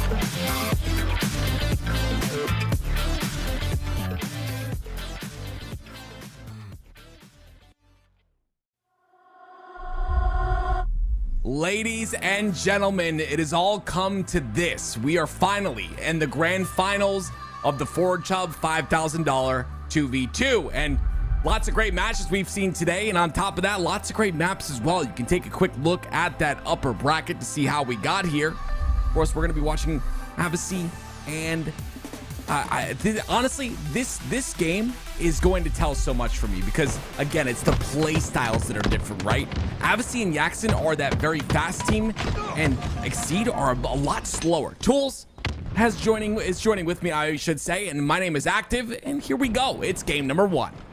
Remember, Exceed will have to win 2 best of 5s in order to be crowned your Forge Hub 2v2 champions here today. On the other side, Avicii and Yaxin, they just need to get it done in 1, but the player that can play spoiler to their plans has the sniper rifle in his hands right now. Evolving has been popping off with this weapon all day long, shooting over 70% accuracy on the regular and hitting headshots, making Spartans flip. He's been incredible to watch. A great route there by them as well. You can see they reroute, they take a different angle, and they're able to get a kill because of it. But Yaxin does throw a beautiful nade and clean one of them up. So we're tied at 2 now. A chance for Yaxin to continue to fire through, but now he's in trouble. He's down to no shields, nowhere to go as well. Coming back, Evolving able to help clean up the rest. That will be a 2-kill swing as there's no trades out. Avicii and Yaxin could find themselves in some deep trouble, spawning into that back sniper side, and it looks like Looney knows exactly what's up. He's waiting for it. The pings come out as well. Evolving's pushing forward. Yaxon gets the trade, and that'll be good enough. At least it'll give Exceed still the lead by 2. And then Avicii will reroute. So I like these reroutes. I also like him picking up the utility on the map as well. Utility's gonna be needed. I mean, only one sniper shot left, but with overshield coming up in just 10 seconds, that first kill can determine so much. Avicii's head's gone, and here they go into action, trying to get as much space towards his overshield as possible. Yaxon took a lot of damage there, but like he didn't want to give up that OS so easily. Unfortunately for that. Don't do it! Don't do it! Don't do it! Don't do it! Oh, wow! What was that movement right there? What was that strafe? That's making a man miss. That's Matrix level shit, bro. That's heading backwards, bullets going over the head, slow motion time. Like, that's everything you could need. My lord, was that a strafe? The pace of this game is definitely a lot quicker than the previous games we've watched. It's already 8-5, and only 2.5 minutes have passed. So definitely the pace that will maybe continue here. As Exceed is in the lead, they will be fine with continuing this. Did you see that frag get stuck in his cankle? It also didn't do as much damage as I thought it would. Another 2 down, though. Yin Yang find themselves down double, 10-5 now, as Exceed have continually controlled the sniper rifle. Looney knows the spawns as well, or he thought he did. It's going to be evolving on that side, but he does know the spawns. The pings are coming out here, and it'll be, of course, Looney anticipating the rotation. Yaxon ends up taking a body shot. Evolving's trying to act on it, but he's going to get caught into 2 different players, so he has to back up. And Looney's going to get his shields and go right back in. This is the back and forth that these two have had the entire day today. It is beautiful to see it in motion. Yeah, Looney's playing his position so well and takes an aggressive re-challenge. And so make that player one shot. Evolving and try to find the cleanup. Nades won't connect, and we're talking about thin margins between victory and defeat in these games, and that might just be a crucial one there. Looney staying alive, keeping those players preoccupied, creating another 2-kill swing for his team. 13-6 is a large lead here already. 10 seconds on that overshield, though. There's one piece of equipment that could really change things. But it's all about Avicii's positioning here. And the fact that he's got to get a couple of kills of his own. A great first kill goes in. The second one goes in as well. And that's an overshield acquired. And now, only down by 6. Looney's traveling through that back path. Trying to just keep distance between him and Avicii, but I think Avicii's going to be too satisfied just hanging out in the back. He wants to get into action with this overshield. The noob combo misses, and the shots will ring true. Avicii able to trade, and that's all that really needs to happen for Exceed, though, is to win these trades. And even then, they're not winning trades. They're just winning the fights outright. Yeah, you saw Avicii right there. He was the one to put his back to the wall, so he didn't get back smacked while he had that overshield, but Yaxon was very slow to get up towards him. Maybe a miscommunication in that scenario. And then losing that 1v1, Yaxon ends up clutching up that one, and it'll be still 6 kills, the lead for Exceed. You see both the spawns for Exceed going to be on that top half. With Sniper coming up, you can get through this cross. Getting that Sniper would be a big step for them. Dude, that nade goes where it... No. Okay. I think we're just free balling nades out here. See, I was like, do we have lineups that I'm not aware of? That's like crazy. What I was thinking. That would be crazy. Oh, Looney, though. Nice little movement there to get on top of the wall. He's going to clean up a kill because of it. Now, the lead that was 6 is now 8. And it's continuing on with Evolving, having the snipe, a full snipe, by the way, in his hands. 4 bullets to work with. Looks like nothing coming towards his way quite yet. Oh, well, taking a little detour for a second, and head pops around the corner right in the reticle. Evolving will not have to waste any time hitting that shot. He's double positive so far to start this game, and they're playing at a much quicker pace than what we've seen throughout the tournament thus far. They're just catching Avicii and Yaxon by surprise so often. Yeah, be prepared, ladies and gentlemen. I hope you have some snacks, because the way it looks right now, Exceed are going to reset this bracket, and we're going to have another grand finals on our hands. There's still a lot of games to play, though, so a bit early to call that, but the way things are going, no way. This is crazy. He just knows. He just knows he's in that corner, uses the overshield, and gets the reversal as well. 24, and this will be 25 right here. Never mind. Avicii somehow wins that fight. That'd be like me, bro. I'd be hitting those corners saying, hey, please just walk past me. And then unfortunately, some people listen to their parents growing up. They check their left, they check their right. They don't let you just sit in corners. Well, there it is. Exceed the first game of the grand finals goes to them. And with three more games with a best of 7. 3 more games, they will reset the bracket.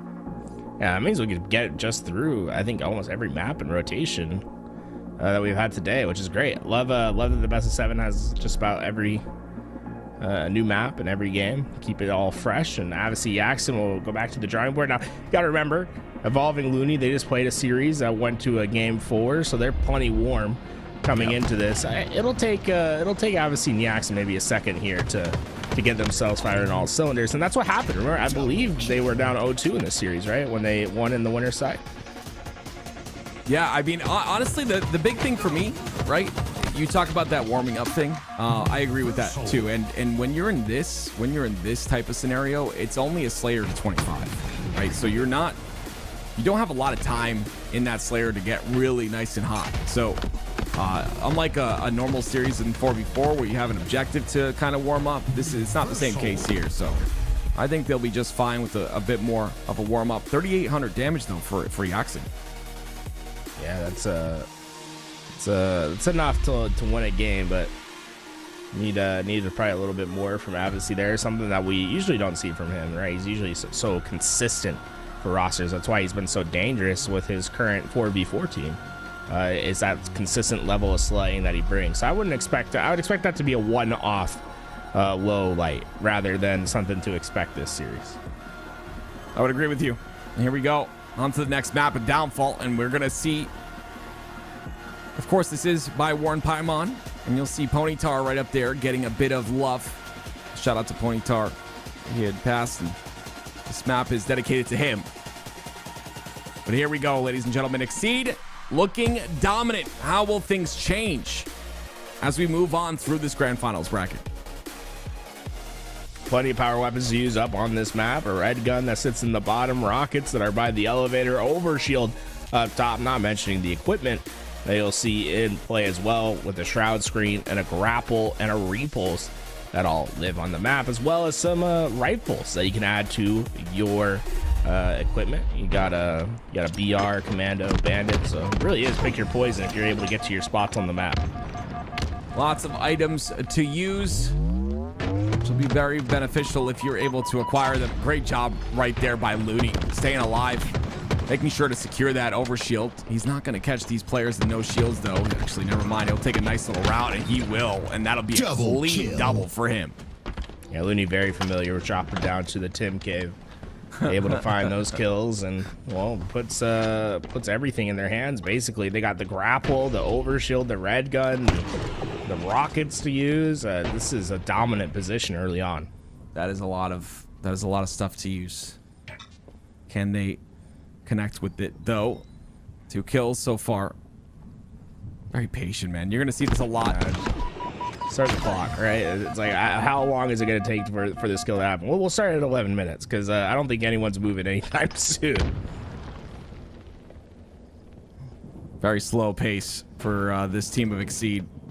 And of course, Yax and Avicii, obviously, we talked about them not being very warmed up. You don't want to just push into a full setup here without having confidence in those ones. But Plasma Pistol comes out. Avicii, little peeky, trying to get some info. Yeah, I mean, at this point, it's tougher. I mean, Avicii and Jackson are still pushing up on the map, but it's honestly surprising because you know there's a rocket just sitting around a corner somewhere waiting for you. And they are going to be able to trade out at least one of these kills, but it's Evolving that's still alive, and he's the one that has the rockets. And he uses them. That's going to be the first kill. Now a lead of 3. Just want to point out, it took just about a minute for that one engagement to happen, folks. So you can see the patience I was there. We've been seeing this all day long as well, using that grapple to get themselves the overshield. So you're saying if we have 1 engagement every minute, we have 9.5 engagements left, is what you're talking. Yeah, you know. Most folks go throughout their life and, you know, only experiencing 1 or 2 engagements. So nothing to get nothing to get all worked up about. Okay. Oh, okay. There you go. Hits the second one. Looking like me out there with the rockets. Yaxon's going to clean up that kill, and now only a lead by 2. It's yin and yang who need your energy, chat. They need you guys to be on their side. Send them your energy. That first game not looking so hot, but as this goes on, they will continue to heat up a bit. Ooh, that is the commando on the opposite side that just ripped his face for a second. How was he playing aggressive here? I think he heard those footsteps, though. Looney checks the corner. Does he hear that drop? Well, he certainly heard that slide, right? No, Looney completely caught off guard. Wow. Usually at this level, these guys have their headphones just cranked up. Usually can't get away with these sort of flanking moves, but Avicii perfectly finding that the weak points in their setups and just gets 2 great kills for his team by not really having to engage in the fights. There was no one shooting back. It's insane. They found the opportunity. They took it. Now only a 1-kill game. Over shield in 15 seconds. Yaxon in a 1v1 versus Evolving. There's the shots. There's the cleanup kill. Looney's going to get the trade. Now Avicii will go in for more here. I don't know if he has information on where Looney is, but Looney wants that overshield bad. He has this shock grenade coming out. There he goes. He finds Looney, but red gun and the help. That nade's still doing damage, but Yaxon's just nowhere close enough to stop them from getting the overshield. Yeah, they're going to get OS. Their rockets are up as well. Yaxon's got to try and stop them from getting rockets. A couple nades, I would assume, but be careful. Oh, dude, I feel like you should get split in half. You know, that's what would happen in a real elevator. You know, that would be a gory scene. Jeez, dark scene. Well, there has to be a way in Forge to like put a kill barrier, but it only activates when the elevator's within certain things, and that's like you hit your head on it. Yeah. 10-6, 4-kill lead again for Exceed. Like we said, this is a best of 7, so it'll be 3 more games for them. They'll reset the bracket and we'll do it again. But Evolving definitely wants to make that happen. Playing the lower side of the map. Very interesting. Looney's kind of all by himself on the top catwalk, and yeah, it's kind of neat for Looney. That's like a perfectly set up shroud screen to hide in. He used it. He stays alive. 11-6 still. No action just yet. Teams are really respecting each other, and that's kind of what it's been. Not a lot of engagements. Looney takes a very interesting route. Yaxon makes him pay for it. With that, Yaxon and Avicii will work together to try to get around these corners. This map fairly big, so it takes a long time to get to these spots. What usually creates the gunfights is actually the power-ups and power weapons that come up on the map. That overshield going to be a feature on the map where you'll see a lot of action, as well as those rockets that spawn up on the map. 50% in this Stalker to use. Remember, it's half the ammo of a normal one. OS is in 3 as well, Evolving set up for it though, and Looney's coming to his aid, but not going to be able to get it. Evolving, grappling that OS, secures it for himself. Rockets up, Evolving. He's thinking about maybe just traversing down to grab him, but instead wants to get into the fight with that overshield. Gets the first and says, hey, that's probably enough to secure these rockets at minimum. It's 100% enough. Obviously has to run away here, or peeking for more info. Yaxon off a spawn. That is not the blender you want to be in. Looney doing damage as well. Evolving just baiting them in, waiting for them to make a move so he can use this last rocket to get another kill. A couple players come up high to give great damage down to Looney. Evolving will be left to his own devices, but a rocket should be enough to help him at least trade out his life when this push does come. 5 minutes remaining. Oh, 5 minutes on the clock, ladies and gentlemen. It is 13-9. We have 5 minutes left in the game. I don't think we're getting to 25. Don't think so either. 14-9 now. That one rocket's used well. Looney gets another one. This will be big.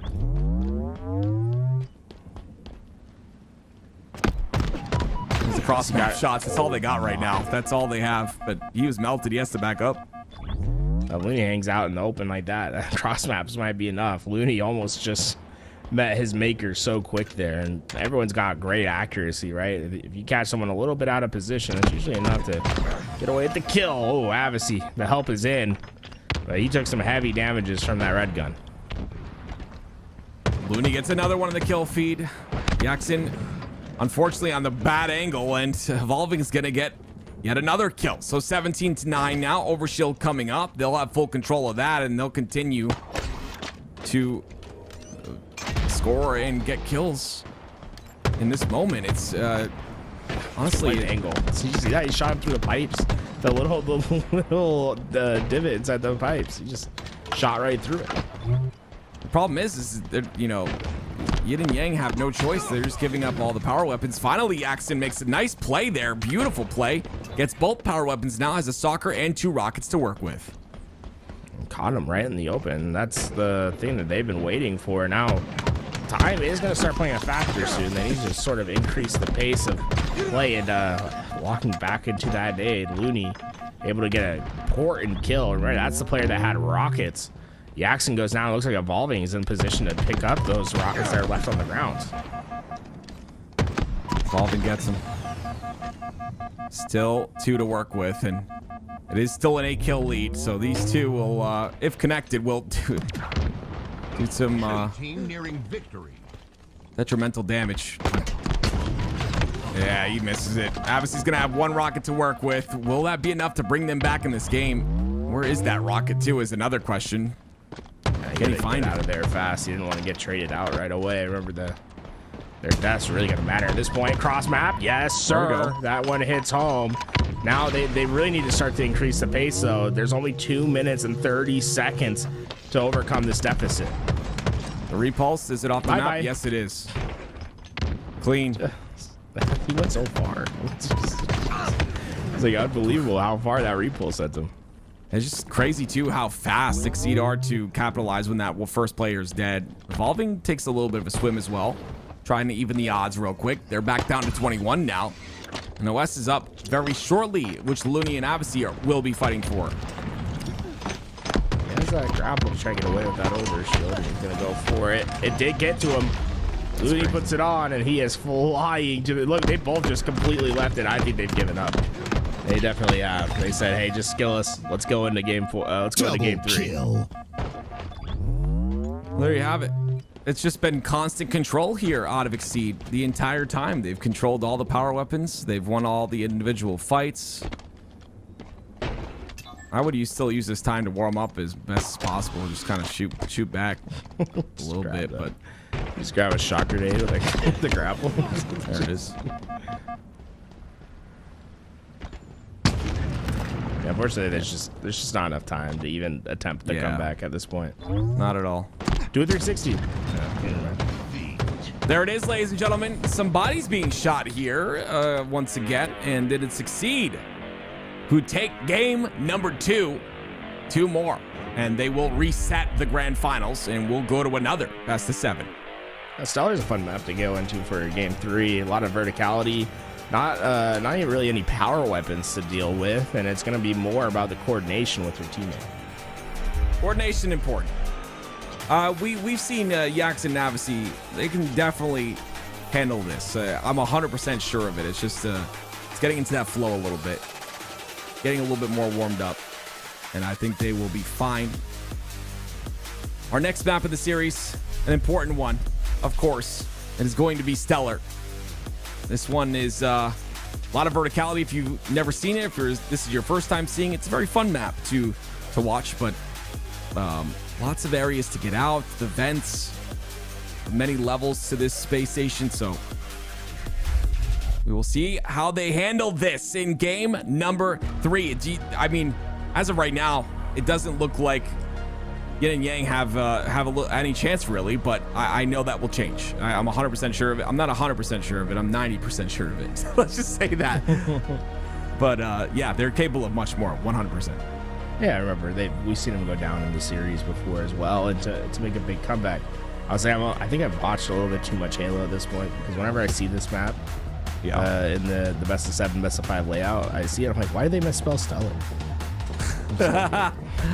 That's funny. That's just definitely like the way that stellar is spelled. Yeah, that's why. That's what it is, the way. Well, ladies and gentlemen, here we go. It is Yax and Navasi who need to do something fast. Obviously, the backup plan is there for that Grand Finals reset, but you don't want to play for that. You want to get momentum now. Let's see if they can. Got great damage down range. Jackson's gonna be able to clean up the first, and they knew where the last player was going because they were scanned with that threat seeker. Jackson getting really aggressive. He catches him off spawn. Wow, great heads up play, and Jackson's not done yet. They are ripping through them to start this game. This is a good start. 3-0. And you see the aggression, the confidence is building in the mental. They continue to push forward, and Evolving's caught out once again. What do you do if you're Exceed? They are pushing. They're getting them before they can even orient themselves. And remember, this is a map. Although there's distinct differences on each level, it's a very samey feeling sometimes when you spawn up. So it can take a second, especially if you're new to the map, to orient yourself. And I don't think they were trying to get themselves oriented with a player just pushing them right on spawn. The only problem with this map is it really benefits Exceed, right? The way they play, they can essentially just take that lower side, hold it, and stay there. And you saw that in the last play. That's why they were able to get 2 kills. It was just a slow play that forced Yin and Yang to be aggressive once again. And now they've both spawned up, yeah, they're gonna take the portal to the top, and here it goes. Well, a couple kills, couple shots go in, and the trades once again. Yeah, that one's gonna favor Exceed this time. There will be the last players alive. Remember, if you have a grapple, you can go back up that teleport. The other thing to keep in mind, though, is when you go down that teleport, you got to be facing a certain way to make sure that you're ready for that fight. A couple times now we've seen players go down, they're just facing the opposite wall. 6-4. Yin and Yang still have that lead slightly, and QT's about to be up 2. Great shots by Avicii. Backs down Looney. That should be a spawn here shortly for Evolving. So Yaxon gonna try and stagger this as best as possible. He has to win this fight. It's a big fight right there. And no, the melee will not hit. It will miss, and still they hold the lead, but that would have been a nice kill in that situation. Where? That's a crazy stick. I don't know. No idea. Only a 1-kill lead now. They're working. They're walking together, running together. The vents utilized, waiting for the same play that just happened, and they can just play slow up here. This is the problem. You can't let them play their play style yet, though. Yin and Yang. Yeah. They still have this lead, so it's really up to them to decide how they're gonna play it. But it looks like they're not gonna just sit in a corner. I like it. No portal use this time. They do get a threat sensor, though. That's a huge threat sensor. Can they use it? Well, the trade. Evolving escapes to the bottom, though. And you'll take that because it gives you that top map control, right? That's like where you really want to be. The only thing to worry about right now, though, is Evolving does have a grapple, so there's plenty of options as to how he wants to get up there. Jackson, another one. See if these body shots kind of... It's so funny to chase someone, but you have to like crouch while you're chasing them. Yeah. you're just like, oh, I'm gonna get you. Nice and slow paced. Jackson wants to engage here, but it's just a ring around the rosy, but ring around the rosy to the top level. And that's where Evolving is sitting. Looney's taking a different route here. I think he just took the portal top. Yeah, Looney dropped down to get info, and he just took his route back. Oh, wait a minute. You better run. Yeah, Run. He's got a grapple. He's chasing. No way. Oh, wow. He tried. That was kind of crazy. It would have been that would be the craziest ninja of all time. Getting a ninja where you barely take any key off the ground, right? It's like your step jumping backwards to ninja. That'd be crazy. Evolving But- once again, slow playing. Still a 1 kill lead for Yin and Yang, but it doesn't feel like at least it's going to last. There it is. And it doesn't. 11 all. Okay. Right now, they have bottom and top control right now. It's so interesting. They're like sandwiching the players. It's just because you can take that portal, just go directly top. Or are you talking? Oh, you're talking about Yin and Yang, right? No, they're both bottom. No. Okay. It was Exceed was doing it. They go down that purple vent sometimes to check it. And I think they're just trying to get a timing. There it is. The timing's there. Yaxon. Oh, wait. Some good nades. This is good by Yaxon there. And again, this time it's Looney out of the situation as fast as possible. See, that would have been a good situation maybe to hit the teleporter up and to go back. Remember, so this is a teleporter. You can go down and put you into this vent, but you can also go back up it if you have a grapple to get to the second floor. Thread sensor works again. Looney able to see through the walls here. He'll still be down 1 kill though. Yin and Yang are doing a great job of trading, but can they keep this going for a long time? Another kill by Avicii. That's beautiful. Gives him a bit of a gap, and it's a very important kill here. And another trade. 14 to 15, still a 1 kill lead for Yin and Yang. You gotta love it when you see 4 players down at the same time, right? The spawn's completely random at that point. It looks like Yin and Yang will get rewarded with the high ground. Oh, this high ground could help them, and it does. Avicii cleaning up a kill. A bit just disjointed was Exceed in that scenario. Didn't expect them to not be together there, and they end up having to pay for it. And Star Seeker helps you clear some lanes. Get an idea of where this push is going to come from. That's going to be this good is timing. great. Yeah, he's got to get some help though, and it's just not there. Not able to clean up on anything. The QT was too strong. The one thing that we're noticing, I think Yin and Yang are oftentimes hedging their bets about where this push is going to come from, whereas Exceed, they seem to be all in on the play that they're making. Right. And I think that's been whenever we see kills go for Exceed. Whereas you're seeing this, right? They try to create these sort of pinches, and it works sometimes, but other times we're seeing Exceed just take advantage of the isolated player. That vent is tough. They escape through that vent often. He does Exceed. Oh, he hits his teammate. Wow. Hey, Ouch. That hurt a little bit. Honestly, that's not involving. He said, "Get down, Mr. President." Got right in their way. Off to the top of the grapple like you called earlier, and it's a beautiful couple of shots out of Avicii. That's now a 4 kill lead, the largest lead we've seen in this game thus far. You ever rip your teammate like that? I don't think he did 1 bullet of damage to the other side. I think that was a 3v1. Yeah, that was tough. One more grapple, but he's got 2 threat sensors. Does Yaxon? Yeah, Avicii's working on the other side, so I wonder if they're going to try to coordinate up this thing by... No, they're going to hit the same route. Right, he has that Threat Seeker, so he can clear these levels one at a time. I like the slow walking. He only has 1 left. He used it through the vent. That might be the best play, honestly. Oh, it was. Now they're going to be able to stay alive. Yeah, this is rough, though. They have... Oh, there we go. Beautiful nade. And it's Looney once again that gets through the vent. This time it won't be to escape. It will be to end up going down to Avicii, who chases. And the amount of times we've seen the same exact play cycle. Oh, he's going to catch him. Wow, this has worked. Oh, but where did Evolving come from? He must have went... I think he went teleporter to hit the instant route down to get to his teammate. Wow, what a play. I cannot believe that worked. 2 kills, though, is all Yin and Yang need here. The Axe is going to get melted completely. Avicii's going to get the threat sensor down, and it'll give them the info. But I think Evolving's taking that drop down. Is he going to do it? No. Still chasing Avicii, who doing all he can to stay alive. Yaxon's going to get a kill. 24 and make that 25. It'll be Yin and Yang that take a game. And that was a much faster pace than we've been seeing with these teams in it. And it really felt like Yin and Yang were able to find that first kill more often, start collapsing in on the final player, a lot more clear outs than what we had been seeing in games past. Well, here it is. The first game down for Yin and Yang. We'll see what happens on the next map. It was neck and neck for such a long period of time. They got one little swing, and They were able to carry that all the way through. Taking a look at the stats here, it's 15 and 10 out of Yaxin. Very solid. Of course, the damage done as well, 4,200 damage. Obviously, right there with him, hitting about 4K himself. You know, yeah, I would call that a 4K, right? Yeah. No, you know what? No, I don't know. It's Wow. a 3. It's a 3. It's a 3K. Okay.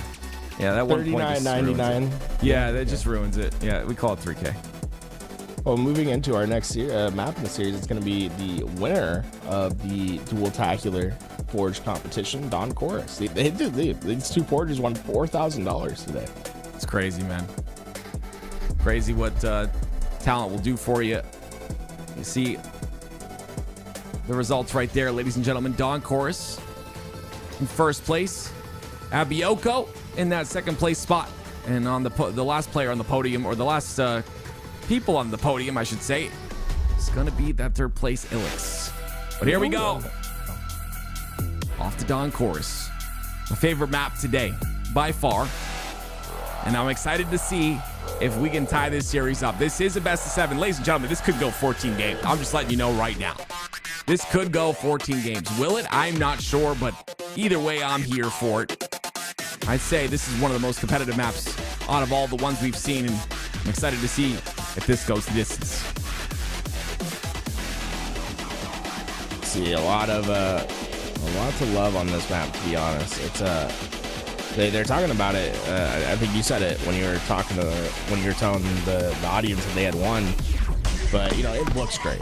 You know, the design's awesome, the artwork's great, but it's really the flow of the map that's been so impressive to me. How it like naturally encourages gunfights, how it's closed yet open.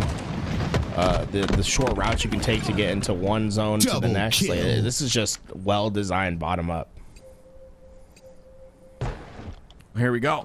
Now we see War in the chat talking about a 4v4 on this map. That'd be pretty sick, honestly. No, what do you play on definitely this could work. Slayer and because how would you play flag on this? Ball? Oddball ball. on a symmetrical map? Yeah, why not? You had it on midship. It was phenomenal on midship back in the day. That's a good point. That's a good point. What? Why is it that we had oddball on midship, but we didn't? Like we never really see on other symmetrical maps. I don't know. Midship's just so good. That's all I can say. It's just good. Bring around the Rosie. Pillar in the middle, and actually, no, he's gonna catch Looney right there, and Looney take him out. Snipe in the hands of Looney now. 4-3, Exceed lead. And this is where Evolving and Looney have been so good all day long, is when they get these snipers into their possession. Very rare do they miss their shots. Pace slows again. Oh, you see that sprinting and sliding? That's what gets you. You can't be sprinting and sliding when you have no information, and because of that, they'll get taken out together, and it'll be a clean wipe. Looney goes down though too, so not so clean. I take that back. Still though, a 2-kill lead for Exceed. People don't realize how big the sound cues are at some points, especially if you watch Stellar and the way that he plays Halo, especially if he has like a sniper at like live fire on tower. You'll see him jump to his spots instead of sprinting or walking to them, just because those audio cues can make such a big difference, right? When you jump, your feet are off the ground. The only thing they can potentially hear is you landing on the floor. Yeah, jumping is much lower audio than even sprinting, or obviously. Which I don't really agree with, because it's a 4-ton Spartan dropping down on the ground. It's got some just leave it alone though, Tools. I use it all the time, man. Please, we can't nerf that. 9-4 though, dude. Exceed is running away. They've got the overshield. They're gonna try and stagger the spawns. Are they gonna be quick enough? Probably not. Obviously, well, maybe they split them a little. Left and right side of the map, and actually it's a split on both sides. Evolving goes in a bit too early. Because of that, he goes down, and look what they're gonna do. They're gonna capitalize onto Looney as well. Clean and perfect out of Yin and Yang. That's an exercise in timing and coordination with your teammate, right? It's the right idea. You have the team spawned in the right spot, but the execution a little bit lackluster. When one player gets to that fight too early, it allows those spawners to focus their team shot. If the other player doesn't come in on time, suddenly that push turns into more of a whimper, as you'll see those players go down, and then once one goes down, the other just doesn't have that support. You get punished much more in the 2v2s for plays like that. And already, right, it was such a blistering pace at the start for Exceed. you see how they're slowing down now and how Yin and Yang are really controlling the map. I absolutely love this out of Yin and Yang. They're playing this really well. It's starting to catch their stride. I love how we 2 say, lead. when we say Yin and Yang, it sounds like their gamer tags are Yin and Yang.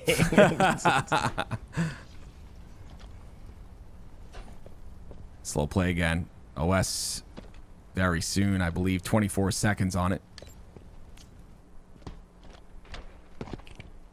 Surprisingly slow considering how fast we got out to this game, but Evolving and Looney are not trying to give Yin and Yang anything.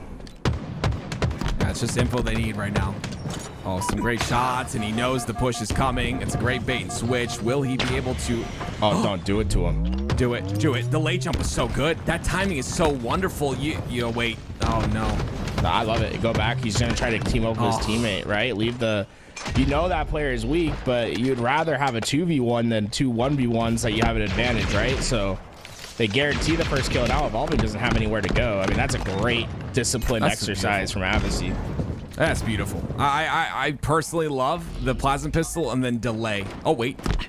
Oh, no. He got lost. Looney got lost. I think he heard something, but he like wasn't sure where. And he just started spinning in a circle. That's great. That's great. No, his controller disconnected. Actually, you know. Maybe. That's the excuse if someone catches it. It's like, no, my controller just Double kill. That's crazy. It was 9-3, right? Yeah, that's what I'm saying. This is crazy. I honestly thought we were going 14 games, but I like the aggression and the confidence. Wait a minute, this is not good though. We don't want to lose this snipe C. It's plays like that, and now I feel like I'm not trying to be biased here. Let me flip the script here. It was really good by Evolving to get in and get that snipe. But wait, Looney comes back, trades out another kill. It's gonna be a snipe, but Avicii cleans it up, and once again, it'll be Yin and Yang with a snipe control. Sometimes you can see a player turn a corner and they realize they weren't supposed to do that. That was Avicii there. He slid out while one shot. Saw there's a massive side. Oh my god. Jackson's not missing. This is, you see his movement too. He is locked in, dude. Absolutely locked in. All right, it's a 2-13 run in favor of Avicii and Jackson right now. Let's make it. Oh god! That's just gross! Avicii! 18-11. Overshield coming up. Way to take over the game. He's not done yet. Look at that damage. That nade, perfect. Boom. Avicii, he's hitting every play he wants, and you can see they really started to figure out the flow of this map. They are abusing Exceed on their spawn. They've got info on the Looney. Evolving a little bit further up. Jackson's going to delay the OS. This is so smart. Now it's going to be Evolving caught down the bottom center. He's going to get cleaned up as well. And 3 is all Yin and Yang will need if they want to take this game and tie up the series. It's now a 2-19 run from Yin and Yang. The boys have been flying through Exceed. He's stuck. He can't go anywhere. He's stuck in the corner. There's no way he lives this. There's no possible way. There it is. Just waits patiently. Killing lines it up. Killing spree. 24. 1 remains. And Yin and Yang will bring this to a piece. Looney really playing with fire here. But at this point, I mean, it's over. There's no way you stop this man. 14 kills for Avicii. 11 kills for Jackson. And it'll be Yin and Yang that tied the series at 2. There's 5 minutes left in that game when it was done. Just for reference, remember when we were on downfall, it was 13-9 when there was 5 minutes left in the game. That was a blistering pace being put on by Yin and Yang. And Ilex, I believe, got 3rd or 4th place in the competition today. Will be our next match. I'm gonna be honest with you. I loved Dawn Chorus before I even knew it got first. I absolutely loved that map just by watching the first game. I was instantly in love. Instantly in love. And you know what? You know what's crazy? I just saw in the chat that War said it's a midshippy map. It's like midship, and it makes sense. Look at this, by the way. Can we just rewind a little bit more? I'm sorry. I don't mean to be a pain in the butt. A tiny bit more. Okay, now slow it down here. Okay, here we go. Now watch this entire engagement, right? Beautiful clean up there. Nice little flick to the left. But then this right here, watch the strafe. He dodges that shot, dodges that shot. It's just so good. Like it was precise. The strafe was long. It was elongated. Beautiful. absolutely, you could just tell he was in the flow there. Obviously, absolutely phenomenal as well. Oh, goodness me, dude. Just what a way to take over a game. That is how you take over. You establish dominance. Okay, that's how you do it. Dawn Chorus, beautiful map. Very excited. Now we go to Ilix, like you said. Yeah, Ilix got 3rd place in this Forge Hub competition. It was inspired by Cliffhanger. It brings us back to the Oni facility. I always love the Oni facility vibes. And what I really like about the map is like it's like open, but with the vertical structures, it sort of closes down your gunfight. So despite the map being really open, you have a lot of freedom to move on it, which I think is really indicative of great map design. That's such a beautiful nade. Oh no, God, they're starting again. It's 2 down, it's 2-0. You can't stop these guys right now. I told you, I literally said this at the beginning of the series. These guys need to warm up. This is not what we know they're capable of. And look at them now, 3-0. Evolving's like, I'm done. I'm off the map. And he jumps. Tim, if we take the other game into account, it's now, I believe, like a 24-1 run. Let's go more. I mean, it's just crazy, dude. It's insane. This is what you have to do. You have to just be confident. These guys are playing like they're the best. You gotta love it. The rockets in the hands of Looney. He's got 1 left to use here. Trying to answer back onto Yaxon. Yaxon, though, hitting every shot once again. Puts him down to no shields. And those rockets going to be rendered relatively ineffective. And patience is key there for Looney getting that kill. He'll be the last player alive, so it's up to him to dictate what these next spawns will be. You know what's happening is, and I'm not a professional player. That's why I sit here on the desk with you, because I'm bad. But what I think is happening What does here, that say about me, bro? You're bad too. What I think is happening here is I think that Yin and Yang are making them uncomfortable with how they're playing the pace of the game, and speeding it up at times and just all automatically stalling. Like right now they're playing real slow. They have a 3-kill lead. No need to move. They're playing Exceed's game, and it's working. It's working beautifully. But as I'm talking about it so much, Looney ends up getting another kill. It is, of course, him and Evolving with Camo and Rockets coming up at the same time. And I think that Yin and Yang, they decided to hit the rocket side. Avicii gets those rockets, but he's 1 shot. He's just wasting them. Wait. Oh, boy. Yeah, it's a bad side when you got to throw a rocket straight into the void. That had no chance of hitting anyone. And now they get Camo, too, on top of it. Pile on the problems 1 by 1. And now, see, momentum has completely shifted in this game. It is nuts how fast that can happen in a year 4 of a video game like Halo. That nade will connect. No, it won't. Obviously gets a kill. But Yaxon's been down to no shields for a little while. He gets his shields back.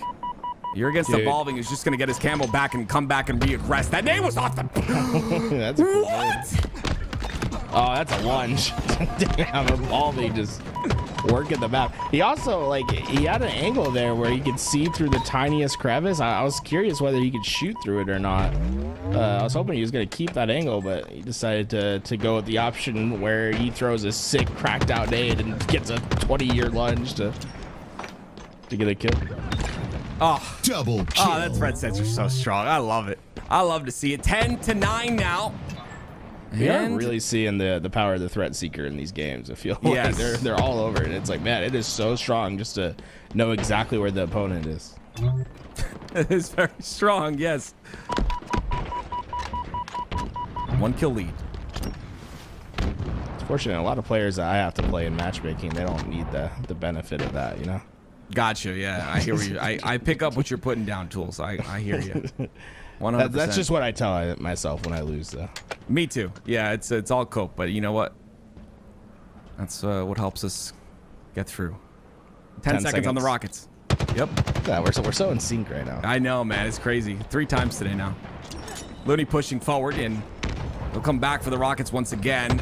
This is going to be aggressive out of Avicii. That'll work out. Avicii needs to play his life, though. It's very important he lives here in this scenario, and there's some cross-map shots out of Yaxon. That nade's a little bit short, but that's okay. He'll get the cleanup kill, and the Rockets will be secured as well as the camo in about 3 seconds. Yeah, big Yak play right there. Get up in their face, get that kill, alleviates that pressure, and now Yax has... camo, I almost think about dropping those rockets for him and let him have a lot more freedom, but they'll keep that in their hands. Now they know where that final player is. Could potentially just see a rocket go down in the kill feed. There it is. Yeah, obviously wasted no time getting to his spot, and they are ripping them apart. This is, man, the last 2 games have been incredible to watch. It's crazy, and they let up a tiny bit, and you saw that in that moment, but it has all changed, and it's all about these rockets. It's all about that camo. Jackson playing this really well. He's blocking the angle onto Evolving, but not really caring what happens. He's just going to push forward. Jackson, I mean, this is beautiful out of Looney, I should say. Playing the angle perfectly. He at least tries to get a trade. Not going to happen. Looney will stay alive. See, I thought that play was cool. He like jumped in to like try to keep himself hidden, and then he slid off the end of his jump. But I was like, that's not what you do. Just let him do exactly where he was, and Looney played it well. Was able to finish off those kills. And Evolving double with no trade out. That's a 3-kill swing now for Exceed, as they've cut this lead down to just 2. The problem is you know, they've done this. Okay, we're having trouble staying on the map at this point. They're not down by 2 anymore, Tools. They're down by 1 now. Jackson down to no shields. It's gonna be a tie game here very shortly, and it is 14-14. No, it's funny because both teams have jumped off the map 1 time. Yeah, it's even. It's even now. Threat Seeker? You don't want it? It's right there. Why'd you want it? He don't need it, you know. I get it. I think he needs it? Yes. Why didn't he get it? Rockets coming up. Evolving. Looking back towards the side. It's going to be Looney against the Rockets, and boom, boom. Double kill. At least a trade. 16-15 now. Exceed. Take the lead for the first time in this game, if I'm not mistaken, and that'll be a camo as well. I'm talking about. You see that little tiny crevice right there? Wow. Yeah. I'm curious whether you can shoot through that or not. Okay. Here comes the push. They're trying to rotate away from him. They know it's in. They have information on him now, which is, you know, you'd assume they just keep rotating. But Looney is top center. Look at the angle covering. It's a trade. And it pulls Evolving away, so a lot of that camo is being wasted here. It's going to go out in just a second. There it is. He just lost his camo, so now I'm just going to slow it down. Try to work for information first. Exceed has that 1-kill buffer to work with. They play really well in this position, though, with Looney up here. It works every time. I don't know how it works every single time, but it does. They play off that middle pillar. Evolving then comes in. Now he's going to clean up Avicii. They force the spawns on the other side, and now they've got that middle pillar control once again, where Looney can. Well, he's not going to do it this time, of course. Oh, he's not going to get damage. Yeah, I can get both of them here. There it is. There's one. Nope, can't get the second, but he'll at least give them 17, which is only 3 kills away. It's Exceed then their momentum again. We talk about momentum shifts often in Halo Infinite. It's a very big factor, and momentum is definitely on Exceed's side right now. Oh, Avicii just hit a crazy shot from across the map. And he's going to try to work with his teammate to find I love this last one. Jackson's just not close enough. He dropped. The reason I think he does that is he only had 4 bullets in the clip. He couldn't take that fight to completion. Yeah, I thought I saw him drop, and I was a little worried because the angle was covered, but no way. This is smart by Looney, though. You're baiting out this camo. Like, Jackson's not. There's no way Jackson falls for this, though. You'd be surprised. Camo? You know that. I see the Rockets. Oh, that's a nice. Yeah, look, he got it away while that distraction happened. That's crazy work. That's a nice. These are nice plays. No, don't do it. Don't do it. You're insane, buddy. Yeah, that's a lot of trust in a man not seeing you. Yeah, like we're talking about 2025 Halo, man. This isn't Halo 3. Your camo's not camo. It's pretty easy to spot out in this game. Well, that's unfortunate because now Exceed find themselves 1 kill away. They're gonna hold hands, but is it going to matter? Well, hey, wait. What's JB saying? Hold on a minute. Are they going to block the spawns here? Yeah, they're going to catch Looney off guard. This is great. Look at the pinch. Look at the pinch from both sides. This is so good. They've got to get this kill quick, though. Evolving is running. This You're so annoying. Why? I've never seen a player be so more annoying than what Looney's doing right there, man. It is Just from annoying, I their can't perspective, imagine. it's like I can't imagine trying to chase a kill like that. No thanks.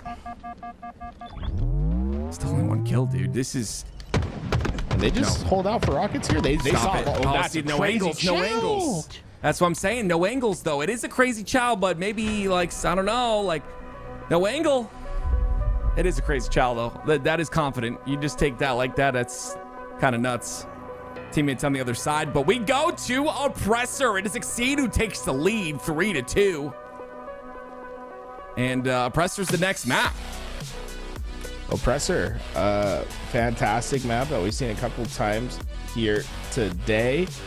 It ended up getting the 5th place spot, so $200 going to the forgers that created this map, and it was inspired by Halo 5's Tyrant map, a very successful 2v2 map back in Halo 5, beloved by the ranked 2v2 community in that game.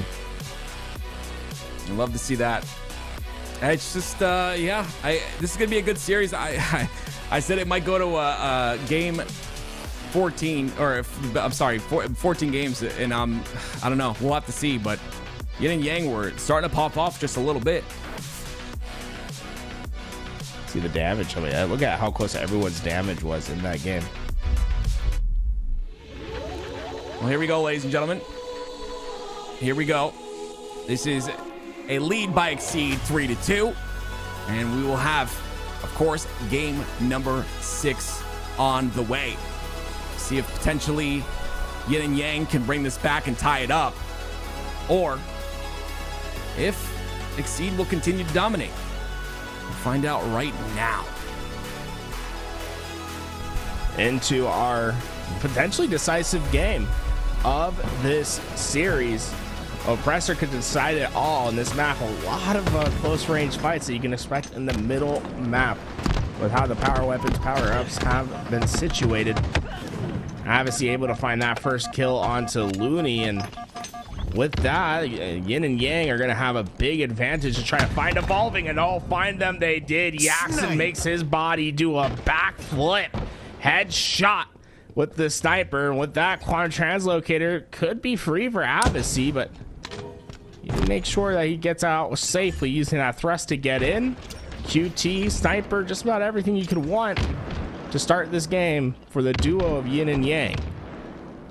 Yaxon's still just patrolling with his sniper. The back flanks coming, but Abbasi wins his fight. They know where Evolving's at. They know he's one shot. It's a sprint to both sides. Evolving trying to do his best to stay alive. The challenge to the QT, that's enough to hold him off. 4-0 start as Yaxon and Abbasi are tag teaming these players, and they continue to keep them split on the map. That Exceed are struggling on just having 2 players alive at the same time. They haven't really even had to use their sniper shots in this fight yet. They still have 2 bullets to work with.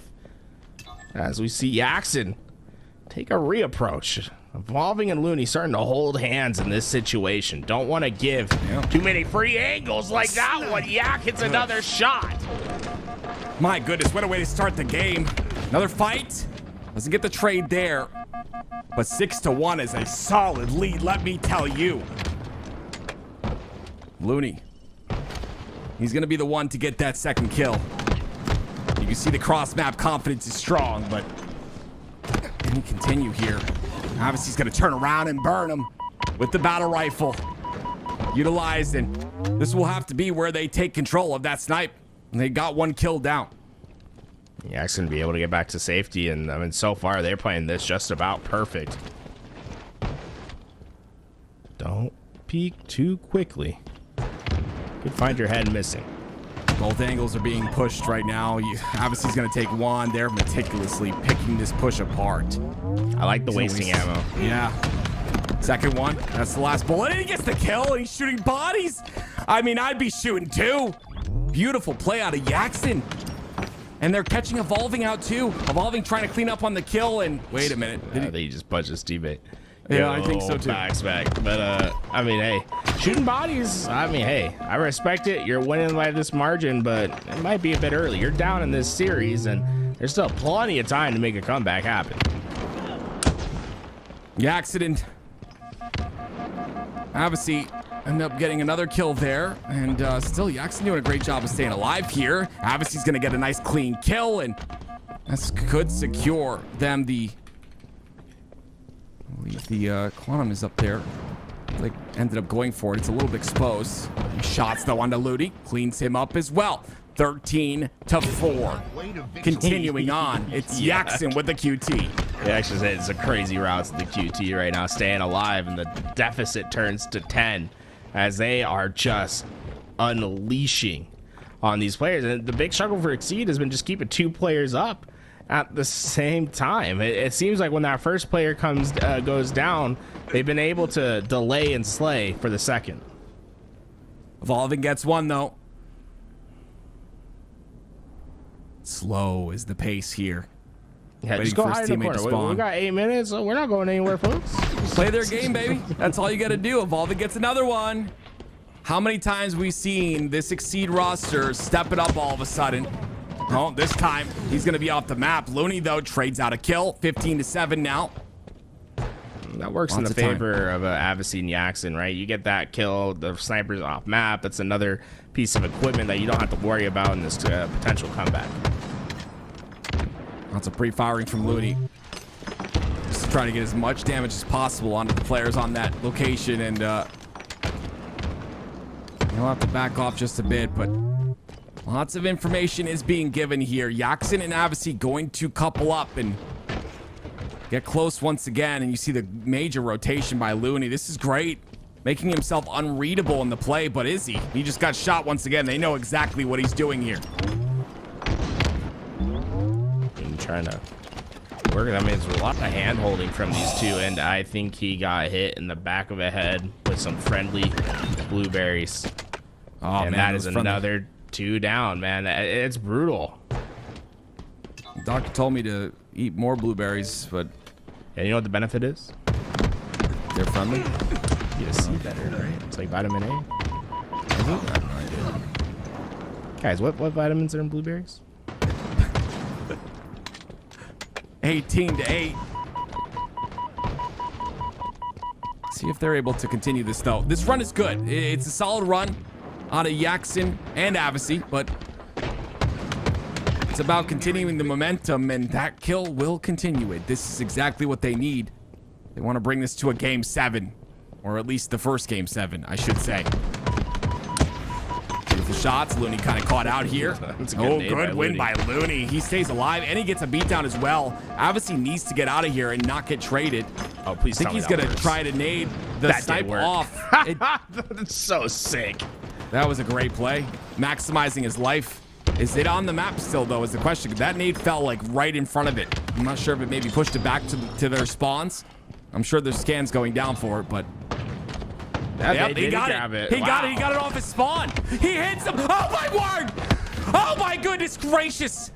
He just combat evolved that sniper while he was about to die towards where he was spawning, picked it up, and just got a massive kill with it.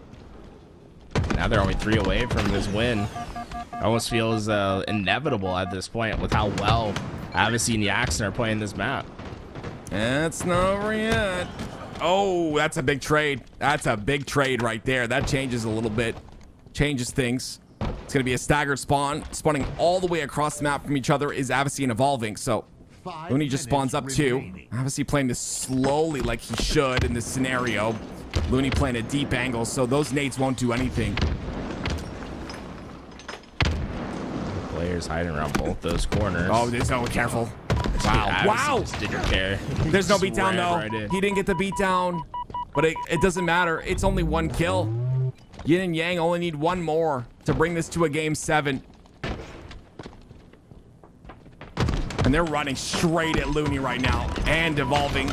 It'll be a kill, but there's the trade instantaneously. Ladies and gentlemen, we are going to our first Grand Finals Game 7. Gatekeeper gonna be the map, and this could be a bit concerning for Yin and Yang. Exceed have been exceptional thus far on this map. Something about the verticality, the space that they really excel at. Yeah, this could be a tough one for them. But if they can come out swinging like they did previous matches, I think they will be okay. But as you can see, it's one of those maps with that verticality, really easy to kind of play your life, really easy to play time, which we know Looney and Evolving to do. Again, you just got to come out swinging. Stagger the spawns. It's going to be tough. Looney and Evolving look good on this map. They look good on this map. We've seen them previous. Piggy says this game's going to end 2017. He said there no one's moving. But, hey, you got to think about it, right? Game 7, so much on the line. There's a $5,000 prize pool here today. So it wouldn't surprise me if we do see a much slower paced game. I got to say, though, I want to see Gatekeeper in the next 4v4 Forge Hub tournament. Me too. I want to give it that and Dawn Course, I think. Put them both in. I want to see both of them in Force. Very, very exciting. And yeah, Dawn Course is one of my favorite maps right now. Out of all the Forge maps. I'm a little bit biased. I like Dawn Course sounds like a man's like name, right? Dawn? Like I read it, I hear whenever you say it, I always hear D-O-N. Like Dawn. Like, oh yeah. I saw like I always think of like a hulked out man saying family, like singing the word family. Whenever I hear it, I'll say Dawn from now on. Why are you so ashamed of your accent, bro? What? I'm not. Dawn Chorus instead of Don.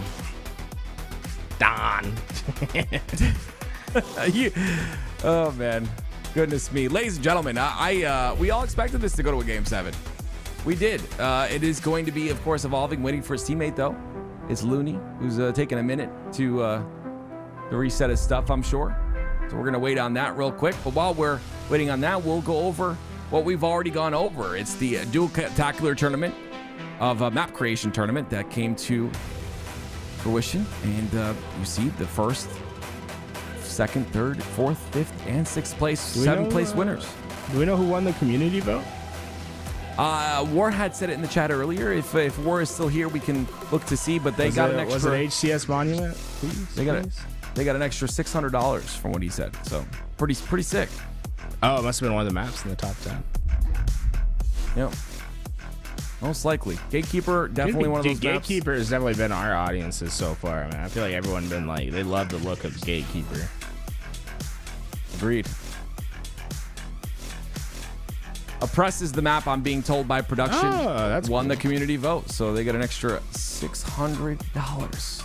So much support going into what we call, what we have for forgers. And again, it's imperative that we hold on to these forgers for dear life. They could be creating maps for any other game. I love that they give the community a chance to say, I like this one. It might not be like what the judges are looking for, but you can acknowledge something hit some a feeling, right? Because oftentimes we have to be objective with the way that we judge maps. Right. But sometimes I like that there's always at least an opportunity for the subjective to come through and to make some decisions. And that's well deserved. I mean, Oppressor looks really, really fun to play. I agree. I'm actually looking. I definitely want to play some of these maps. Tim, I just realized it's inspired by Tyrant, Oppressor. Dude, just realized. Mm-hmm. So I see what. Well, no, I don't think that's the case. I think it's just it's just an intelligent design out of the creators. Where they plan the whole thing. They plan the name, the map, layout. I like everything. it. I always like it when they remix the name from the old one. Like how cool. well, it's interesting that midship.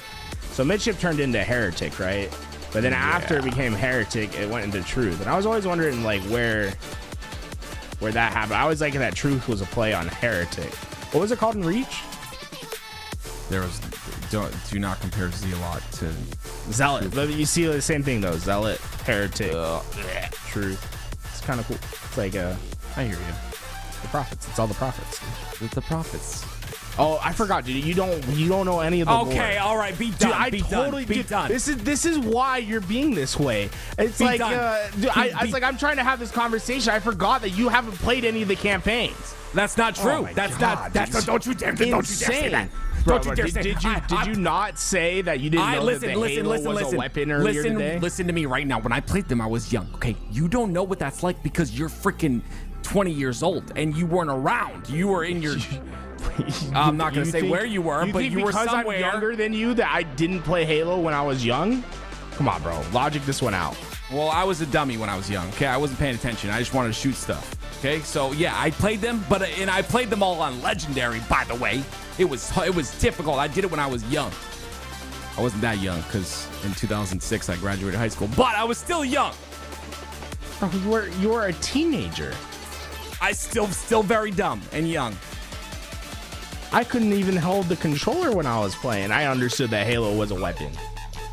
Can you leave that alone? I am never telling you anything ever like, again. I'm you never know what? gonna be You know what? You vulnerable keep it on up. stream You again. keep it up. Listen, you keep it up. I'm gonna tell the chat that you have toe fungus that you were talking to me about Toe last fungus. night. I don't want. Listen to me. Why are you talking to me last night, bro?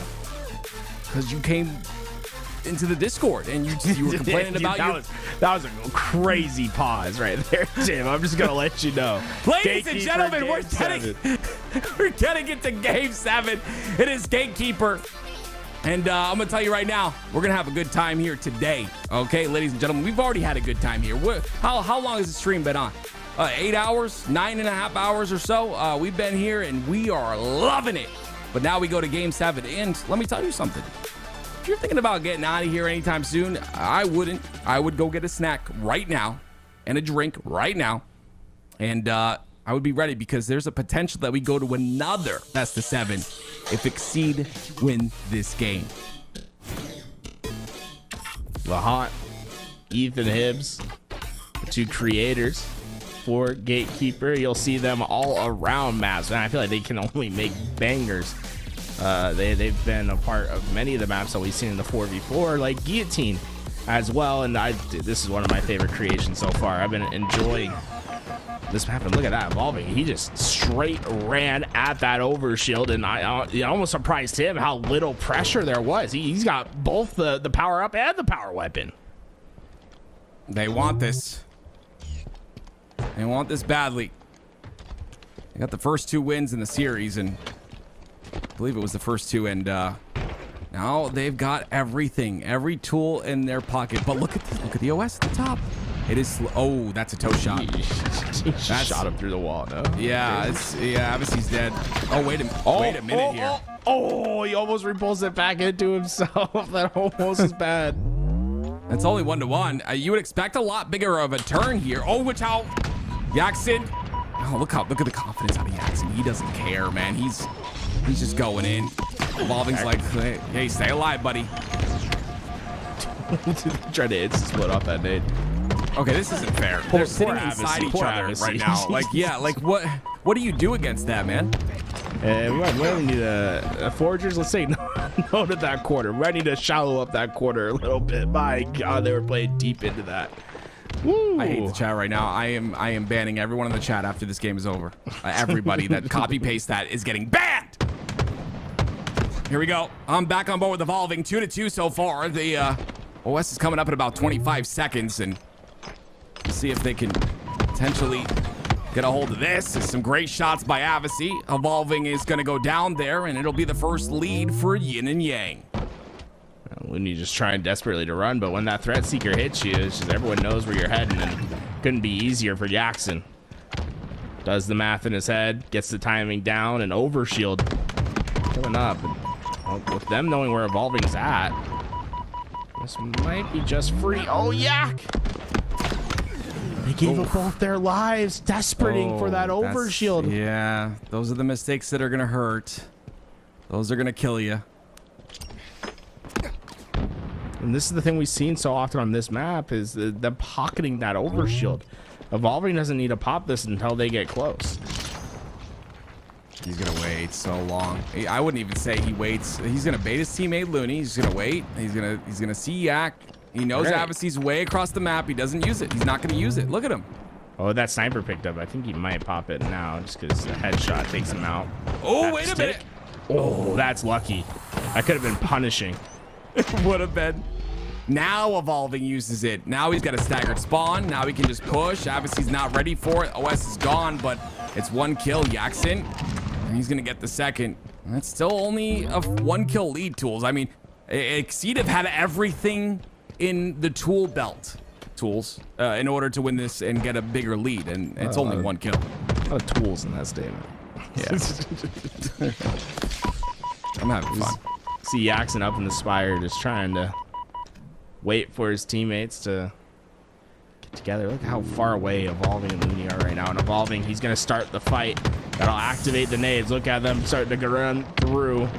Oh, Jackson's got to live here, and he can't. He's not going to be able to get out.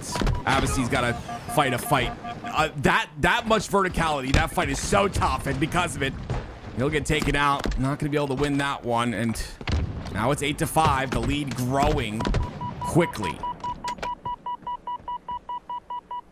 And Looney's going to head all the way out. Remember that. This is all from that last overshield, these last 2 minutes. Obviously taking heavy damages as Evolving was pre-aiming on that shock nade.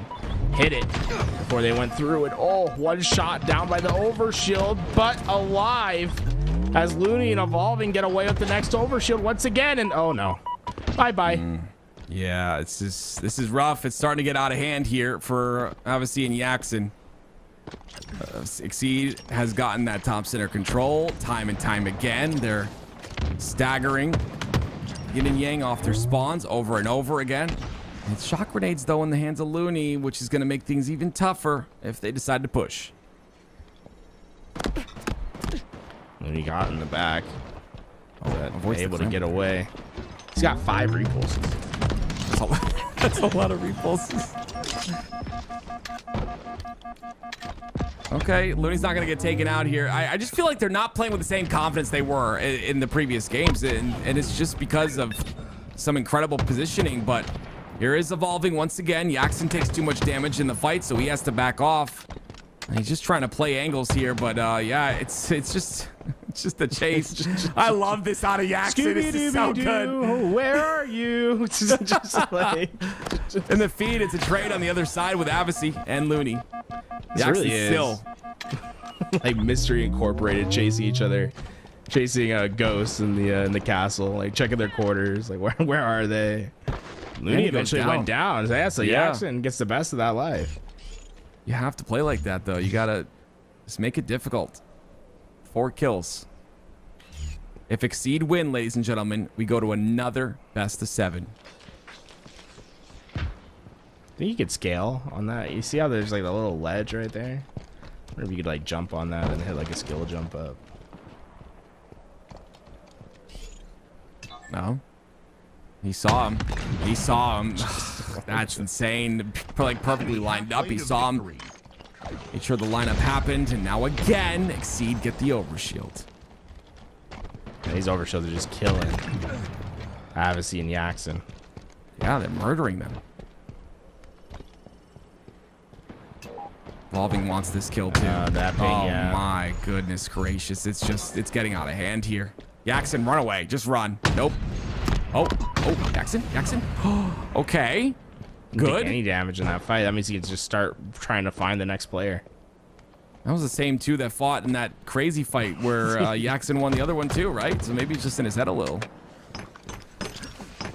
He's gonna make first contact, and Avicii's trying to work the other side, but a little aggressive in the middle map, trying to get that kill. It'll earn a trade instead, 16-10. Yin and Yang, they have still a deficit to make up, whereas Exceed are starting to really wrap that corner to get to that final quarter mile, and Oh no. that gets them one step closer. 8 kill deficit now for Yin and Yang to make up. I don't know. I feel like they were. Oh, they're just kind of. Okay, this is good. Little turnaround. It's gonna be Evolving though. Hey, look at the route he's already taking. Look at already there to clean it up. Looney has the plasma pistol too. Jackson in a 1v1. Repulse and a cleanup as well. 10 kill lead, 20-10. What a difference. And Sniper once again for Evolving as well. Oh, but not able to stay alive. He will get that sniper off the map, so one less piece of a power weapon that this Yin Yang roster can use to come back, but it's still a massive deficit to overcome. Oh, Evolving always sits in the spot. They got to know by now, right? He's here so many times. They don't know. They don't know again. They trade out. Trades are not what you need here, though. A Weston 2. Jackson's going to go for it, but he's on the low ground, and it's Evolving that takes full advantage of that. The nade comes out, and he will pop that overshield. I don't think... Have we seen one overshield for Exceed? Like, I mean, Nope. for Yin and Yang? It's just, Nope, we have not. These overshields are killing them. Okay. You see, the only problem is you have only 3 kills to work with here. 3 deaths to work with, I should say, if you're Yin and Yang, and it's going to be really tough. The flank comes out, but the OS is too strong, and it's a factor once again. Ludi and Evolving just cannot lose this game right now. This is destiny manifested for them. As they will take us into another best of 7. Yes! Ladies and gentlemen, more Halo. Let's go. Here we go. Excited to see the new best of 7 layout. We'll get that in a moment for you. Never mind. Look at that. It's the old one. Exceed is going to win it out. And let's take a look at the maps that they... Well, let me see. So Exceed won the first 2 maps. Yin and Yang won Stellar. Yin and Yang won Dawn Chorus. And they won Oppressor. So interesting to see. Let's keep those in our minds, right? It's Stellar, Dawn Chorus, and Oppressor. Keep that in our mind for when we get the new one. But let's take a look at the stats real quick while we do get that new one. Evolving, 10.7 KDA. Ooh. Yeah, that damage, and they're just out damaging. They kept they take the damage taken was low as well. I mean, that was just a dominant win through and through. Look at that, they're ready to get into the next series. I love that. They are ready. And we will get that next series, ladies and gentlemen. Again, another shout out to Forge Hub for throwing this tournament and allowing these forgers to have a platform where they can show off their work. And let me tell you, this work is gorgeous. I didn't say beautiful tools. It is gorgeous to see. I'm glad that we get to utilize that talent and keep them in Halo where they belong. And as we get into this next series, don't forget, guys, Stellar, Dawn Chorus, and Oppressor are the 3 maps that Yin and Yang won in that the first best of 7. So it's going to play a factor in the next best of 7 as well. And here we go. It's going to be, I believe this is Guillotine for game number 1. No, I'm sorry. You're right. The Italian, sorry, you're right. Not Guillotine, the Italian one. What is it called? Abbiocco? Yeah. Abbiocco. French. Yeah, I can't believe you confused the French with the Italians. Cancel me. I don't know what to tell you. Well, that's a little bit of a start here. The start is essentially the Exceed. You get that first kill, but Jackson does get the overshield. They're going to run him out, though. Look at them just running around. He's just ready to drop into that hole, too.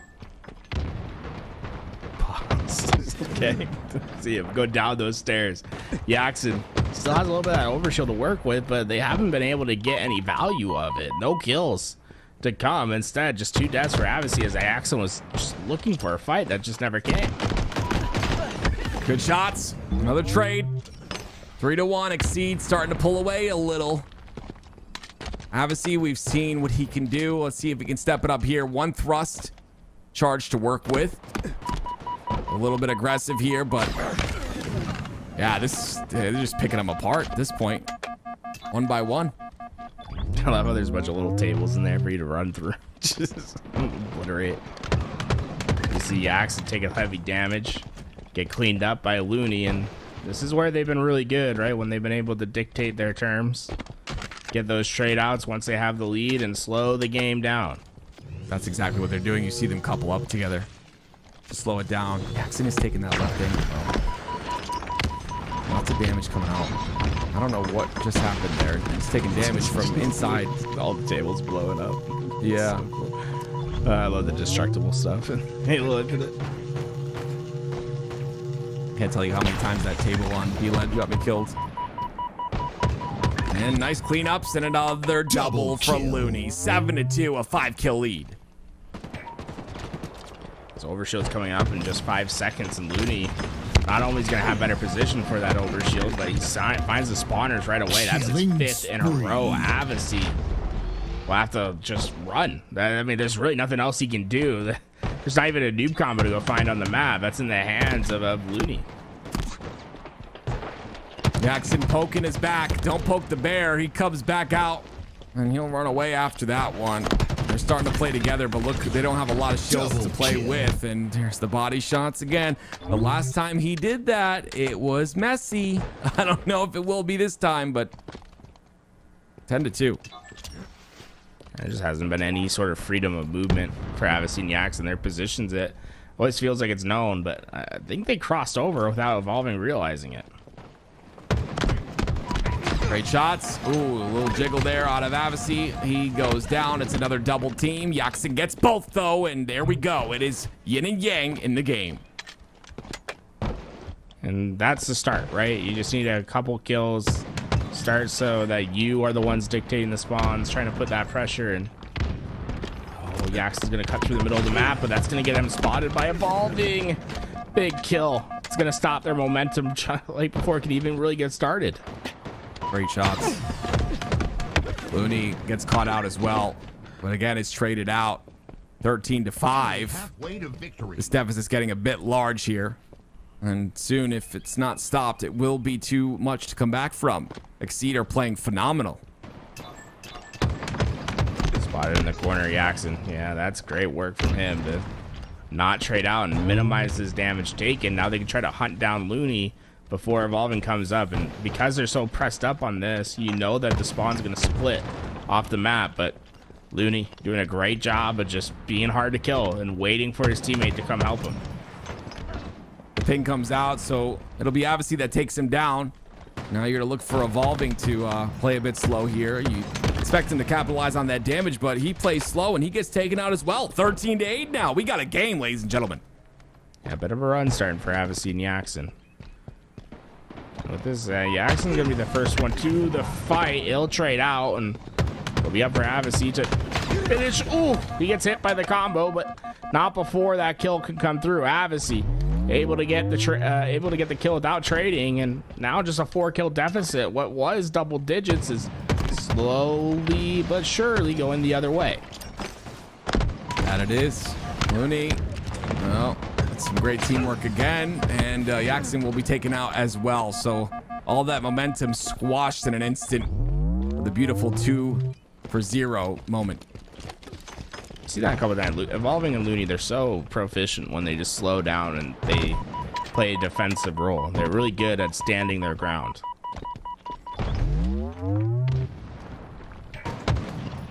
Looney pushing forward here. The shots come out.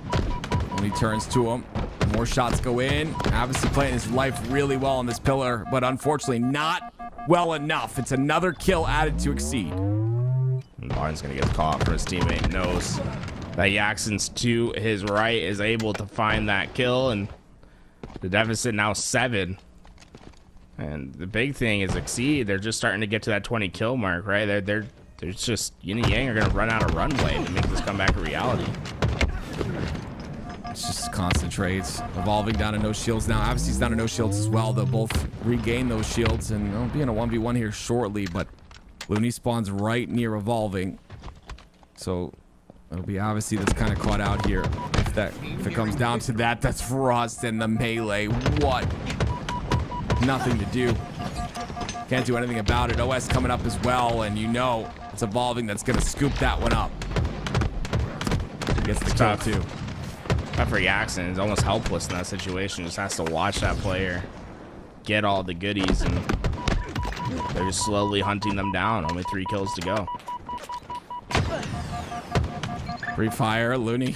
So much confidence, enough confidence to his teammate to take him out, and there it is. They ended it early. Okay. They said, let's go next. They're not happy. They're not happy. But here we go. Exceed showing dominance once again in game number 1. And there's the best of 7. We talked about Don Chorus. We talked about Stellar. And we talked about Oppressor. And those are all in game 4, 5, and 6, ladies and gentlemen. So if there's anything to say that you wouldn't go to a game 7, I think that should be the answer, that you don't go to a game 7. We've been casting for a very long time, Tools and I. So we'll bring on some help. Someone we don't really like very much, but we're going to bring him on anyway. Tony, what's going on, man? Oh, wait. That's my introduction to a grand finals reset, is somebody you don't really like very much. No. You introduce me again the right way, or I'm walking out right now, okay? That is Ladies not and how gentlemen. you're introducing me to a grand finals reset. Okay, let me try again. Ladies and gentlemen, it is Why Not Be Casting, a.k.a. the man, the myth, the legend, the best platinum player in Halo Infinite. Tony, what's going on? How you doing today? Tony. That's your cue, Tony. You said platinum. No, do it again. Do it again. One more time. I think technically he's Ladies and gentlemen, if you don't know, now you know. It's Why Not Be Casting.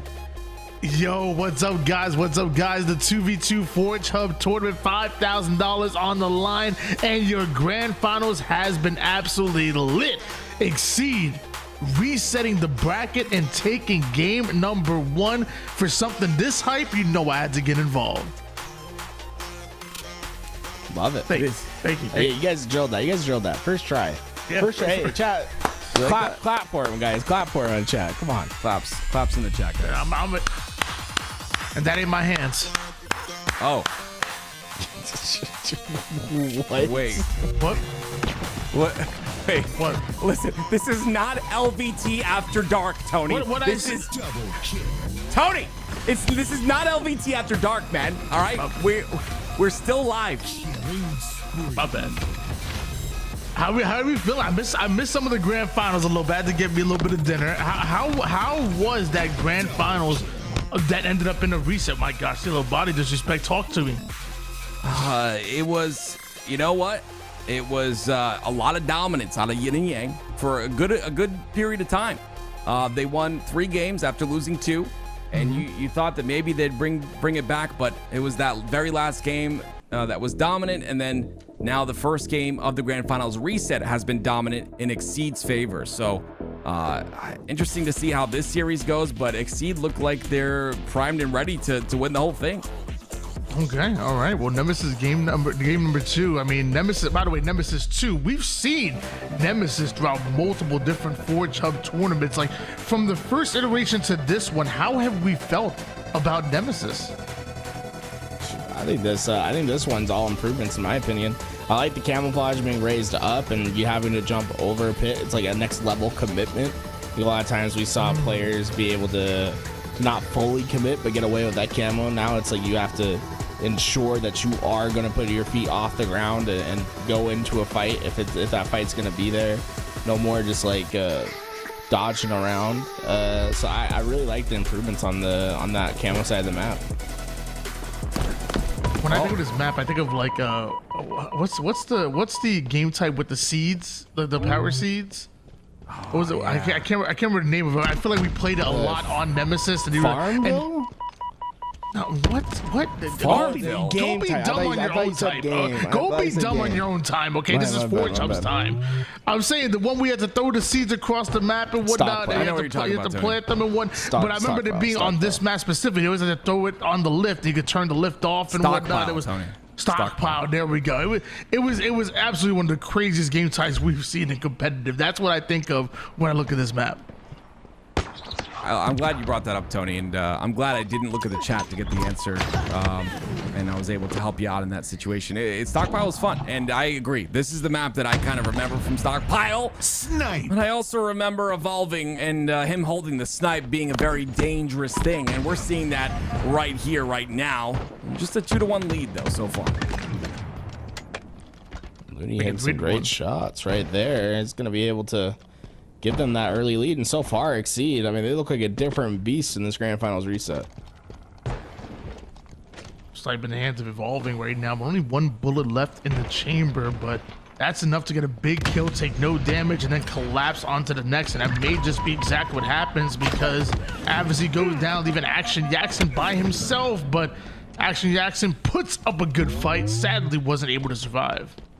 Yeah, it's unfortunate. You know, that's been a scenario over and over here is, yes, they are able to make solidified plays by themselves, but they constantly find themselves staggered and find themselves weak in fights. Like right there, right? It was Jackson trying to capitalize on that fight, but the BR in the hands of Evolving was a bit too strong. Now we hop on board with Looney, and he's going to do a little bit of the same. It's constant camo control. The power-ups were a big factor in that game 7, and we're seeing once again they're a big factor here. Yeah, that camo being on that platform right there making a big difference, right? Once you commit to that jump, there is no going back. Jackson gets caught out in that position, and that just means an easy kill for Exceed, and the camouflage to go. And wow, Advocacy just spotted camo from across the map. That's crazy. I don't know if it's just me, but like certain points of this map, like when I look at the mid bridge, when I look at like certain angles, it reminds me a little bit of Catalyst. Even down here from the plat to plat, like I see a little bit of Catalyst as far as in this map. I'm not going crazy, am I? No, not at all. I see it the same thing as well, and it's the aesthetic. Blueberry on the head. Did he call bank? I think so. Hopefully. That one was like basically in the visor. I don't know if we could see after he got stuck with that one. 8-4. It's a big lead so far, and when they get leads like this at the beginning, it's they tend to run with it. On board now with Advocacy. And Advocacy taking that height. Like this play here, but oh my gosh, Looney and Evolving have no idea. Advocacy just pushed wide left, but only good for 1 kill and down to 1 shot. Has to be careful. Luckily, Looney might have been weak as far as shields go as well, so he's not going to push it. Still Exceed up 9-5 right now. Something has to change. That was good by Looney, though. I'm sorry, not by Looney. That was good by Jackson and Advocacy, though. They both get different angles. I think one of the angles was the spawn from Jackson, but it works out. End up cleaning up that kill, and they're definitely shrinking this lead just a little bit here, but you got to stop these clean kills from happening. They Exceed every time Yin and Yang are getting momentum. They just get clean kills. Jackson hit that lift, though. Broke the sound barrier, got through, got that kill, and now Evolving. Oh, big fight. Perpy reversey for the kill, and now Camo. This seems likely to go to Exceed. Again, and oh no, wow. He's a little bit aggressive that time. Yeah, you say, wow, I agree. That we don't see that often out of them. They got a little, what do you call it? Messy, I guess you could say there. I think they thought they knew where everyone was, but clearly they were not accounting for that. And that's the next thing, right? We talk about how the placement of that camo forces commitment. And if you don't clear before you commit, you can see how you can get punished for it. Just a 2-kill advantage, and no surprise that Looney Evolving going to slow the game down completely as long as Jackson has that camouflage. Honestly, there's multiple times during the game where they'll make this, deploy the same strategy even when Camo's not involved. But now, no more Camo to work with, and that's the moment. They must have been counting down that 30 seconds on the clock exactly, because that's the moment they make their presence known.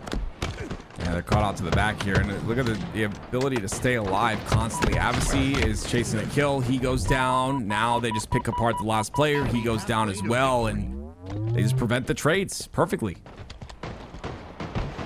Sniper, that's gonna be a big pickup if he ain't get away with it, but there's no getting away from Looney when he's hitting shots like that. Oh boy, that puts them both down to the respawn, and now Evolving is gonna have so much freedom to move around, move about with this sniper. And Looney's definitely one of those players that really just impressed me when we saw him at SLC, because we knew what he could do online, but when it gets to land time, not everybody's able to perform at that same level. Looney did. Looney was putting in work, and it was actually really fun to watch, and you're seeing right now what he can do. He has 9 kills at the moment, 9 of the team's 17 right now, and Looney has been going off. So is Evolving up 1-0 in this grand finals reset. Look like they want to take the lion's share of this $5,000 tournament. Yeah, they're looking prime for that. I mean, it's honestly crazy because looking at that last series, you really thought Yin and Yang were starting to yin and yang. They essentially connect, right? And it wasn't happening. It didn't happen. after that Game 7 loss, I feel like they've disconnected just a bit, and you can see that in the scoreline. 9-kill lead so far. I wouldn't count them out right away, though. I think this is more than possible still to come back in. They just need to start to find the entry frag, right? The first kill is the one that will make the domino fall. This repulse could be big as well. Lots of opportunities to send players into the drink below. I think this is the key for the Yin Yang Twins right now. It's, you notice that Avis is getting low. He's changing the pace. He's changing the elevation on this map. I like this, attacking from the low side. This is their specialty, and now they pounce together. Loving what I'm seeing out of them. 5 minutes. Yeah, I mean, don't count them out is definitely true. We've seen them, you know, turn on a switch many times in the last grand final series, so it's definitely possible here, but those are the solo pushes that'll kill you, right? It's a mistiming, it's a miscommunication, and it'll be Jackson that picks up the pieces, but can he get the second one too? Yes, he does. That's clean out of Jackson. Hey, well, was a large deficits cut down to just 6, and this is more than possible to make up and get away. Around the corner, shields back. Oh, catches the player on rotation.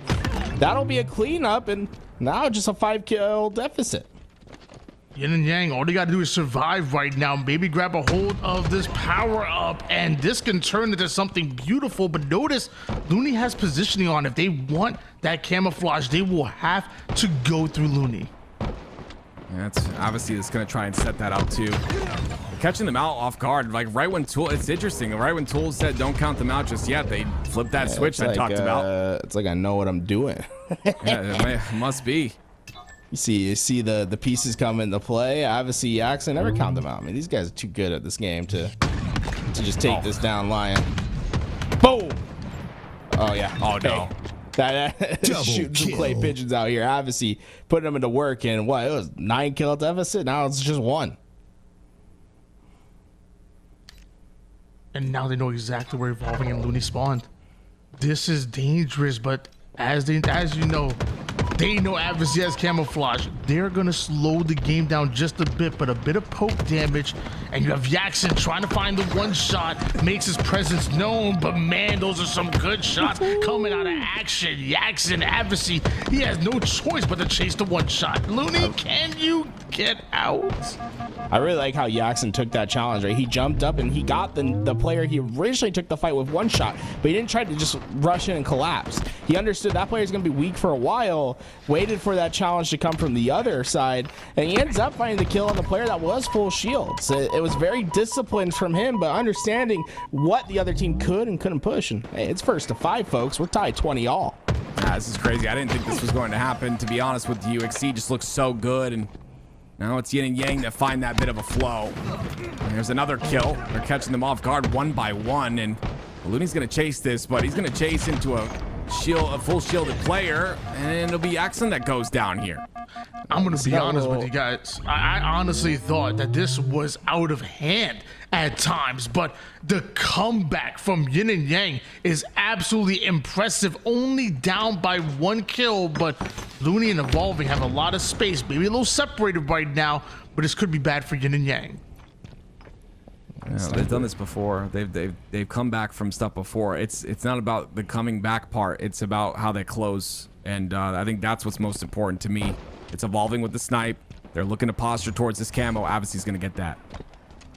He went down, though. Camo's not going to be in play. Jackson's position's known. He's down as well. Just 1 kill to go. But Evolving, the only player alive. He has that sniper, 2 bullets to work with. Watch your heads. Yeah, obviously, he's going to peek it. Has shrouded him? Oh, this is crazy, but he's down to no shields. He found a camo at some point. No way. No way. Wow. 23 to 24. Oh, he saw him rotate. Obviously saw his head. Tim, it's like you said, no matter how good the comeback is, it's about how you finish. And as of right now, it's Exceed that are 1 kill away from ultimately going up 2-0, and a Looney is going to be the one to get it. It was almost possible. Yin and Yang, they really clawed their way out of a deep hole right there, but what does that mean? All it means is that Exceed are up 2-0 in the series and now 2 games away from becoming your champions. Yeah, Exceeder just really good at closing these games out. They do it all the time. And yes, these comebacks happen. The comebacks in the series even happen. And you know, when you have two players that are this talented on the other side with Yin and Yang, these things, you're capable of doing these things. That's just kind of how it works out. But the problem is the same thing that's been the problem the entire time, and it's not necessarily a problem for Looting and Evolving. It's the fact that they're really good at controlling those power-ups and power weapons. They put themselves in great spots every time to make sure that they take advantage of these. All of these highlights, you're going to see Evolving with this snipe, and the one time that Yin and Yang get it is when they're able to come back in the game, and very clean there onto Yaxon's head. And yeah, I mean, that's the big factor. I think the rest of the maps, we need to look at that. We need to see, you know, who is controlling those power weapons, because the minute Yin and Yang have those power weapons and power ups, they start to really run away with it. Some of the shots that we saw from both Looney and Evolving were crazy. That reversal that we saw on the bridge, Looney with the double, the perfect kill today. Just, dude, these boys are some shooters, and they may play the patient game, but when the time comes for them to strike and for them to fend off the offense of their opposition, they could shoot with the best of them. Exceed up 2-0. We're going to do Ilex as our next map. This is the map inspired by Cliffhanger. Got top 3 in our contest set with that Oni facility. Someone said it reminded them of Halo Reach, and I was like, yeah, it reminds me of the mission, you know, when you oh, sorry, Tim, this is from the campaign. So in Halo Reach, you have to go and find Cortana. Like, you have to get her and like deliver her. And you have to find her in like this underground facility. It kind of reminds me of that underground facility where you have to like do like that firefight style mission. I don't know what you're talking about. Tony, why don't you answer him? You know, campaign genius is over here. Have a conversation, guys. It's fine, man. You know, Tim, I'm gonna bring you into this. I'm saying, like, how about, you know, I don't remember the campaigns, and I didn't really do all of them either. So why don't we make it a thing where twice a month, you know, we come on our channels, we do a little stream or something, and we do every single campaign, you know, starting from where Halo actually started at Halo 5, and we do every campaign in Halo's history. You know, Halo 5, Halo Infinite. That's Halo really Wars it, right? Or Halo Wars 2. Is there any other Halos? I don't know, but I mean, listen, yeah. I don't know, man. Listen, I was young, you know. My memory. Yeah, you keep saying this like that you were young. Listen, man. All right, well, fine. I'll flip the switch and say I'm old. Young? Oh, okay, I'm old. I'm old, and I don't remember things. That makes way more sense now. Okay, yeah. There you go. Is that good enough, man? I remember Tools, the Covenant was how old are ugly. you, Tools? You act like you're 19. like 18 years, dude. Yeah, Wait, no. Seriously, how old are you? Because I swear to everything I love, you act like you're 18. I said 19, bro. You're not 19. You are not 19. In my heart, I am. You're probably like 25, 26 years old, brother. Hey, I promise you, life comes at you quick. You're gonna blink twice and bam, you're gonna be 30. Like, what just happened, bro? I'm gonna be calling you old. I'm telling you, when you hit those 30, I'm gonna be here, God willing, and I'm gonna call you old, man. I'm gonna call you old. See, the thing is, it's like it'll never work because when my thing hits 3, yours will hit 4. So it's like I always have a new material to work with, you know? Oh man, don't talk about my 40s, bro. Oh, goodness me. Oh, come on, bro. Like, anyway, ladies and gentlemen. Okay, but before you guys get into a crisis here, why don't we start focusing? Because Tim is about to have some crazy like midlife crisis in the middle of a stream. Why don't we talk about the fact that Exceeder up 1 kill? This is good. This is a good start by Yin and Yang, though. Yes, Exceeder up 1 kill, but Yin and Yang starting to work a little bit. They had a nice lead on this map the last time in the last series, if I'm not mistaken, right? And then they, unfortunately, at the very end, ended up making a couple plays that tossed it, if I'm not mistaken. Yeah, it was. We did see like a big back and forth, but Exceed did eventually come out the victor. It was that top mid position. Remember, like where those. Like where that big spire is in the middle, they would constantly use that next to the rocket spawn to peek out challenges that Yin and Yang just didn't expect. This is a huge cycle coming out of Advocacy and Yaxon. I mean, we've just seen 2 round of slays go in favor of Yin and Yang, and now this is what we expected to see in the grand finals. I mean, from just back to back squad wipes, and with every squad wipe, they're able to gather a new resource, whether it be a tracker or a camo or rockets, and it continues to snowball from here. This is perfect twos play. I mean, it's probably some of the best twos play that Tools has seen in all of his 19 years. That's not a lot of years, man. 10-5. Yeah, but Tony, this is, if I'm not, again, my memory is not good. Okay, so like I don't even remember what I ate this morning. But if I'm not wrong about this, they had a lead in the last grand finals, and unfortunately, it just little by little went away, and it's happening again here. Exceed are just so good at. I feel like the pace is changing, or they just get this sort of pinch. They're able to get that one kill, and then they spiral it out of control. Right now, it's been halted a little bit, so a great job by Yin and Yang to kind of slow things down a bit. But regardless, that's kind of when they take over. This man Tim said, you know, I have a bad memory. I don't know what I ate this morning, let alone what I saw an hour ago. Like, bro, that's right. How bad that's is your memory? Dude, that was literally like an hour ago, if that, bro. Wait, am I right about them having a lead and then losing it? I don't know. Ask yourself. You were there. You were casting. Yeah, so was Tools. That's why I'm asking Tools. No, you're on point. Okay. Don't doubt yourself. Honestly, if you say something confident enough, Twitch chat will believe you. I am the most healthy, fit man you'll ever see in your life. Is that confident? Yeah, anyway, here we go. 5 seconds on the Rockets, ladies and gentlemen. 2-kill lead for Yin and Yang, but these power weapons, we talked about them before. Where Exceed have been so powerful is in this spot right there, but Looney taking a lot of damage early on, but the nades catch him, and that will mean Rockets for Looney. I believe camouflage coming up as well here, so Advocacy and Yax, you got to be real careful here. They can't go down easily, otherwise it's going to turn into a camouflage as well. Evolving and Looney already repositioning around that, but notice that Looney took a lot of damage, and Evolving having to give up his life ultimately to grab that camo, and a bit of a pucket or even a Tony rocket there, but that doesn't connect. Still 15-13 in favor of Yin and Yang, and it could have been much worse. They're able to essentially flip the script sometimes, whether they get power weapons or not. Yin and Yang, 16-14 now, and trades will not be enough at this point. You want to make sure that you have a bit of a security blanket in this regard, because otherwise you're going to give them their third game in the series. And Exceed, if you're Exceed, you're looking for that third game, and you've been playing really well to get here. And you're looking for another win here to kind of give you a little bit of comfort going into that game 4.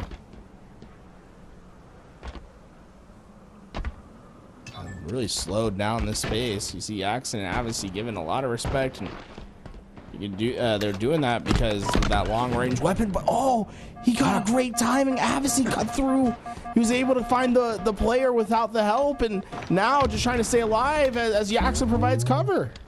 What's crazy to me is that Evolving was like almost perfectly positioned to bait Looney that whole time, but the moment he got around that silo, Advocacy attacked at literally the perfect time, the only time where Evolving wasn't staring at Looney there. Wow, that was perfectly timed. That silo you're talking about, you'll see Exceed play that silo so often. They have a player on the outer perimeter, and they'll play this middle section right here where these rockets are, and they'll just bait each other, essentially. But it didn't work that time. It is a 20-14 lead, and rockets go in the hands of Yin and Yang. Jackson checking all the corners, man. All the corners. Oh, yeah. I like that, actually. I like him not using that rocket right there, but he gets taken out. Maybe it wasn't a good play, actually. Rockets are on the floor for now, Evolving. Did he use one? I didn't see him use it. Maybe he just missed and we didn't see it. He did use one, I believe. I think there's only one left, yeah. Oh, let's don't hold hands right now. Yeah. This is a double waiting to happen. That's one. Not quite the double, though, but you know, Looney full shields and the opponent's one shot. He's going to be on the chase, but Yaxon finds the exit route. Surprised Looney didn't get that one. That Looney was able to get more damage, but not going to be able to clean up those kills. And with such a big lead, Yin and Yang, they just need to worry about not trading out. Devastating to their goal now. It's just a 3-kill deficit, but they're still just at that finish line. A couple more kills, and they can put this thing away. Uh-oh, that's going to be bad. That catches both of them. That's so huge. Great shots as well by Looney. He stays alive. They know every kill matters here. Another one, a clean kill by Jackson. And Avicii comes in to get a clean kill of his own, 24. This could be it. We finally might see Yin and Yang put a point on the series board. They're literally 1 kill away from doing just that, and Looney biting off a bit more than he could chew there. Yin and Yang might be down the series, but only by 1. Maybe they become your grand champions after coming out of the winner's side. Well, it's the next 3 maps are the 3 maps that they won in the last grand finals series, so it's looking real good for them right now if you're Yin and Yang. Oppressor is going to be our next map too. Remember, the next 3 maps in a row were the 3 maps that Yin and Yang had won in the previous series.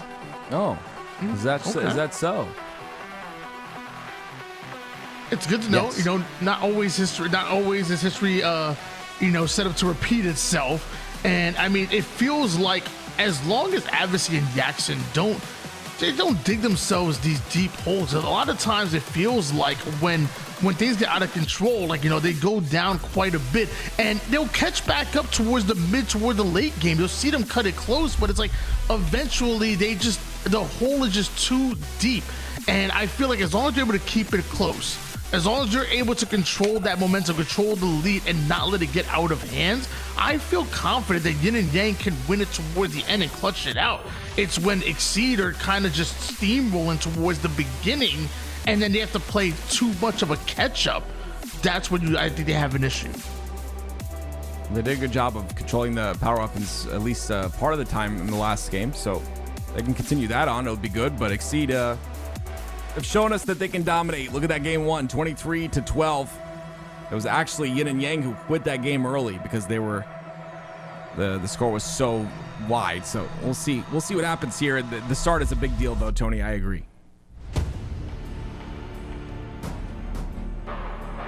Well, ladies and gentlemen, here we go. It is game number 4. The series score currently 2-1. And it will be in favor of Exceeds. But again, anything could happen here. We went to a game 7 in Grand Finals number 1. We should and may possibly go to a Grand Finals game 7 here in the reset. Looney prioritizing grabbing that thrust early there, and no matter how many thrusts you got, he just took way too much damage, and because of that, Jackson grabs a hold of this sniper, and he's gonna try to influence his teammate to spawn near him. That sniper back, right? QT is going to be coming up soon, so Jackson's going to have a lot of responsibility to keep his lane in check. It looks like Avicii might have just grappled it or just got in, right? I think there's no grapple, so he just ran in, potentially got away with it. No, what happened to the QT? It's not up there anymore, right? I apologize. I might have missed it. I apologize. I'm very curious as to maybe one of the players from Exceed got it, because Avicii has that thrust. Jackson also has a thrust. I dropped it for the thrust. Could be. Yeah, that's also a good point. Better to stay alive with. Jackson pushing up. This is scary though. They're sitting corners, but confident enough. Tiptoeing around too, so not gonna get spotted. Great cleanup kill. Avicii down to no shields. He'll get away somehow. I'll be waiting. Ooh. 3-1 lead here for Yin and Yang. Looney able to find his way over toward the mid side, evolving though, going down to an absolute one shot and just 1 kill between the two. And mind you, as this sniper is about to run out of ammo, we're about to see a new one coming up. Very nice. 4-4 now. Jackson and Avicii both go down, and it'll be Looney who is the last one to stay alive as Evolving fell as well. Sniper. And Sniper will be on the bottom side. It will spawn up. And with Jackson going down, Avicii has to run away because he's in a position to get this snipe. With that, Evolving has this high ground. He's ready to really take control of this mid map, but those nades back him down, and Yaxon and Abbacy, they have a chance to get through this cross, but great positioning from Looney to help complementary angles. If they can find these next couple kills, that means Sniper will also go in their possession, but some way it was a 1v2 in their control. They went down, and now Abbacy's got the Sniper.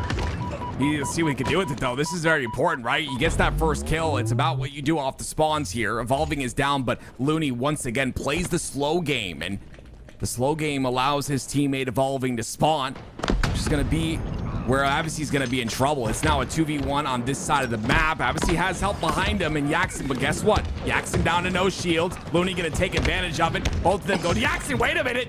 He gets Double one, kill. but gosh, I mean, it could have been much worse. Thankfully to Yaxon, he gets that kill. A huge double kill coming out Evolving there, and he's going to activate that QT, giving them a 1-kill lead, but it could turn to more. You've seen how devastating this Sniper could be in the hands of Exceed. With that 1-kill lead, Exceed could really start to put on the pressure with the Sniper, but it's crucial for these next few shots to really count. Only one left, and oh, the dome of Abbacy is gone. That's just about perfect, and with that, they'll have that mid-map control. Sniper's going to be coming up in about 20 seconds. This is a great position for Exceed to work out of. Oh, look at this. We're going to have an instant replay. Yeah, this was a great shot right here, too. He just sees the top of his head, takes it clean off, and a shot to the body as he fades away. And there's a little bit of confidence there, and it's continuing on. This is where things get a bit scary. Exceed constantly in this situation. They're going to get another snipe for themselves, and Looney's going to stay alive with it. I don't know how, but I feel like somehow one shot to the body of a dead player is more than like just pelting them with an entire clip. Just one little quick shot, boop, I got you, and then keep it moving. 15-9, and this was the hole that I was talking about. When things get out of control, Yin and Yang could eventually come back over towards the mid game, but it's so tough because eventually Exceed just need one good wipe. Ooh, that Abbacy was really pressuring in the middle map right there to try to get that damage, and that will keep them back. And I think that might be the key for Yin and Yang right here, is just to start limiting freedom of movement for Exceed, and don't let them get to their spots. That's exactly what they need to do. Make sure you're just pressuring forward. You're pushing up on the map. Evolving, another kill for him. Now it's 16 for the side of Exceed. A couple players down to no shields, but this is where it gets a bit tough. Yin and Yang not really able to pressure, and when they do, they're going to get double teamed. Abbacy down to no shields already. Great shots by Yaxon. He's to full shields, but Evolving can't really move, and there's no nades to take him out here. He's going to get his shields back right away, but Yaxon gets the kill onto Looney. Oh, 2v1, and Abbacy cleans him up, but the trade comes out. Oftentimes in situations like that where Looney and Evolving are able to slow the game down and draw Abbacy and Yaxon in, they come out on top. But that time, we do see Abbacy and Yaxon looking very good. Still down by 5, though. With that QT and Sniper coming up in these next 20 seconds, this mid-map fight's going to be important, and Abbacy gets information about both, but Yaxon's nowhere near close enough to help with this fight. They're going to have to give up the space and try to reapproach. Abbacy doesn't want to give up that space. He's throwing nades to push them back as far as possible. 17-12 still. New QT and Sniper both up at the same exact time. And guess who's got position for it? It's going to be Yin and Yang towards the top center of the map. Got power-ups and power weapons up. This Sniper going to be so important, but both teams knowing they have to slay out if they want it. If you want the power weapons, you got to earn it in action. Yaxon and Abbacy doing their thing. Evolving did come off a spawn, so still can use that Sniper as bait. Right now, Yin and Yang don't want to overcommit for it. Really disciplined not to just drop down and try to get to that Sniper right away. Yaxon and Abbacy must keep in mind of the timing of these spawns, and they've done a fantastic job of that with these last couple rotations. Oh, that's aggressive, but the QT gets Abbacy out of harm's way, and Yaxon took the distraction as an opportunity to grab the new Sniper. What can he do with it, though? 4 bullets to work with. Great shots. Not so great. Gonna miss both of them, but it was great to get that snipe in his hands. Abbacy gonna trade out. Looney's the last player on this side. There's only 1 bullet left. I would assume he uses this bullet to get 1 kill, and that's why he's gonna hard scope in. Wants to make sure to guarantee this kill, because if he can do that, they can start to stagger these spawns once again. Down by 3 kills. This is where we find out what Adversary and Jackson are really made of. Can you clutch it out? Because no more trades is what needed. You need clean wipes. The body shot looking very good and able to finish evolving off, avoids that grenade damage and have to trust Adversary to win this pivotal battle. He didn't have the shields to continue to fight, but don't worry, Adversary gets his. And with Jackson evolving, they're in a fight on the other side, and with Jackson winning that, it's officially a tied game. And now the spawns are staggered. Adversary knows where it is. The pings are out. Evolving's going to spawn up in time, but they don't have anywhere to move without being seen. Adversary's not moving anywhere. He's down the top center side. He's just going to take control of that. They're going to pinch onto Looney here. Looney's in trouble at this point in time. Jackson, he's the one to push. Now Evolving is in trouble, but that snipe is up, and you see automatically it's going to be Jackson that goes for it while Adversary pushes out Evolving. The spawn does come out. So this will be safe for a moment, but it's Jackson with that snipe in his hands, and he takes one and puts it in the head of Looney for the killing spree, which is exactly what they needed here, a 2-kill lead. And it all started with Adversary making the unselfish play to push himself forward and make sure that Jackson gets that sniper. Jackson then gets it, gets out safe, and plants it on the head of Exceed. And then look at that teamwork making the dream work. Yin and Yang about to tie up the series. Yeah, really sticking to the namesake right now. They are in flow with the way that they're pushing. Exceed just have not been able to even trade out their deaths at this point. It's been brutal. These last interactions, now just 3 kills to go. Very important that they capitalize at the end of this game, though. We've seen time and time again them be up in these Slayers, but they're not able to close, and that's what I'm truly looking for here. Will you close out with this 4-kill lead, or will you allow the side of Exceed to bring this back? Obviously gonna play his life perfectly, but he comes back with little to no shields. Because of that, you'll end up getting at least a kill as a trade on both sides and a killing spree for Adversary.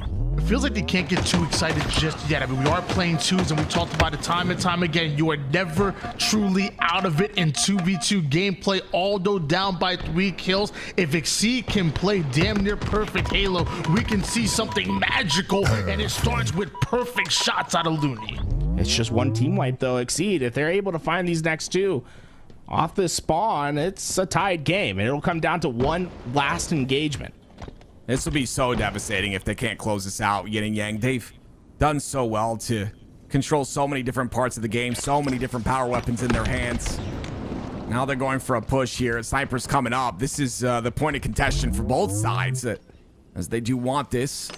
But again, it's in the open. It's at the bottom side of the map. You do not want to expose yourself, especially with the fact that Looney has the BR in his hand. They could maybe throw a sticky to try to get that nade, that sniper off platform, but no, here comes the push.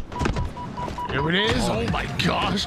Adversary going airborne just to get pulled back down, but notice Jackson was able to take down Looney. And what does Jackson do? He said, I'm going in for the snipe, which in this guy's hands, it could be a guaranteed kill. It could be guaranteed game, as the body shot is in. Looney's weak as well. Adversary not quite there to pick up the pieces. I love to see that selfless play right there, too. Put your body on the line for your teammate who's no shield. You have to do it. Jackson pushing in aggressively, not with the snipe out, but instead the bandit trying to do as much sustained damage as possible. I think that's just for information. They want to know where those players are before they try to take the guaranteed snipe shot. They saw the rotation. Jackson. It's in his hands. He has to hit the shot here. He misses it. Still has one more in that chamber, though. And he drops on the ground. No. There we go. Back in. Hit the shot. Win the game. Body shot connects, nades going down, Evolving tries to find the exit route, and once again you see the respect that both of these teams have for each other. Although Yin and Yang only need 1 kill, they're playing it safe, and 36 seconds on the clock. Will they pull a page out of Looney and Evolving's playbook? Hold on though, that's the... Oh, they got a little too antsy to Exceed, and that's uncharacteristic like from them. Well, I don't know if it's too antsy, but rather that the play clock, right, the time remaining in the game was starting to influence their play. At the end, they were less than 30 seconds to go, and they needed to find those 2 kills in order to get an overtime. It was on Exceed to make the play call. They decided to send it, and unfortunately for them, it was just the wrong time. Yin and Yang were well set up. Jackson and Adversary get their tied result, and this is looking really reminiscent as what we saw from last series. Yeah, I mean, Jackson looking reminiscent as well. I mean, the shots he's hitting is phenomenal when he has his snipe in his hands. And again, we have that series layout that we have to mention in the last series layout. And Yang, definitely dominant in the next couple of maps. So we'll see if they can repeat the story here. And again, I want to point this out. Just a beautiful job of evolving, staying alive. He's sliding past the headshot there like so cleanly, right into cover on the ramp. It's just clean. Constantly getting out of dodge multiple times, and multiple times Looney's there to get his back as well. Some phenomenal teamwork that we see out of Exceeds. But now, once again, we go to the space station, baby. This is, oh gosh, aesthetically, this is one of my favorite maps, but it's going to be tough to understand when to go for that top side control, when to drop down the ramp. You got to read these plays. I mean, we've played this before. These teams have been just gaining experience on these maps every single game, every single moment, and it feels like at this point they are pretty damn familiar. Like I would imagine, like if you take their gameplay and watch what it looks like right now in the grand finals versus their like maybe like round number 1, it's probably night and day as far as the difference between how they were navigating the maps. It's important for these players to just make sure they're playing complementary angles. Remember, it's 4 levels, but very short space from the left to the right. So keep an eye on where those potential pushes can come from. Remember, you have to worry about what comes beneath, what comes from above, and here comes our first engagement. Those threat seekers, so important, right? Look at the information they have and how they can just reapproach this gunfight because of it. Yeah, the grapple's going to get him out for free here. He's going to stay alive. Looney's going to stay alive inside the vent, but the problem is right now they are spread and vulnerable, and it's not good for them because at this point it's going to be a capitalization on the isolated player. It's 2 down cleanly, a 2-0 lead for Yin and Yang. It looked like Looney was trying to respond to a call out there, but I mean, although one player was one shot, Adversy's covering his teammates back perfectly, and looks like they're going to juggle that QT into the hands of Jackson while Adversy holds on to just 1 grapple left. Jackson was hiding in that corner. They ran past him, but eventually with him getting cleaned up, Adversy just has to wait for the spawn of Jackson and try to stay alive. It's just honestly catching them when they're spread on the map. You see they're constantly so close to each other, taking these routes, and once again they go from the top level to the lower level, holding hands. This time it's not going to benefit them whatsoever, though. It'll be a kill, but a 2-for-1 trade benefits Yin and Yang once again. And there's the body shots, body disrespect. I feel like I want to point out that every time we've seen body disrespect on the screen, it usually doesn't happen. It doesn't go all too well for the player that was body disrespected. I'm just saying, it feels like body disrespecting this grand finals is a bit cursed. Apparently we're calling it the wrong thing, Tony. Apparently it's aura. So lots of aura in Adversy right now. You love to see it. That must be a young kid term. I don't know. Come on, you don't know about aura farming? No. What is that? Bro, we wake up every morning, we instantly aura farm first hour of the day, every day. That's why you're not, that's why you're not on the screen right now. These guys in grand finals, they're aura farming for sure. He's old. You got to give him I got this. Imagine Piccolo from Dragon Ball Z. He was always aura farming at all times. That's true. Was Piccolo aura farming? I got you, Tim. I need this in Halo terms. Like when Snipe Down would get on the stage and he'd look at the other side. That's it. Oh, got it. Okay, that's aura. All right, cool, man. Thanks for the lesson, guys. Learn something new every day. 5-4 lead here for Yin and Yang. Nades going down to deny access towards that angle. Mind you, Adversy getting aggressive, evolving in a 2-kill lead for Yin and Yang. This is good. I like this lead, Tools, because it puts them in a situation where they can kind of play the same type of pace that we've seen out of Exceed time and time again, right? And that's exactly what they're trying to do. The problem is Exceed are aggressive. Both of them are one-shot, though. Yeah, but that threat seeker gave them the information necessary, right? Both of those players going down to 1-shot. Dude, how is he still threat seeked? I think it's going on forever. Is it glitched? Like, am I crazy, boys? Observer glitch, right? Okay, yeah, that has to be. I mean, that's the longest threat seek of all time. But we do know knowledge is power here, and with every threat seeker that connects, you could use that information against your opponent. Jackson and Avicii just scurrying away, and now we're gonna get a little bit of a reset here. Both players up, and still up by 2 are Yin and Yang. No, Tony, this is aura farming. Avicii's aura farming right On now. the ledge? It's actually like low key, bro. Standing on the ledge like that in the open. Yeah. Okay. Tim might be catching on. Thank you.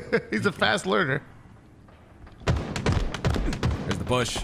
Couple shots going to both. I love that right there. Jackson's got to capitalize. It's a push. Oh my word. The slide from Looney is a bit too quick. And because of that, he will get the kill onto Jackson. But it's a 1v1 once again. And this time, it's another trade. What a surprise. 9-7.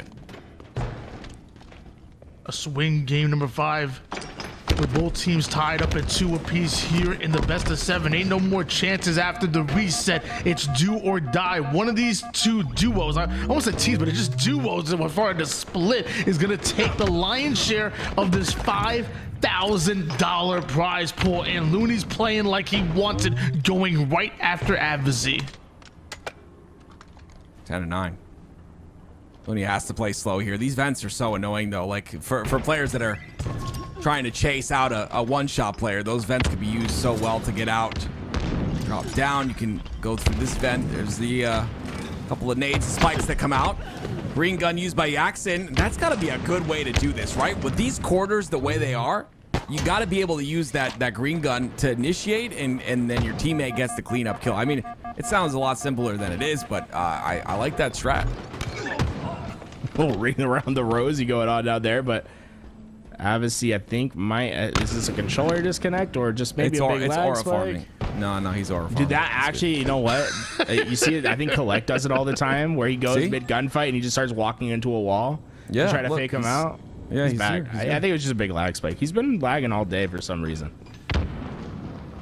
Somehow still up 12-11 though. Make sure they check the backside here. Make sure nobody was able to drop down. And QT is popped. Wait, Is there is that- two? There's two Yeah, there was 2 QTs. Bro, he should have put the QT in the other QT. If he saw the thing, he could QT back into the QT, bro. There's 2 QTs casting with me right now, to be honest with you. Okay, bro. No, you're gonna take a break. Go to the corner right now. Dude, we need Go- HR.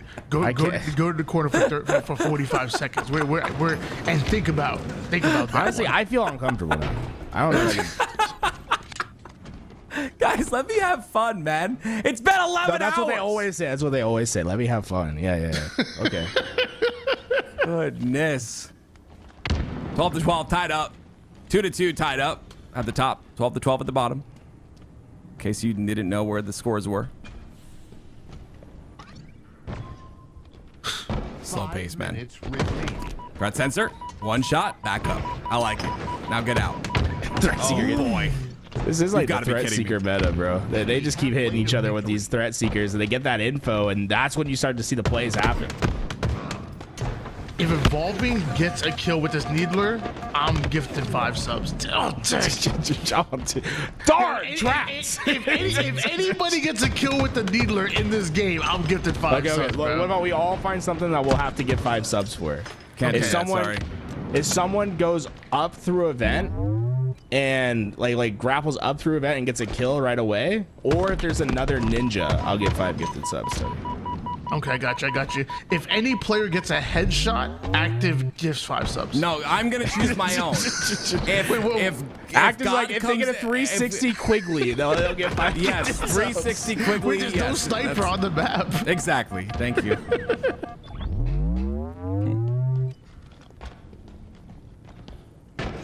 Still 15-14 lead in the mid game here. Oh, the caught. Looney They're finds together. himself 2. Careful. He did his teammate. Oh no. Jackson, that could have cost you, man. It did. He's dead. Or is he aura farming? No. Listen. If they lose by 1 kill, it is Jackson's fault. Okay, whoa, that's crazy. No, okay. I love you, Jackson. You're a good guy. I'm just saying. That was a bad kill on his teammate. Hey, bro. I do it I all think the he's trying time. to get I think he's trying to get in the Did heads you of his guys know opponents. I'm top 100 in the game in betrayals all the time. Yeah, I am, bro. No, you're not. I'm like number 70 or something. That's a So lot. many. There's no way. I think it's glitched. There's no way. Do you just like purposely betray people? Like, how do you even like? I don't know, dude. The Eli sent it to me one day. He's I'm about to report you, bro. Eli spotted me on the list and he sent it to me. He's like, wow. I'm like, I don't know. I run people over a lot, I guess. Oh. Oh, good Nice. shots. Very good I love a good shots by Evolving. challenge. I love a good challenge like that, right? Evolving, just having that confidence. He goes through, and Yin Yang, they had the lead for most of this game, but towards the end, Evolving and Looney have really come to life, and you're starting to see them split up a lot more on the map and collapse in on those players, right? They split for that first kill, get together, and team shot the next, right? It's poetry. It feels like Evolving was like kind of like it felt like he kind of was sniffing. Like, I know Avis is hiding in some corner. He almost looked directly at him when Avis was hiding behind that wall. 22-16. If you have a booty dancing emote, put it in the chat. But it is How is there not just one? Why is there like 800 of them, bro? Like, where are everyone getting these emotes from? I just know, made man. one today, actually. You did, Tony. Put it in the chat. I thought did. Twitch was 16. a family-friendly platform. This is you can shake your booty when you're family friendly. Venom's in Marvel, bro. What do you mean? Yeah, that's true. That's true. Oh, Looney, no, he's got caught. No, oh yeah, no, he's out. He's out. Dude, that crap will refresh so fast. I'm surprised he was able to get back up. I don't like the flash.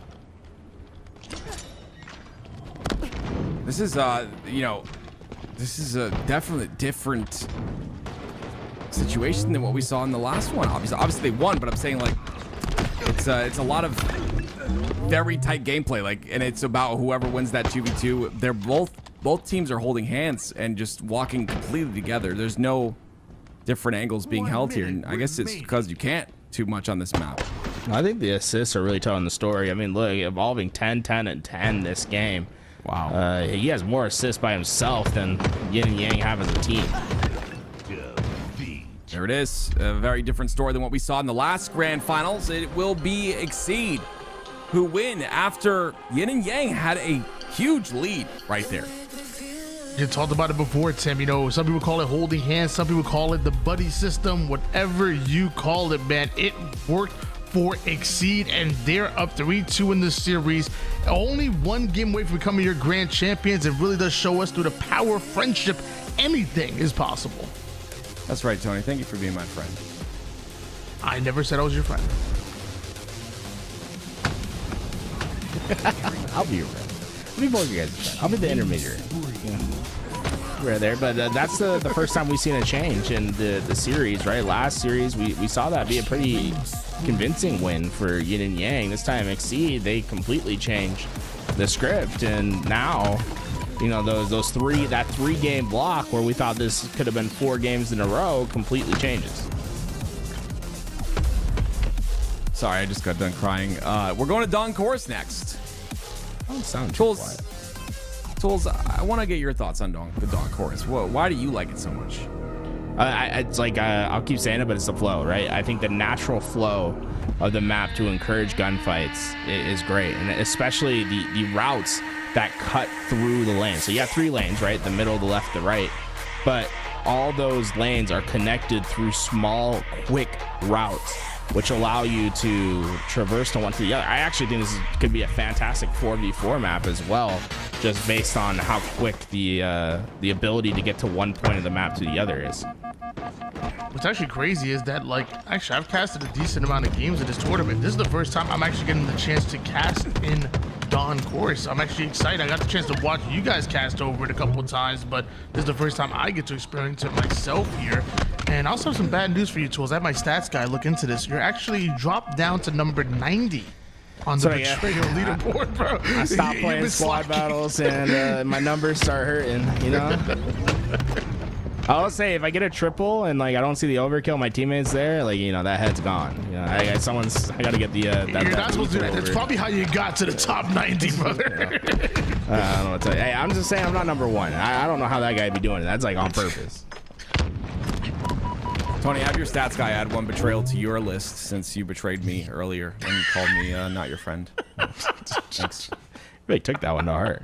Yeah, I'm really sad right now, honestly. I had a lot of energy. It sounds like I stabbed him in the back. Oh my Yeah, god! I had a lot of energy going to this cast, but Evolving just reinvigorated me. 5-3 Exceed, starting to take this lead. And Evolving with 1 bullet left, looking to continue the dominance here. Looney very, very pushed up, and that one shot will not hit. So Looney's got to play a bit slower, and you see he's already backing up and rerouting. Looney going down to the low ground at the moment here, and Evolving can feed him that information. We could see him strike, but a bit of a reposition is in order right now as he gets back to the high ground, and he and Evolving taking it slow, waiting for Adversary and Jackson to make their move. It's a nice 2-kill lead here, and again, that OS is going to come up very shortly. Very important to take control of that. Shroud will come out. Evolving will run away. Now they're on the other side of this OS, so it's going to be Adversary that tries to go for it, but that pillar's not that thick. And because of that, he'll fall, and it'll be an OS for the side of Exceed with 2 down for Yin and Yang. Overshield gets snatched up here.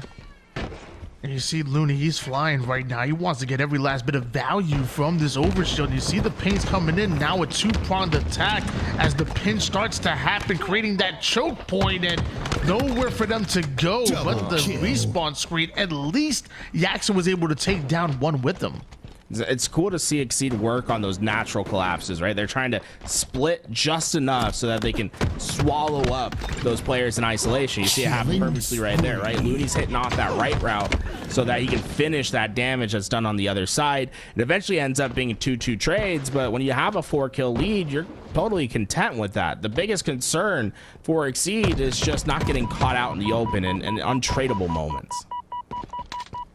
Well, Adversary doesn't get caught out here. He's going to get his shields back pretty quickly, and he'll meet up with Jackson once again. And it's going to slow down. Pace is going to slow. Exceed only need this one, and they will win this $5,000 tournament. Yin and Yang need 2 more. We're in the reset right now. They already went to 1 best of 7, ladies and gentlemen, if you're just joining us. That's a really good point, Tim. I mean, this is a must-win situation here for Yin and Yang, and right now, Evolving and Looney making as little mistakes as possible, but Jackson doesn't care about your mistakes. He's gonna take action. He's gonna challenge you. It's only a 2-kill deficit now, so Jackson and Adversary can play really fast and find Looney before the spawn of Evolving comes in. You see those split spawns, but they're not decisive. They weren't quite sure about that spawn, and that might just be not having the amount of reps on this map that we've seen with not even, you know, HCS maps, but other Forge Hub maps that they played in like 4v4. Well, obviously, with this overshield, it's going to be counted, or sorry, dipped down to half, but he'll get 1 with the help of Jackson, and the plasma pistol will help a little bit as well. Those are 2 clean wipes for Yin and Yang, and that'll be a tie game at 12. What's important is that player staying alive while 1 shot, right? It's so important for the value of each life to count in these moments when you're trying to come back into the game. Oh, just a little shy from the head, and Adversary might be in trouble. He's gonna throw it off. I like that. Good play. Throw off the snipe. Don't let him use it. Evolving's been nuts with that snipe today. But it's Luminosity duo that still find themselves down by 2 kills, and right now Evolving looking to make it 3 until it looks like both players are getting involved. So we see 1 trade go down, and Jackson running right in front of Looney, but like he's done multiple times, dude, Jackson just survives. He went up instead of down, and I believe it was Evolving. Didn't expect that, but Exceed still lead by 2 here. There's another trade once again. It's a big win, and oh my goodness, was he shooting cannons? Like, that seemed fast. 17-14, Exceed lead. Oh, those are the shots we were looking for. Perfect shots out of Evolving. Jeff Steitzer lets you know real quick, and back to a 4-kill game. And this is the point where Yin and Yang need to make sure they claw their way into this. If a few kills go the way of Exceed, they really can run away with it. And with this overshield coming up, these next couple of deaths could be crucial to either side's success. So Both teams gonna posture for this position, but Jackson got caught out, but oh, Avicii had his help. Beautiful by Avicii right there to realize you have to be in that position, in that angle. Now it's a secured overshield as well as Looney once again runs away. He's gonna try and run away for his life here, but running straight to his teammate, he will. He'll get his shields back as well, but this is insane. The aggression out of Yin and Yang. They're gonna get both kills together. It's Jackson that cleans up the double, 17 to 18. Exceed, though, still lead by 1. One of those rare situations where staying alive was probably a detriment to Exceed, right? You have a full overshield that's chasing you. You don't necessarily want to bring that overshield to your next player up, right? So what could have been just a 1-kill swing and try to reset yourselves and get back on spawns turns into a blood trail that leads to a double kill that makes this just a 1-kill game now. Yin and Yang still definitely in this. It could push us to a game 7. Jackson with the big kill, 19 all. Jackson simply takes the challenge, but tied at 19 apiece. We see Avicii looking for Evolving, and Jackson's gonna be the one to find him, and Evolving gets the kill and somehow is able to get out, and Looney covers his back from across the map. That's just incredible. Like every time they end up in a scenario where it just looks like Yin and Yang are gonna run away with it, they come back and they answer back. It happens time and time again, and now the pace will slow once again. This is a headshot angle. This is interesting right here. I like that spot a lot, actually. It's a very closed angle, though. He's not getting that information from across the map, but Evolving gonna give that ping over. He's got a hunch, and they're gonna try to work towards that spot. Check their corners. There's the push. Avicii, both down to no shields. This is scary. Puts down the damage, drops the shroud to make sure that he's able to escape with his life. They want a full reset here, but didn't expect Avicii to sit on the high ground. Takes a lot more damage, but stays alive. And now that Overshield is coming up, they're trying to make a play for it. I think Looney popped it. Looney just got Overshield. Oh my gosh. He did. Avicii's in trouble now, too. His position's known. Like, dude, Looney's hearing him. Just he's running. You gotta stop sprinting like this. It's audio cues, guys. You play Counter-Strike. It's the same thing. You can't give away your audio like that. He could have stayed alive if he just played it slow, but now we're looking at 24 to 21. Snipe in the hands of Looney. One more kill and 8 chances in order to get it here. A full sniper. There's no way that he doesn't get this headshot, and Avicii just about got it. Surely, right? Surely he's got this. Oh, man. You could cut the tension with the knife. Avicii, Jackson, they cannot peek corners. Jackson. Oh, if that wall wasn't there. Huh. Here's the push. Oh, no. This is not good. Looney. Careful. Snipe in his hands. Has to reload. 1 bullet left. His teammate dies. He dies too. Wait a minute. Wait a minute. 4 bullets. 4 bullets. 2 kills. This is possible. No way. Surely Exceed win this, right? Surely we don't go to a game 7. Oh my. Run away. Avicii. 3 bullets left. Don't turn and burn. Don't you do it. He did it. He did. I told him not to do it. He did it. Exceed are your Forge Hub 2v2 $5,000 champions. My gosh. That was quite the grand finals, the great grand finals reset, and honestly, a fun way to end it out.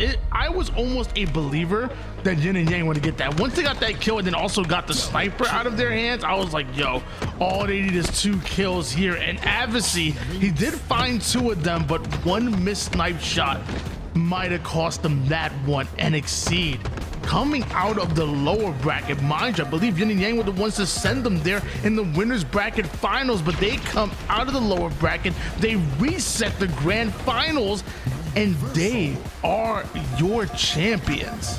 It was almost the reaction of seeing the sniper player, seeing that player when he had sniper that cost him there, because that's great kills. to get them to that spot. But once they got that final sniper, he almost was like caught by surprise when he saw that player there and tried to react to hit the shot, where if he would have been just a little bit more patient and lined it up, I think he has a real shot at the end of this game here, right? This was fantastic, by the way that they came in, collapsed in, got that kill. They really had a chance here, and it was great positioning from Avicii at the end as well with that sniper. It's just like you said, Tony, a missed shot in that position was just too big of an error. Yeah, you see right here. So like he's gonna see him, and this is the thing. Like I don't think they know Avicii's here, right? He jumps up, boom. He tries to hit the shot. He's just off. But if he lines that up, and he just blames him in the head. Oh man, I think we are almost guaranteed a game 7. Dude, it's you know what it is? Look at that. Do you see that? It's his knees buckling, like when he hits the floor. The Rock. Watch it in slow motion. Watch. Oh, he like right when the shot's about to hit. Watch this. He like drops down another. Look at this. Yeah, he drops down. His knees buckle. Looney, your knees just saved you, buddy. They saved you in that moment. And then this too. Why are we turning around? Like, you know what? Actually, I respect that. That's aura farming at its best right there, bro. He hits that shot. That's where at the end he just said like, imagine. You know what I'm saying? Like, he turns around, he hits that shot. Like, we lose our minds. Like, he goes down in history as one of the greatest players of all time. I respect the child at the end. Well, Looney, whatever you do, I mean, I know those knees are getting bad in your older age, but don't get that surgery because it just saved your life on that one. That knee buckle just saved your life, young man. Oh, what an incredible tournament we've had today. Tony Tools, this has been such a blast, man. Obviously, we had the winners of the Dual-Tacular tournament. So much prize pool going into both that Dual-Tacular tournament, which is $10,000. and another $5,000 for the Forge Hub event. I want to see lots of love for Forge Hub. I want to, goodness me, these events, there's a lot of money being put into these for the Halo community to help us continue on. And a lot of time has been put into these maps from these forgers to give us the best possible time. Ladies and gentlemen, it has been a pleasure. Tools, Tony, we're getting out of here. Ladies and gentlemen, we will see you next time here on LVT.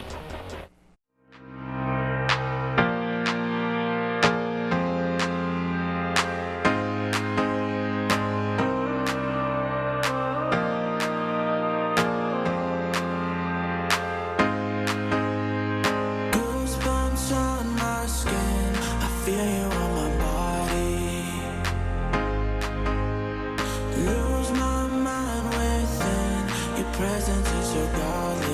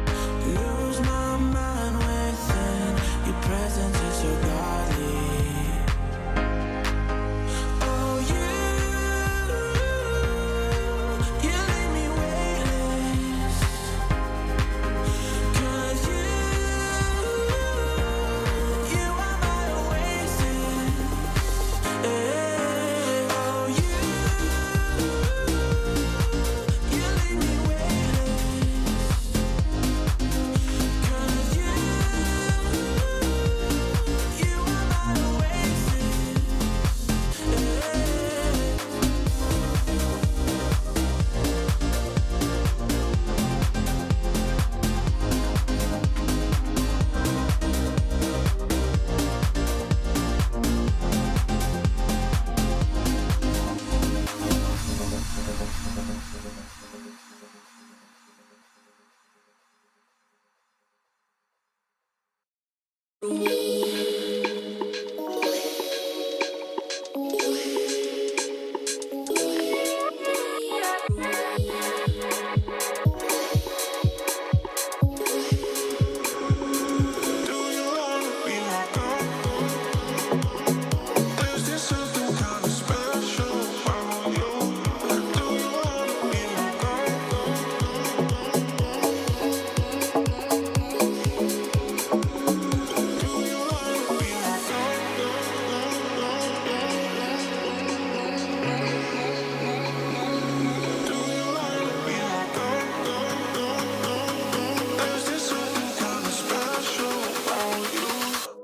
you wanna be my